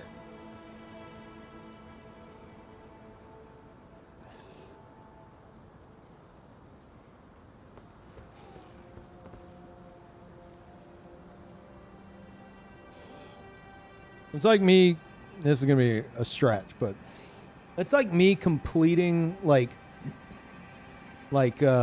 biology 101 and then go and kick in the fucking door to like a lab and start mixing shit.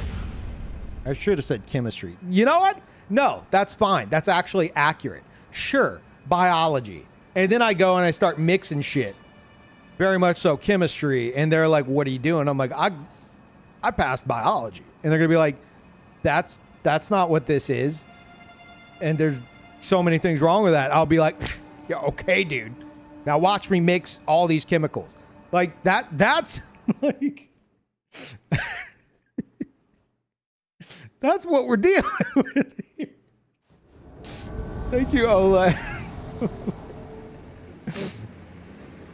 You've compared himself to a PhD doctor. I have 15 years experience in these games.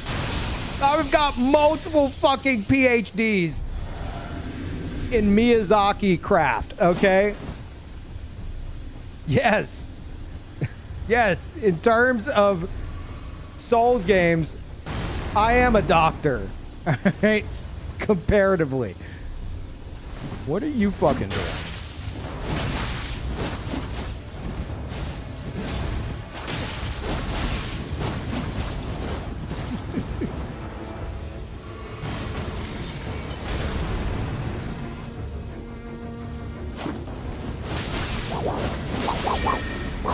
Holy fuck. You actually have abilities. Oh. Okay. Oh, it might be dead. Nice combo.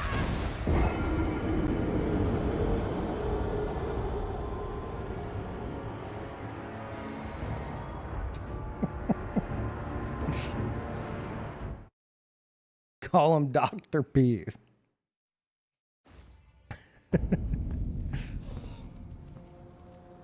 Yes, it's you were in school, you were getting multiple fucking, you were just collecting as many certificates as humanly possible in the field of your choice for 15 years. And then some fucking moron kicks in the door to your office one day and just starts doing shit. And then whenever you're like, hey bud, that's not right. Like, everything you're saying is completely wrong. You kind of don't know what you're talking about. They get mad at you. That is what is happening and why it fucking infuriates me.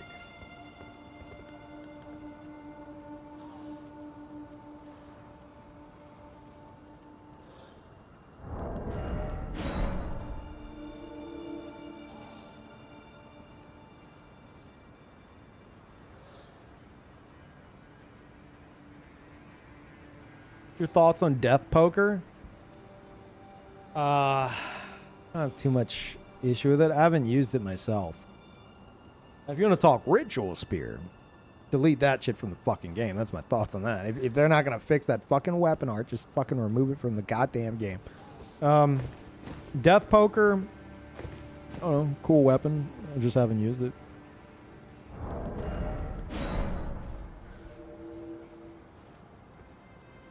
And try to backseat Peeve or something. It's been the theme of the whole stream. I suggested people level Vigor on Twitter, and it sparked a colossal debate amongst experts, not just myself, but others who have been playing these games for like over a fucking decade. All also being like, yeah, Vigor's important. And then a fucking army, like a full-on just armada of noobs who don't know what the fuck they're talking about, arguing otherwise, saying Vigor is bad. And it's like, it's crazy, dude. Are you arguing with people on Twitter? Because I have fucking brain rot. That's why. Thank you, Tarnished. What incantations and talismans do you recommend for Dex Faith? Dex Faith build using Uchi.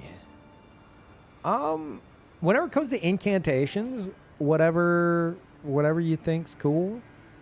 Like, just either, whatever you found so far, test them out, or if you don't mind it, look up shit and see, like look at all the incantations, see what looks cool.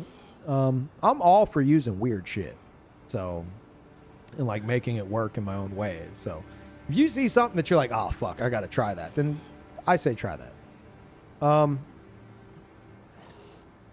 But talismans, it depends on your stats.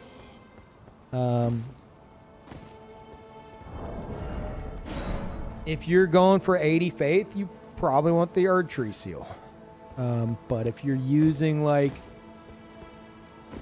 if you're using pyromancy with very specific incantations, you might want the Giant Seal, or maybe you want the Erd Tree Seal and the Giant Seal. You get the bonus from the Giant Seal while casting with Erd Tree Seal, or maybe 2 Giant Seals, depending. Or earlier we saw somebody who, like, I was working on their build for them that had they had the gravel what was it, the gravel seal, and that like boosts like a lot of like lightning incant damage, and because of what they were using, it was worth it over the Erd Tree Seal.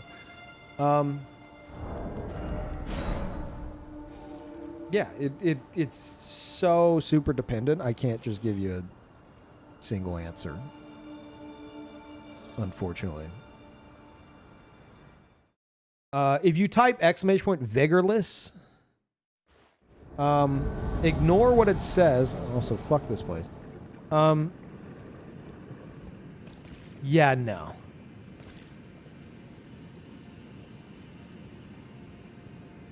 Not a goddamn shot. No. No. Well, okay. Maybe I won't block them. I thought they were trying to... No, that's a hunter. Nope. Nope, I am blocking them. No, I know exactly what the fuck's going on here. I thought that was a regular summon. Nope. So, if you're like, Pete, why are you blocking? Even the hunter knows. So, here I am in the Lake of Rot. Like, the worst place in the goddamn game, right? And if you look on my compass... I don't know where the host is. They're standing in a very specific spot somewhere where they, like, normally that means they're near me. But a popular thing to do in the Lake of Rot is find certain surfaces that actually hide you from the compass. So this dude is hiding somewhere in the Lake of Rot, waiting to get invaded. So the invaders start running into the lake, searching for them until they get Scarlet Rot so many times that they just die. As well as the hunters. This is someone just sowing pure chaos. So that's why I'm blocking, because they are not looking to fight. They're literally just here to have me wander around until I die. Also, this place fucking sucks. So, Ouroboros would have hunted him. That is the, after everything we've had that we've talked about this stream, that is actually the least true thing that has been said. Even with all the misinformation of like vigor and all that. That is actually the most false statement today.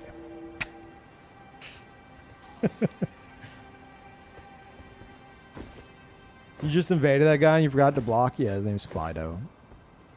So with EAUX.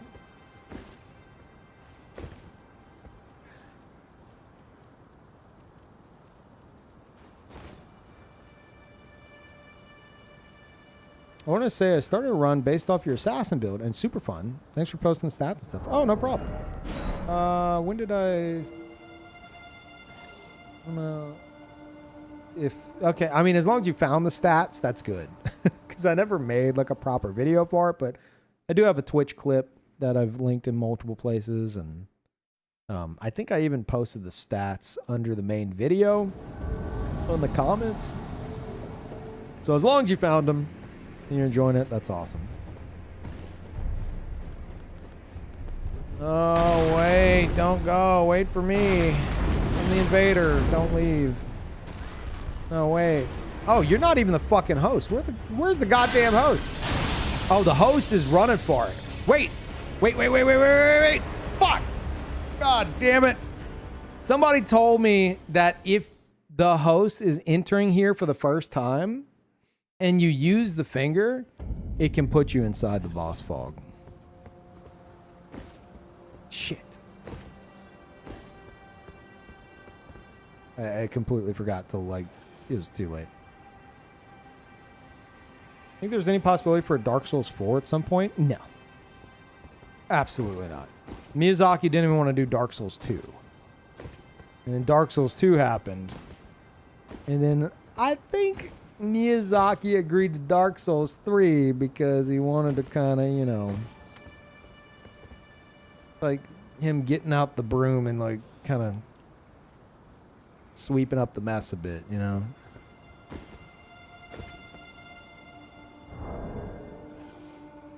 Dark Souls 3 because cash grab. But if you don't think Dark Souls 2 was the cash grab that started it all, I don't know what to tell you. Not only Dark Souls 2, its existence in general, but don't even get me started on Scholar. Dark Souls 2 was the innovation. You are smoking something out of you were out of your goddamn mind. Dark Souls 2 was a sequel that I'm pretty sure Miyazaki said he didn't originally want to do. And then Scholar released a year later, jumbling things up just so slightly to convince players who have already bought the game to buy it again. And then on PC, because of the DirectX shit, if you bought Scholar but your friend didn't, y'all couldn't play anymore. So your friend was also supposed to buy Scholar. They had no choice. Otherwise, you guys don't get to play again. And you're saying that's not a cash grab. Okay. We'll agree to disagree. Oh, doorbell. Doorbell, that's my package.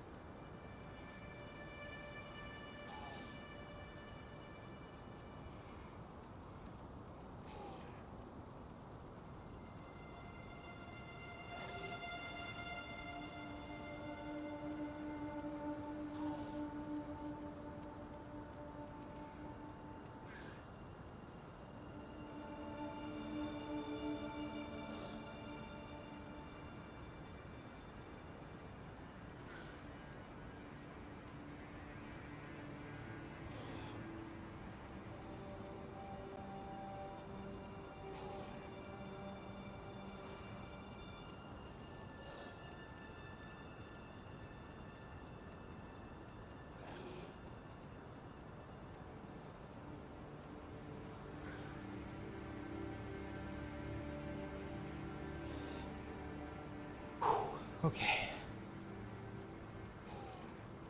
I've got one question for Lance McDonald. Knowing he sent me a can of spaghetti from Australia. Why? Sorry, I'm wiping down my controller here. Why, then, on the customs form, did he write can of baked beans? Is it because can of spaghetti would be too weird?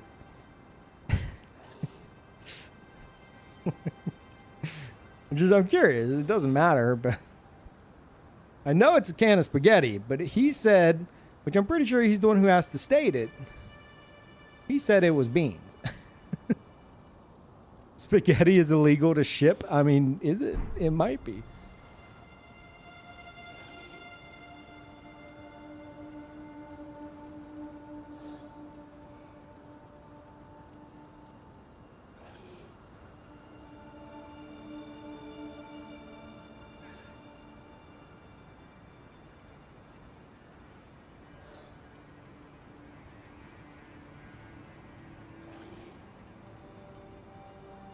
Okay, I'll let him know I got the package. Oh, finally, chat. Do you want to see what is now in my possession? I mean, I don't have it because I'm opening the package next stream because he included a bunch of snacks and shit, and he wants me to open it on stream. But the main thing he sent me was this bad boy. We got it off of a Japanese store. It is a jacket from 1990 for people who worked on Ninja Gaiden 2 on the NES. And it's in like perfect condition.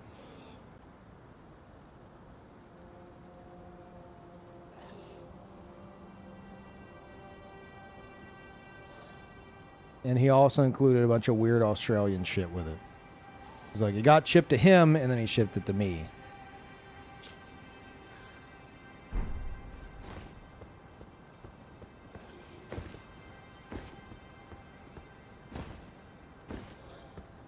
You didn't play Ninja Gaiden 2? Yeah, I beat it on stream. In fact, I played it. I got to the last boss, like, probably in like 2013, I think. I fucking rage quit, because not only was it insanely hard, but I had people in the chat being like, oh, Steve, come on, this is easy, who have like never beaten the game before. And Ninja Gaiden on NES is notoriously hard and like extremely fucking unfair a lot of the times. So it was all extremely frustrating. So I essentially rage quit. And then probably in like, if I had to guess, I'd say probably like 2018 or 2019. Maybe, no. I think I was in this house. So probably like 2020-ish, maybe 2021. I went back to it, and I beat it. So, yes. I haven't played 3, though. Like, NES 3.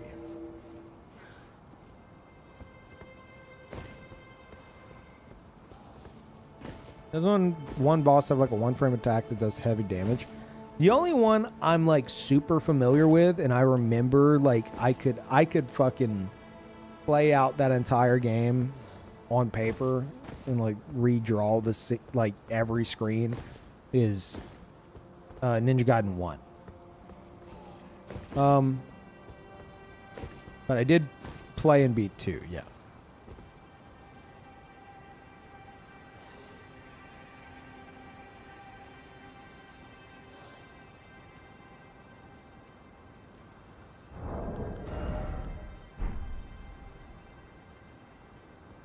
Did you die to the final boss to make you redo the whole game? No. In Ninja Gaiden 1, you get to the final stage, and it is extremely fucking long. And as you're going through it, there's How many spots? I think 2. No. Yeah. 3. There's 2 or 3 like checkpoint spots because it's so long. Or like if you get to that screen and like you die, then you know, you restart there. But and then I think even if you game over, it like won't send you all the way back. I think that's the crazy thing. Like if you continue, there's like one checkpoint. It's like 2 levels, okay? Imagine 2 different levels. And you get to one, it's a lot of crazy fucking platforming. Like you get to the next quote unquote level. And then anytime you game over, you restart there.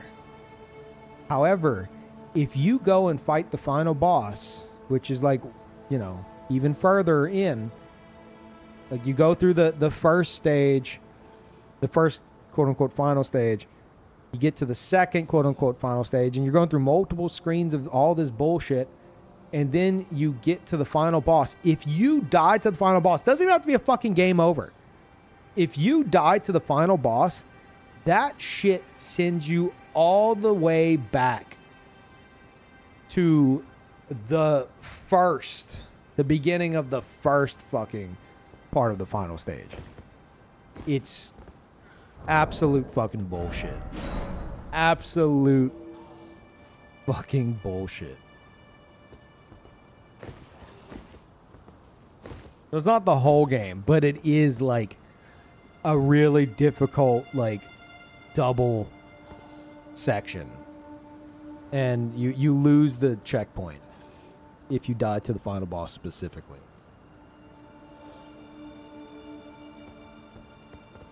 So I got invented save states? No. That's actually, a lot of people don't know this, that's actually how they test whether or not you're fit to be a real life ninja in current year. Even still today. You have to beat Ninja Gaiden 1 without save states. That's how it is. I have the certificate. Hell, I have the jacket. I've got the jacket now. Apparently, they you know what? They sent me this. The United Ninja Alliance. They sent me this because they had heard that I had beaten the original Ninja Gaidens. Yeah. Show me your ninja ID? Okay. There it is.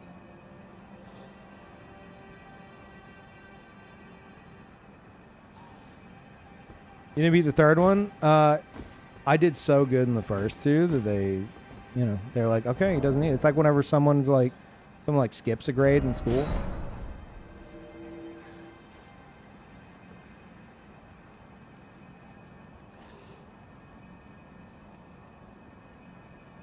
Developer said it was a bug they forgot to fix. You are shitting me.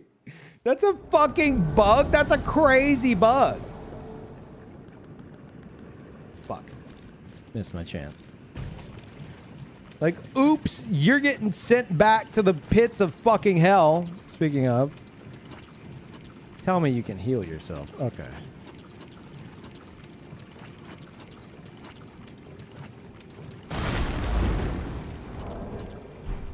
No way it reaches.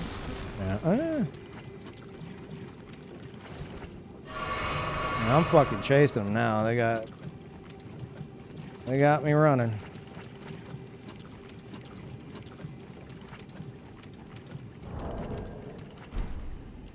Take less rot damage in Lake of Rot. Are you suggesting like poisoning myself before getting in or something?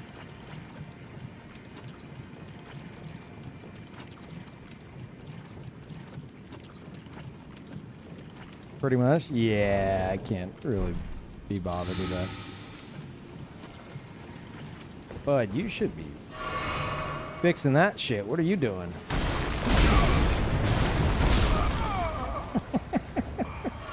Hey, you know what? As long as that host gets the grace, mission accomplished, right? I can respect it.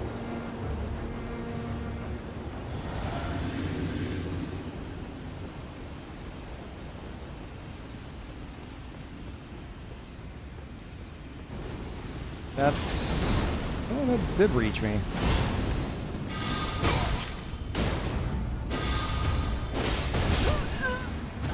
Unnecessary.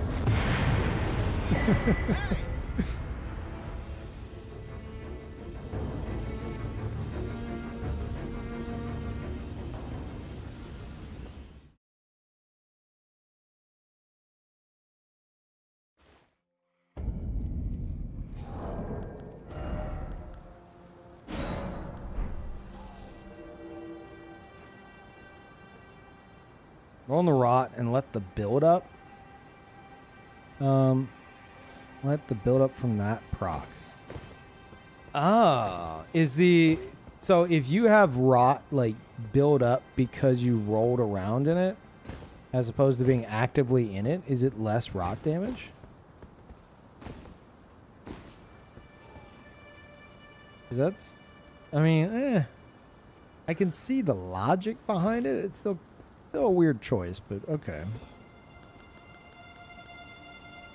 Like, you know, it's like, oh, well, you weren't directly poisoned. You were just, you know, you just didn't shower and you're kind of sick now.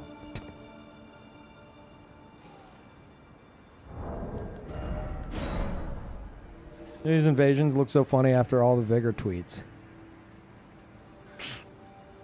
I got a question. How many people are here for the first time because they saw me going absolutely fucking batshit crazy on Twitter? I'm just curious. Losing my goddamn mind. Oh, shit.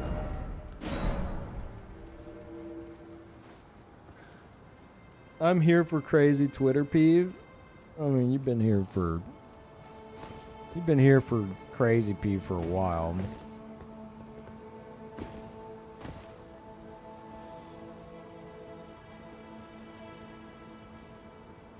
I'm here for the spaghetti jaffle.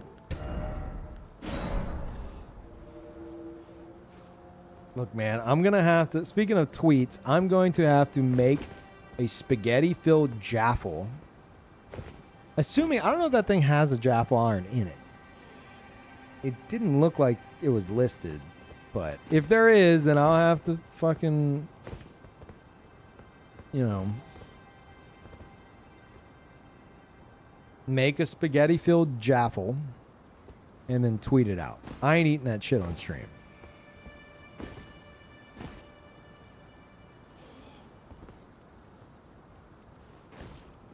I knew you long before those, but hey, algorithm went apeshit. It was constantly recommending your Twitch and your tweets. Is that why I got so many followers on Twitter recently? Gotten like, I swear, like 200 followers just based off the fucking like past few days.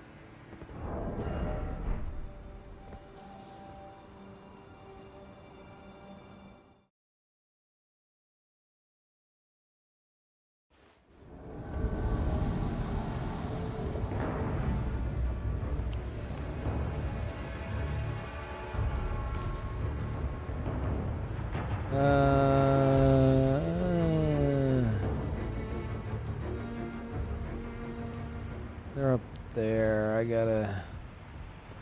It's the quickest way. I gotta go for this shit.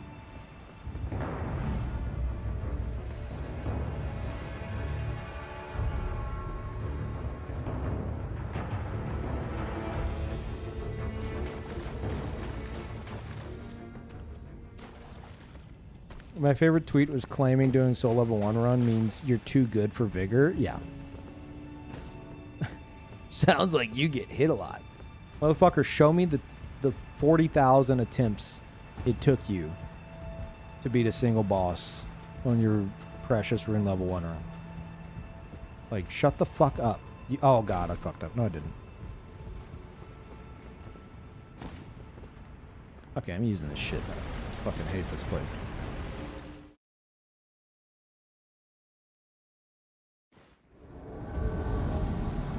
They're all the fucking way down here. Okay. I don't think it's a gank squad like that normally camps this spot. I think this is just like coincidence. You know?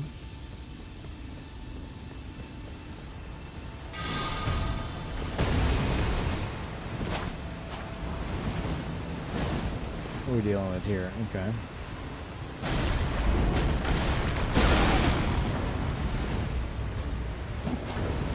Oh, that's bad. Not the best trade of my life.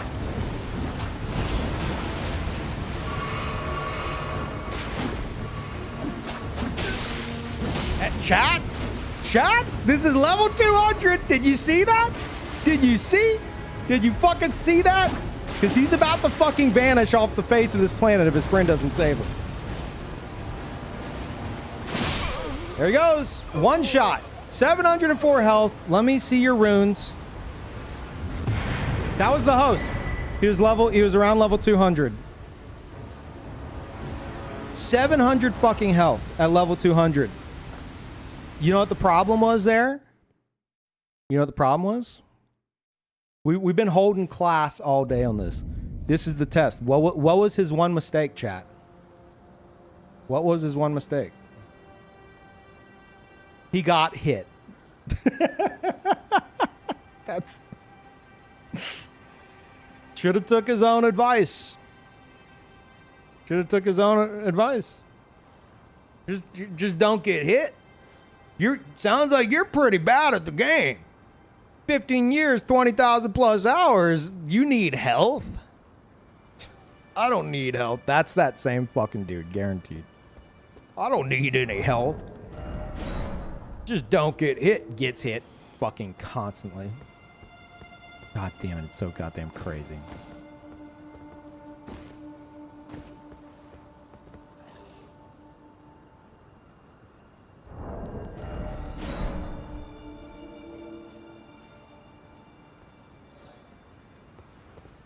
Guy preparing to be a future no-hit runner, and now you ruined his dream. Look, man, if anybody saying don't get hit shows me if one of them will fucking produce a full no-hit run playthrough where if you get hit once, you start over, you know, like the actual experts, then I will shut the fuck up. I don't feel like eating a shoe, but I'll eat something. I'll eat a spaghetti stuffed jaffle from Australia, which apparently is a possibility now, thanks to Lance McDonald. Everyone doesn't know what that is. It's apparently a weird sandwich type thing where you make like a sandwich pocket stuffed with canned spaghetti. So... But you know it's not going to happen? Anyone who gives that advice producing said playthrough, because they are not good enough to do that despite talking as if they are. And that's the crazy part. And thank you, Empiric. Welcome back. Fuck's a jaffle. Think of like a homemade Hot Pocket. Like a grilled cheese, but like the sides are all like, as far as I understand, the sides are all like sealed. Like it causes it to like seal the edges and makes a pocket. We got 3. Hell yeah, push the fucking button, Melania. Do it. Whoa, you didn't push the button. That's fucking crazy.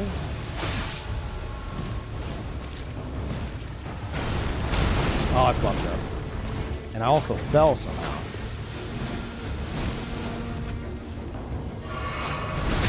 Yeah, that's unfortunate.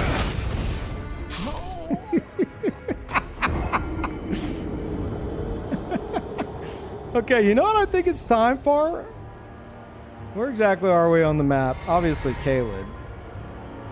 I hope they're Taunters tonguing because I think it's time we hop on Eno. I'm okay with that. No, don't invade them. Don't invade them. Let me run that back here. For anyone who doesn't know Eno, this is my assassin build that is designed to torture would-be gank squads. And I would love to have a shot at whatever the fuck that was again.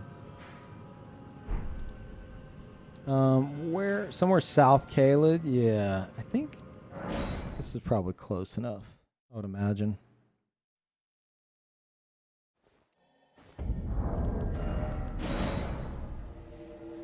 I don't know if we'll get them. Try for a moment.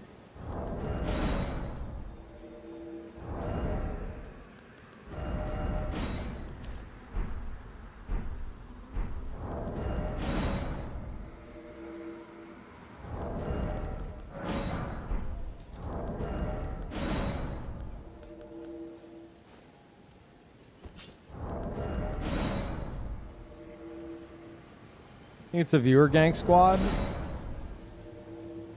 No, I don't think it is. I normally have a good sense about that kind of stuff. I mean, it could be. Normally, if it's a viewer gank squad, they'll be on like Caelid Beach or like in the fucking sewers or Ruinstream Precipice or somewhere like extremely stacked in their favor. It's a Twitter gank squad. That may be true.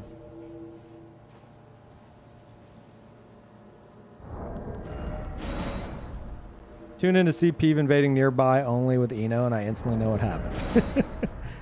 Hey, I haven't been doing this as much lately.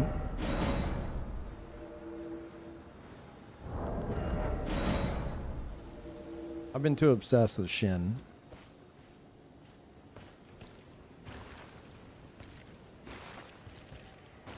You gained followers because you spit facts. True.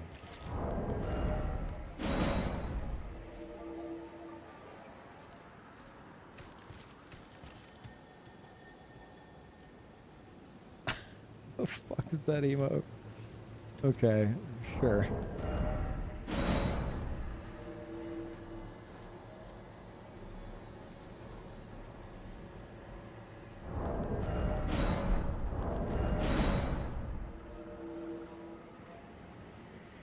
Man, like I'm connecting to them, but not.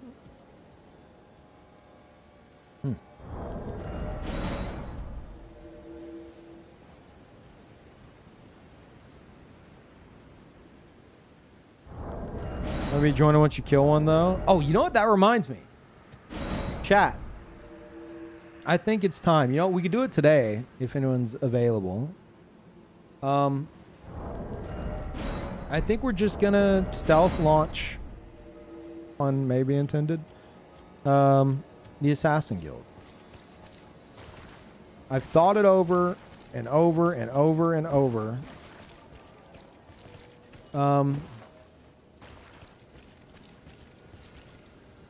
And I think as much as I would like to do a YouTube video like officially announcing the Assassin Guild like I originally intended, it's just a recipe for disaster from multiple like avenues. One, people immediately blocking us on site, which most gankers who don't want to deal with assassins will be doing anyway.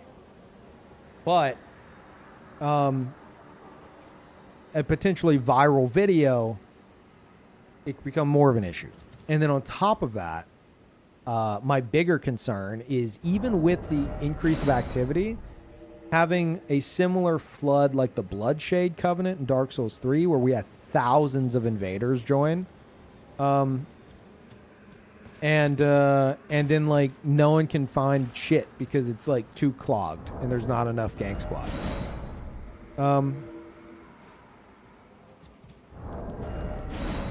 Yeah, I think having it like stream specific, and like, oh, I can post highlights and stuff on YouTube of like moments with like 2 assassins, and maybe people paying attention will be like, wait, what? Are they working together here? What's going on? I need to look more into this. I need more information on this. And then they could potentially find it that way, but a flat out like, hey, everybody come join.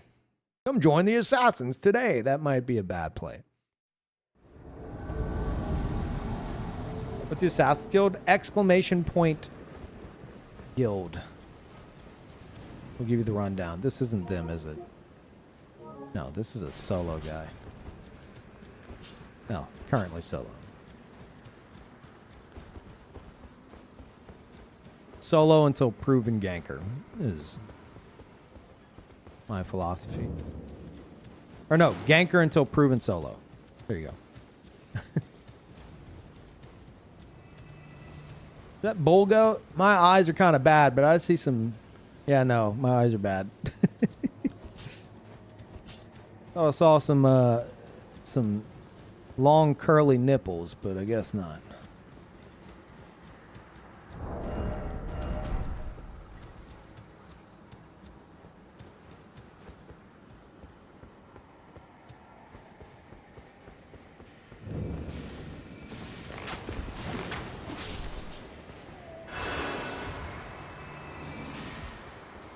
Oh. Okie dokie.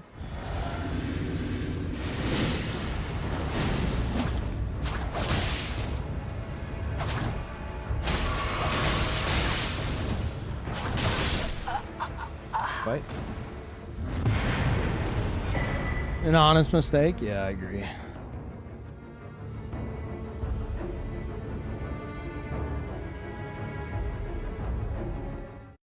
So the problem with the stealth launch is like, I can like tweet it out, I can talk about it in stream, but I feel like without like some kind of hype video or some shit, it's gonna be kind of hard to get people back into the swing of it, you know?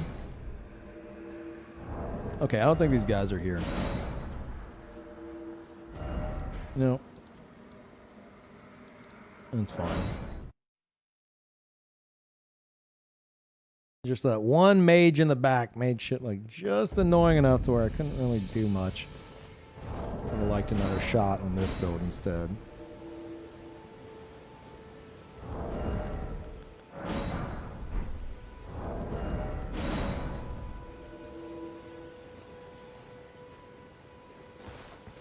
For further video announcements, people can relive the Bloodshade experience. Yes, but the problem is, say we got a fraction of the amount of people with the Bloodshade announcement, there's less there's because there's less like max player count in this compared to Dark Souls 3, there's less room. So you might have a scenario where you have a fuck ton of invaders all like clogging the system together. And then people are getting all pissed in Discord like, dude, I can't find anyone. I can't find shit. This is dumb. Fuck this. Like, that's a very real possibility. Oro will make his ganker covenant once you announce it? Probably. I would not be surprised if Brandon does whatever the fuck he wants to do with a covenant idea, makes a video about it, and then someone shows up in my chat soon after and is like, copy Ouroboros much? And then I'm going to, you thought you saw me freak the fuck out today? I will, like, I don't know if I'll be able to stream anymore. I will lose my fucking mind. I will have a mental breakdown.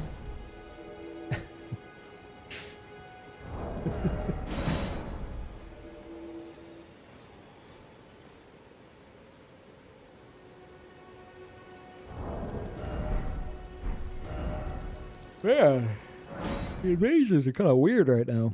The fuck? We're okay with an idea to go with DLC at New Game Plus 7, which I think is really cool. Yeah, it is a really cool idea.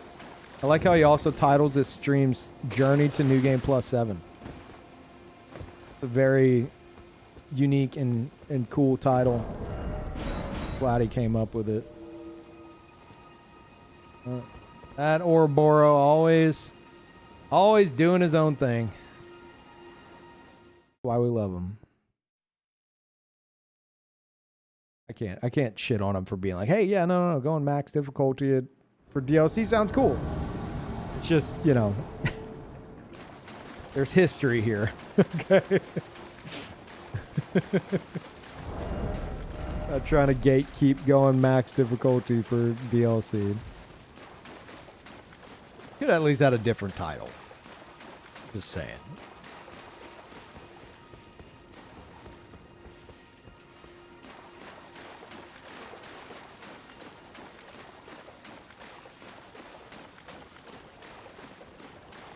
What are we dealing with? 2. Seem to be on the move.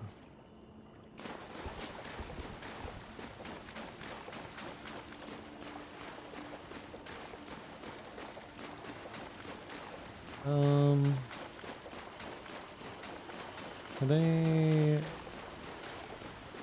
hearing some noises? Are they actually up here or are they around it?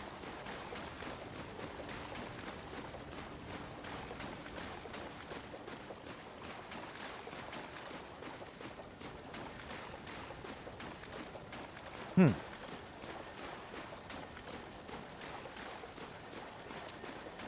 think they might be up top. No, they're not.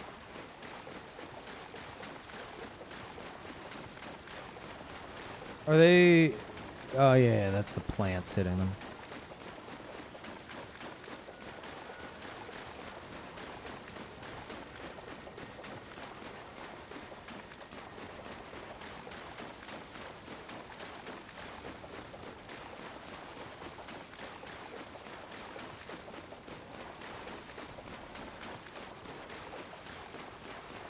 God, the range on that is crazy.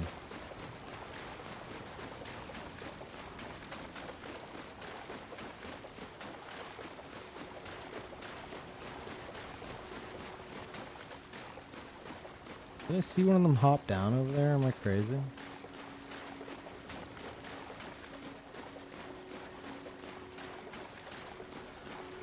I'm crazy.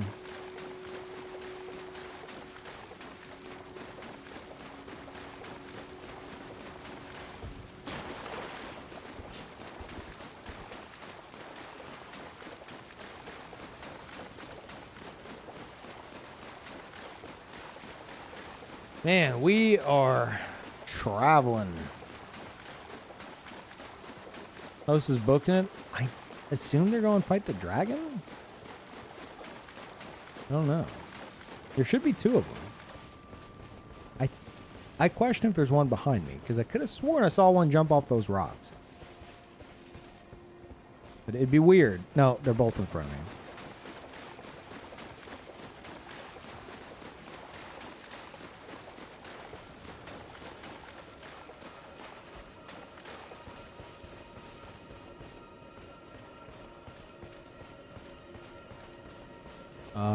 They're trying to get in there.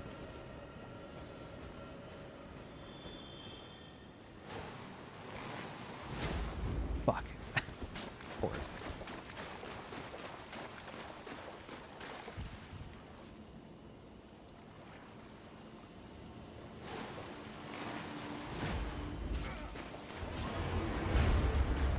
This is evil because they're genuinely trying to get inside.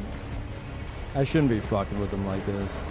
They're actually playing. We'll go in on them. I'm not gonna fuck with them too much.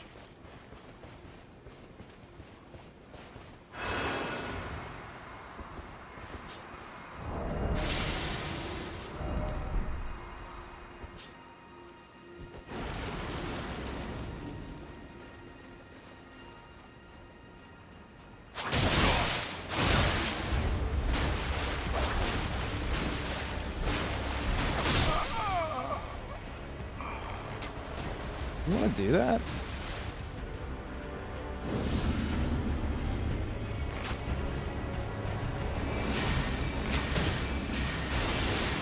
Oh. What? You could totally lock onto me there. I don't know what that was. They're just trying to free aim it or some shit. I don't know.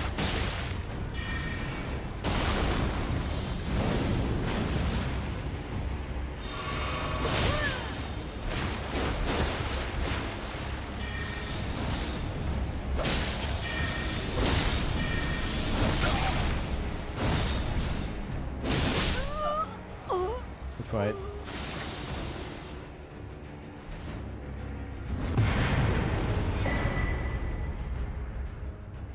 What was that first spell? That was what's it called? The mining spell. Rock Blaster, something like that. Oh shit, I invaded everywhere. Didn't mean to do that.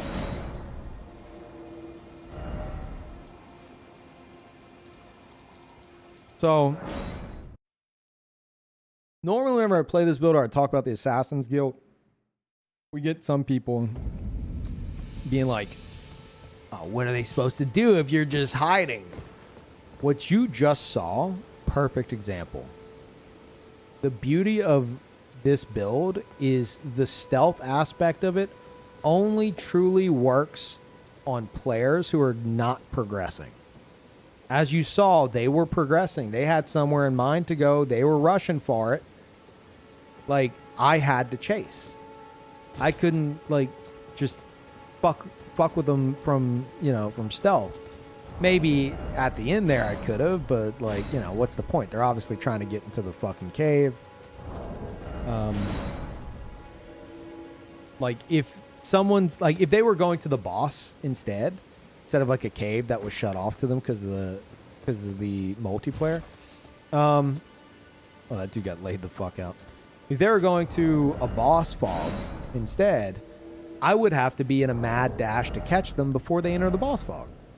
So the assassin stuff doesn't work as well on players who are actually progressing because you have to chase or you lose.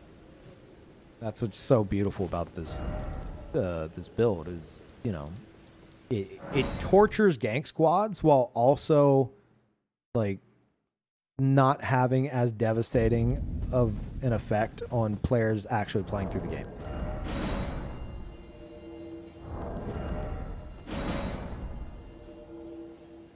Does Discord for the guild exist? What? Yeah, exclamation point Discord. Yeah. And you would go to the game section, and then you'd probably want to follow the Elden Ring channel, but the main one would be the Elden Ring Assassin Coordination channel. Which I am now in case anybody wants to invade alongside me. However, the issue is, and this is something I'm concerned with, I'm not finding very many gank squads. So what we'll do is I will invade everywhere on Eno. Because the goal, I've gotten in the habit of trying to specifically hunt gank squads on this character. But the goal isn't just to do that. I'm kind of a fucking psycho. I like finding dedicated gank squads and just torturing them. Especially on this build. The goal would be, like, the main focus would be invade everywhere, like I'm currently attempting to do. You invade everywhere, and whenever you find someone, wherever they are, that's kind of like, you know, an intense enough gank squad, especially if you think they're taunters, tonguing, and shit like that, you let people know in the Assassin's Coordination channel on Discord where they're at, rune level, which we should be all around 200 anyway, what system, and the host name. And if anyone finds them, they could be like, hey, yeah, I'm there. I found them. They're right here. They might have a slot, or like, I just killed somebody tried to invade here as well. And then maybe you'll get 2 of you in there. And whenever they die, everyone can celebrate. Like, we got them. We did it. Yeah, fuck those guys.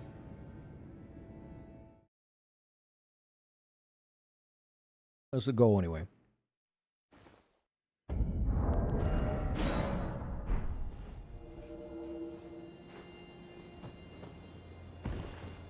Guy who plays FromSoft games for a living. I'm kind of a psycho. Wow, really? We couldn't tell. Yeah. Yep.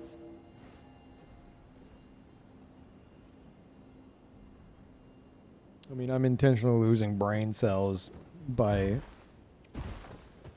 engaging with people who are just talking completely out of their fucking ass.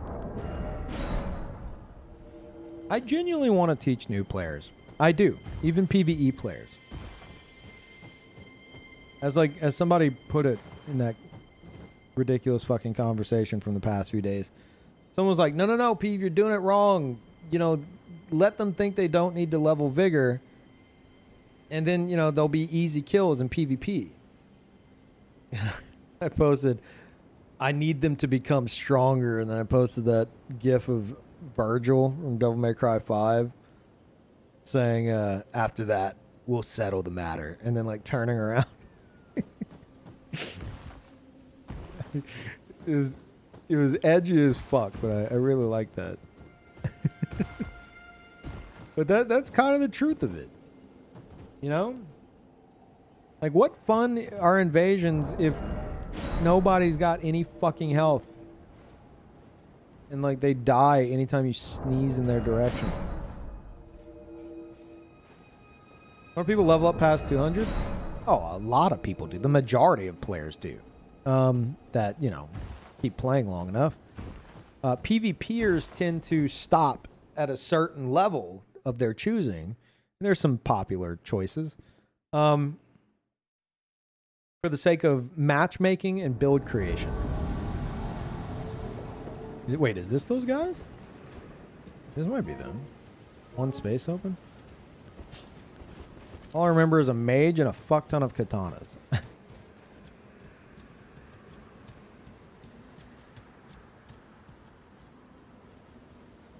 Yeah, huh. Let me find something kind of... some kind of cover instead of just like popping up out of thin air. This could work.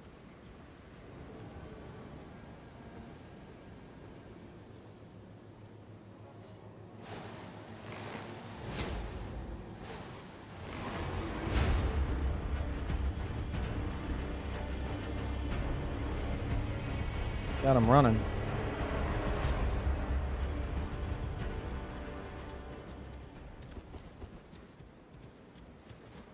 I think this is them.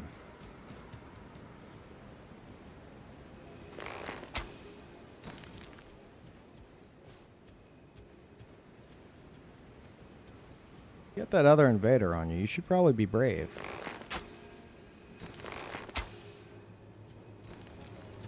Okay. Well, that's how we're doing this. Oh, wait.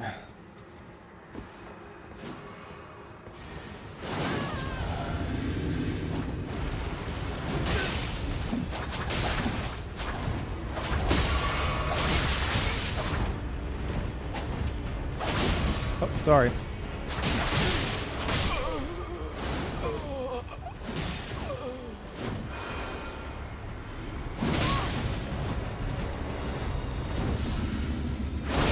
Oh no.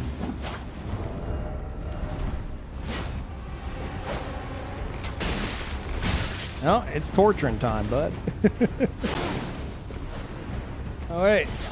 No, my torture. This was totally them though. We got the revenge.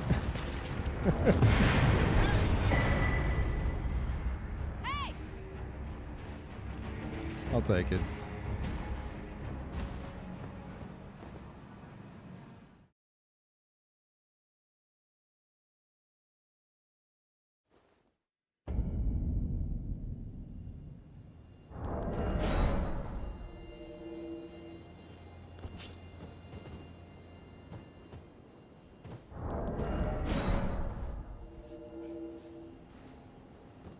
Man, I gotta write down like t-shirt ideas.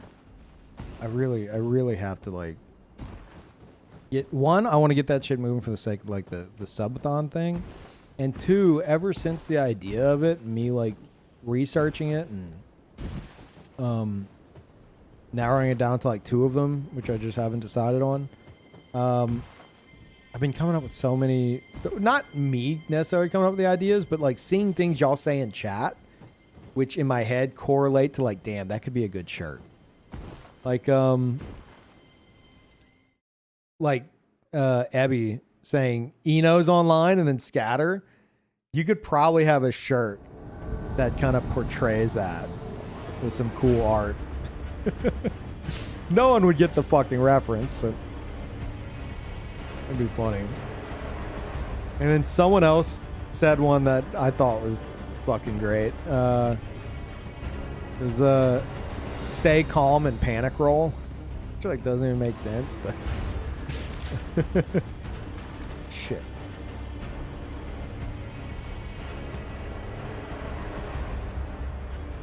All right, well, oh no, this dude sees me. I'm gonna pretend he doesn't though. Oh yeah, these guys are knowers.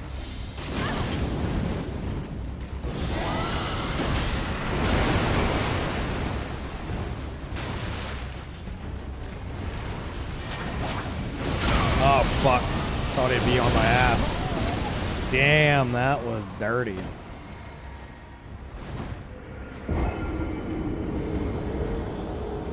Okay.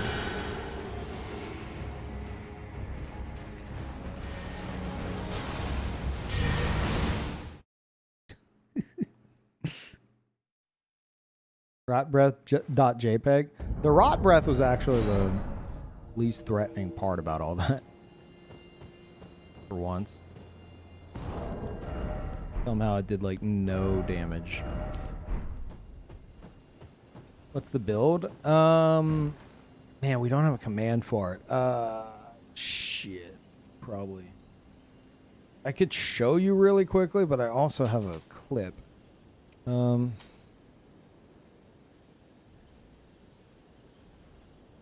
This might be it. Is this it? Down. Here's the stats. Yeah. Shut up. Shut up, me. There you go. And anyone on YouTube also wanting it. I think since that clip, the only difference is I have taken 1 point out of mind and added it into endurance. So, because I hard swap these 2 talismans, and before, if I had arrows reach on and I forgot to switch to this when I got into combat, I would be medium rolling. And it's a 0.1 difference, so I refused to do it for so fucking long. But finally, because I kept forgetting in the heat of combat, I just said fuck it. Up my endurance 1 point for the fucking 0.1 equip load. As much as it pained me. Just so I didn't have to deal with it. Wait. I fought these guys. Or didn't I? I mean, I don't know. A lot of these builds just always look the fucking same. Oh, shit.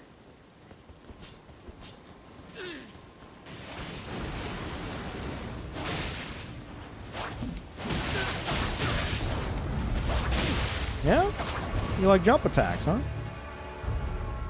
Oh, fuck. I don't even have my thing. And jump attack. There's the jump attack. Here comes the jump attack. It's going to be followed by probably another jump attack. Here it comes. He's going to turn and burn with... Try to guess. Try to guess what's coming up, chat. Try to guess. Oh. Death.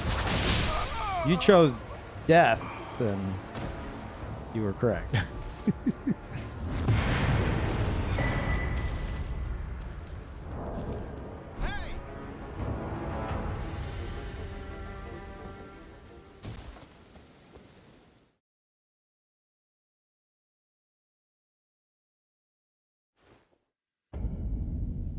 Born to Die, World is a Fuck, Kill 'Em All 2022, I Am Invader Man, 410,757,864,530 dead host.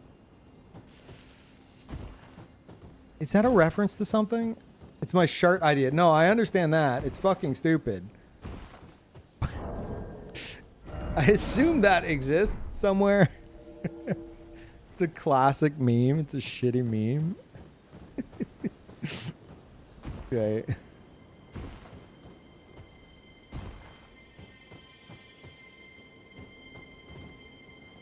Forgot to say mommy merch, Peeve. Say it. Mommy merch. Chat, mommy merch is never happening. I told y'all this. Unless you want merch. Like, you think I'm taking a while with this recent subathon merch.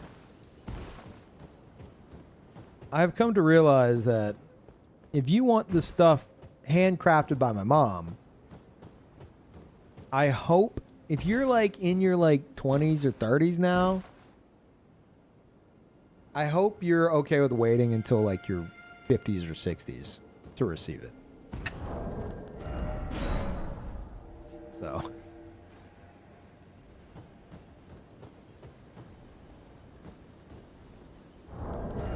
Oh wait, wait.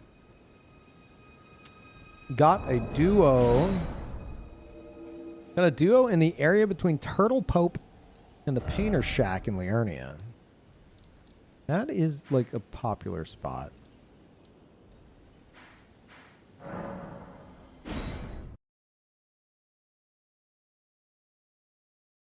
I think turned off Taunter's Tongue. Okay. See if we get anything. Worth a try.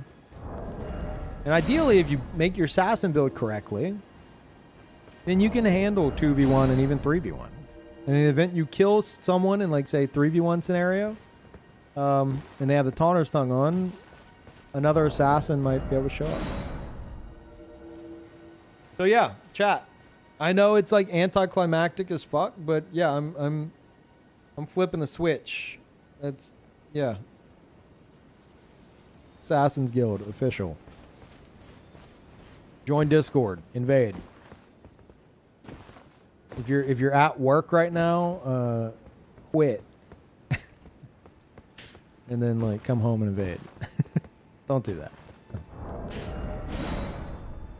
Someone's already screaming at their boss. Hey, fuck you! I'm an assassin. They'd be like, whoa! I'm calling the police. I'm like, no, wait. I mean, like, in Elden Ring.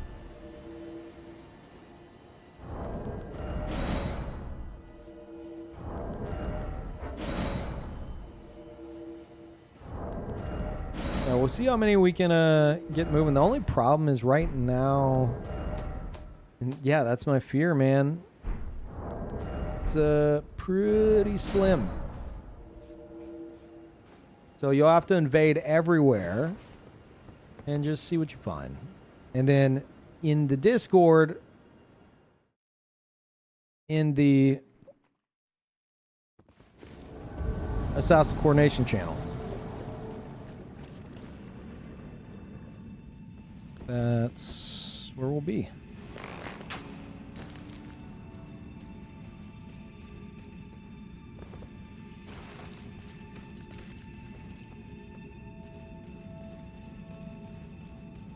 They're waiting for me. No, maybe not.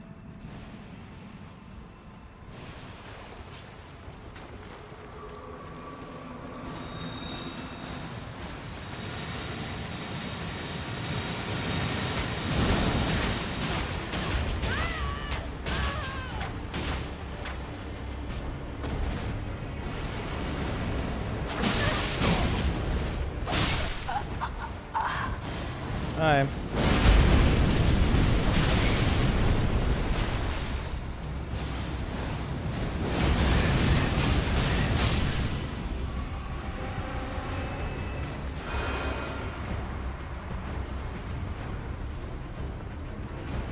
Where are you going? Oh, fuck. Yeah, huh? Think I give a shit?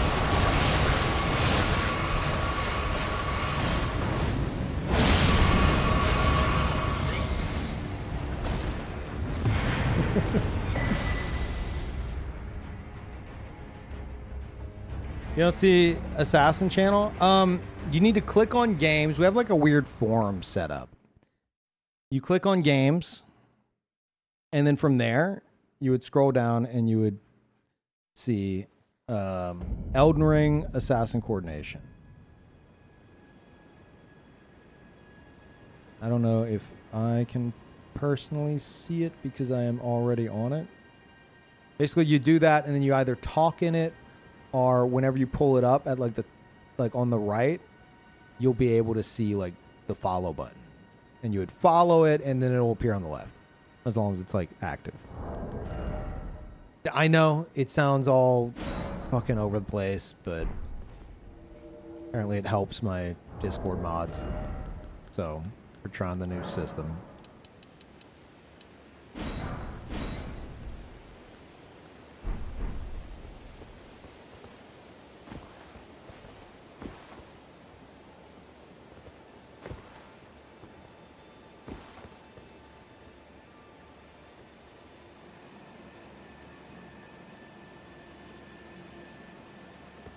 Yeah, you found it.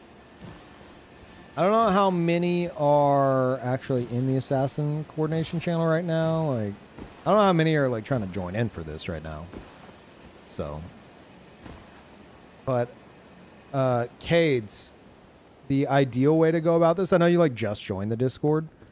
The ideal way to go would be to whatever your character name is, assuming you follow the directions correctly and you have like I'm red-eyed Eno. If you were like purple-eyed so-and-so, like you would change your Discord name, or at least add it to your Discord name. So like Cryo Crow, you see that just posted that GIF. That is Snake-Eyed Saren. And the reason why we need that is because say I'm in an invasion, right? Say I'm like stealthing an invasion. Pretend this is an invasion right now. Oh, there it goes. And I see Snake-Eyed Saren has invaded. And I would at Snake, Snake-Eyed, and then there's actually two Snake-Eyed. One is Naja, one is Saren. I would hit Saren, and I'd be like, Pog you. This is an example. Talking about it on stream in case you are unaware.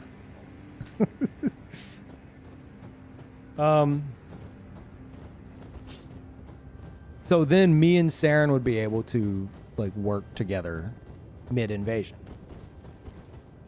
That's why it's important to do that. Look at this motherfucker. Okay. How many? 2 spaces. So this dude's AFK. This right here is the end of the line. As an invader, I know that's an invisible wall. This host can't go past here. That's the host. So... Oh, shit.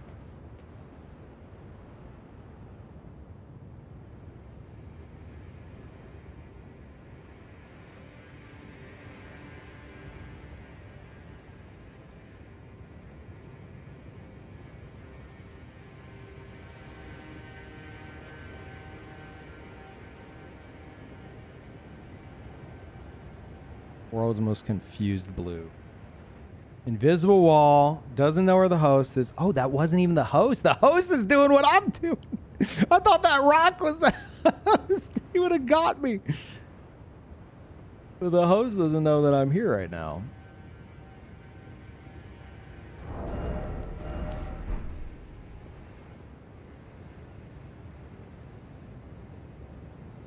There you go. Ready for the panic roll? Ooh. You brave piece of shit.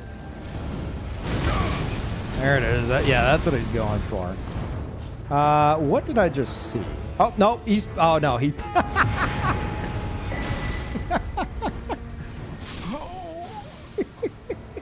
Why was he panic rolling like that? I wasn't even fucking doing anything.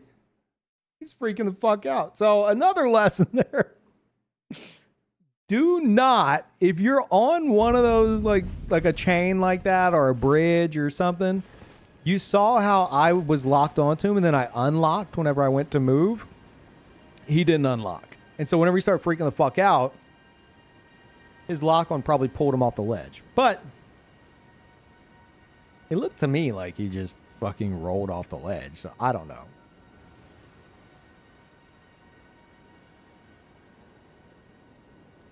That was, yeah. Yeah, wait. Didn't I see a blue fly through the fucking air? Am I crazy? Was there 2 blues and one of them flew through the air? What? I could have sworn I saw at the corner of my eye. A blue seemingly flying through the air. But then I turned around and they were on the bridge. So, oh, it was the night comet spell. That would explain it. I saw something blue zoom past me. I was like, well, there goes the blue. And he's gone.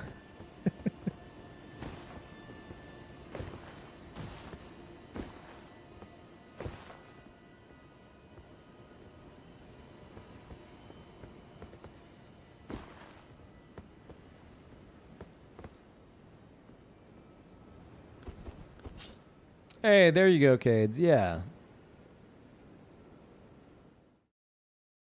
Yeah, I see that. So if we were to match up, I could at you and be like, hey, Stone-Eyed Cades.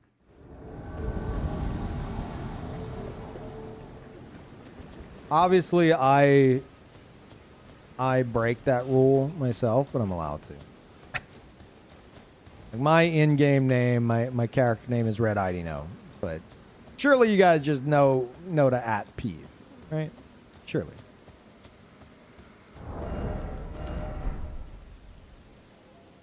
Rules for thee, not for me.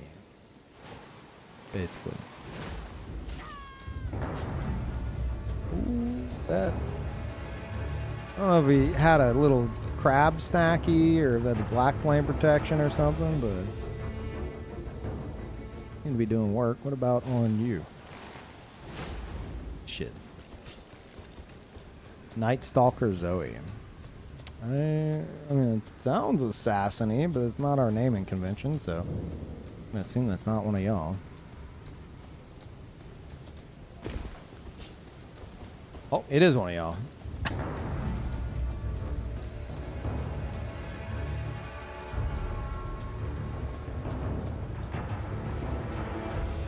So now there's 2 assassins in here. So I'm stealthing and Zoe's stealthing. And as soon as they stop moving, we can fucking hit them. And if we wanted to, we could like coordinate on Discord even further. To like sync shots and stuff. But I mean, they might just fucking die from this. So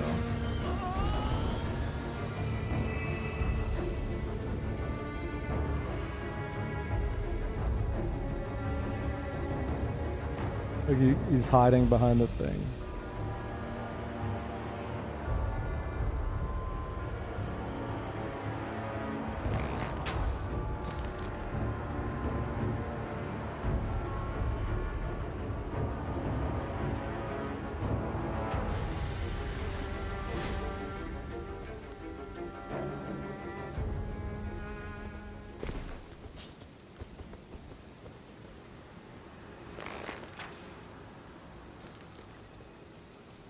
They're going after Zoe.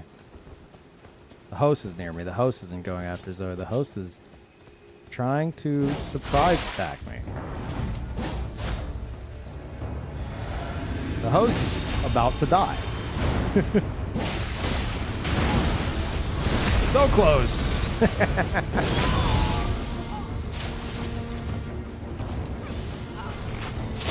Fuck. That was goddamn close.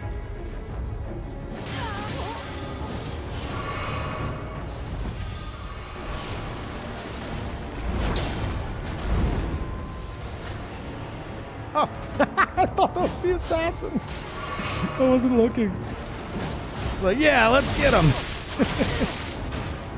Dead.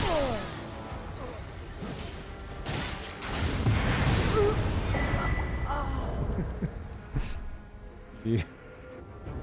Oh shit! No, no, no, no! Wait, wait, wait, wait! There you go. We got there. Messy, but we got there.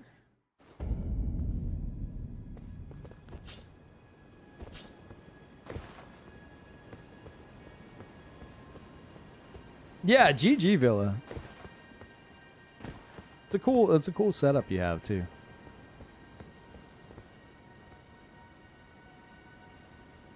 Hi, I'm new to the game. Why can't they see you? I have this right here. It's called Concealing Veil. Conceals wearer while crouching away from foes. So, say that this set of trees, each of these is a player. Say it's a group of 3. Whatever. About from me to that group of 3 trees, about like here-ish.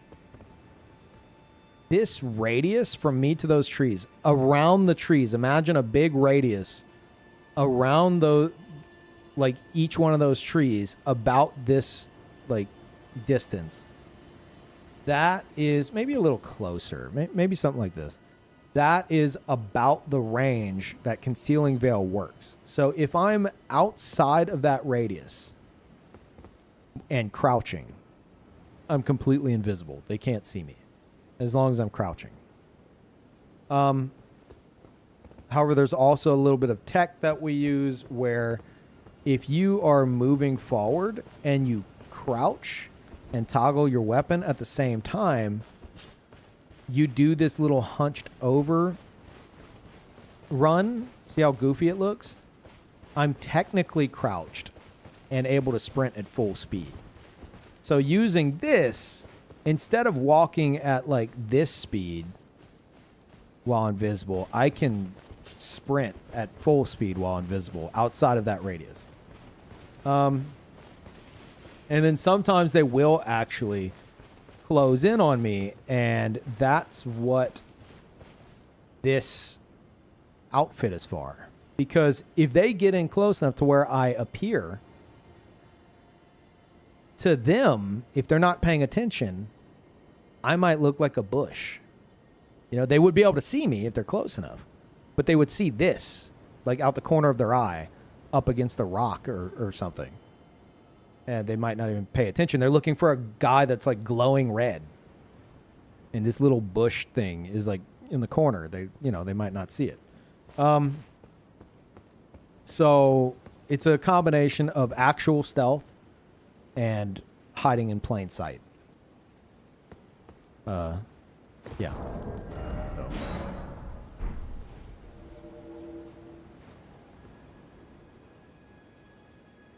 Yeah, no problem. If you want more info on like making an assassin build, !Guild gives you some suggestions on how to make your own assassin build based off of this one. And tells you how to join our little group that we have now officially launched. We just need to spread the word of it launching, you know, without making like a massive YouTube video about it. Because I've decided that is not the play. Fuck, I didn't mean to do that. Fuck.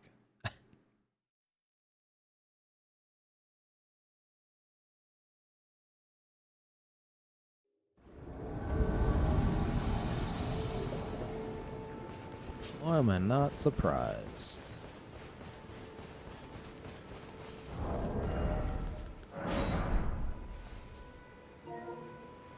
Two of them, currently.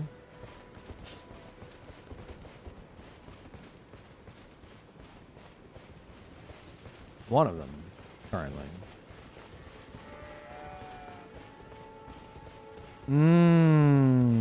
These might actually be people caught on New Game Plus.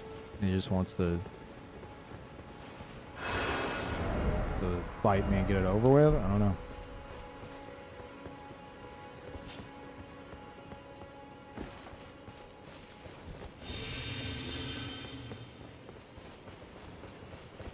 Don't do it! Oh, fuck. That's supposed to be my bow. He's jumping to his death anyway. That guy had vigor. 1900 on the dot. That's 60 vigor. Chat, a host at level 200 with 60 vigor. We all should clap for that. We're very proud. Eddie, thank you. Welcome back.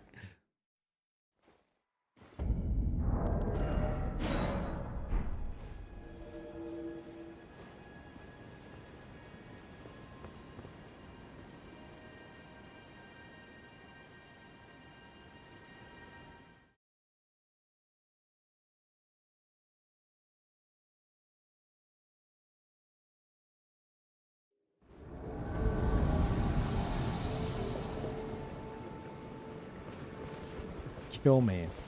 Okay. Don't mind if I do, I guess. It seems like the name that like a cheater would be using, you know? So it's like ironic. Like kill me. You can't though. Oh, I see.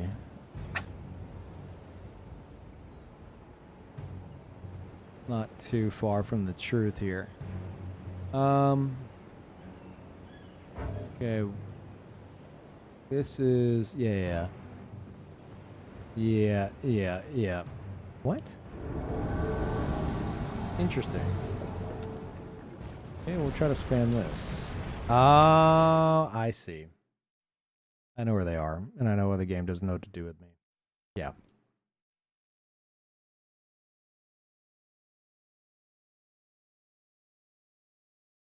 Yeah, I know exactly where they are. It's basically what I said.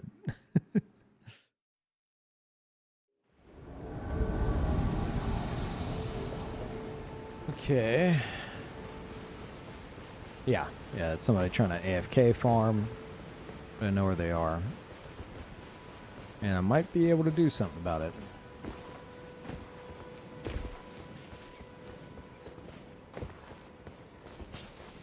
Two hunters arriving. Ideally, I will avoid them both.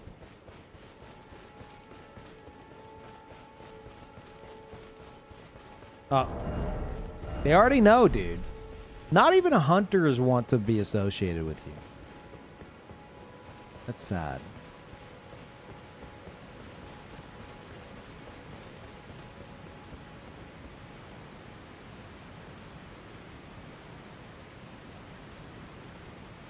Yeah.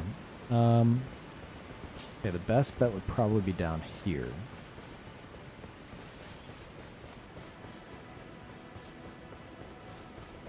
No, Melania's won't work. They're on one of those pillars, I'm pretty sure.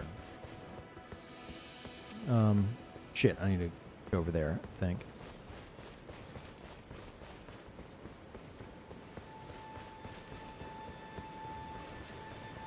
If they're truly AFK, I could probably kill them. If they're not AFK, it's going to be a pain in the ass.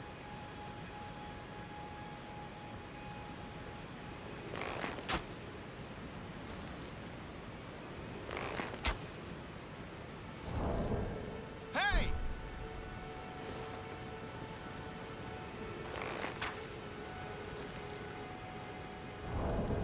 Hey! Does he see me? I don't know if he even sees me.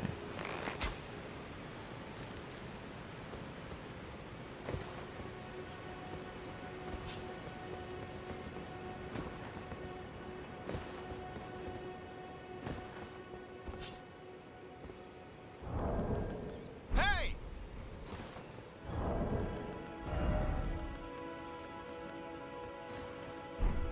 Hey!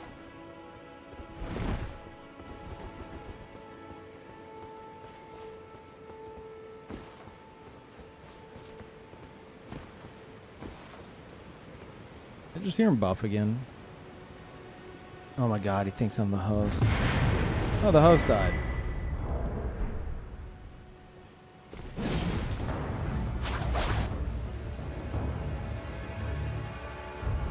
That's fine.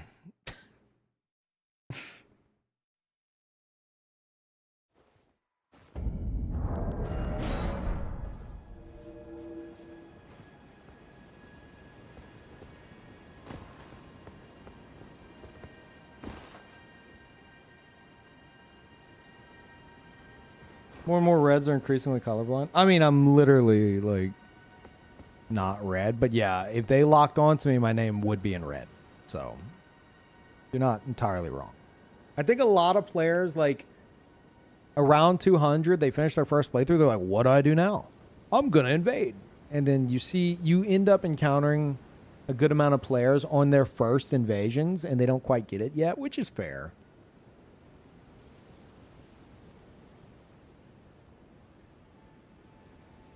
Unless maybe they encountered that guy before and they're like, fuck it, we're not getting this guy. I'm just going to fight him. I'm going to fight this other red. Also, maybe that. Could have gone either way. Use my channel points? No.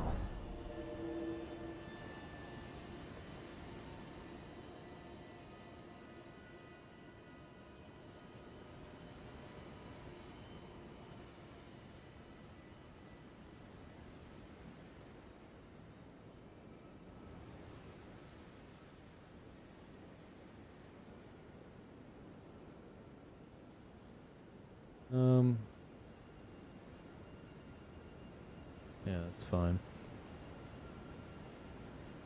Okay. And for the record, I am keeping an eye on the Assassin Coordination channel if anyone's in there. If you encounter a gank squad, call them out, where they're at, host name, system. I think we're mostly on PS5 at the moment. It's going to be hard to like round everybody up. We had a lot of people taking part. A lot of people made assassins. And then we hit like a lull, and because like I didn't want to make anything official yet. And now that I'm just suddenly saying like, all right, it's official. Hey guys, it's official. Like that's the big announcement. It's very possible a lot of people just aren't going to get the fucking memo. I put a twist to PvP and DLC. I'm hoping we see some form of covenants. Worth making an assassin on PC. For yourself, yes. Absolutely. I don't know how many other PC assassins you'll have working with you. But we had, whenever I first came up with this idea, there was like a sect of like PC assassins that worked around the fucking clock. Because apparently on PC at level 200, you have the fucking sweatiest gankers of all time that are constantly playing. Because all the casual players are on Seamless Co-op mod. So these psychos were just, anytime I would go and pull up Discord, they were invading and they were coordinating. They're like, yeah, those idiots are back here. Okay, I'm coming try to invade. It was like, it was a small group of them, but they were doing work 24/7 somehow. So, yes, I just don't know like how many teammates you'll have, you know? But I think PC, while it sucks to invade at 200 on any other build, it might shine on an assassin where you can potentially torture players that are ganking at 200. Not too bad at 200 now on PC, really? Okay. That's good to know. To it first step. Let me see.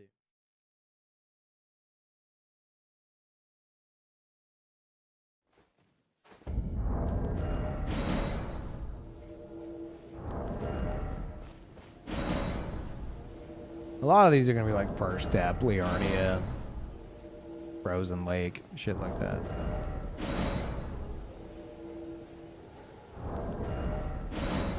Yeah, it doesn't seem like they have Taunter Stung on. Okay.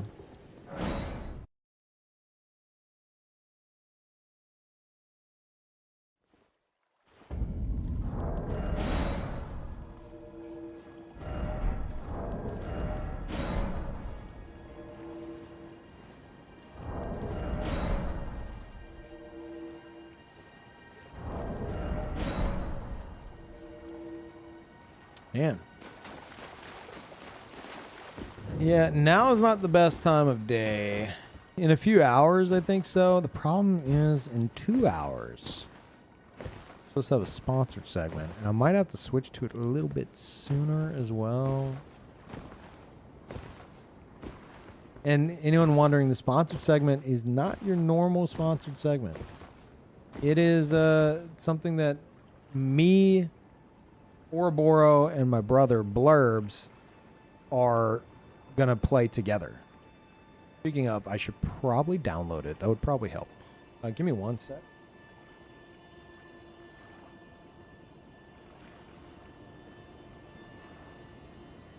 Blurbs is your brother? Yes. Unfortunately.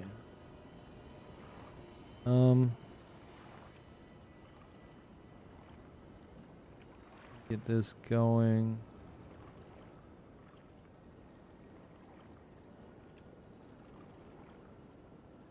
No, it's not Naraka. I don't think we get B playing Naraka.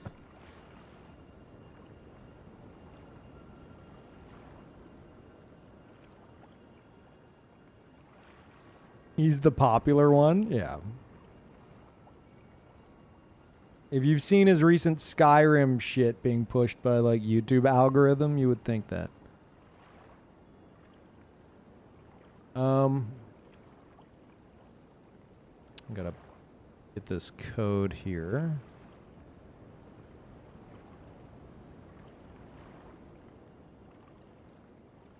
Where is it?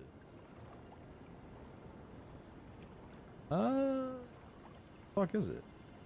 Oh, it's probably part of the activation brief. That would make sense.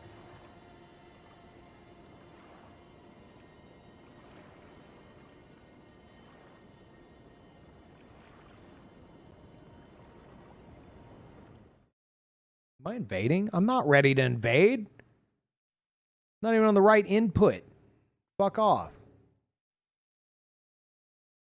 Let me do this first. I'll be fine. I don't even know what's happening. Oh, I'm in a load screen. Okay.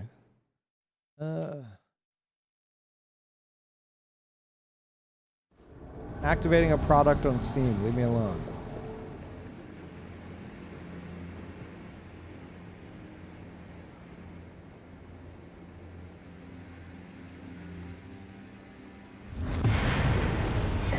There you go. Told you. Easy. Okay, it's downloading.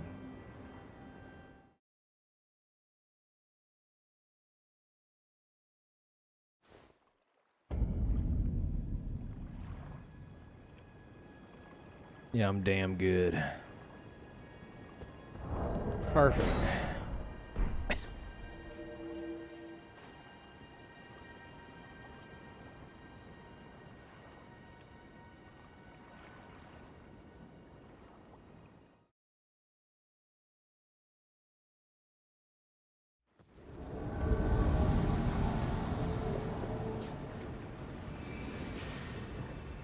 Hey, guys, hold on. No, I'm not ready. What is this horse shit?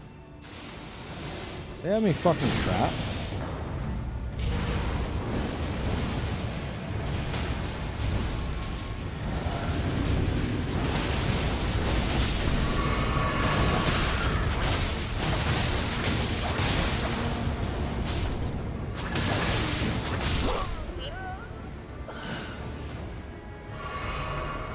He was dressed like a noob. No, he was actually a higher level than me. That was bad.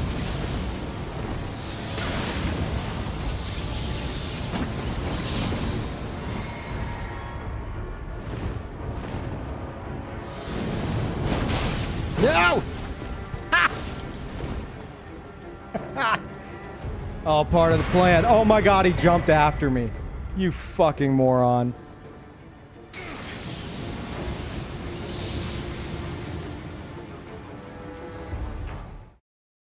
Yeah, Ezio. Think he L2 to his death? He might have. He might have actually just mashed L2 until he fell off. Very possible.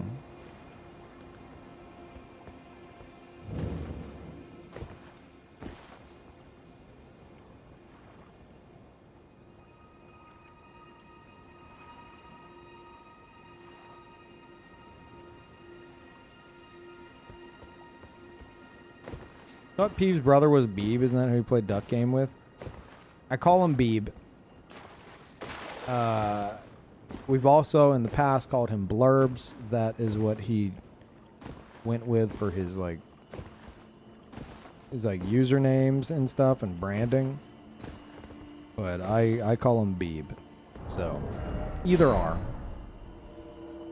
At one point I called him Bleh. Like me and my friends, we just started making noises, and he would answer to it. Like, hey Bleh, hey Bleh. And he'd be like, hmm.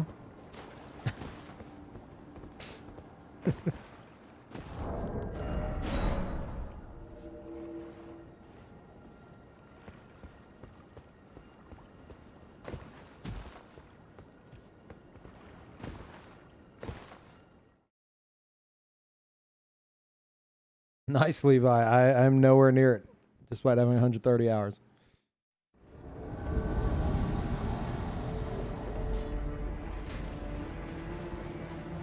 Fought this dude earlier. He was solo in Caelid. Still solo. Seems to be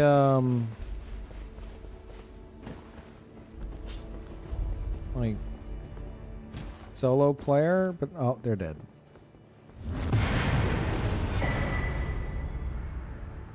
They don't seem to be like abusing Taunter's Tongue. Maybe they're trying to simulate organic invasions or something.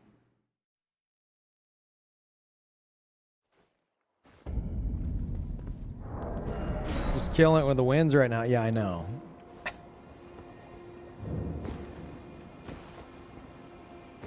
Global assassin invasions. Well, we don't have enough like regular gankers on right now. So I'm having to like search and find people. Also, I've decided to just flip the switch. Assassin's Guild is official. Fuck the video. I think it would do more damage than good anyway. So if you have an assassin at your earliest convenience, get on, invade on it, and utilize the coordination channel in the Discord. And thank you, Spoon. Welcome back. You watch the video together on stream? What? I said no video. It doesn't exist.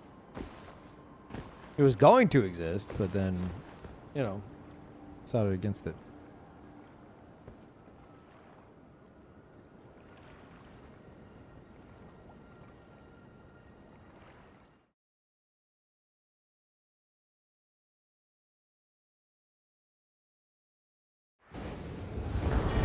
Oh shit. So much for stealth. I know who the fuck I'm going for immediately.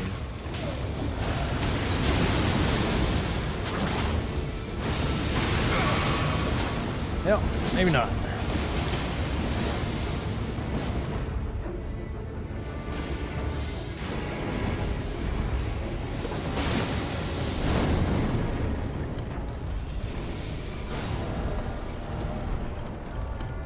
Chat, have you ever heard of the legend of the elevator bush?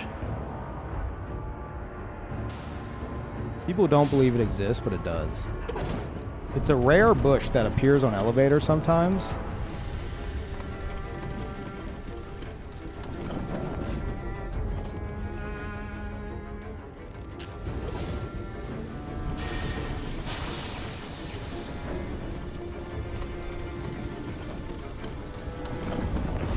He sees me.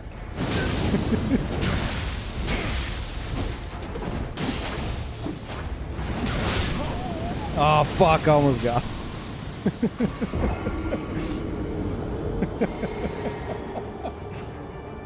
Yeah, the legend of the elevator bush.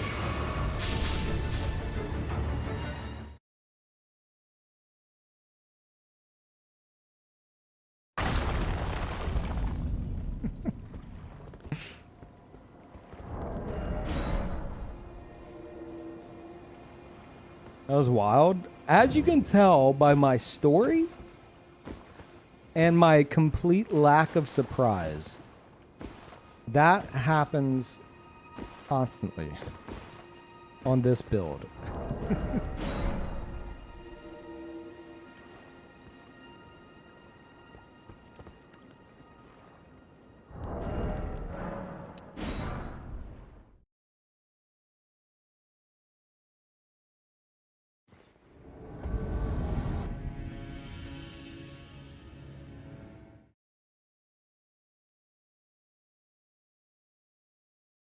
Yeah, EK, you can link it in like general chat and Discord, or maybe the fan art channel. Drop it in like the fan art channel. That'd probably be better. Easier for me to keep track of. I'll check it like after the stream. Shouldn't be surprised that people were that oblivious, but here I am. I played a lot of Sea of Thieves. That game taught me that if you think somebody sees you, they don't.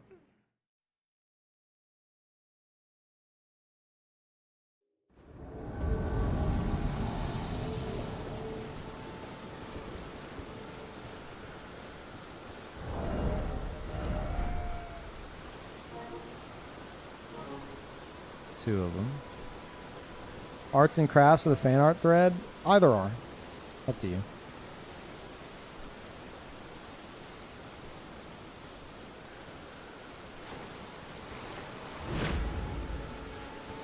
You're wondering what that was? That was me not giving away my position by missing the shot that I was going to do.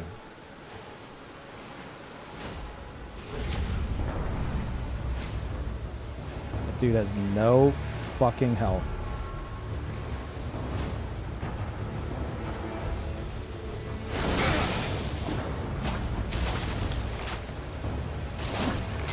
There he goes. What are you doing? Back the fuck up, bud.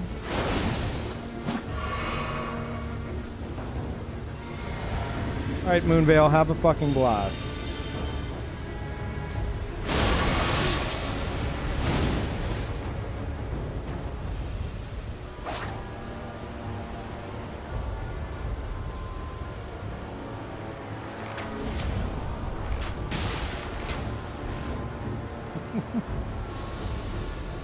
Didn't mean to do that, but that's fine.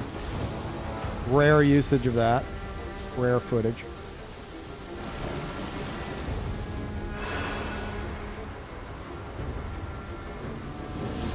Going all out.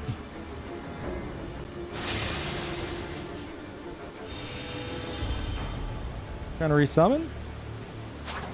You're just gonna run until he gets the chance. Yeah, this dude does not want to fight. You're fighting, bud.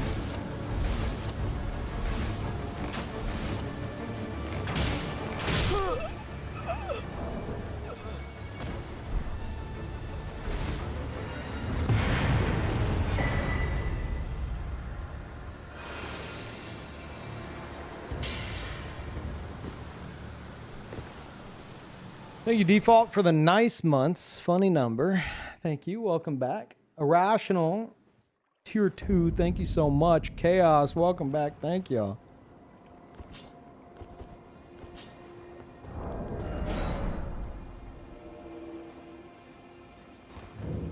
Hey, we got a few people in the Assassin Coordination channel now. Just from making it official. That's awesome. Good. That's what we need going. How the fuck is my mouse without borders thing broken? Tell me that fixed it. Yeah, okay.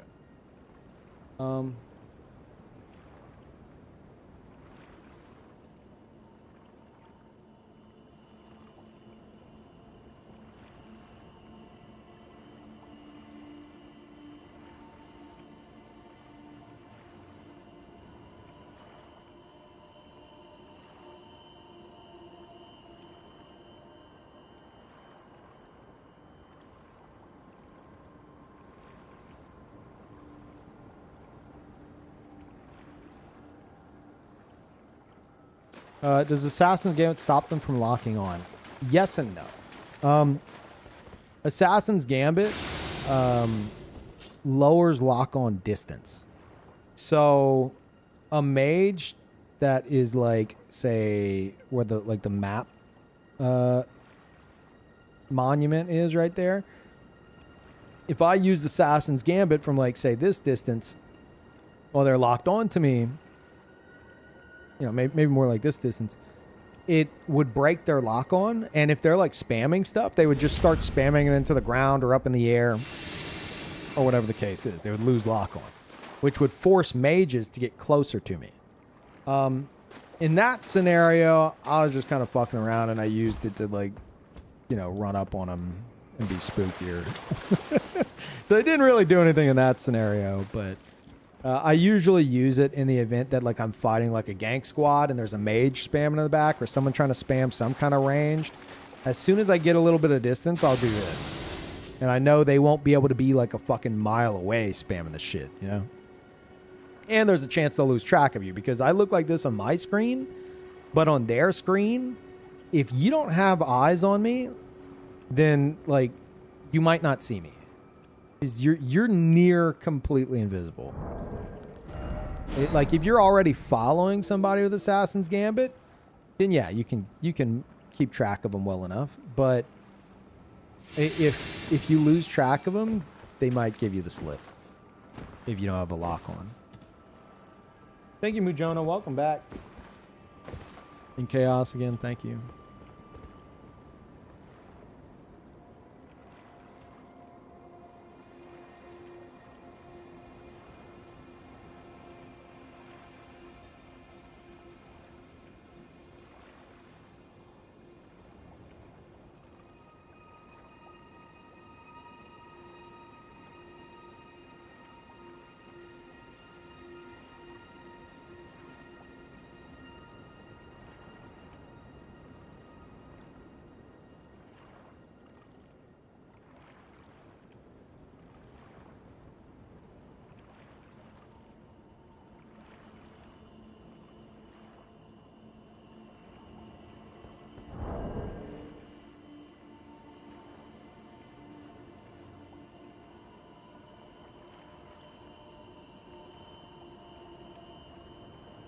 Sorry, I'm communicating some stuff.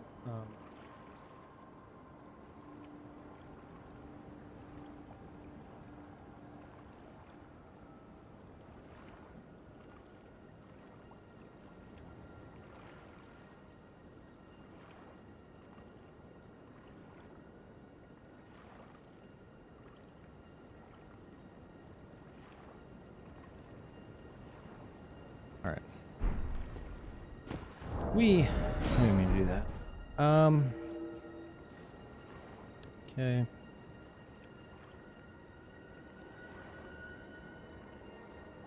Yeah, in like an hour and 40 minutes, me and Ouroboros and Blurbs will be playing a game called Rip Out.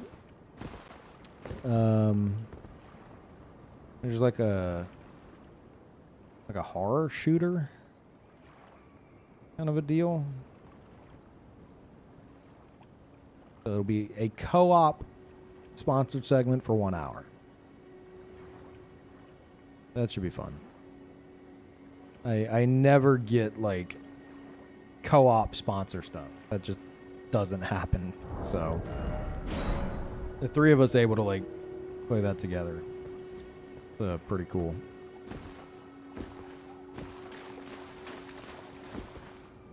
You've seen this? You can absolutely team kill Oro? Really?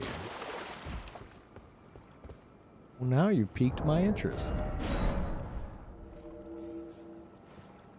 You would think the money piqued my interest. That really piqued my interest. You know what? I'll do it for free. That's not true. I'm not doing it for free. But that does sweeten the deal.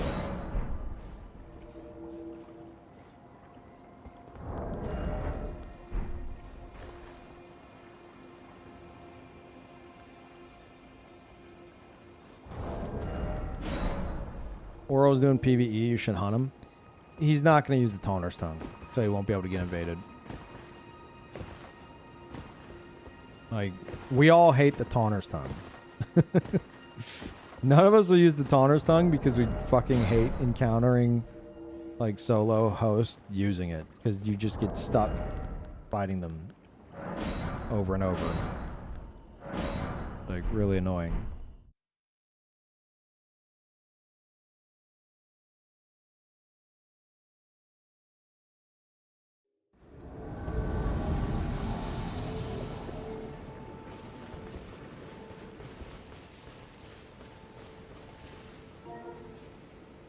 Two of them.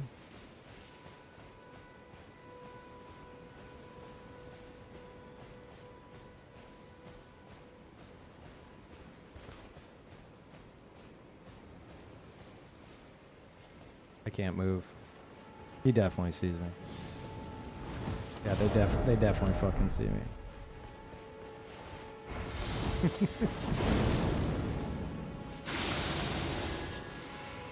Oh, you took too long. That's a shame. And he's gone. Too many buffs.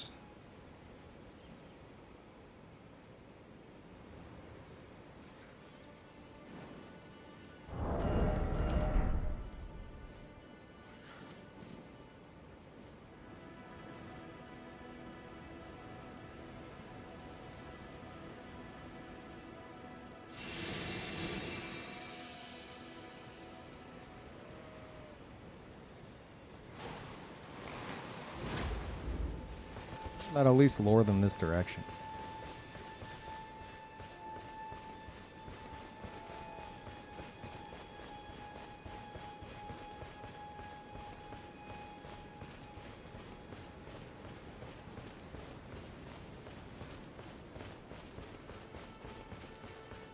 I have the feeling these guys aren't going to be willing to stay still as much as I want them to.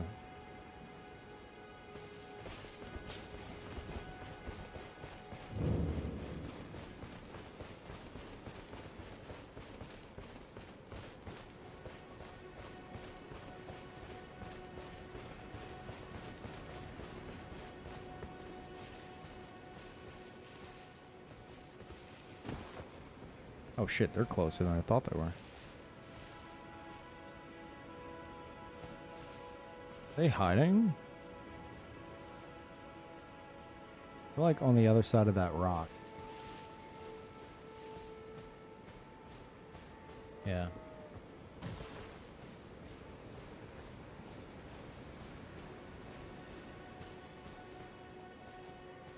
He's in full bull goats now.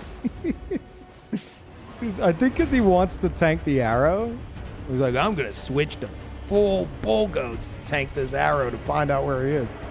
Like, okay. Okay, sure.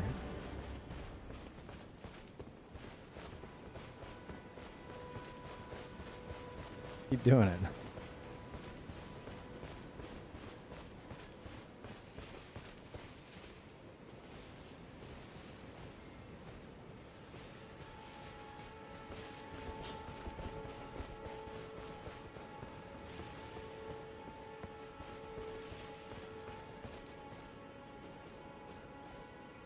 Do the thing that they all do where you get on the cliff and you have a look out onto the horizon and you get shot in the face. Do the thing.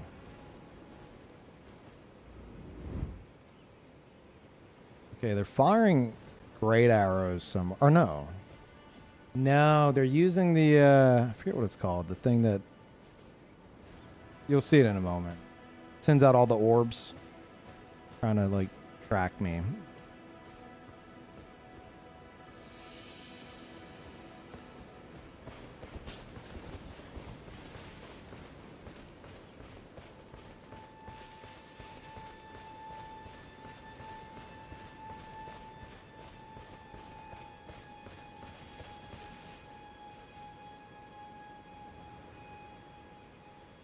Just stop moving a moment, guys. You'll be fine. Just don't move for, you know, just a little bit.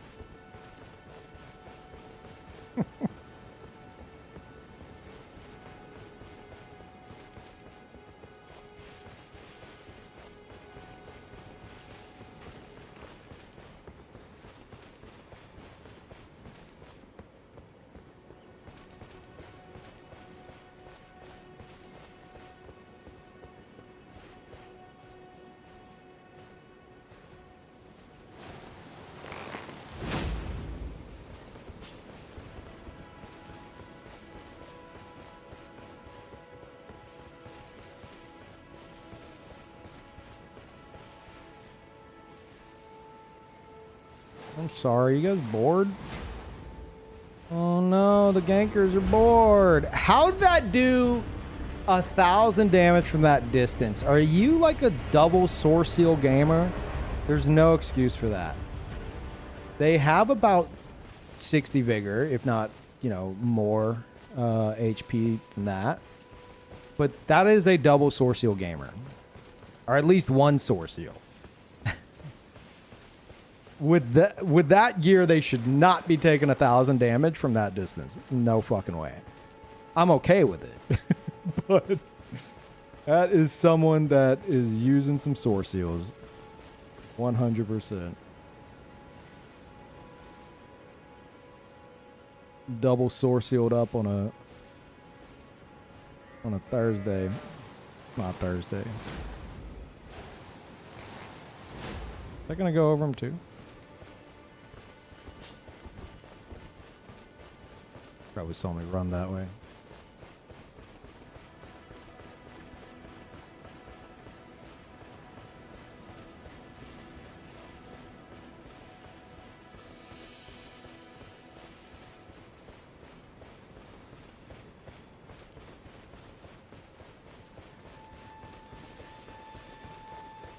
Man hates defense. And you'd think with, you know, as large and in charge as they are, wouldn't be taking that much damage. They would have some solid defense, which is why they have to be wearing a source seal. They're never going to be able to find you. They might eventually, but that's like the beauty of an assassin build. Only players refusing to progress through the game are the ones that are going to get this, like, hard countered by it. I designed this to torture gank squads. Like players who sit around all day in the same area, insisting on 2v1ing and 3v1ing invaders and like teabagging them and shit. This will make them, this build will like make them throw their fucking controller against the wall.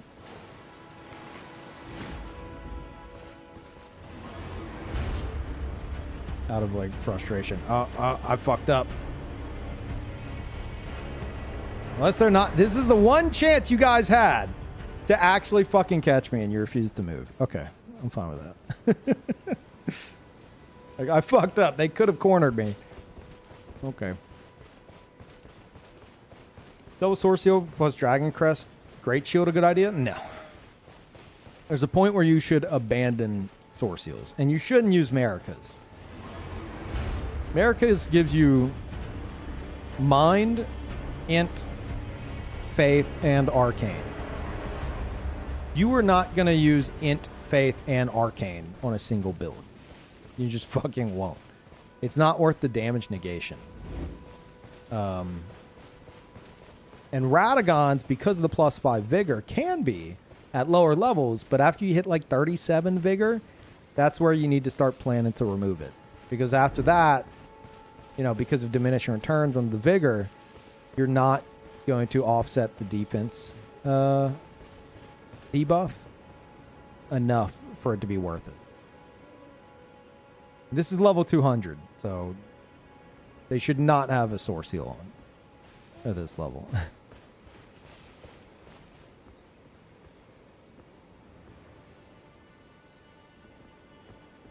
Yahan. I know you hear this, surely.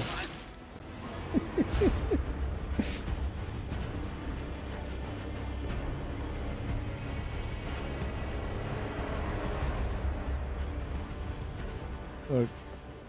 Fucking riled them up. Oh, this is bad. They might be locking onto enemies and just so happen to lock onto me. Nope. So close yet so far. That's a shame.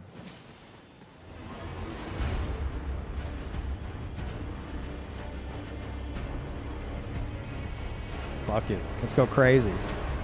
Oh, he fucking dodged it by switching his weapons and slowly, or not slowly, very quickly jolted his head at the perfect time. That was not intentional. No fucking shot was that intentional.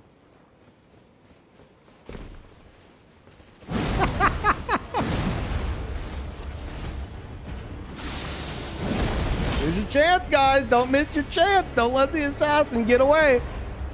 He's escaping. He's escaping. Get him, get him, get him.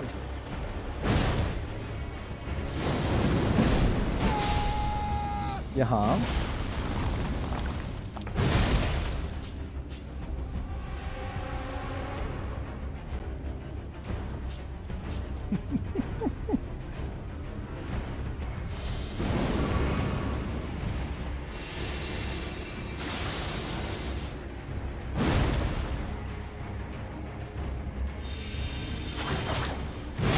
Oh, that was bad. I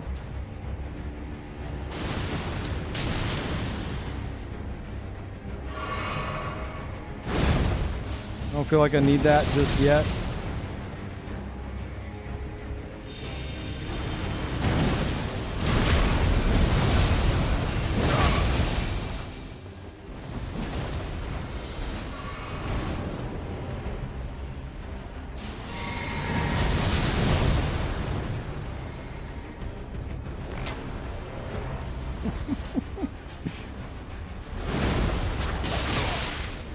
Oh, stamina management. It's a shame.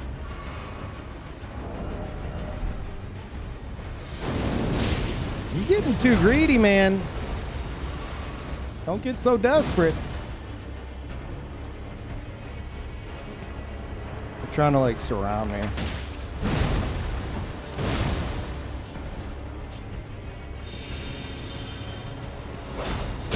Oh, that's not good. Oh, Parl's here just in time. Thank you, buddy. That's what I needed. I need a cat. I can't see. I can't see. Go, go, move.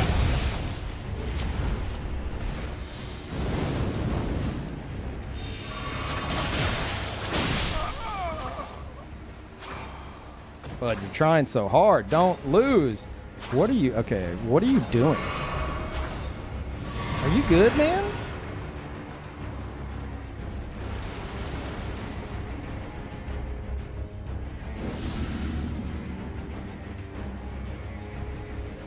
You have Stormcaller, or are you going to jump attack with that anchor? What's the play?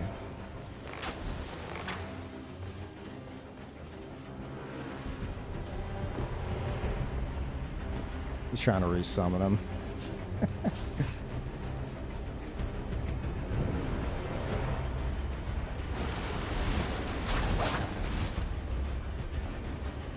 Put your sign down, bro! Put your sign down!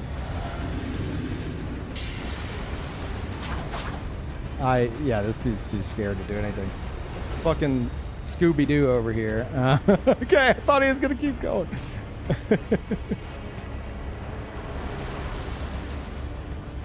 There's the turn and burn. Where is it? Tell me there's a turn and burn. There has to be a fucking turn and burn. Are you just this desperate? He's gonna stop the summon. Yep.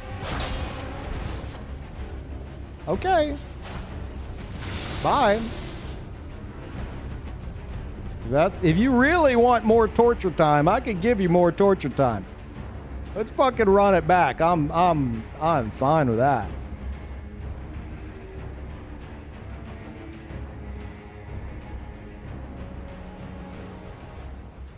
Your cowardice has just gained you like 20 minutes of torture.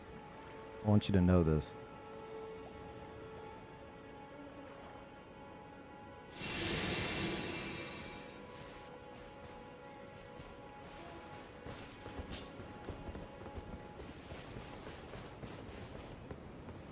So perfect advertisement for making your own assassin build and joining the now official Assassin's Guild, where we can do this together. Imagine 2 assassins in the same invasion, coordinating through Discord. It makes gankers cry, and it's very funny. And players actually progressing through the game aren't as punished by this because they're moving. The only reason this is working so well on these guys is because they only want to sit here all day and try to gank invaders. That's it. That's all they want to fucking do. Tongue off? Yeah, you're not going to be able to get in here, which is fine. I'm okay with that. He let that shit happen.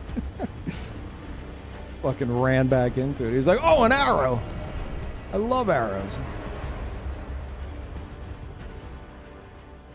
Ooh, that is not as comfy cozy as I was hoping it'd be, but okay.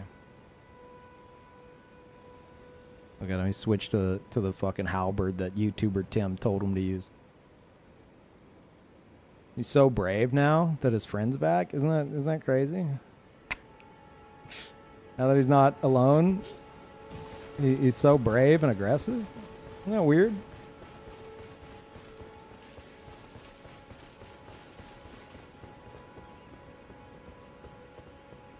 Like, for the record, after fighting them just now, I'm not threatened by them in a 2v1.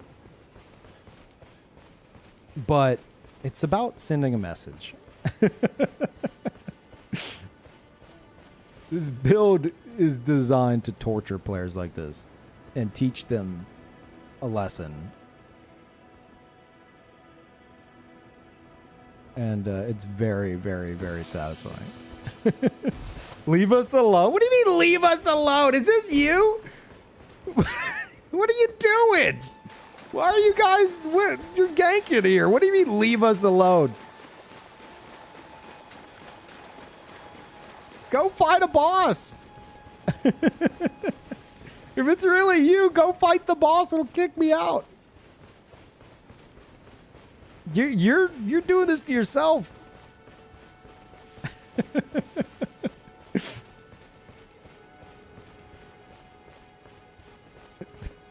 This is only working because you guys are refusing to, like, progress.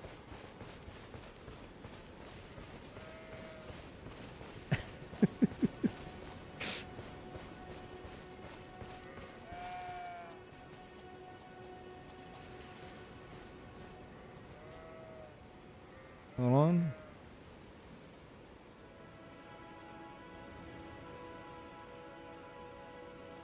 Either they're the most ethical gankers ever, to the point to where they will jump in my stream, try to ask me to leave politely, and not stream snipe my location. Or that chatter is not them. Oh, maybe. Okay, maybe it is. Maybe it is him.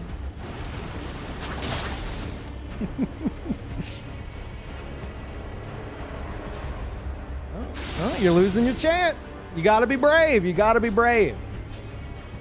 You gotta be brave. If you won't fight me alone, then I'm gonna progress onward. I'll progress through your level for you. Oh fuck! I'm out of. He backed off because of it. I'm out of my spark aromatics, but it like scared him off. Just me turning around.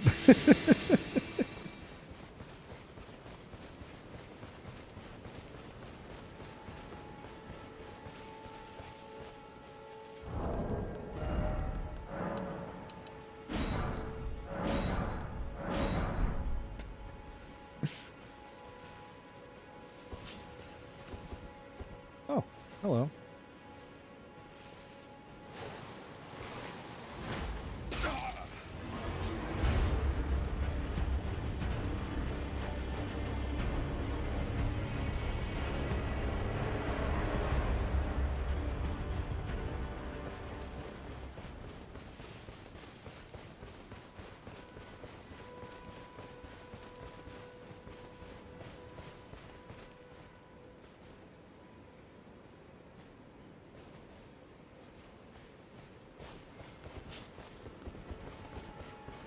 So I know I am aware that they are now trying to keep track of me with stream delay. And that's fine.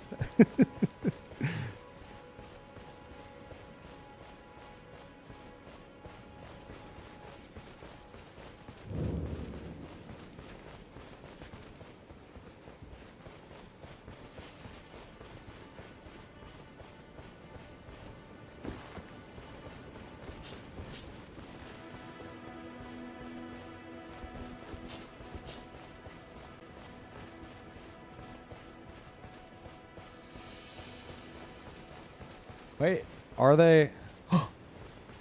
Is it happening? No. Never mind.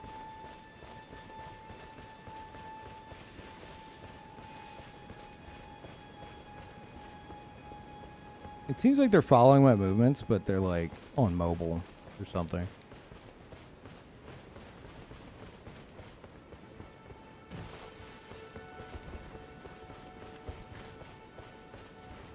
Oh, no, no, no. No, they're going their own way. Going on an adventure. We're going for a walk. Who subbed you?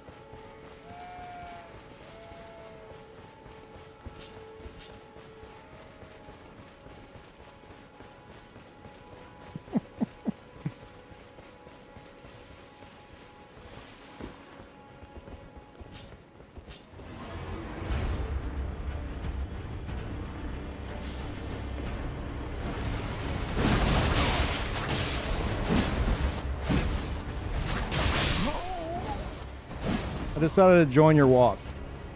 You got a long way to run if you want to go resummon him, bud.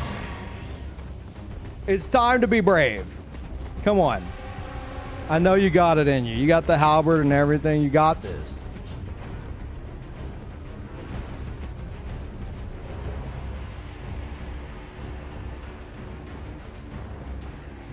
What are you doing?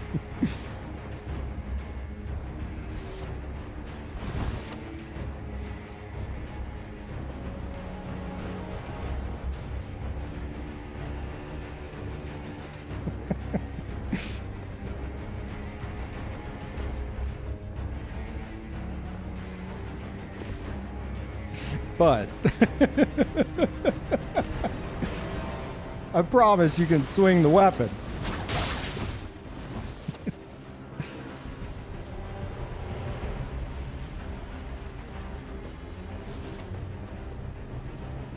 There you go. Yeah. Yeah. Hey, there you go. There you go.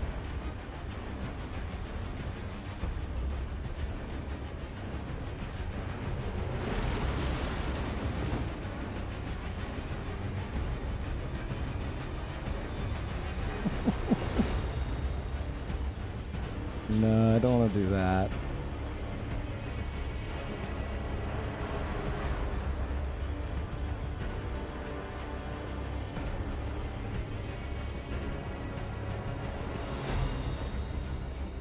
Cut him off. I know where you're going.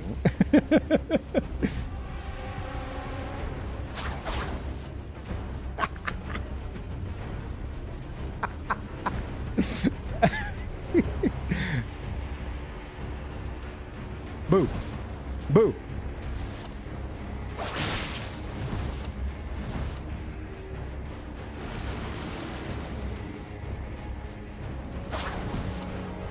Pretty good.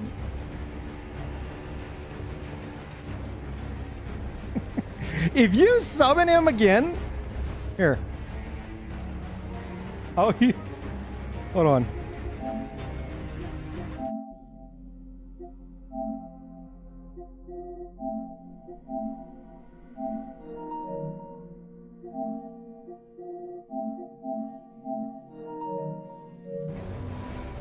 Oh, I got him. You know what? This is fine.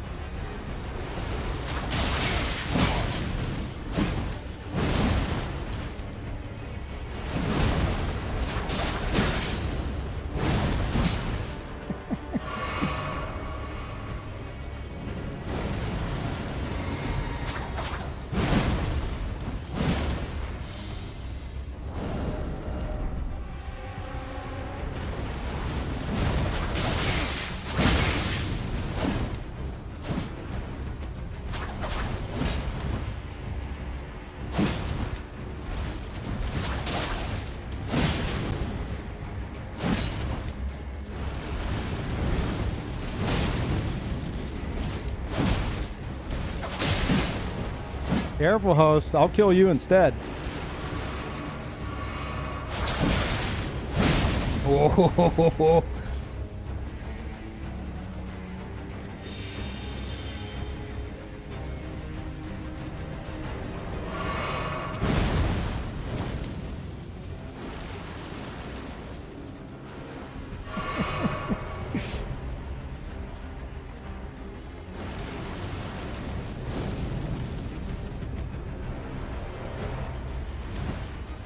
Oh. Host.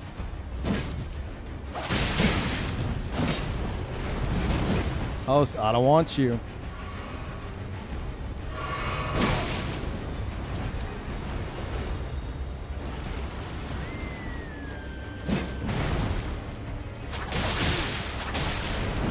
It won't be fun if I kill you right now. Now it can be fun.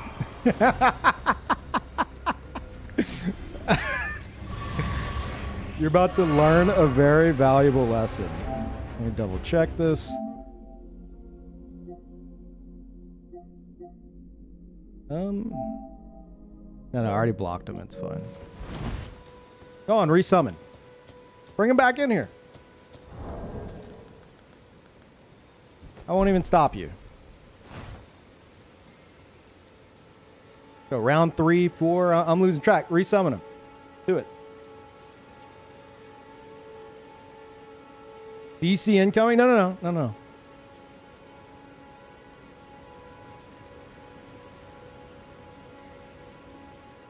Yeah, I'm very nice.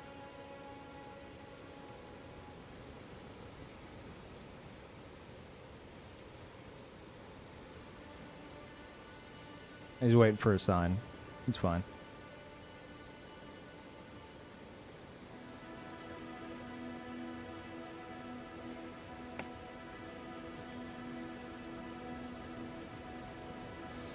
I'm even able to take a sip of water, so that's good.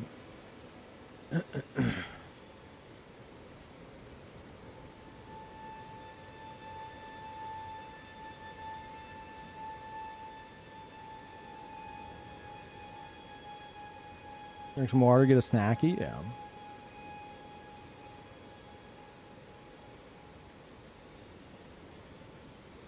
Oh, you know what? And while I'm waiting, might as well. Oh, there you go. I'll just heal up. We'll have our big 2v1 in a moment.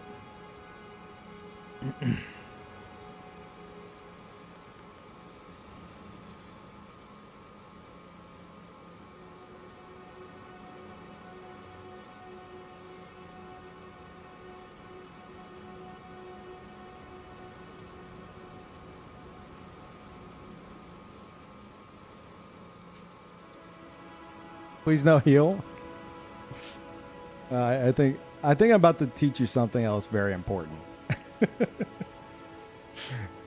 you don't realize what's about to happen.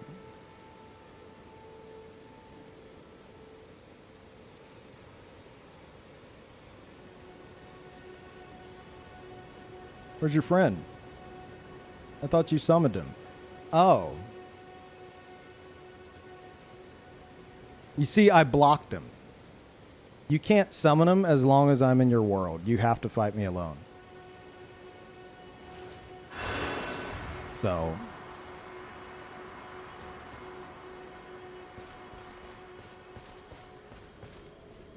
Are you gonna fight?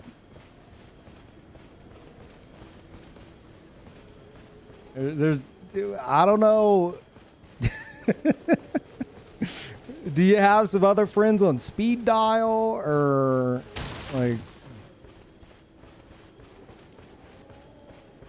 Dude, come on, man.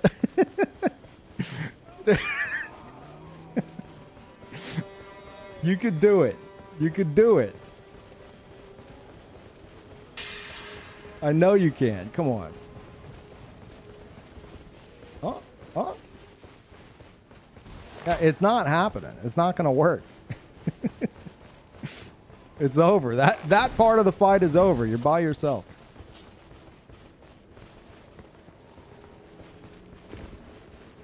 Here you go. Here's your moment for the big turn and burn. Do it.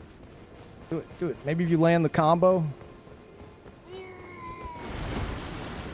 Dude, I'm like, I'm not even gonna attack you. You need to swing. Swing.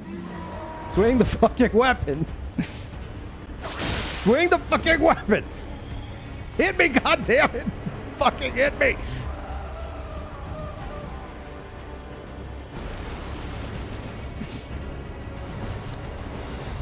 Hit me.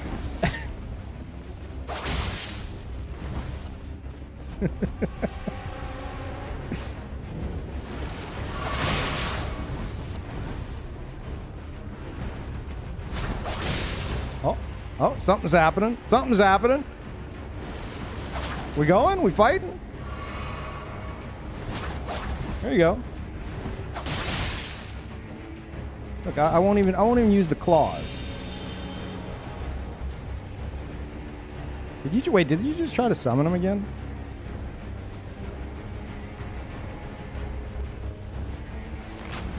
But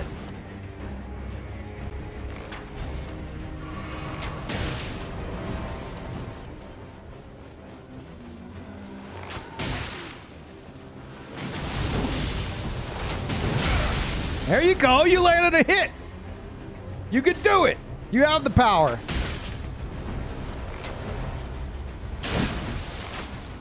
Oh.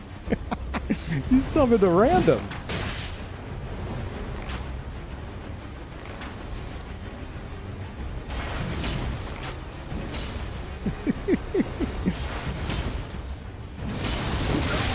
Nope.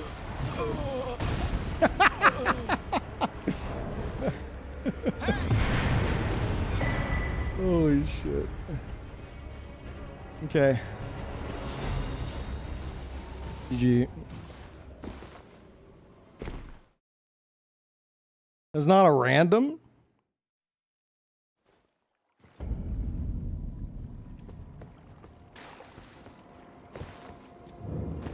Now unblock them and do it again? No. I'm okay with that. Oh, yeah, that was goofy.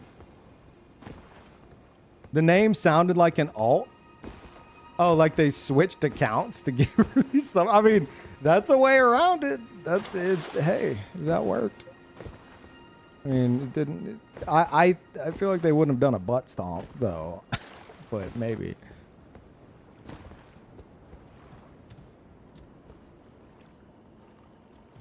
Well, that was interesting. Holy shit! I mean, like honestly, like. I don't know what to say about that. I'm not too fussed either way. I don't know if y'all are ganking there, or if y'all are like trying to mule each other or something and got invaded or what, but GG, I guess. Host, if the host hears this, man, you gotta like, if someone's chasing you down like that, if like you had me aggressively chasing you down and just like at one point just fucking with you, if you were to just turn around and smack the shit out of me, it would have put me on the back foot. Like, just turn around and smack the shit out of me. You gotta throw out attacks. Even though I don't know, you might have been memeing. I don't fucking know. That was a whole thing. And thank you, One of the Dead. Welcome back. Appreciate it. And Eclipse in gifting a sub to Chris. Welcome, Chris. Welcome back, Chris. My Streamlabs is still fucked up. It says 1 month. I was like, wait, what? And Water gifting a sub to Mr. Brown, who I believe was possibly the Phantom in that match. In which case, no hard feelings. GG. That was goofy as fuck. Enjoy the emotes, I guess.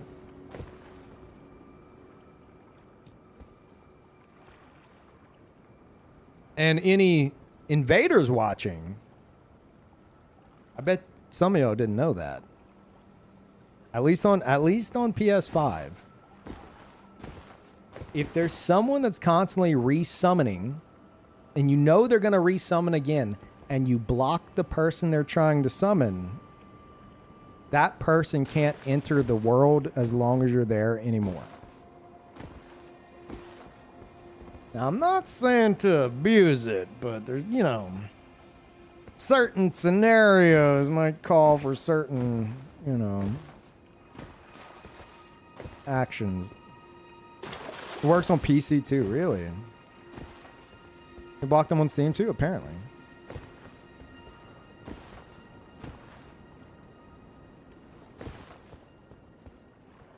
Yeah, I'm not gonna unblock and torture y'all. Now, I did just launch the Assassin's Guild officially, and there are other assassins also invading, so you might be encountering more players using a build like this if you're trying to gank. So it's not just me. At least not anymore.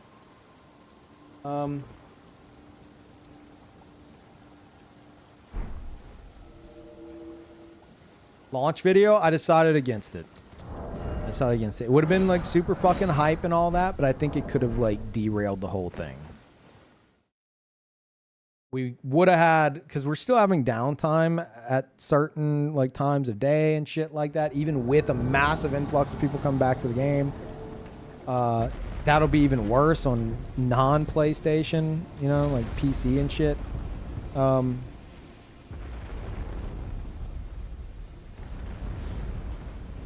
Okay, bye.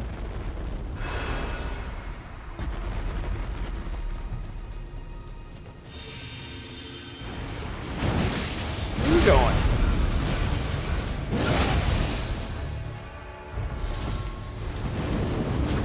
Oh my god, he's fat rolling. Okay.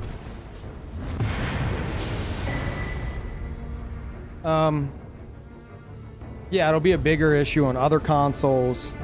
And then on top of that, if it did get like the Bloodshades kind of like semi-viral within the Souls community spin, we'd have thousands of people join the Discord, which would be cool, but also there'd be a lot of people complaining about like invasion downtime and arguing with each other and shit. And then it would let like all gang squads would know, like, okay, you know, block this naming convention, like on site, which if we had enough numbers, it wouldn't be, I don't think it'd be an issue at all. And a lot of invaders would welcome it. They'd be like, oh no, a gang squad blocked me. Oh, please don't. Like that's the best part about this. It's like an assassin can torture a gang squad, but if the gang squad blocks the assassin's still an invader, and they're still gonna just be like, okay, thanks, I guess, bye. Like no skin off our back, but yeah, it would be.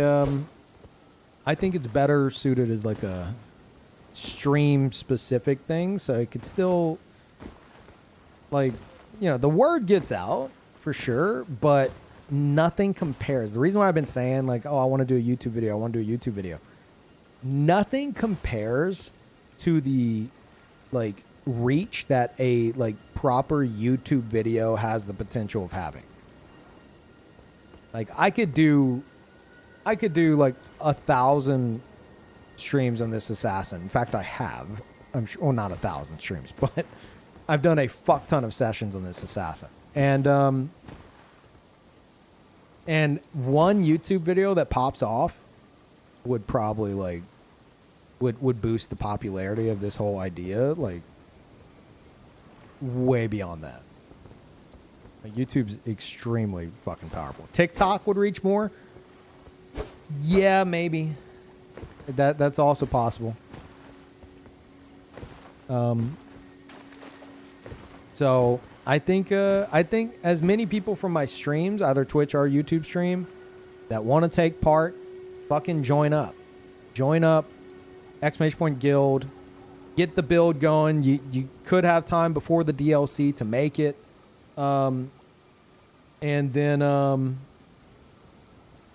then through the Discord and the Assassin communication channel, games, Elden Ring Assassin coordination, as well as the Elden Ring channel, through both of those, like you guys can call out where gank squads are, so everyone knows like, oh, there's a gank squad in Caelid right now. Okay, we'll all go invade Caelid. You invade Caelid, someone gets the kill, or maybe they have Taunter's Tongue on and like it's 3v1, one of them dies, then another assassin shows up, and then you guys can coordinate on Discord while in the invasion together. Yeah, that's the whole idea. So, if that interests you, feel free to join up.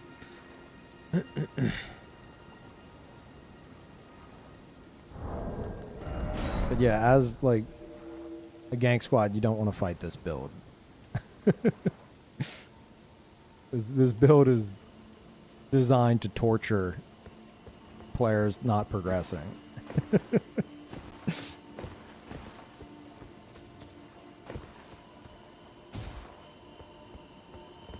Well, they're not going to be able to get me, Scribe. The host would have to change accounts. I've already blocked both their accounts, so if they were on a second account, that's fine. But the host would also have to be on a second account. The only reason I'm saying that is because I don't care either way.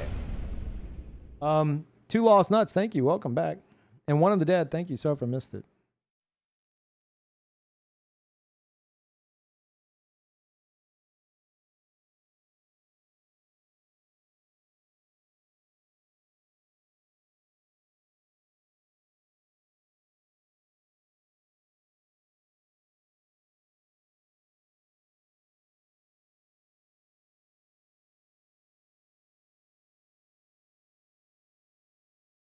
Is this broken?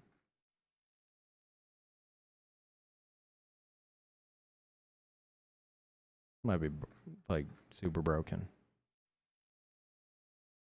Okay. You insist. Why don't I choose that weapon for Assassin's Gambit to be on it? It looks awesome on the build, and I love the moveset, but it's completely fucking garbage of a weapon. And it saddens me greatly. Like it already is on the lower end. Garbage is a little harsh. Okay, fine, not garbage. But compared to any dual weapon, I mean, that goes for a lot of, like, say, like a single straight sword. In this game, there's no upside to having one of something instead of two of something. And then whenever those two of somethings are two raptor talons, like, there is no upside to me switching off to this to fight, aside from one, Assassin's Gambit, and two,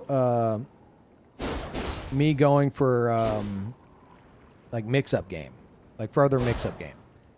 So usually I'll use the Raptor Talons. You'll see me spamming this shit a lot, because I mean, this build fights a lot of gank squads, and I'm usually just trying to fucking kill them whenever I'm actually going in on them.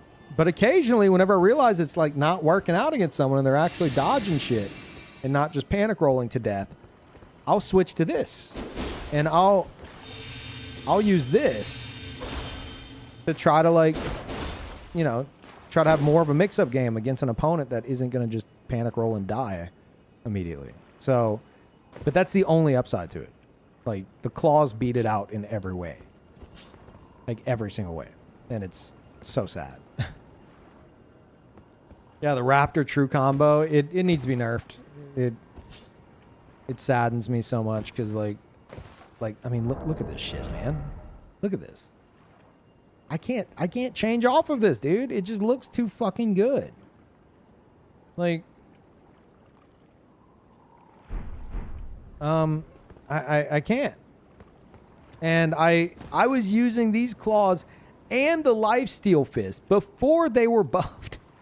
I was using lifesteal fist whenever it was like actually dog shit. Chat was like, Pete, why are you going for that? I'm like, no, you don't understand, chat. You don't understand. Like, maybe I'll be completely out of flask, and then I'll land lifesteal fist on somebody, and it's gonna do barely any damage even with the magic buff on it, but it'll heal me. It'll be like a super clutch heal because I might not have any flask. And people are like posting copium and shit, and then they buffed it, and now if you use the drawstring magic grease, which we figured out like prior to the buff, it can actually do respectable damage while still healing. And if you have an int base build and use like Scholar's Armament, int build, lifesteal fist, Scholar's Armament to make it scale with int, Dagger Talisman, because for some reason lifesteal fist is affected by the Dagger Talisman, believe that or not. Shard of Alexander. I don't know if multi-hit stuff works, because it is technically multi-hit. I don't know if that works on it, though. Anyway, that alone would probably be enough to one-shot anybody. Both multi-hit does work. Okay. If that's true, then yeah. Dagger Talisman, Shard of Alexander, Millicent's Prosthesis, and Rotten Winged Insignia. Those int build, Scholar's Armament, lifesteal fist, you will one-shot like anybody you landed on. Like that, if you land this on somebody with all that shit while it's buffed with Scholar's Armament on in it build with all that shit, it will one-shot anyone. Guaranteed.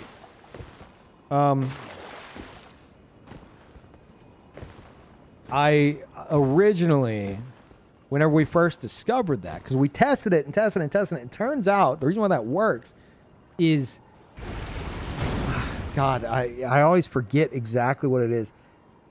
The weapon art itself, people were like, well, Peeve, it scales with Arcane. It doesn't scale with Arcane. It actually, or maybe like part of it scales with Arcane, but then like the damage ticks scale with int. It's fucking weird. It's some kind of weird ass shit where it is highly affected by int. With like magic scaling specifically. Like you need, like it's magic damage. Like the damage is like magic damage. So if you like buff that, then it goes crazy. It's some kind of shit like that.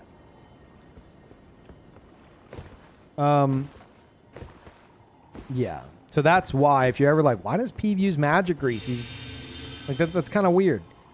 It's because it makes my lifesteal fist do respectable damage. Yeah. So if I'm going for lifesteal fist, magic grease, otherwise blood.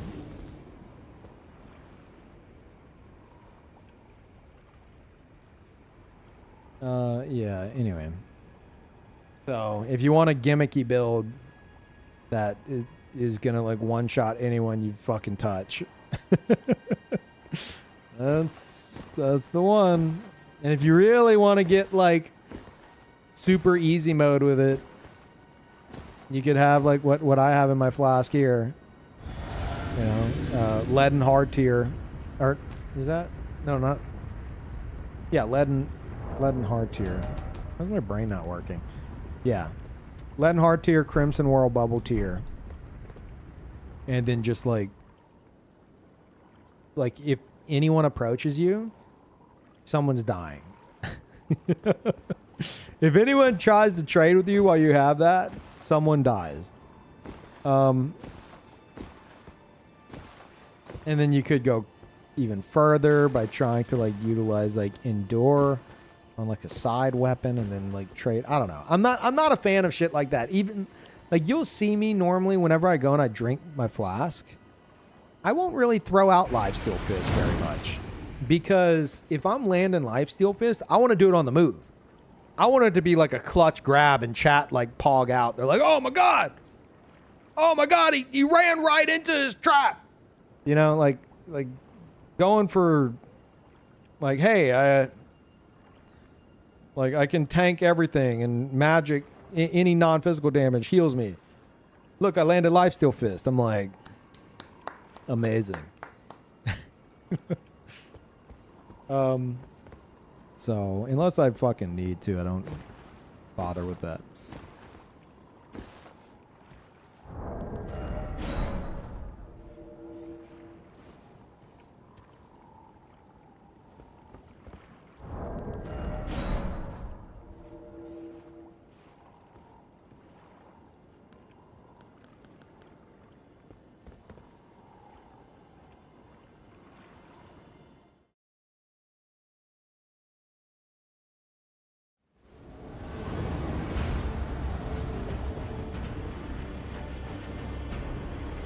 I can't see shit. Wait, Glomide. How many is this? The fuck am I?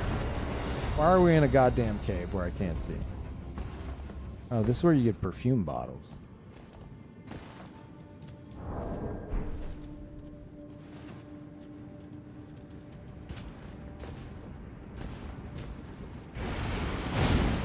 Tickle. The fuck was that, Miyazaki?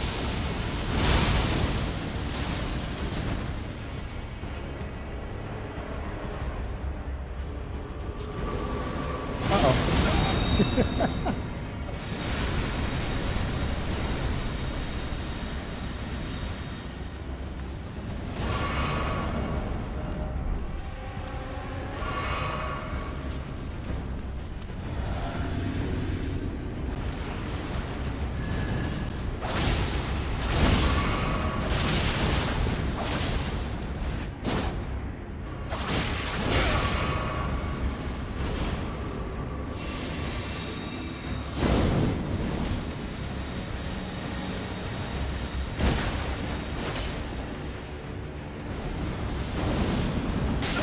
Oh shit. Nope.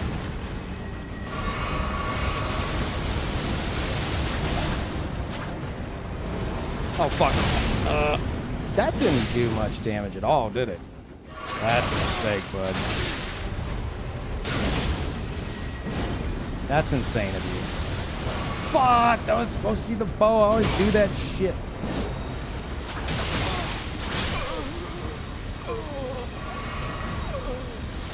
Move! Move!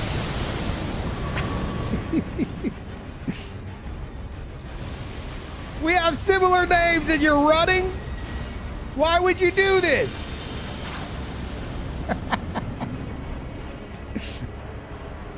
Red-Eyed Eno meets Glomide Sith and Glomide Sith runs away. The fuck, man?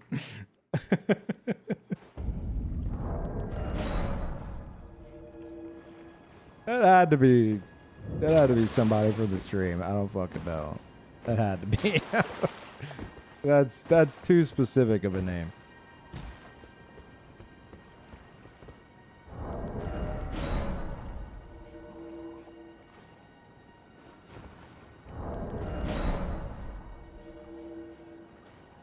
Glomide is a lore thing? I mean, yeah. Glomide Queen, yeah, you're not wrong.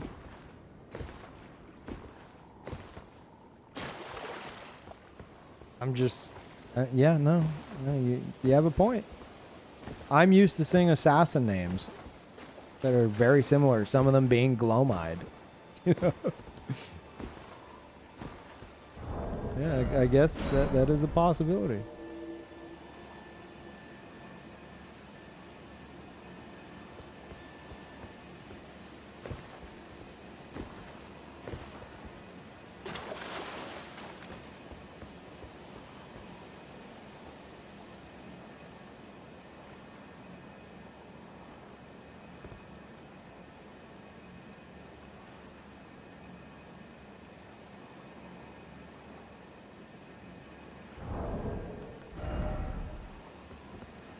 Red-Eyed Eno supposed to be a riff on Cotton Eye Joe? No. Red-Eyed Eno is when I made this game. When I made this character, I made this game. Smiley face. When I made this character, I was trying to come up with a name for him. You know, he's an assassin. And I'm like, okay, he's an assassin. And chat was cracking jokes of like, oh yeah, name him Assassin. And with From Software's censorship, it's going to be like asterisk, asterisk, asterisk, asterisk, asterisk, asterisk, IN. And somebody said like, oh yeah, name him Assassino. And I don't remember if it's me or somebody else in chat. I don't know, but somebody was like, well, what would it look like if it was, you know, if it was all censored? Like, what would it look like Assassino in From Software's censorship? It would just be Eno. I was like, huh. Okay, I kind of like that. I was like, but it can't just be Eno. I feel like he needs something else, you know, like some kind of like title or something. There's got to be something going on there. It can't just be Eno.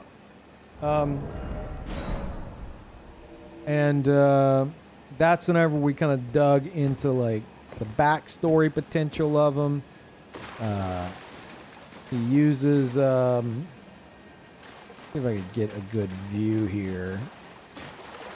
The idea is he uses, I'm going to use my nerd voice. To camouflage himself as a highly skilled assassin, he will get land octopus ink and use it as camouflage, but he is addicted to blood boil. So as you can see with his eyes and the blood splatter, the blood boil splatter between his eyes, he ruins his own camouflage from his addiction because he pours the blood boil in his eyes. That is a reference to Cowboy Bebop, the first episode, the bloody eye or red eye. And then from there, it was like, okay, well, what would like if he was like part of a village or something where he, I don't know, murdered everybody or was thought to be doing a bunch of crazy shit. Like, what would be like a mocking name, you know, that like say like kids would call him or something, or like kind of ghost story style, you know, like oh, watch out, you know, Red-Eyed Eno's gonna get you, like that kind of a thing, like mocking the addiction. That's where that came from. And then whenever I came up with the Assassin's Guild idea so that we could recognize each other whenever we match up an invasion, I was like, you know what? You guys can just have the same naming convention, like Blank-Eyed Blank. So you'll see me invade and it'll be like you know, I'm looking at Discord right now. Razor-Eyed Merrim invaded. And that's like, I'll be like, oh, that's an assassin. And then on Discord, I could @Razor-Eyed, and then it would autocorrect or autocomplete. I'd be like, hey, I'm already here. Look out for this, or I'm over here. Or let's try to like sync up our shots or something. These motherfuckers.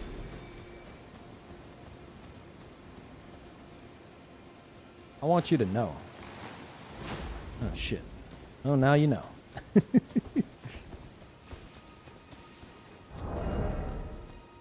Wait, what? When did I... Oh, I fucked up my... I had to quit out of the game. Fucked my shit up. I'm like, why the fuck do I have Chart of Alexander on? Shit.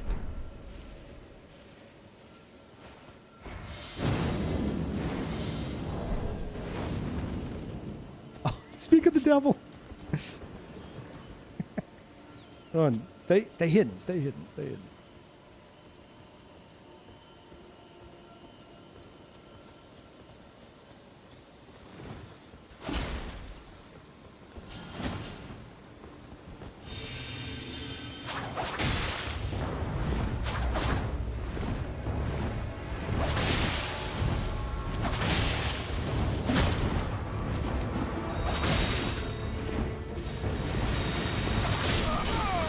Okay. Oh, fuck. I didn't have my potions ready.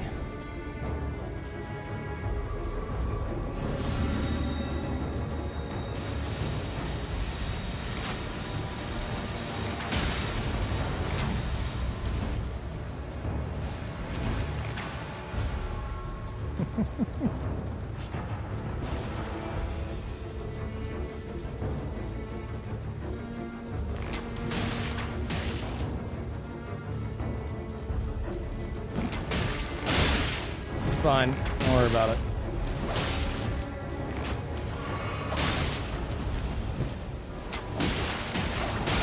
Oh, sorry. Bit messy.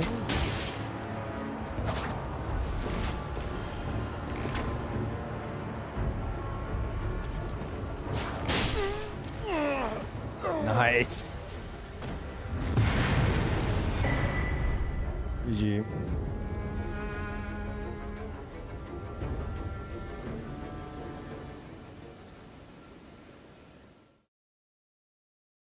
Now that's awesome because that was Cades.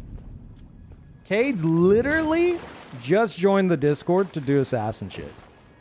And we already matched up.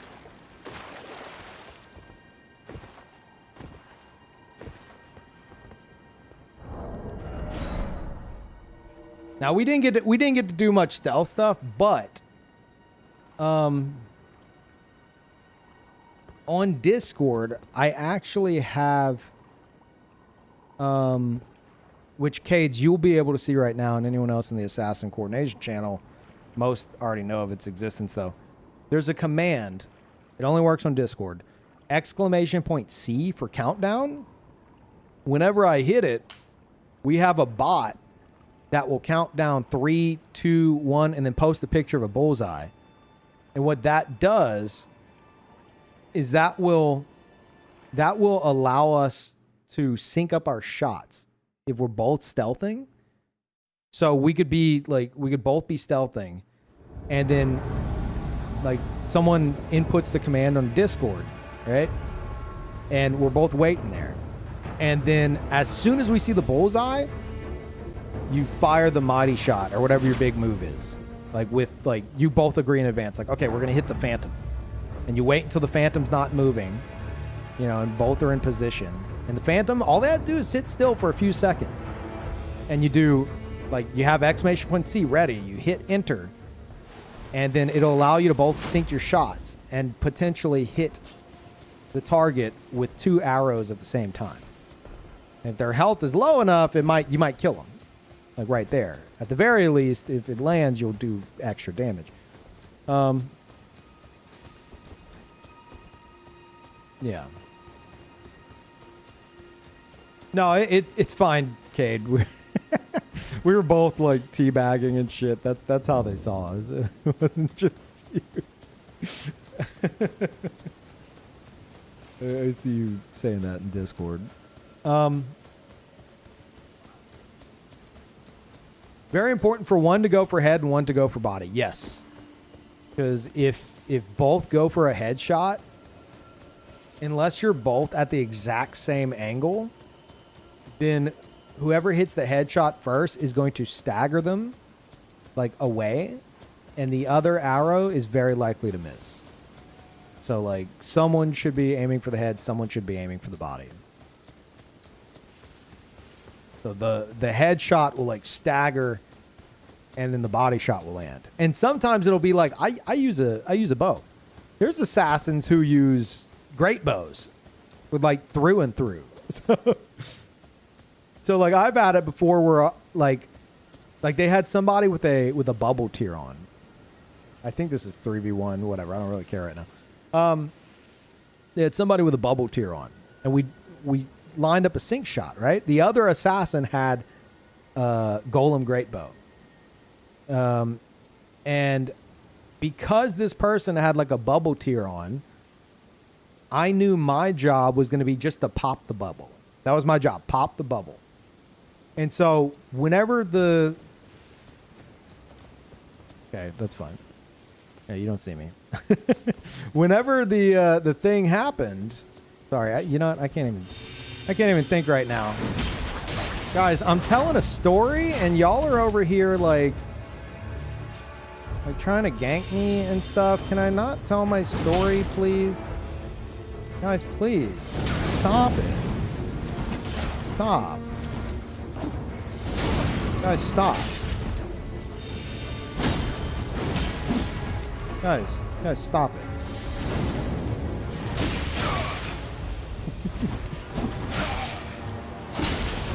Oh, that's not good. I got caught up.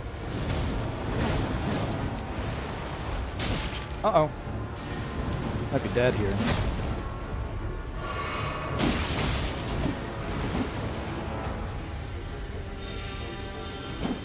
Oh, I hit L2 and it didn't come out. What the fuck is that, Miyazaki? That's some bullshit.